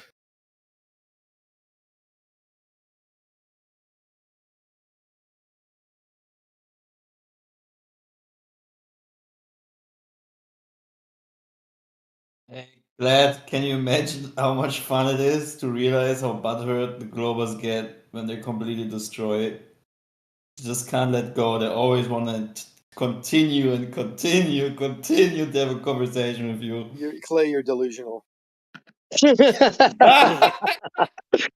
Plus, that's to me sounds like some personal bullshit drama instead of an actual conversation. So I'll say Oh we could say man, this. hey, if you could, do you want me to open up my? I can't open up my webcam, unfortunately. You can't even imagine how less I actually care about it. You know, I really do not care. I know that you guys are frequently lying. I expose you frequently, and the very reason why you always continue to wanting to make me, you know, answer your things, because it's so annoying to see people trying to pervert a previous convo into a different meaning, that it looks like as if I have stated something that I actually in fact didn't state, so they can make a point again and make me triggered in a certain way. So I need to, you know, defend myself because they know they're trying to pervert something. It's just blatantly pathetic. And it happens all the time. It just shows how butthurt you guys are, because it just can't take a lose. And you are losers, because literally you don't live on a spinning, wobbling, tilted, pear-shaped, flying for never expanding universe. It doesn't exist. You will never be in space. It will never exist. No matter how much you want to have this imagination in your brain being real, it does not exist. Okay? And I'm not saying this out of any anger at all. I'm just a very patient guy, because I have some genetic lines going back to Italy, and it's just normal that I talk like this. We do this in the family all the time. I know that you know Western people do not like this way of. I know that you guys don't like this way of talking, but again, the spherical globe planet curving around other planets, flying through an endless darkness void, does not exist. It just never will exist. No matter what you bring forward. Really? Reality is against you. So Clay, Oh, uncut Zanik, video. oh please. Please, Right. I had enough. I had enough discussion, Zanik. He's I had not done. enough He needs to discussion. rant 5 more minutes to let Zanik, let Zanik, I had enough discussion with you to realize how much of a time waster you are. And actually, all the anti-flat earthers in here are just time wasters. You're not here to learn. There's nothing you guys will ever understand about reality. In fact, I pretty much think you're in a permanent state of continuous cognitive dissonance. Yes, I agree. I agree. There's nothing really wrong with you.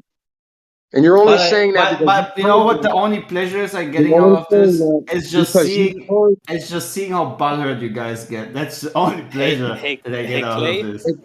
It's funny because the only reason why you're saying that is because you've heard it from another flat earther. You've never gone out and probably made any observation yourself at all. I just made an observation at 5 a.m. in the morning today before work. I did an observation because a Glober on the debate against Witzit said that all the shadows on the moon are always curved. Yeah, always curved because the Earth is a sphere. For some funny reason, I looked at the sky when I was driving to my work, and I see the moon. It's a perfect straight line of shadow. I don't even think that's a shadow, but. Why do you think that is? Why do you think that is? Why do you think that's just ignore that the Glober stated that the shadows need to be curved because it resembles the sphere? Why do you think that is? Ignore that. Do you know why? Because the moon is not being covered by the Earth, man. Why do you think that they need that? Why do you think that they need the moon to be? Wait. Do you think the phases of the moon is because the Earth's shadow?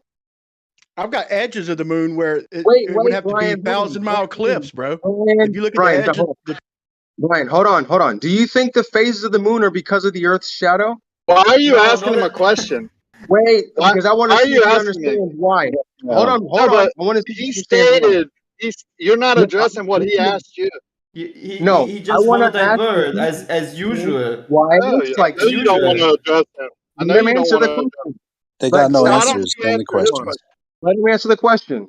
Do you Why don't think you the answer his question instead of asking another Exactly. question? Why don't you answer my question? Why do you want to move forward? Is there a moderator on the You came in here. You came in here and said, "I bet you've never made an observation." I'm not. I'm just stating a Can we fact. shut down this Why are you this bringing live up a guy white like knight? he's We're not talking All over right, everybody? y'all. All Can right, we y'all. moderate Calm him? down. Calm down. Why are you white knighting for? All right. I muted everyone that was over talking, you guys. That was completely chaotic. So let's try to reset something and get back to some conversation. I think Clay did have an answer for B-Ball, and then I think B-Ball had an answer for question for Clay. Should we go back to that? Go ahead, Clay. Ask your question again to B-Ball, and then B-Ball had a question for you. So there was someone who claimed that we always see curved shadows on the moon, when in fact I made observation this morning at 5 a.m., even photographed it and made a video of it, showing that the supposed shadow over the moon, lapping over the moon, is perfectly straight. How does that work? That's because of the angle of the light, the way the angle of the light is coming towards the moon. Now let me ask you a question. Do you think that the shadow on the moon is because of? Do you think the Earth is causing the phases of the moon? No. Okay, so what is it then? Well, B-Ball, now you've asked even in the heliocentric model, they don't say it's the curve of the Earth making the phases. Well, Did you mean eclipse? I think that's what he thinks. I don't think anyone said that. You also didn't even answer his question. He was saying that the terminator line on the moon during the eclipse is a straight line in certain cases. You're interrupting me? Is that the deal? Do I have to sit here with my mouse and like mute just to say something? Go ahead, Gio. All right. Clay's original question was, he was saying sometimes during an eclipse, not a phase, during an eclipse, there's a straight line shadow across the moon. I believe that was his question. If it's the curve of the Earth, as you say in the heliocentric model, how is that explained? And all you said is angle of light. I don't think that was very sufficiently answered. No, he didn't say anything about an eclipse. He said specifically that he said something about the moon causing the shadow on the Earth, on the Earth causing the shadow on the moon. No, he did not. That's what he said. He said a glober. He said a glober in Witset's debate brought up that all shadows on the moon are curved, and you said he's probably never done. Why are you interrupting? Yes, during an eclipse. Yeah. And you said he's probably never done a single observation, which basically started all the crap. So that's what happened. Then when he tried to answer you, you don't even listen to what he's saying. He's saying about a glober on Witset's debate. And then he did an observation this morning, which makes you wrong again, ironically. And why it looks like that then? Since everybody wanted to white knight for him? I don't know why you're using script and white knight when you're the one that come in here and stirred shit about him being a flat earther that doesn't make any observations. When he clearly did one this morning, tried to explain it to you, and now you're on about others white knighting when they're having to babysit you and explain to you what's going on, why you overtalk even the mods. Yeah, you're white knighting for him. So go ahead and Can we just get out of the hold on, let's just get out of the personal white knighting, whatever stuff. Can we just stick to the information? I might have repeated Clay's question incorrectly. So Clay, if you want to ask it again. Oh no, you did it perfectly, better than I did. All right, so B-Ball, you don't have a response to that? So you want to know why the terminator line on the moon is a straight line? In Is that the some question? cases, it is. Yes. Yes, that's because the angle at which the light is coming from the sun is a straight line, and 6 months later it'd be a straight line as well. That has nothing to do with the. That's nothing to do with the Earth. All right. Do So you Clay, believe? Clay, you were not Okay. talking about during an eclipse. You were talking about a moon phase. Wait, can you repeat that? Were you talking about a moon phase? No. during I eclipse? mean, what? Who's actually the guy I'm talking with? My point Earth is was. live. Yeah, can you My repeat that point again? was. All right. My point was. The moon phases have nothing to do with the Earth. I know it is because the sun is in a different position, and because the sun is supposedly shining its light from the side. It is. Right. So that can answer your question. Okay. All right, I think that's a sufficient answer. I understand. Another question would be if it's shining from the light on a spherical object, why do we have a complete dark side that is like cut off? Wouldn't it be that you at least would have like you have on Earth, like certain lines of light illuminating the moon a little bit like smoother to a certain degree, like you wouldn't have this cut off blackness or darkness? The answer to that question has to do with why we have twilight. The reason we have twilight is because the atmosphere is still lit up. By the way, B-Ball, just going back to that thing, I do now understand why you were asking him if it's the Earth causing the shadow for the phases. Because if he was talking about phases, then that would be a valid question to ask him back. So I wonder how this works then. But they probably just claim it's a photoshopped image.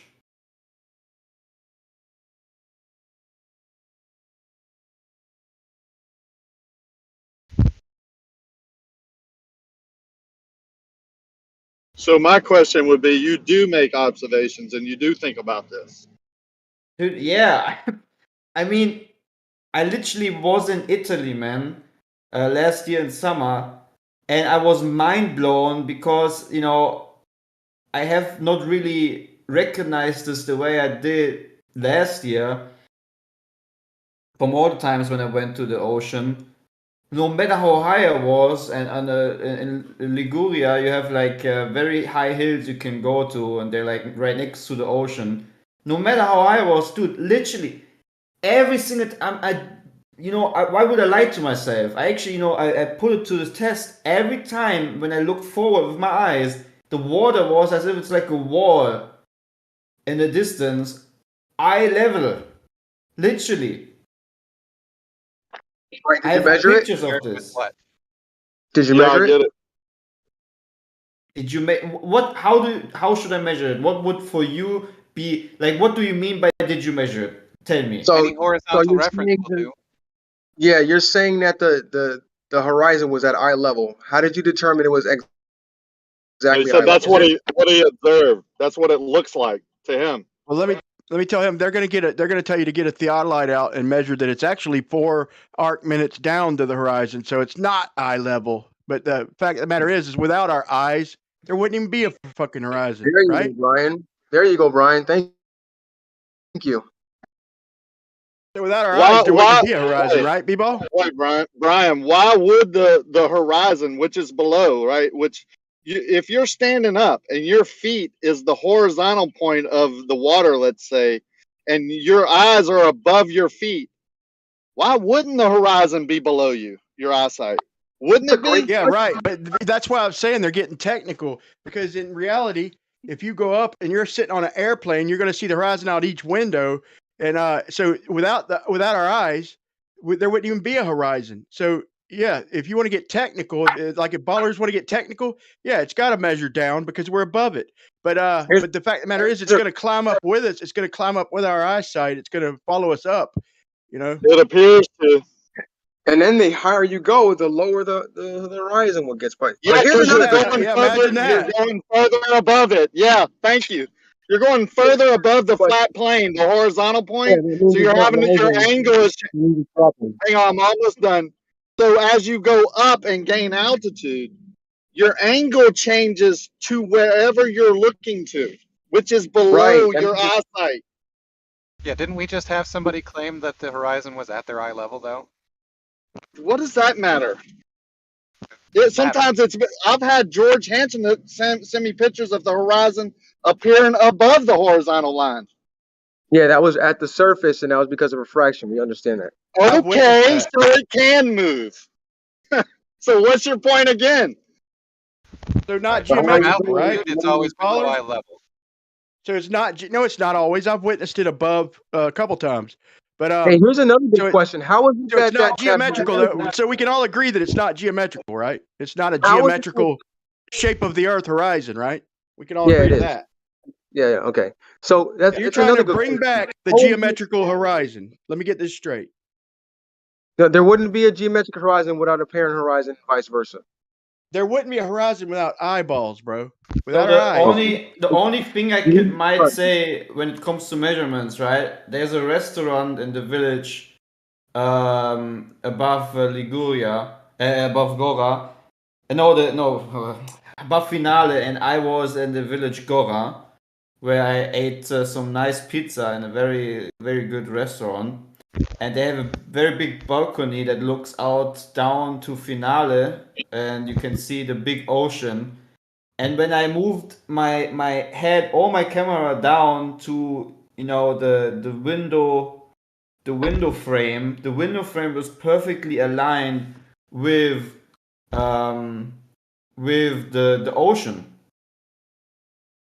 So that's maybe the only reference point I can give. Yeah, you can do that in a hotel room too. Get down on the floor and do a horizontal with the windowsill and look at the horizon out in the distance, and it's at that level. Weird, right? If you're on a ball where it's supposed to be going below the windowsill, especially when you're on a high floor. Yeah, Just exactly. agreed that you can measure the horizon to be below eye level. I Then what the posted fuck? I posted a picture. Unfortunately, during that picture, I didn't move the camera lower. I didn't thought about this conversation. What? I don't understand the picture. Next time when I'm there, I'm gonna have hopefully a P900 with a tripod, and I'm gonna really to a millimeter put maybe even take a level with me just for the joke. Yeah, I'm kind of confused. I got to correct B-ball because the horizon's an optical phenomenon and it varies. It varies depending on the conditions of the day. So sometimes we can see it like way out. Sometimes it just goes off into infinity where it just blurs out, like the black swan with the oil rigs. That particular black swan, and sometimes like when it's foggy, I've seen a half mile away. I mean, horizon a half mile away when it was foggy, because it's a function of distance and a function of vision, not a function of the Earth's shape. So when did you change the argument back, B-ball, to its Earth's shape? We know the horizon. We know what refraction is. Come on, Brian. So the horizon is a function of vision, right? I mean, of the conditions of the day. Yeah, refraction. They're going to claim that it changes. We understand why it changes, right? It does change. It doesn't mean that's the shape of the Earth is proven by it's changing. Yeah, I think I don't want to speak for B-ball, but it sounds like his arguments these days are he's saying that is the physical curve because he posts his picture and he says there it is, it's the curve. Yes. So he thinks there is a geometric horizon and it's visible and you can see Earth curve. I guess that's B-ball's. It's an apparent horizon. Okay. And how could it be Earth curve? It would be an apparent horizon without a geometric horizon. That's redundant, bro. That's fine. No, he's right. In 20 hey, feet. Brian, he's right. But that's not Earth curve. An apparent horizon or an apparent position or refraction or any time you mention that has nothing to do with what's under what you're seeing or the shape of the water or the land or whatever. That's an optical phenomena you're seeing over distance. Yeah, no one denies refraction.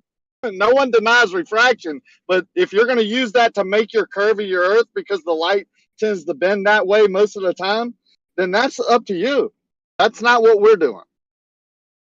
And What another causes point is I can show a horizon on asphalt. Just if I get the camera all the way down and set it on the road, I can show a freaking horizon on asphalt. It has nothing to do with earth curve, bro. Horizon is not earth curve.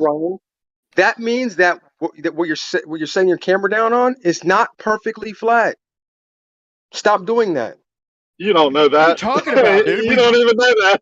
You just baseline just flouts out something that he doesn't even know. Nothing's perfectly flat, bro. Nothing's perfectly flat. What are you talking about, dude?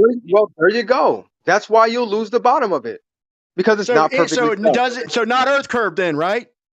Exactly. Because the surface is not because the surface is not perfectly flat.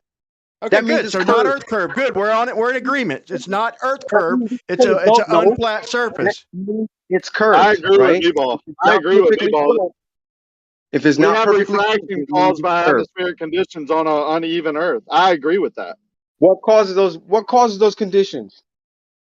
Because we'll get into that too. Perspective, bro. What are you talking about? What causes it? Perspective. What causes railroad tracks to converge? You think it's not going to converge? The way your eyeballs formed. Yeah, if everything converges left to right, why wouldn't it converge top to bottom? Everything converges left to right like railroad tracks. Why wouldn't it converge top to bottom, B-Ball? The railroad tracks do converge They would top to converge bottom. left and right and top to bottom equally. Yeah. So they're And then showing a horizon on an uneven flat surface. Railroad Okay, tracks listen going very out into the carefully to what I distance said, affected by 'cause it atmospheric has to conditions. be equal. That means it has to shrink from the left and the right and the top and the bottom at the same time. It has You're to just shrink to a describing point. perspective. You're forgetting Depends on about distance. atmospheric conditions too. You're just using perspective like Globers have done for years. They just put perspective in a vacuum and tell you how railroad tracks would react in the atmosphere, and that is deceptive. Plus, he's not right because if I'm standing on a railroad, does the other. if I'm on a railroad track and I'm standing on one of the rails, and then there's like 10 other tracks to the left of me, there's going to be a minimal convergence of the track that I'm standing on. All I'm going to see is all that area and all the other tracks parallel with it converging to in front of me. Okay, so the area to the left of me is greater than the area of the track I'm standing on. Same thing as the ground. If it's just like standing on a railroad track and then turning over sideways. It's like the ground that you got all the sky above you, but no ground below you. So since it's a function of vision, the horizon's only going to come up. It's not going to pass your eye without optical refraction, but the top is going to come down and it's going to escalate more the higher it gets. Same thing as the railroad tracks to the left of you. It's not about your eye though, because photodetectors do the same thing. They see the It's same. easy to understand, bro. Your photodetectors are mimicking the eye, right? Mimicking what we see. A pinhole camera with a photodetector behind it is not mimicking the eye. So you don't agree that the ground is not going to rise up past the eye? I don't agree that the horizon is caused by our eyes. That's what I'm disagreeing with, Brian. So our vision, the way we see and the way cameras record is not causing horizons. You think it's just there? You don't think it's an optical phenomenon? Basically, if we're standing on the railroad track, you don't think the ones to the left, all the railroad tracks to the left aren't going to converge right in front of us eventually? And can I ask what you think making the horizon? Are those railroad tracks on the left going to cross over to the right? What makes the horizon? It's a big hump between you and an object in the distance. Big hump. Can we get him to state what makes his horizon so we can move to maybe So is figuring that it out? railroad track on the right going to cross? Yeah, Bob asked a over great to the left? question. Bob asked a great question. No, the horizon, the track on the left is never going to cross it. It's just going to converge eventually. And the further away, the tracks that are further away to the left are going to converge at a faster rate. So you'll agree that But they're never going to cross it. But they're never going to cross it. Just like the sky is never going to appear below the freaking ground. It's a convergence So point. you understand then that the sun, which is above us, It could appear will to do never so. go below. It'll never go below us.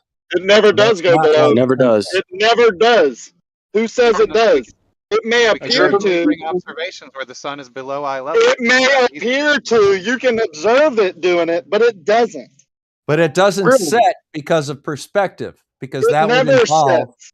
It having just to goes away. drop below our vision. It, So well, what should Why it did do? you Should it? clear that up though? I'm not So sure what who should it said do, it, Bob? Tell me the sun doesn't set. Lie to me. Do that. Well, I'm trying to Nobody's explain, but claiming that. yeah, Nobody's no one claiming the claimed sun that. doesn't set. Rakia just said it. Hey, Rakia I just was said it. trying to say, He no, said, that's Hey, hold bullshit, on, Bacon. hold on, guys. Hold I on, hold was on. trying. No, There's my name was mentioned. I would like to say what I was going to say before I was cut off, because I got cut off. I said the sun doesn't set, but before then or after then, I was going to say just be due to perspective, but I was cut off. And now y'all want to say I'm going to say the sun doesn't set. Y'all are a piece of shit, man. Right. Let's check this out. If look at this picture, right? You see that black line on the wall? Let's say my head is the same exact height as that black wall. Do you think at some point, if I walk down this hallway, my head is going to start to drop below that black line? No, but if you put it in the atmosphere, it may appear to. I can show you a It's going picture to of converge Jordan. into the horizon. It's going to converge into the ground. Eventually, it's going to converge into the ground, and you're not going to be able to see it. Hold on, this is not analogous, right? Because he's talking about his head just being slightly above some sort of black line in a very In a short distance, hallway. which is In a completely hallway. different than a He didn't say large above. celestial object that's extremely high above you, meaning the ground below your feet is not very far below you.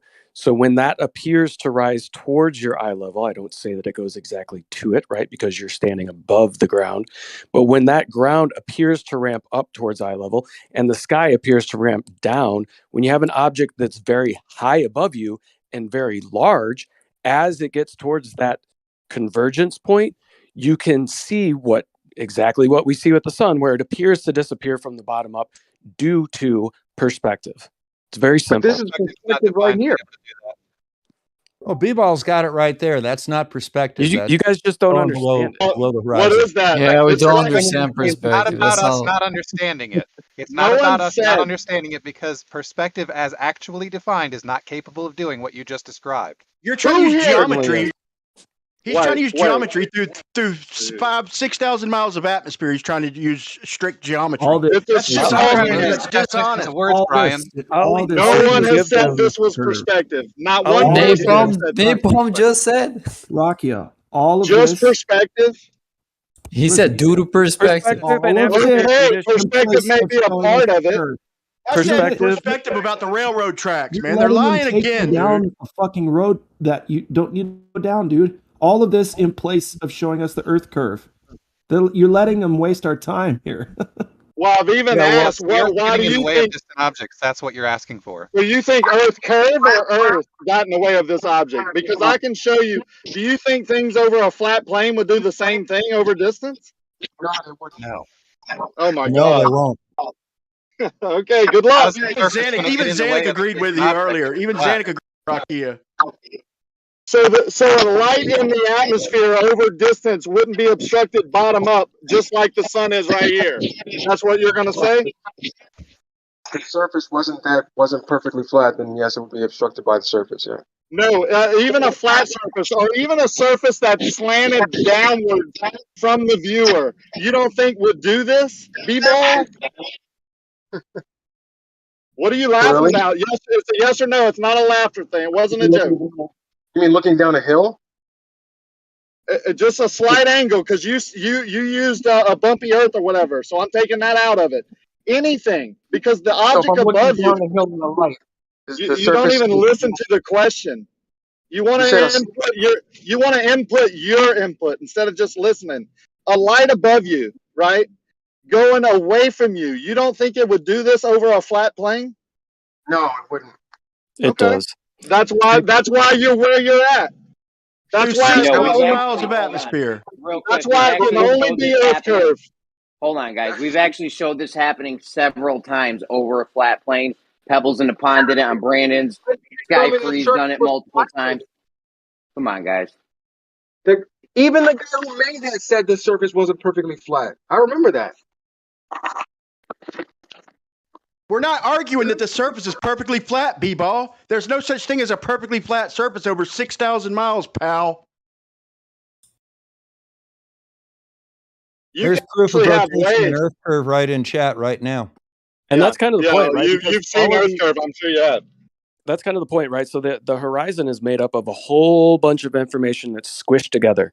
And it doesn't have to be perfectly flat, right? It's a whole bunch of information squished together in a very small space. And when that horizon is fairly close to you, due to the way that you see, right? Meaning it's at a certain distance, things that are very high above you and very large interact with that horizon differently than things that are close to your size that are at or on the ground. Yep. They merge together with the ground and they get obstructed bottom up because they merge with the ground. They just become one. You can't tell one from the other. Do you guys even Sure, want to Sam. like try to understand what we're putting forth? I mean, I put 3 We've slides demonstrated there. it, though. You Dude, guys- it's the same guys have been here for years and they're coming with the same argument. They'll never agree to this. Never. No matter how So many I've got times we demonstrate it, we demonstration show of the oil rotation rigs. of Earth We curve show the right in oil the rigs chat. squished down to 0. I've got demonstration of Earth curve and rotation right in the chat. So there you go. Okay, Bob. That's not what we're talking about. We So- really trust you, Bob. We really believe Bob you. always takes it to space, bro. Congrats, He always Bob. takes it to space. That's They not have space. to, bro.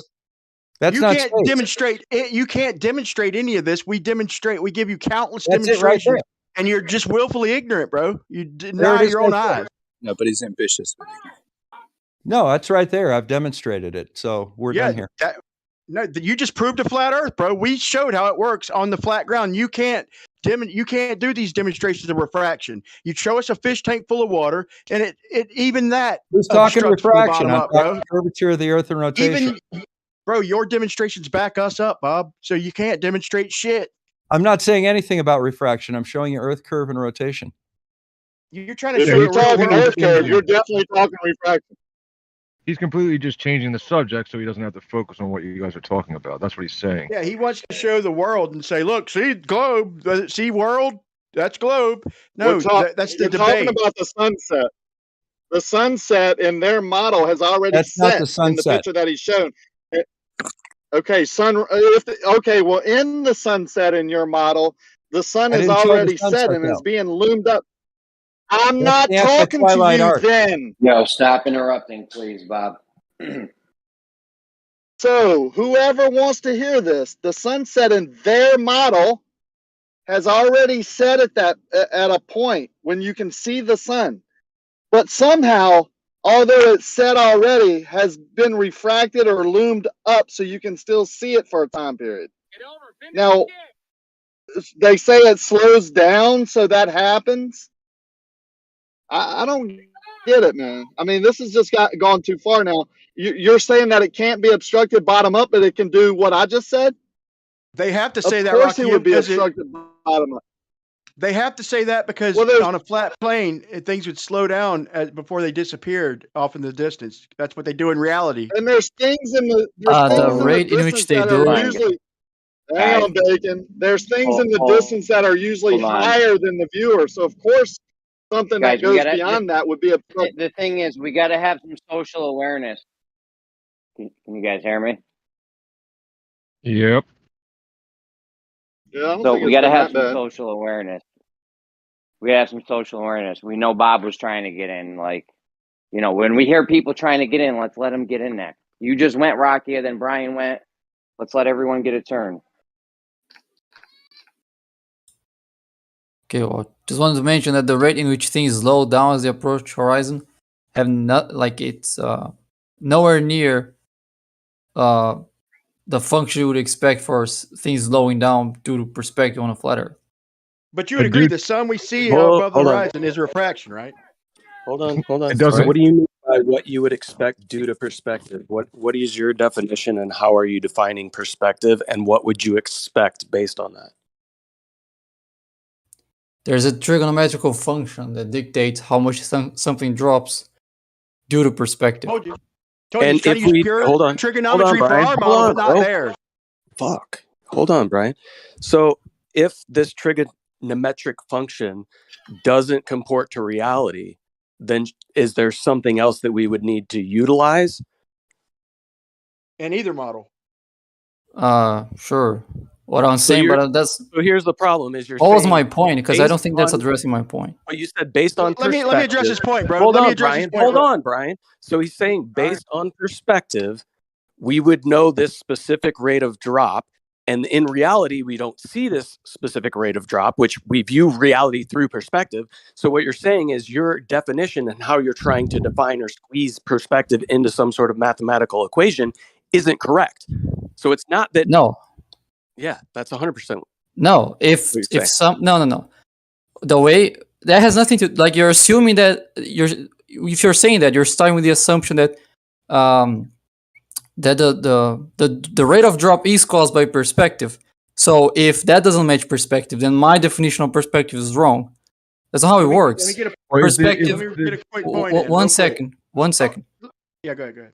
Right. If you go away from a building, the angle to the top of the building drops, and it drops at a rate that I mentioned. There's a trigonometrical function for that. You can get the height of the building based on that angle and the distance to the building. Or What's you can the get the ratio? distance to the building Fine, based on the but- height and that angle. That's what the perspective. What To the- a certain You don't point. think you don't think it's a little bit dishonest that you're trying to hold our model to strict trigonometry, but then tell us in your model. I didn't say that. Wait. In your model, the sun is we're seeing it, but it's actually already set. So you're using refraction because the trigonometry, the pure geometry, doesn't work. So you're trying to hold our model to strict geometry, but let No. your model slide and give us excuses, bro. No. Do you think that's honest? No, that wasn't the point at all. I didn't say like because yours doesn't match exactly, then it's false. I said that the rate of drop that you get from perspective, if you compare that to the rate of drop from the sun, how much it slows down, the slowing down of the sun, if you compare that to the slowing down that you get from perspective, and you compare them, it's not just slightly off. They're completely different curves. It's not that Right. You want to hold on, Brian. Hold on, Brian. It works for 1,000 miles, bro. What are you talking about? What? You don't know what he's talking about because Napalm Right, has 'cause to I'm ask him trying and to- hold him specifically to the point. Yeah. So, Bacon, you're trying to apply the same trigonometry that you would apply to a building, which we know gets too small to see at a very short distance, to the sun, which if it's at my zenith and it moves, let's say the building is disappearing at 10 miles. We're unable to resolve the building at 10 miles. So if the sun is at my zenith, the building is at my zenith. I move away from those two objects.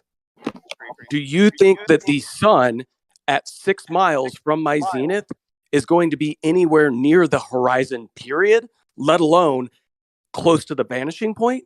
No. So these are No. Still two not totally addressing this different question. things. You're still No, not they're addressing this clear. question, bro. Clearly the sun's much further than the building. But if you're claiming perspective, the equation is the same. It's just a different distance. So why does the sun appear to go down towards the horizon? That's what we're trying to figure out. Can What I I'm ask- saying is that Hold on. what I'm Hold on. Why does a plane appear to go down towards the horizon as it moves away from you? yeah, perspective is one of the factors. Two reasons. Right. So perspective is the factor. One of two reasons. Oh, come on, Can I- Zenny. We're having a back and Can I- forth. Yeah, let me. I want Bacon to talk. I do want to ask you, Bacon. Though, is this law that you're describing? Is this based on angles and a ratio of the angular size of an object? It's based on trigonometry. It's based on the geometrical way perspective is defined. That's why I'm trying to And not respond only to him that, with it goes trigonometry, further bro. down. Here's the It's point. further down than it does geometrically. On a flat plane, though, it works for the first 1,400 miles, and then the more and more atmosphere, it starts to fail. But in your model, you say that it works it works pretty much until a certain amount, and then all of a sudden, refraction's making us see it, and not. I say refraction's happening the whole time. It just starts happening more and more the further the sun gets away. Would you agree that something that's going off in the distance on a plane would slow down as it approaches the horizon?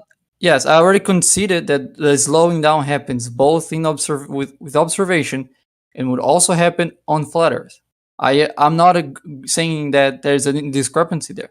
What I'm saying is that just because both of them would slow down doesn't mean it's actually similar. because if you take a look at the functions, the difference in how much you observe is slowing down and how much you would expect is slowing down due to perspective, they're like violently different curves.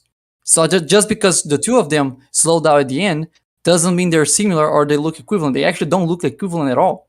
Maybe I'm Well, missing what's going in a curve? Oh, What are you talking about's going in a curve? Yeah, I don't The expect orbit to of the understand sun? that. I Well, want to you're saying the curves are drastically distant. What's traveling in a curve pattern? Nothing's traveling in a curve. I'm talking about the function, the relationship between distance and angle. It forms a curve. You're saying the curve. Yeah, you're saying that curve is drastically different. Bacon, yeah, What is your curve?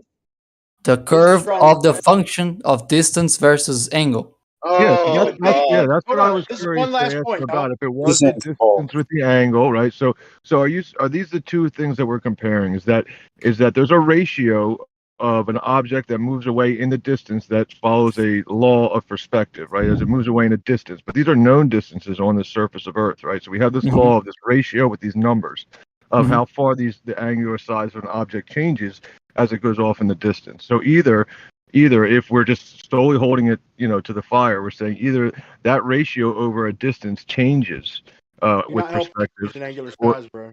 An angular size ain't helping the argument, bro. or the speed of which it changes its angular size over distance is either off in the ratio, or the Earth speeds up. These are our two options. Kind of lost track of what your point. Here's the point, Bacon. You say that there's no refraction. We can measure the sun 15 degrees an hour perfect until it gets down to like 25 degrees or 30 degrees, and then all of a sudden refraction just bam, there it is. No, it actually doesn't. In our model, the angles work perfect when they're right overhead and when they're hundreds of miles, but when it hits like 1,000 miles, the refraction just gradually I'll see. Starts piling up, bro. I mean, wouldn't reality just wouldn't the refraction just gradually compound instead of just hitting all of a sudden? It exactly doesn't work like that. The way you're picturing it is completely not how it actually is. I'm trying to pull up the function. Just give me a second. But if you compare the linear function, which is what you would expect on a globe with no atmosphere, and the observed function, which is that's slowing down to observe, you can barely see any difference. You can see that at the very end they diverge a little bit because it barely reaches 1 degree. It's just a couple of arc minutes.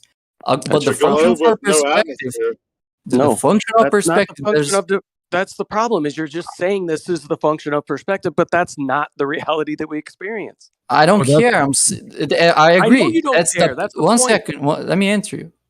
I agree that the reality that we live on doesn't match perspective. I agree with that. But the definition of perspective that you're using is only, I was like 12 words in. I wasn't even just like a word in. But it seems like the definition of perspective is a trigonometric function linearly of a object on the surface of the Earth changing in size. And that's limited. We can't see. We don't have instruments that see forever to uphold that function that you're using. This is the sun in the sky, but you're using it and comparing it to a toy soldier that you move away 5 feet, 10 feet, and it has a ratio that it obeys within where we can see. Is that correct or incorrect? I'm sorry, could you say the last bit again? Is that correct or incorrect? No, before that. So you're using where the law of perspective that you're referencing is an object, a physical object on the surface of Earth that changes in angular size at a specific distance. Is that the law of perspective that you're using? That's one of the things you can derive from perspective. And that's perspective is not an equation. Perspective is it's the projection of a three-dimensional scene into a two-dimensional image. Like when you take a picture, you're mapping something, a three-dimensional space into a picture, which is 2D. And when you do that, what dictates how those all the points that are of light that are being mapped towards the back of the camera is what we call perspective. So you can get angular size from that. You can get apparent size. You can get angles. All that can be determined by perspective. How you call objects on 10 miles? So, Bacon, you when you're trying to do this, if you have something very large, let's say it's 1,000 miles wide, and it's, let's say, 10,000 miles above you, how does that interact with the horizon as it gets further away from you? Meaning, as it's moving further away from you, let's say it gets 1,000 miles away from you, where does that appear in the sky? How high As it it is? moves 3,000 miles away from you, where does that appear in the sky? Okay, so the height of it is 1,000 miles, and it's 3,000 miles away. No. It's 1,000 miles wide. Let's say it's 10,000 miles high above you. 10,000 miles high. Mm-hmm. Right, and how far it is? 3,000 miles, you said? 10,000 miles high above you, Mhm. and it's 1,000 miles wide. Let's just use those numbers. Yeah, the width doesn't affect the angle. Sure. So this object, as it moves 1,000 miles to your towards your horizon, where does it appear in your field of view? So we move the 10th of how high it is. Is that it? Yep.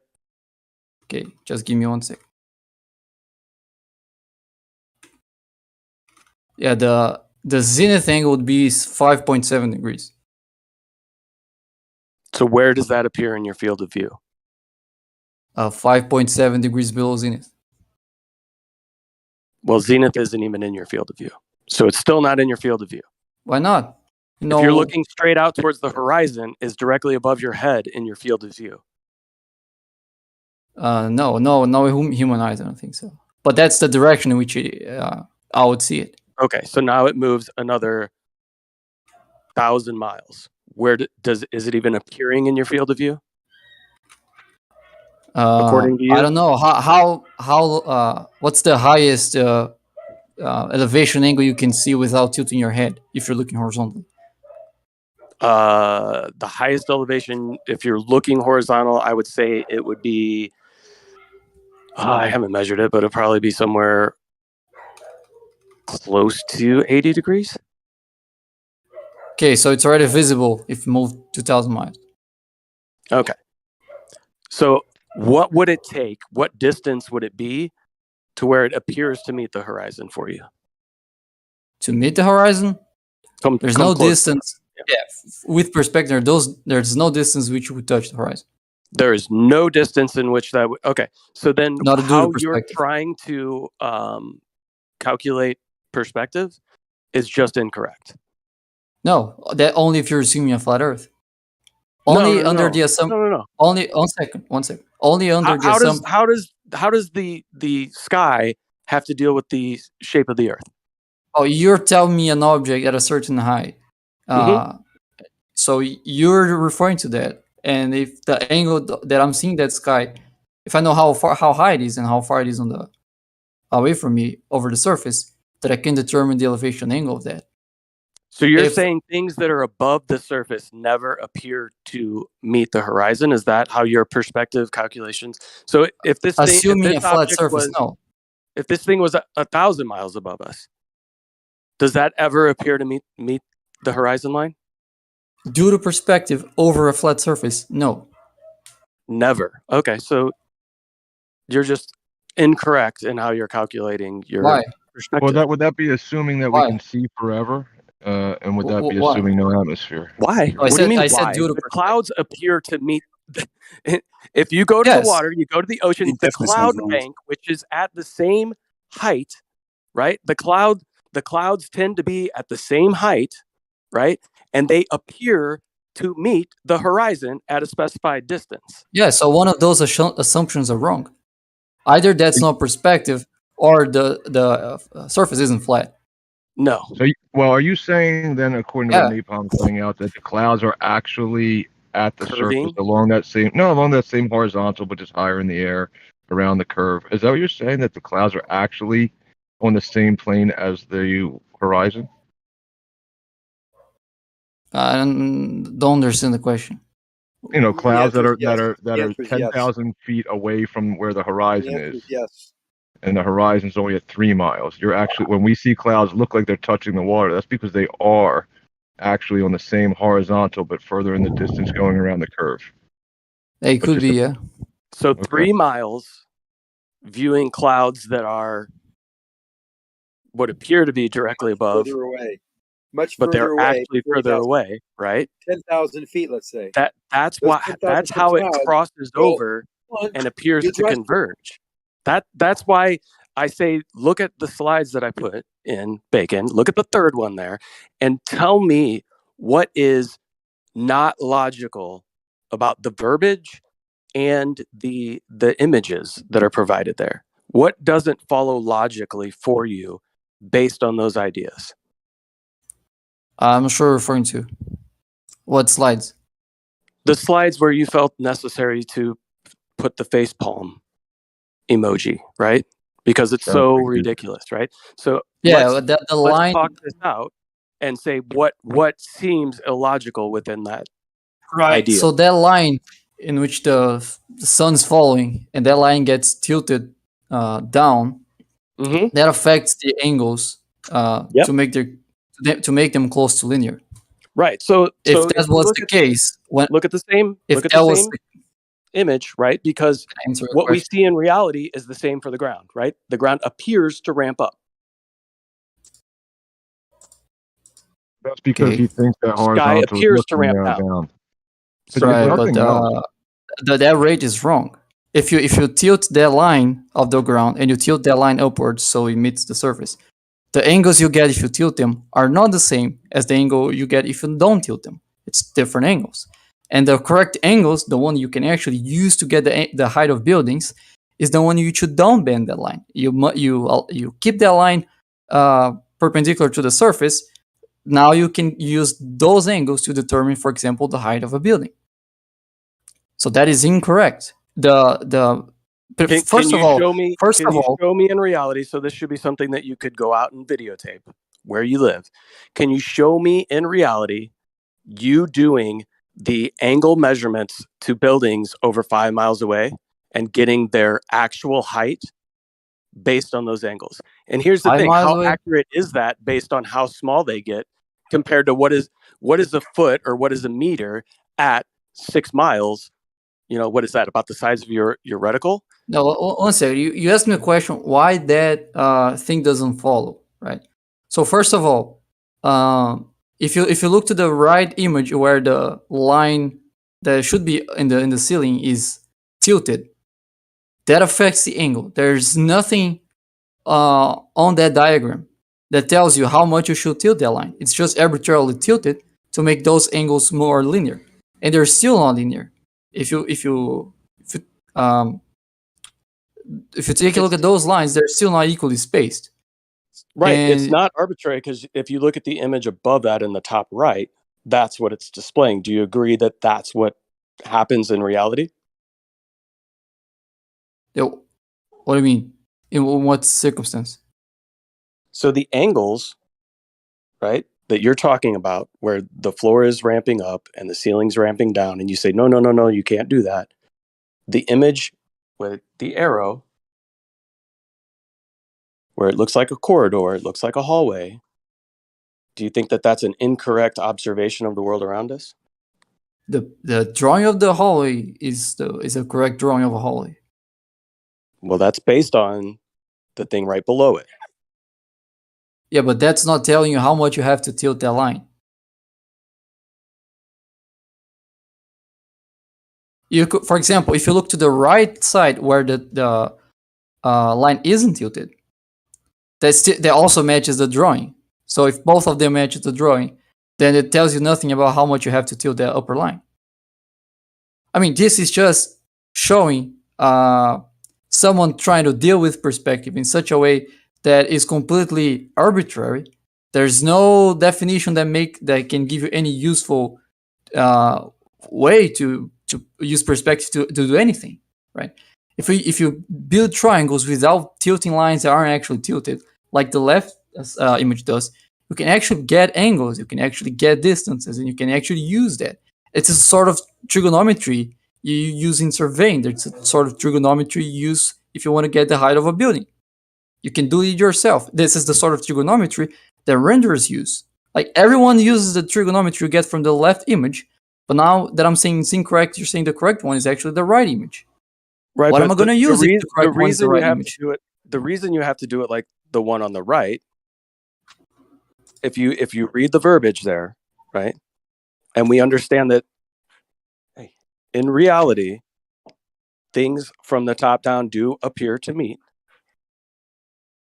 the horizon line, and if they're much further away from you height-wise, then they will actually appear to meet the horizon at a much further distance away. So you can't, your horizon line, which is indicated by the pink boxes, right, shows why you can't just use the image on the left and say, oh, well, the sun should still be visible based on, the fact that position 8 there isn't actually meeting the optical limits of your eye.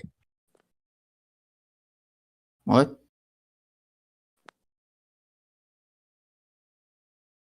The left image is what we use to do anything. At short distances, right? So is the sun Why a short scaling distance? that up? If you scale up the first image, no angle changes. So the equations don't change. The only thing that changes is the variables of the distances. You can't claim scale changes the function. It doesn't. It changes the variables. What do you mean scale? What do you mean? Okay, so you have the upper line there with a bunch of numbers and a bunch of lines. And as you move that gray circle on the top line in the left image, you can use triangulation to determine what's going to be the zenith angle of that gray circle from that observer. That actually works for any real life application. If you go to your room, you can do that. If you go to a building, that it does that, right? If you scale up that image, which means that everything's going to get bigger, the angles don't change. The only thing that is changing is the distances. It doesn't affect the angles. So the function that determines the angle based on distance is still the same. But the only thing that is we're talking about hidden height over a horizon over long distances. And if you look at the one on the left, right? So what he's saying here is your horizon line, your vanishing point on the ground is going to be just past position 8 there. Anything that's in that peach color. But that's for the bottom, meaning that position 8 for the sun above it. How do you get position 8? Look at the numbers on the top and the bottom. You see where it says 1, 2, 3, 4, 5, 6, 7. Yeah, I can see the numbers. Yeah. Okay, so you see the green lines going to position 8 there. Sure. Right. So that is where the sun will appear to disappear. Why? Because that's where it would cross over the vanishing point. Not on the left picture, right?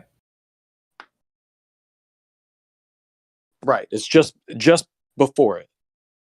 Let's see. I mean, in the left picture, the sun there is around like 40 degrees above the horizon yet. So why would it be crossing the horizon? See, that's the thing. That's not 40, 45 degrees above the horizon. Right. So if something is position, because this is actually exaggerated, right? Uh-huh. So the position there, 45 degrees, to the object in reality, your perspective drops that down to where it's right near the horizon. No, it drops down to 45 degrees. If it's as far from you as it is away above the surface on a flat surface, that would drop the sun to 45 degrees.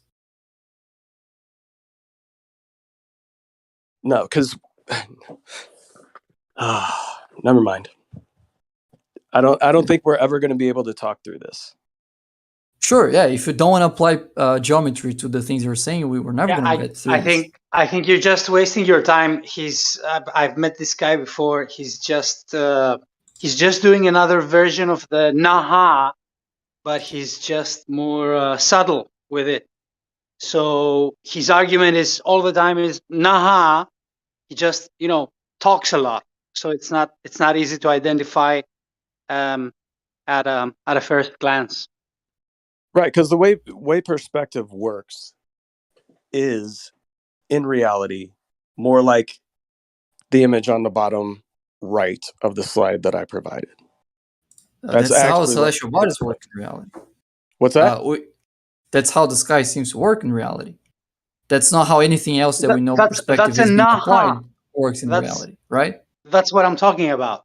That's what That's he does. exactly how it works in reality. The problem is you want to apply different functions to it, is what I'm saying. No. Here's the thing. If it was like the right side, which the right side in which the function is more linear, then with distance in reality, the angles will drop linearly. If you do that, if you go with the assumption on the right side, We're close you're gonna objects. get one second. Sure. If you want to talk One about second, let me just finish. street lights You're gonna and the ground, sure. Or maybe tops of buildings, sure. Yeah, it'll everything. work fairly close to the one on the left.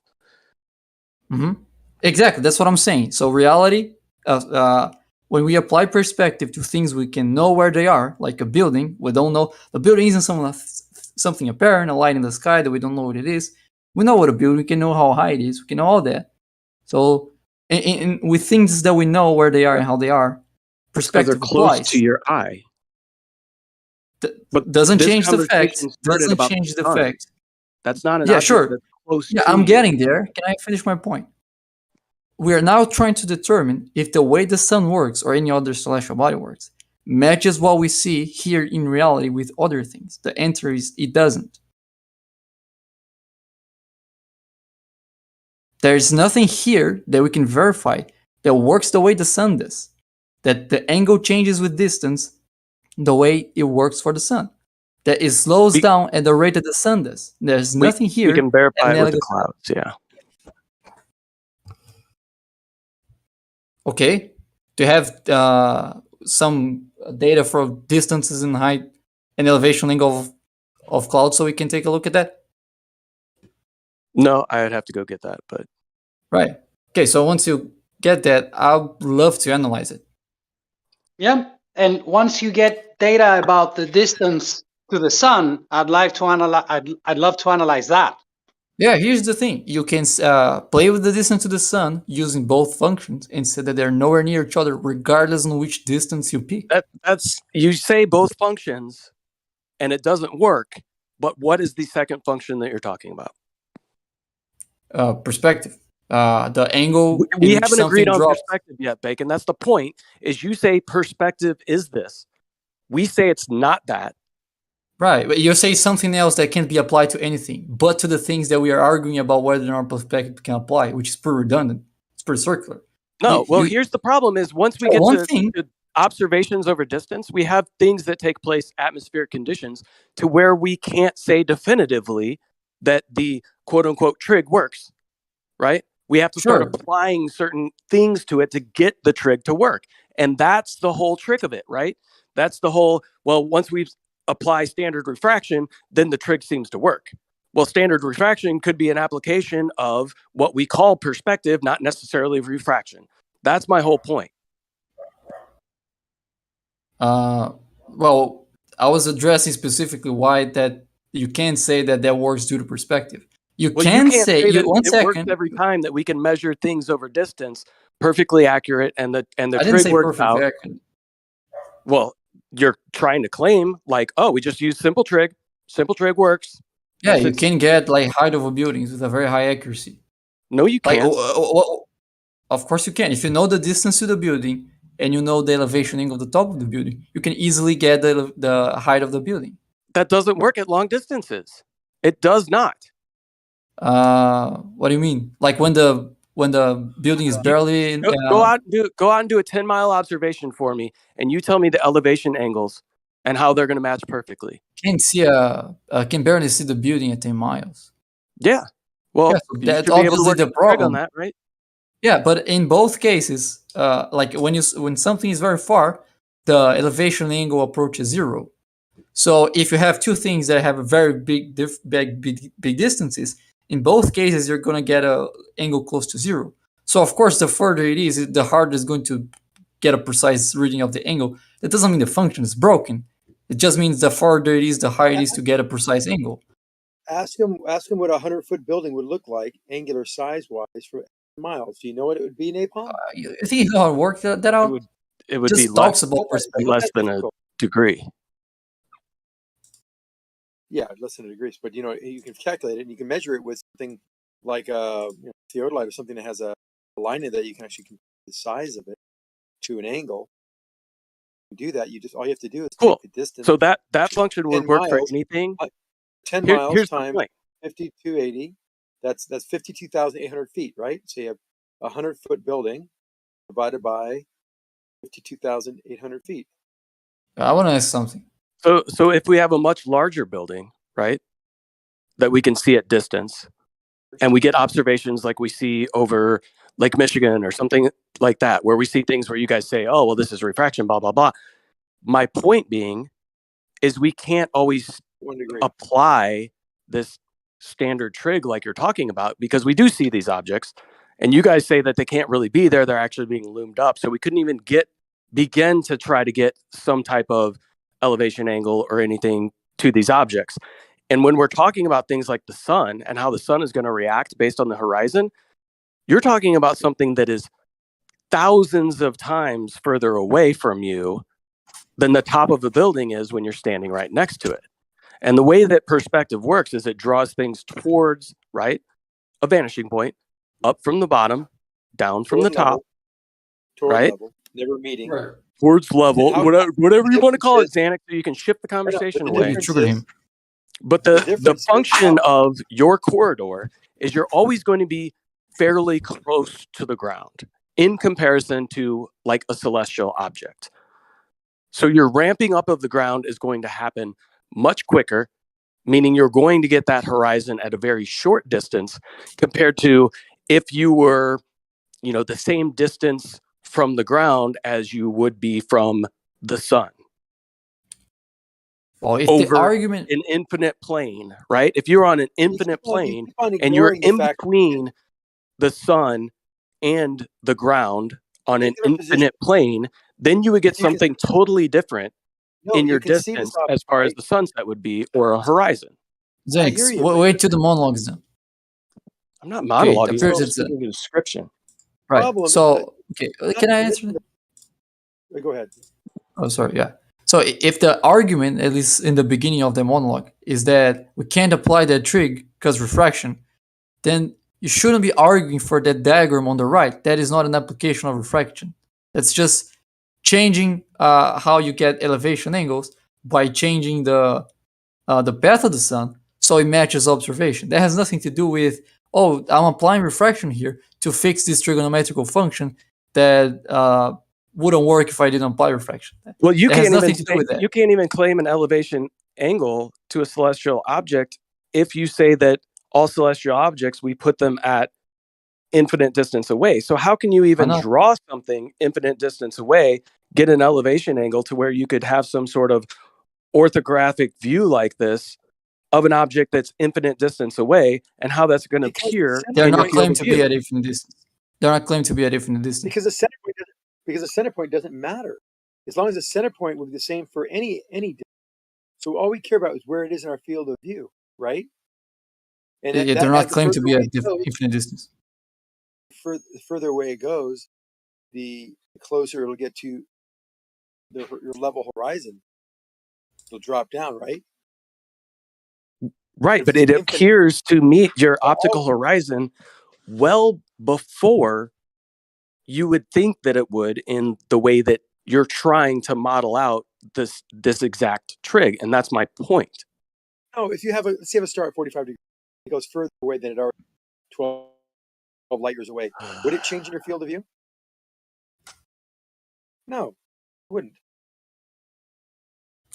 You have no idea. Let's see how well described that left image is. How do I get, given the height and the distance of something that is above a flat surface, how do I get the elevation angle given the right image?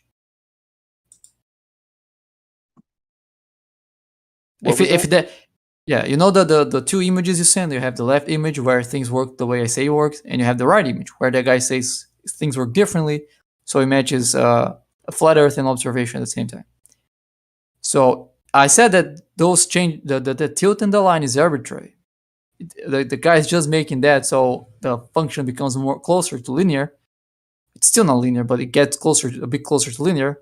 So it's not that bad compared to observation. If you're saying that, if you think that's not arbitrary, as you said before, that's an accurate description, then how do I get, using the right diagram, how do I get the elevation angle based on the distance and the height of something that is above the surface? Okay, I can tell you easily how to get using the left picture. So tell me how you get it using the right picture. You are to either the floor or the ceiling. Yeah. What do I do with my distance to that? What do you mean? How do I derive a way to get the elevation angle, given all the information that you need, how high you are, the direction you're looking at, whatever information you want to say is necessary? How do I use those informations to then tell what's the elevation angle should be, given the right image? How do I derive those relationships? Show me it's not arbitrary and vague. Show me that it's actually well defined, and you can actually derive what those angles should be. You show me that, you have a point. Yeah, I'll get you the math. Right. Like today? Sunday? Yeah, I'll try to see if I can do it today. Sure, great. That's rich coming from people that claim distances to the sun, claim distances to stars. Meanwhile, all they have is variable stars and stuff like that, all conjured up, and you demand, yeah. Demand it and then ask if he's going to do it today. So it's a lot arrogant. worse for navigation. I've never seen a flat earther come up with any math. Okay, so Oh, Glover, we're about to see can Napalm you- doing this. did you hear me? Is my mic not working? No, I think it's Obviously, Bacon heard me. So, Bacon. Oh, you sound like background noise sometimes. Yeah, No, right. just kidding. Go ahead. Excuse. Yeah, so Bacon, again. I live around water. I can go in any direction, I'm going to hit water. Mississippi River's not 400 yards from me right now. I got lakes, marpaws, I got bayous. How can I measure that water curving? I don't know. Good question. Can I have that today or maybe Sunday? I don't know. I'm not claiming I know how to measure how much that water is curving, Then how the hell do you know it does? because it's an implication of Earth being a sphere. So you're just implying it, assuming it. No, that's an implication of Earth being a sphere. That's not how I know Earth is a sphere. But you're just assuming the water curves because you think you live on a sphere. Yes, exactly. Okay. Implication, assumption, right? Of the water curving. Not the Earth being a sphere, the water curving. Sure. Don't you think that's a little weird? No, it would be weird if I. It would be weird if I didn't have any evidence for Earth being a sphere. Since I You do, don't that's have not evidence. weird. Of course I do. Your number one evidence, anyone's number one evidence, should be water curving. No one has it. No one. That's Well, easier said than weird. done. Oh, They how have it as long as they assume that the stars are infinite distance away. They get these don't have to. angles They're to not it. assumed They to be. apply their formula, but then they don't take into account perspective. You know how it works. They aren't claimed to be infinitely far away. Why How is far away is Bacon the talking? Why are celestial you dome? talking over everyone? How far away is the celestial sphere? Celestial sphere doesn't exist. It's a concept. Where do the stars reside, and how do you measure elevation angles to them? With a sextant. Based on? Based on pointing at the horizon and pointing at the celestial body. What do you mean? So he dodged your, sorry to interrupt, he dodged your first question. Yeah. You asked Oh, where ask do the one at a stars time if reside? you want all of them answered. He won't Why answer are you that because, interrupting he me? destroys. Because he was saying I was dodging the question. He wasn't adding anything to the conversation. That's why How far you away is the interrupted? celestial sphere? Yes. So, do you use the celestial sphere in navigation? Celestial Yes. navigation? Yes. Sphere of what size? It's a mapping. There's no size for it. There's no size to the sphere, then how is it a sphere? How do you have a Because shape it's a with no mapping size? of spherical coordinates. It's a set of spherical coordinates. It's just a conceptual sphere. It doesn't have a specific size. So So it's so not it a varies sphere. in size depending on where you're at, or Didn't what say star that. you're looking at, or It doesn't what vary in size. There is no size. there is no What size, makes but it's a sphere. what So how makes do it you a have a sphere sphere of then? no size? Because it's a What makes it a conceptual sphere? sphere. It's not a physical sphere. Yeah, what makes it a sphere if it has no size? Because we Why do you use call it spherical a sphere? coordinates. It's a mapping of stars using spherical coordinates, like sidereal, hour angle, and declination. Those are spherical coordinates for the And stars. and what is the radius? There is no radius. All we have is Why? sidereal, hour angles, and declination. Sometimes Greenwich No chart radius angles. to the sphere. No radius to the And sphere. this is the Because it's a crux of the argument, right? Because this celestial sphere, the celestial navigation assumption is literally how perspective is used to render their sphere on a planar surface. Right. Show any example of perspective in which something would drop linearly over a Do flat you Earth. think that you view the world in a dome of perspective, meaning everything appears to you based on your own position? Sure. And would everything be drawn into a single point within your eye? Kinda. Like the Right? Radiating simplified. outwards? The What simplified. shape would that be? That Can I answer you? if we drew a line to every single thing that we see in our field of view, A and we cone. drew what shape would that be? Cone. A cone. Something like a cone. A half sphere. No, something like a cone. As you said before, you can't see things that are directly above you or directly below you. If you're talking about the ground, right? But if we took just things in the sky, at very long distances, it would be a half dome.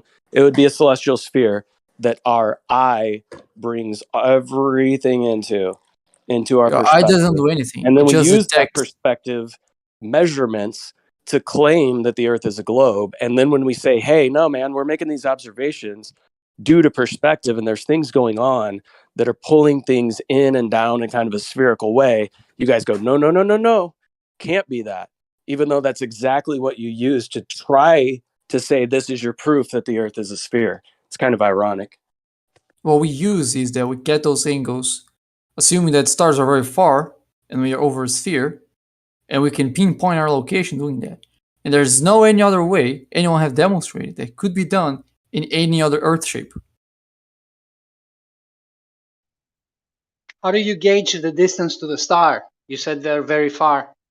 Yes, there's no observable parallax. So whatever distance that doesn't give you parallax works the same.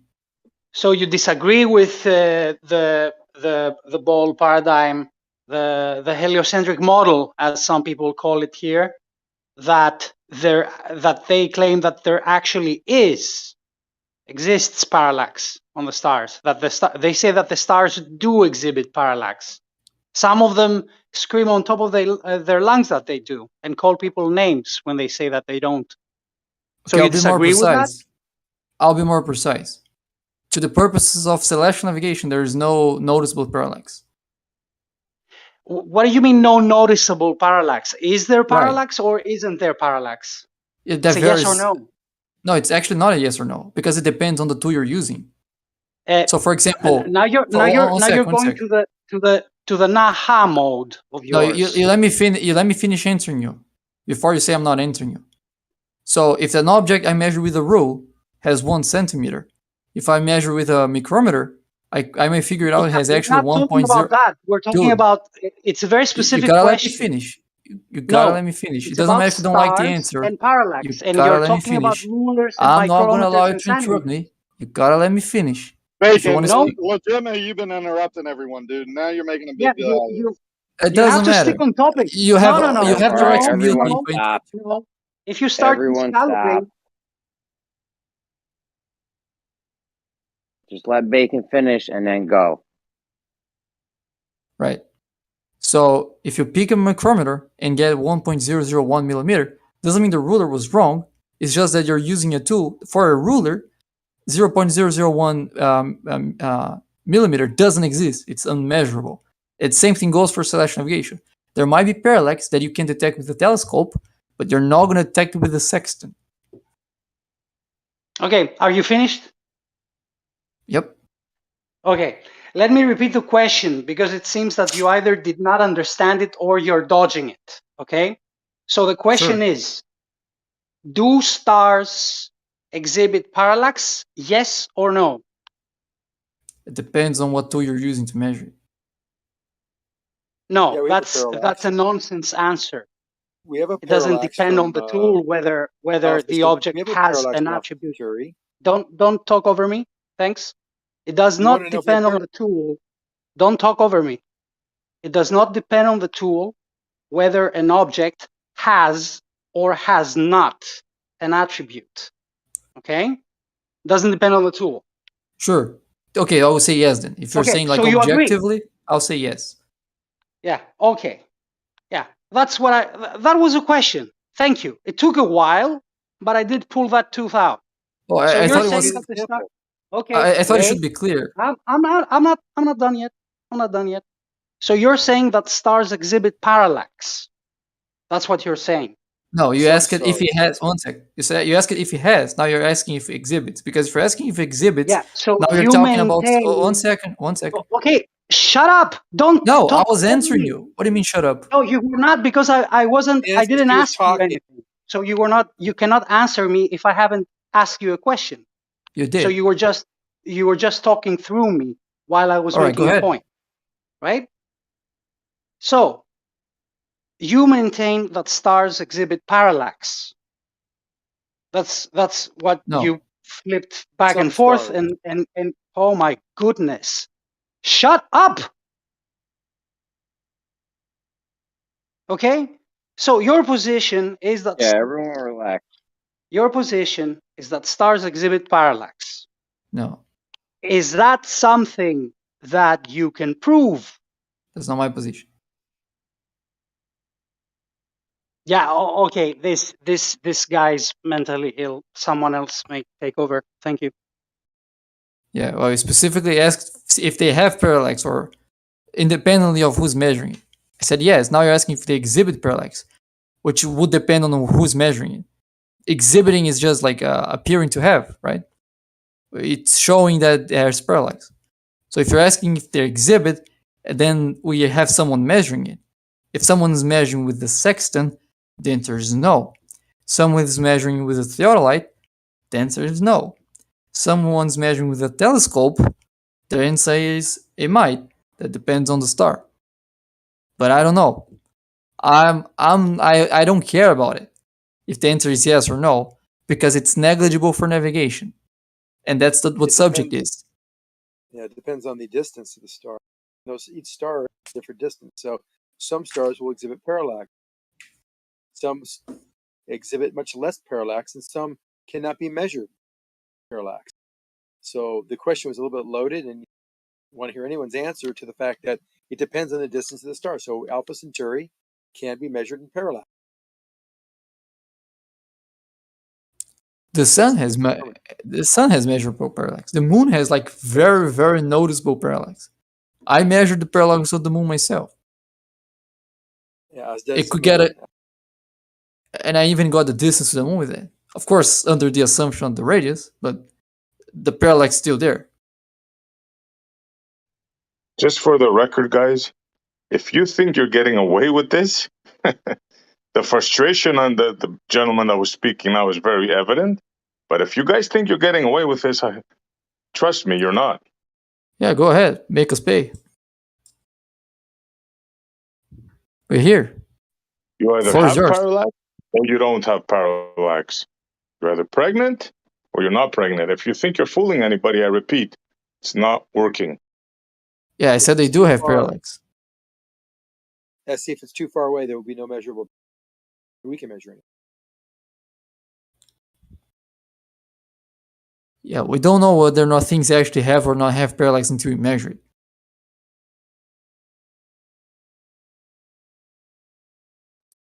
Yeah, and we were talking about celestial navigation with regards to parallax too, right? And we're talking about less than 1 arcsecond parallax 6 months apart based on the Earth's orbit. So that it's even smaller if we're talking about positions on Earth exhibiting stellar parallax. Yep.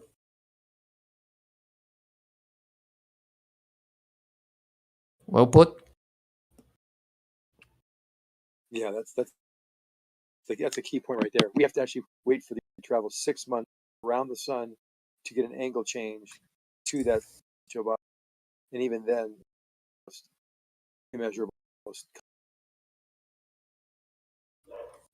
You claim parallaxes, you can't show them. You claim humps, you can't No, show them. You claim dips, you can show them. we do You show claim it, of course. spin, you can show them. Should I continue? Feel free. Floor is yours. Well, address any of those points. I mean, all you guys do is just, you know, make baseless, empty claims. When challenged, you have nothing. Go ahead. What point we want to talk about? I just mentioned well, the one that you were just saying now. You Which double one? spoke. There is parallax, but there isn't. Sometimes there is parallax, sometimes there isn't parallax. Well, can't object A have parallax while object B doesn't have parallax? It's possible for two different objects, one having parallax and the other doesn't not having parallax. That wasn't the issue, if I remember correctly. Well, I said that the moon has stars down for celestial navigation. You were asked a specific question. You couldn't give a specific answer. First you said no, then you said yes, then you said no. Yeah, they were different. They were different questions. They appear to have while not actually having. It's like, dude, do you think I we're never not said listening? that. I never said that they appear to have while not actually having. I said the other way around. If the okay. parallax, Okay. right? Okay, so let's say you have a tool that has a precision of 1 arc minute. Can you detect parallax of 1 arc second with that tool? Yes or no? That wasn't the issue. You were asked a specific question, and that's what you guys I just do all the asked you a time. specific question. And then, Can you answer my bring question? it to me. Why are you bringing it to me? The fact of the matter is, you couldn't answer a I specific did answer. question. I did answer. And you don't want to answer mine because you know it will show that the contradiction coming up with wasn't there. So can you answer my question? Can you show parallax with Alpha Centauri? I don't.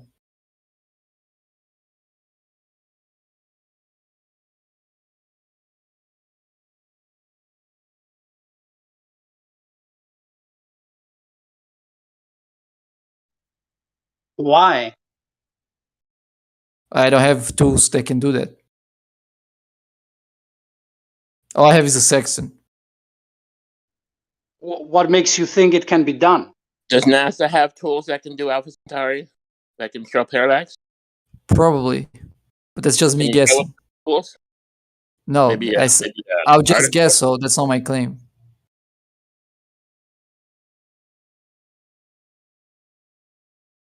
What I'm claiming is what is assumed in celestial navigation. And what's assumed in celestial navigation is that stars are far enough away that the parallax is negligible, which means you can detect with the sextant.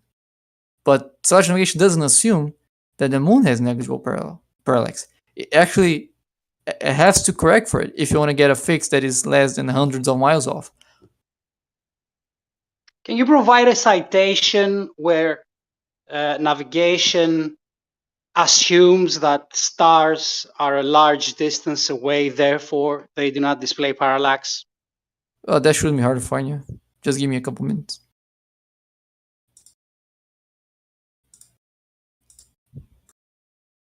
I mean, that's kind of one of the first things you're going to get through when you're learning celestial navigation.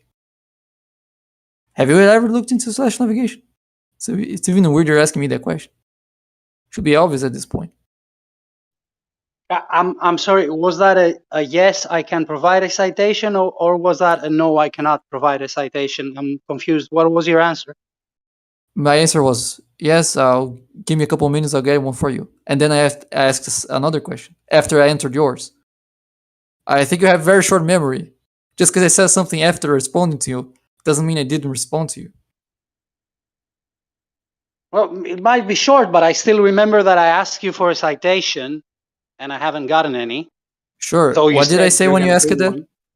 What did I say when you asked that? You said, I give me a couple of minutes, and I'm gonna bring you Right. one. And why are you asking for it now? Why are you complaining there is no citation if I asked you for a couple of minutes?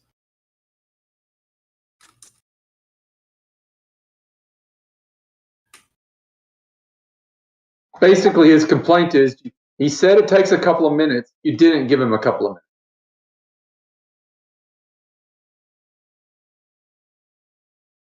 And now you're complaining.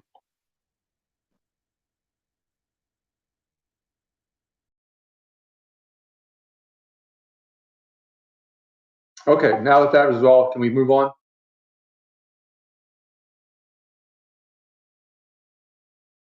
Yeah, sure. I'd like to ask, did anybody take my challenge? Did anybody find pendulums, 2, 3 of them side by side? Anybody? I told you at least 3 times, you're not going to find that. Nobody has done it. You're not going to find it. So you're the spokesman for What the room challenge is now? that? I'm not aware of the challenge. What challenge is that? He just issued it yesterday.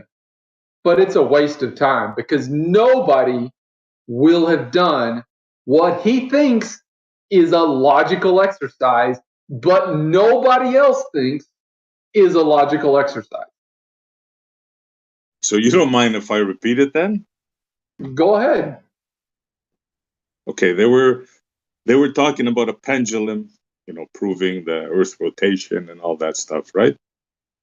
So I told them, okay, do you think that there's any like videos or documentation, especially videos, there should be, like we had cameras for so long, where they have 3 pendulums swinging side by side and showing the results? And funny, without them even checking, they seem to have known that I couldn't find that there isn't any. Well, because we have a bunch of pendulums all over the world. They're all doing the same thing, and they all seem to Because be doing it we fine. don't think it's logical to do that. But you, as a flat earther, think it is logical to do that. That's why we say you will not find, and we do not expect you to find, such a silly request. So pendulum, you're speaking you for the mean- room you again? mean- You're speaking for all ballers? Yes, I am. Even Neil deGrasse Tyson? I am speaking for him. He has not set up 2 pendulums side by side in the same room with video on each one. I can guarantee you he has not done it. All right, well, Extremistus, your attempt to speak for all ballers is a complete and total failure because on recording just a couple days ago, Bacon was saying, of course, that would be a good idea. If you're claiming that a pendulum is doing something and has a relation to Earth rotation, having 2 of them or even 3 of them simultaneously set up next to each other would be a very, very good idea to do because then you could validate that all the pendulums are actually syncing up and are actually working correctly. So just want to make clear that what you said is completely and totally invalid. Okay. So to be clear, Okay, let me speak for myself. He's going to say, and what I want to be clear about is this is his idea or a good idea to show flat earthers, not to show all of science. Okay. Only for flat earthers. It is only a good idea to show for flat earthers. That is the caveat that he should say. What? Are you telling me what to say? Come on now, Extremistus. Well, He's here. I'll let him speak for himself. Yeah. Sure, I didn't say in the sense that probably some people would have done it. So, it's surely a good idea that people would have done it. It's a good idea because it would satisfy your requirements. So go do it. That's what I'm saying. Good idea. Go do it then if that satisfies your requirements. It wasn't that you're sense, back. not in the sense that. Did you bring the citation? Oh, I found some, but I'm trying to see if I can find some more specific to, like, more closer to what I said. I'll send what I I mean, you can find some of the things about the celestial sphere in the first Wikipedia page, like saying that for close objects, we have to take into account parallax, and that the stars are treated to be infinitely far away. All that is in the first page of Wikipedia. But I think you specifically asked it if the stars can be treated because there's no parallax. I'm trying to see if I can find something like that sentence for you, so it better matches what I said. I thought you were talking about, you were going to say something about the pendulums. No, I was answering a question that was just asked to me about two different conversations. Yeah. But yeah, but about the pendulum, I said, yeah, good idea, go do it. Like, if it fits our requirements, then just do it. Well, why do you I guys didn't want say anything about requirements. I didn't say anything about doing it. I said, do you think that there should be some experimentation or some videos showing 2 or 3 or 4 pendulums side by side and what the observations would be? And I said, I couldn't find any myself. That's kind of weird. That's what I said. And I challenged other people. Maybe they can find some on this. Yeah. So, Bacon, do you think it's weird that he cannot find 2 or 3 or more pendulums side by side? Do you think that's weird? I'll bet money no one did that. Does any other Glober, let's ask the other Glober, does any other Glober in this room think it's weird that anybody, SE specifically, cannot find video that there are multiple pendulums side by side? Does any other Glober think that that's weird, that no such video exists? I don't think it's weird, and I don't think it's weird that he moves the goalpost all the time either. It's also not. There's no goalposts that were moved. He's just making a statement. So there was nothing to do with goalposts, and it would be a good idea to have multiple pendulums going next to each other if you guys think it has to do with Earth rotation. Okay, why is it not? Why is it not good enough to have all the hundreds or dozens of that we already have? But not necessarily next to each other. Hey, listen to this, man. Listen to this. At some point at time, some man was the first man to have created a pendulum, and based upon what he has seen within that pendulum, he made assumptions and claimed it has to do with the supposed rotation or movement of Earth. And now what I'm trying to say is, let me tell you this story, okay? So I'm just gonna create a story now. So I am the one who has now invented a machine that collects fairy dust. And even though I'm just assuming it's fairy dust, everyone else is building that machine the same way, and they all collect fairy dust, but in actuality the fairy dust is just normal house dust. But because I've claimed that it's fairy dust and everyone else is for some reason collecting the same, they can all just apply the same story, and then it makes sense. Do you think that's analogous? That's exactly what's happening. Yes. You think so? Yes. Okay. Oh, I know this. That's the affirming the question, the consequent fallacy. No. And No, the other thing is, you have all these big pendulums in museums, and the funny thing is, I don't claim this, but in your paradigm, you guys cling to a so-called experiment that says mass is attracting mass, right? That's what you guys believe in, that mass has an attraction. So how can you make sure that when you have a huge pendulum in a huge museum where you have literally mass everywhere, that there's no interference at all from that mass that is somehow attracting mass? There is. So, your own paradigm is destroying this basic view upon the neutrality. Are you going to stop talking to get your question answered, or are you just you going to interrupted me? You started talking before I was finished. You started talking before I was finished. You wouldn't do that. See, now it's just taking longer because I need to say that you interrupted me instead of just letting me finish, and then you can answer. Wrap it up. Everyone got your question already. Just finish. Yeah, we already know it. Use fewer words. That's what we're telling you. Use fewer words. Okay, I think the question you're just raising right now, we already talked about it. I already addressed it. Yeah, but I don't care if people do not want to be conformed to the way I explain things. If it's too much, just leave or mute me or whatever. I do not care. I talk as much as I'm pleased. Yeah. So do you want your question answered, or do you just want to talk? If you want to talk, No, keep going. I'm still waiting, man. I'm still waiting. You haven't said anything yet. Well, the answer is easy. Although I forgot the question with all your bitching. Say it again. In Why your people didn't paradigm, see- there's something called mass attracting mass. Right. Yeah. So the masses around the pendulums are not spinning to cause a precession. So that's irrelevant. But They would the have to be. pendulum is spinning, right? Yeah. Yeah. So what's causing the precession? It's not the masses. Oh, so for some reason the mass attracting mass thing is now picky and has no influence on the swinging pendulum. No? No, it has an influence, but it doesn't cause a spinning. Why would it? So what Why would it cause a precession?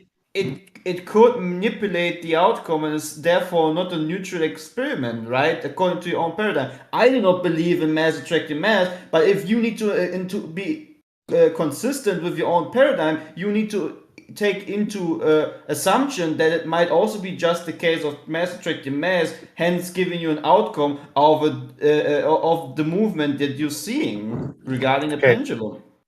I don't see how mass attracting mass would cause precession. How do you? You tell me, it's your paradigm that believes in mass attracting other masses. Okay, but the point of Foucault's pendulum is to measure the precession of the pendulum. If I mass do know attracting that. mass, if mass attracting mass wouldn't affect the precession rate, then it's not an issue for the experiment because the experiment's only interested in the precession rate. And if that doesn't affect the precession rate, then it's relevant. I can educate so the bowler on this is his the own paradigm. same. Sorry. Yeah, no, it's fine. I'm just offering to educate the bowler on his own paradigm because he seems to be unaware of what the idea of mass attracting mass, whatever mass is, or what it has to do with the Foucault pendulum, and he seems to not be aware of it. So I was just offering to Again, the So- same Go for it. fallacy applies when we see that there isn't any experiment that shows an exact pendulum that has been built the exact same way right next to each other. And there's also no scientific paper, showing me a specific explanation how mass attracting mass, in this case, has no influence on that specific experiment that you're doing. So how is it that it's now picky? It's almost the same fairy tale that you Globers try to explain to me when it comes to gravity and the atmosphere, where for some reason air particles rise up and fall down at the exact same time, as if gravity is just picky and makes stuff up. So what is it then? How do you provide a natural experiment without any interference regarding the pendulum? If you're just intellectually honest, you would say it doesn't work, it can't work because such medium cannot be made to exist on this plane. Hence, whatever the outcome is just an inserted story. Does that make sense to you? Yeah, but that's pretty much it actually. But it's a train wreck that goes further than that because for one, the whole idea of mass attracting mass has been outdated, debunked in globe terms, because now mass, whatever that is, doesn't attract mass, but it follows geodesic curves in space-time. So that's a new story. I mean, how many times are being the pre-asserted stories that are just stories to begin with being changed because actually that didn't work out, so we're just gonna change the story to a point where we now can, with a too close eyes say, now it just makes sense, and then the next decade they're just gonna say, sorry, but that story that we have inserted and changed previously just doesn't match anymore. Now we're just gonna change the story again to make the story seem more legit. and so on and so on. That's the heliocentric model in a nutshell. Just keep on changing the story as long as it suits the passion of the imagination of the very person that has came up with that story. Yeah, if I may, I don't think there is actually a heliocentric model. Not to correct you or anything. That's just my opinion. I prefer to call it the heliocentric story, because when I'm asking for the model, nobody can show it to me. They just say, "Oh, Google," or they say, "Oh, like the sun and Okay. the Earth and around it." But Stellarium, one actually said Stellarium is the heliocentric model. You were going to educate me on how mass attracting mass would make the pendulum precess. So go ahead. Yes, correct. So a pendulum, which is basically a plumb bob that you flick and it starts swinging, right? So when you flick it, when you pull it away from the vertical, it has a tendency to go back to the vertical. Why is that? According to the ball model. Because it has weight in a vector. Mm-hmm. That would be the neutral position, okay. But you were educating us. Were you asking us questions or educating?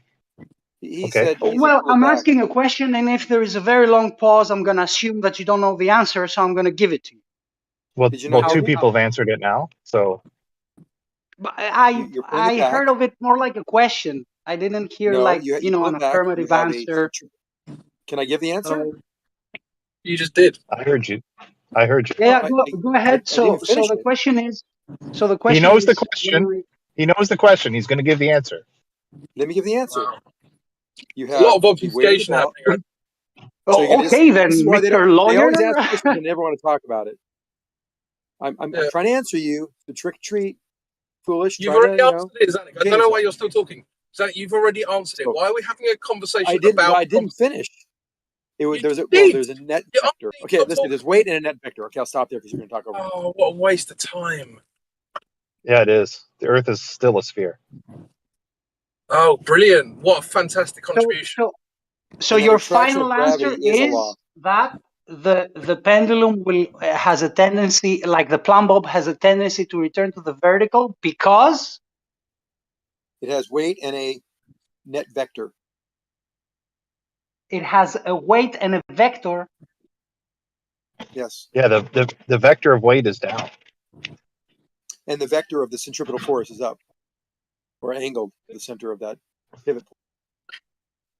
Pendulum. But between the two, that's something to work with. Okay, so why does it? You should already know this. Why does you were educating us? Yeah, now you're talking through me though. No. So you're educating us.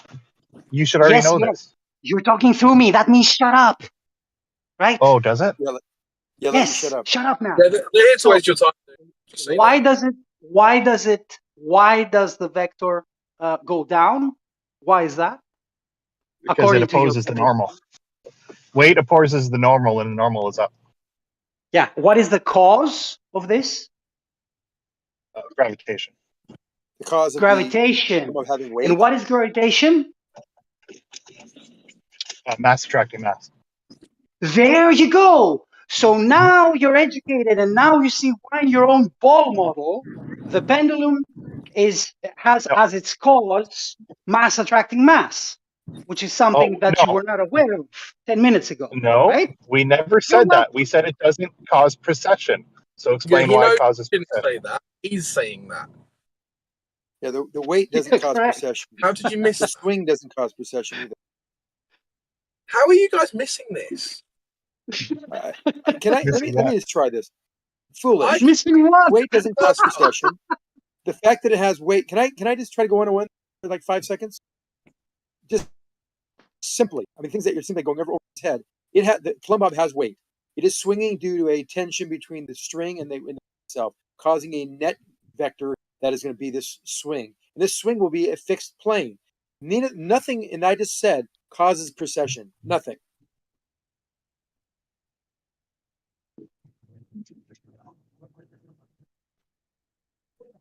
That makes sense? No. Makes sense to me. Yes. Hello? It That makes doesn't. sense? Foolish? Yeah. No, Yes, because it because does. if It makes it sense? swings, because it cannot both swing at the same plane and have precession. Yes, it Having can. precession means that it declines from the Okay, plane so now I that, see the that problem. is swinging to. Okay, now I see the problem. So you don't understand what precession means, and that's okay. A lot of people don't. It's swinging in a fixed plane. There's nothing else There happening we but go. that thing swinging. Phase 2. You don't understand phase. Yes, go ahead. No. Tell me what I don't Go back to understand. first phase. It is swinging in a fixed plane. The precession is caused by Yeah. the Earth rotating underneath it. Now it rotates. The fixed plane can't rotate because that's the definition of something swinging back. Whoa. Who rotates? Well, Who let me rotates? finish. Don't say whoa. Let me finish. No. You Then said can say rotates, whoa. but then you said fixed plane. It's Swinging back and forth in a who's fixed plane? rotating? It's on top of the Earth. You can do this on a mirror. On top of The the Earth, top you of swing it the back and Earth. forth. Where's that? Can you please let me finish? It's swinging back and forth on the Earth, top of the Earth, let's say. But you're using all these words. I don't understand. I've said it the third What do you time mean now. top of the Earth? The North Pole. Axis The of North rotation. Pole. In the middle of a merry-go-round. The North Pole is the top of the Earth? Just make it the center of a merry-go-round. Just stop interrupting me, please. The center of a merry-go-round is the top of the Earth. Just be human. Fuck, what is wrong with you? I know he's kind of like he's got a problem here. He's acting like Let me Xanax. finish my sentence. I don't know why Gio's not jumping all over you for interrupting, but let me just finish. So in the center of a merry-go-round, on top of the Earth, whatever you want to say, it swings back and forth in a fixed plane. That does not contribute in any way, shape, or form to precession. All it does is it swings back in a fixed plane. Now, if you rotate the base underneath it, their precession will be their perception that this fixed plane is rotating because you're looking at it from the rotating reference frame. That's key. You have to understand what a rotating reference frame is or means. Now I think you know what that means, so now you should have your answer. So if I put two of these, side by side, and I flick them on the same on the same plane, like on parallel planes, so they swing back and forth parallel to each other, they will have the same precession. Well, if they're side by side on the merry-go-round, what do you think was going to happen? No merry-go-round. Did I say merry-go-round? I didn't say merry-go-round. Merry-go-round. I want to get something rotating like the Earth or merry-go-round so you can understand it. But if they're both side by side at the top of the North Pole, they will have the same I didn't say precession. the Earth rotating either. I just said two of these. I guess we're not going to have it. I guess we're not going to have it explained how gravity causes precession, though, Xanax. Or sorry, masses in the museum. You know what's funny? They always use the merry-go-round, right? Let me tell you this, guys. If you have an object like a car, a bus, or a train, or whatnot, and you would put a pendulum inside of there, because that object is starting to accelerate or move, you don't even need to make it move because the object that it's lying upon inside of, or its foundation, is in fact moving. The problem is on our stationary plane, you need to make the pendulum move because the plane is not moving. No, which listen, way is the it's the Earth truth. accelerating? It's just logical. If the Earth would be moving, that pendulum would at least give a tiny move by itself, but it just doesn't at all. If you put it in which direction is Earth accelerating? If you would do that experiment inside of a moving vehicle, you will see that the pendulum will start moving no matter what. You don't need to do an input by yourself, but because Earth is stationary and doesn't move and is unshakable in its foundations, like the scripture says, it will never move by its own. That's it. I don't care what That's you want silly. to insert. Yeah, Sure, it put a sounds pendulum silly to you. in a car. Sure, it sounds The silly to car's you. moving at a constant rate. The pendulum doesn't just magically swing. You'd be violating all sorts of laws of reality there. Can I give Dude, you an example? I have Can I give you an something, example? dude. I have something in my car that is just like a little tree that has a good smell. I don't know what you call it. When I drive my car, it is always moving, no matter what. You're conflating the discussion with something. Yeah, okay, I'm Talking about conflating something the swinging in a blue. fixed plane That the only thing changing is the merry-go-round moving underneath it. If nothing's moving or rotating underneath it, it stays in a fixed plane relative to the dots that are scribed around it on the land that it's swinging above. If nothing's rotating or moving or accelerating, it'll never move. Your car has accelerations, left, right, front, and back. That's not what we're talking about. We're talking about being on top of the Earth pole or on a merry-go-round if you don't want to accept. How can you be on top of a and the sphere? There is rotating no plane, on top. well, the precession is only the perception that this plane is rotating, but it's viewed from the rotating reference. So if you're on the merry-go-round, you would say this thing plane is actually rotating. Look, it's going from 1 to 2 to 3. How can you be on 12 top again. of something But that if talking there's no over on me is going to top? make it harder for you to understand the concept. You know that, right? You just claim So something just that stop doesn't make talking sense for to me. me. You also claim the sphere. How did Maybe the wait sphere until come after to I'm the done conversation? and ask the question, because this makes it a shit show, as Gio said. I'm trying to be really quick and concise, and all you're doing is talking over me. So let me just finish it, and then you I can ask think questions. you're a shit show on your So if own, you're but swinging anyway. back and forth, and you're on that merry-go-round, and it's swinging back and forth, it'll look like, and this is what precession means, it'll look like this swinging back and forth established plane. The plane is rotating. But in actuality, it's because you're viewing it from a rotating reference frame. It appears that it's rotating, and it's really not. It's going straight back and forth, and you're rotating around it. Make sense? No. I don't know. But Can you what talk? about? How Of can course you not. be on top of a sphere? Okay, let's answer this Where first. is the top of your sphere? On the surface. Where is the top of your sphere? There is no top. Australia It's up Australia and is top down. of the sphere. Hey, let me give an example of why a rotating Earth wouldn't start pendulums, right? Okay, I'll go back to the simplest example of all of them. Hey, you're which is back. the merry-go-round. Did you bring that citation that you I promised? posted I think 2 or 3 in the chat. Have you saw any of those? Check any of those? I am actually contributing. Jokers. Okay, let me give you an posted example of the merry-go-round. Citations kidding me? Right. So if you're in the merry-go-round, let's say you're in the edge of the merry-go-round, and you drop a plumb line. You try to drop a plumb line. The plumb line, of course, it's not going to point down, right? Because you're in the merry-go-round. There's centrifugal force. So that if you try to drop a plumb line, that plumb line is actually going to be tilted. Right? It's going to point outwards from the merry-go-round. If you drop it when the merry-go-round is not rotating, it will point down. If the merry-go-round starts rotating, now it's going to swing because we introduced a force that wasn't there before. So it's going to start. That's going to swing the plumb, and the plumb is going to start swinging back and forth. But if you drop the plumb line with the merry-go-round already rotating, it's just going to be tilted, but it's not going to be swinging because it's going to be in equilibrium.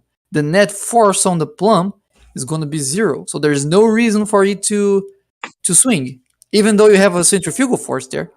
It won't be swinging. It's just going to be tilted outwards from the merry-go-round. Does that make sense to you? Does that sound intuitive to you? It sounds intuitive to me.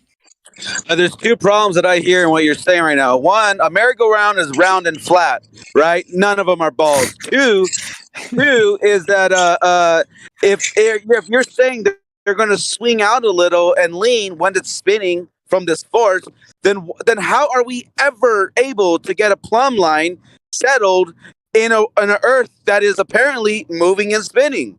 You guys have contradictions but you just like skip right over them in your head. It's crazy, fucking crazy. Let me try to explain how I explained it to Whitsitt when he was making his objection about how this fixed plane, how we establish an independent frame of reference by having a perfect, no friction gimbal on top of this pendulum, on top of the Earth, North Pole. He couldn't figure out why the medallion. Forget about a plumb ball. Let's have a medallion. So it's a circular like a plate. And however that plate's oriented, whatever direction it's oriented, he said it would precess because you had a independent frame of reference established by the gimbal. And finally, he got to the point where I think he might have understood, maybe he forgot already, that the reason that it would not precess is because when you start this thing, you hang it, whatever you hang it, you're already moving, as Bacon said. So it has a conservation of angular momentum already play here. And so it will be wherever you orient it, you're already rotating, it will continue to rotate with you as well. So there'll be no precession of a gimbal that's just sitting there hanging with a medallion on a wood or a chain string. However, if you swing it back and forth, once you swing it back and forth, you establish a plane. And establish the plane, that's going to be fixed because no forces are acting on it because you've established that, as he said, for reference, gimbal. no friction. So you will have this precession. The Earth will now rotate underneath this fixed plane. And that's how the pendulum works. It'll rotate exactly in relationship to the amount of rotations that it's taking. And if you move it anywhere on this sphere, now forget about the merry-go-round, on a sphere where we have all lines of plumb lines going to the center, then you'll be able to detect your latitude line by the precession rate that's been reduced by the latitude until it has no precession at the equator. I know that's a lot right there, but that's how the precession relates to the pendulums. That's why it does matter. It's a funny story, Zanik, that you're saying this, right? We have a pendulum that is being attached to the Earth's surface, fundamentally connected to the Earth's surface. And for some reason, when you start making it, when you put it into movement, the Earth's surface underneath is supposedly moving, right? While we have helicopters, airplanes, and every other vehicle that can fly simultaneously without being connected to the foundations of the ground, have for some reason no problems with the supposed movement of the ground beneath. I really like this analogy of complete pseudoscience. It's wonderful. It just shows how ridiculous you guys think, actually. Well, it shows you weren't listening, or you don't want to. Yeah, I was listening, man. It makes no sense. It's not what I observe in reality. If I sit in an air, listen. If I sit in an airplane, if I listen. If I sit in an airplane, if I sit in an airplane, watch what happens. And I fly from one spot to the other, the Earth is not moving underneath it. It doesn't even have any foundation it's connecting to, right? It's just like a moving pendulum in the air. It's moving in a certain direction. There is no movement of ground beneath it. So everything else regarding pendulum is just pure pseudoscience. Makes absolutely no sense. Yeah, I know. Oh boy, I just can't understand what you're saying. It's just word salad for me. I just don't know what this flat earth is saying. Fixed plane. That's a fixed plane, and the conservation of linear or tangential momentum that you would then experience this disparity from by going south or southeast is totally different than how same kind of fundamental deviations that are apparent in the rotating reference frame, but the mechanisms are completely different. One's rotating one's moving back and forth in a fixed plane, Earth moving underneath it. The other is moving from an area of lower tangential velocity to higher tangential velocity, and then you have a perceived curve deviation to the right in an atmosphere. Two different concepts, related but not the same. Get it? Yeah, I'm wondering how you established that the Earth. Ridiculous. I'm wondering how you established that the Earth was moving in the first place to then base this from. So ridiculous. Drop a I just pendulum don't and see just how swing it back and forth Zanik. on the North Pole. I just don't see how you don't understand what is so obvious. Because at the moment, all I can see is like a mathematical correlation equals causation argument. That's backed up with the mountains of evidence. Yeah. So think about this for a second. Yeah. So I'm going to finish what I was going to say.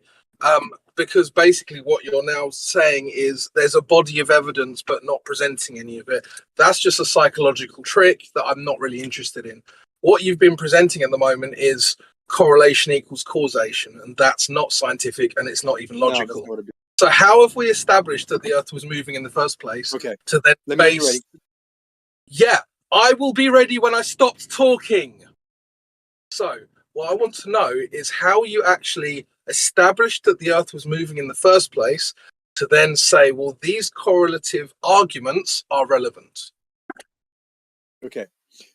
The answer to that question is this. We can set up a pendulum anywhere on the Earth, know its latitude, assume that we have a sphere, assume, and based on that latitude that we are using, which can be used by position to the stars, we will expect a certain precession of that pendulum. And lo and behold, that's exactly what we see.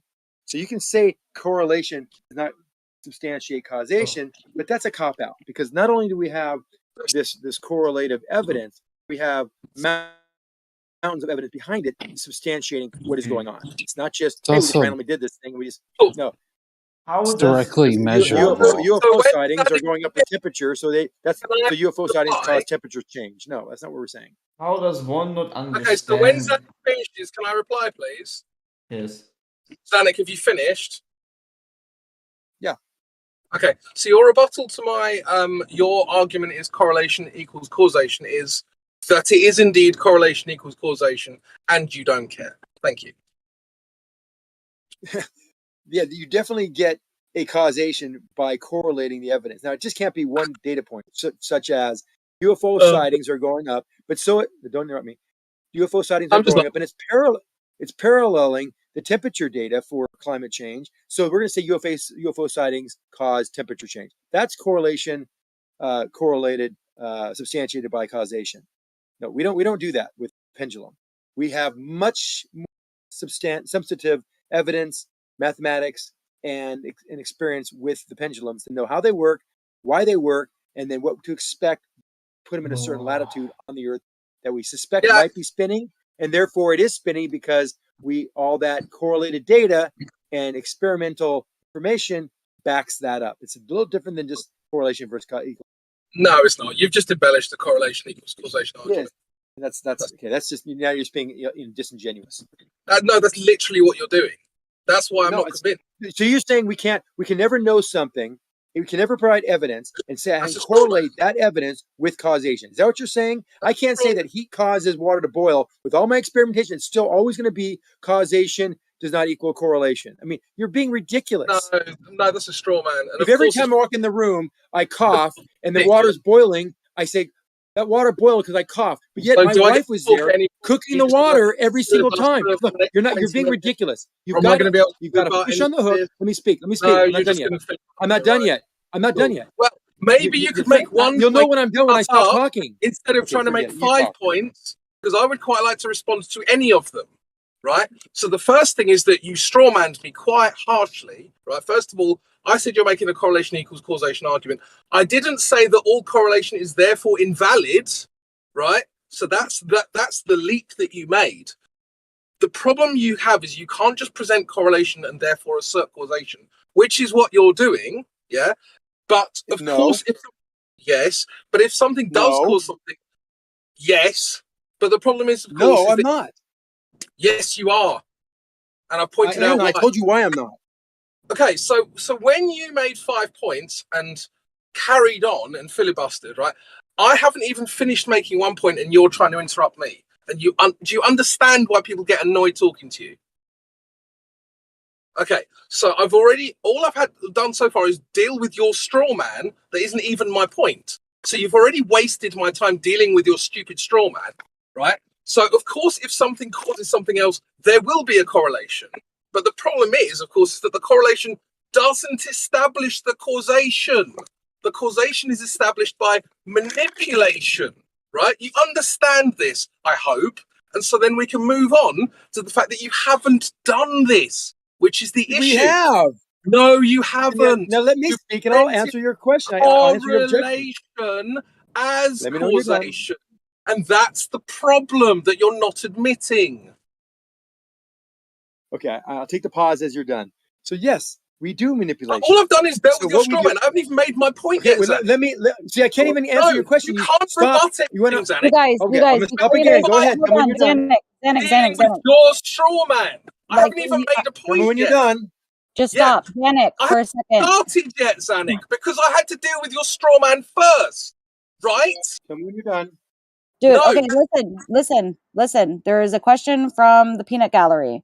Shines, I'm at the doctor's office listening. Can you ask Zanuck if he can get a plumb line set on an actual merry-go-round? No, I'm making my point first because I haven't been. Go ahead and make your point first. You guys were just screaming at each other, so I thought I would break it up. But if I totally am down with you, so if you guys have it up. Shut up and listen while other people are talking. I had to deal with the straw man.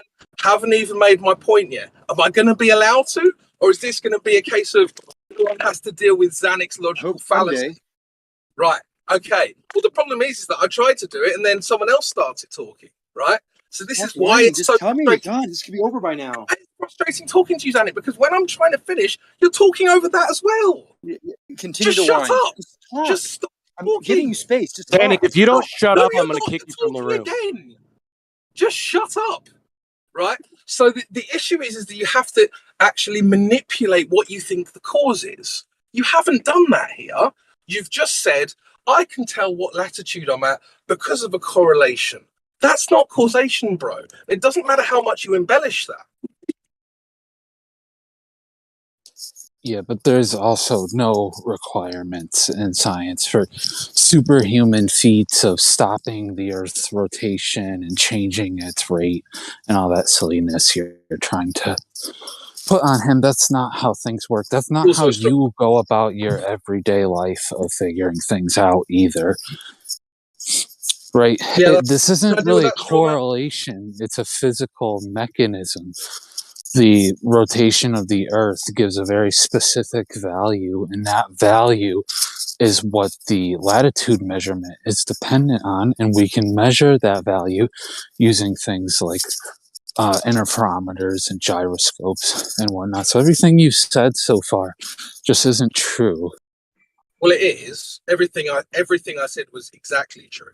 You're just trying to embellish what you think the mechanism is with a correlation argument. That doesn't make it true. I don't think you know what a correlation means. Yeah, I actually have a degree in finance, and correlation is something that's very important to finance. You should know better. I know what correlation means. Then I hold you even more accountable. You should know better than to make this kind of silly argument. I think Zanuck made the mistake of calling it a correlation. Maybe instead of attacking my ability to understand simple concepts, you can actually attack the argument. Yeah, it did. It's a physical mechanism. There's a value for the rotation of the Earth. That's what the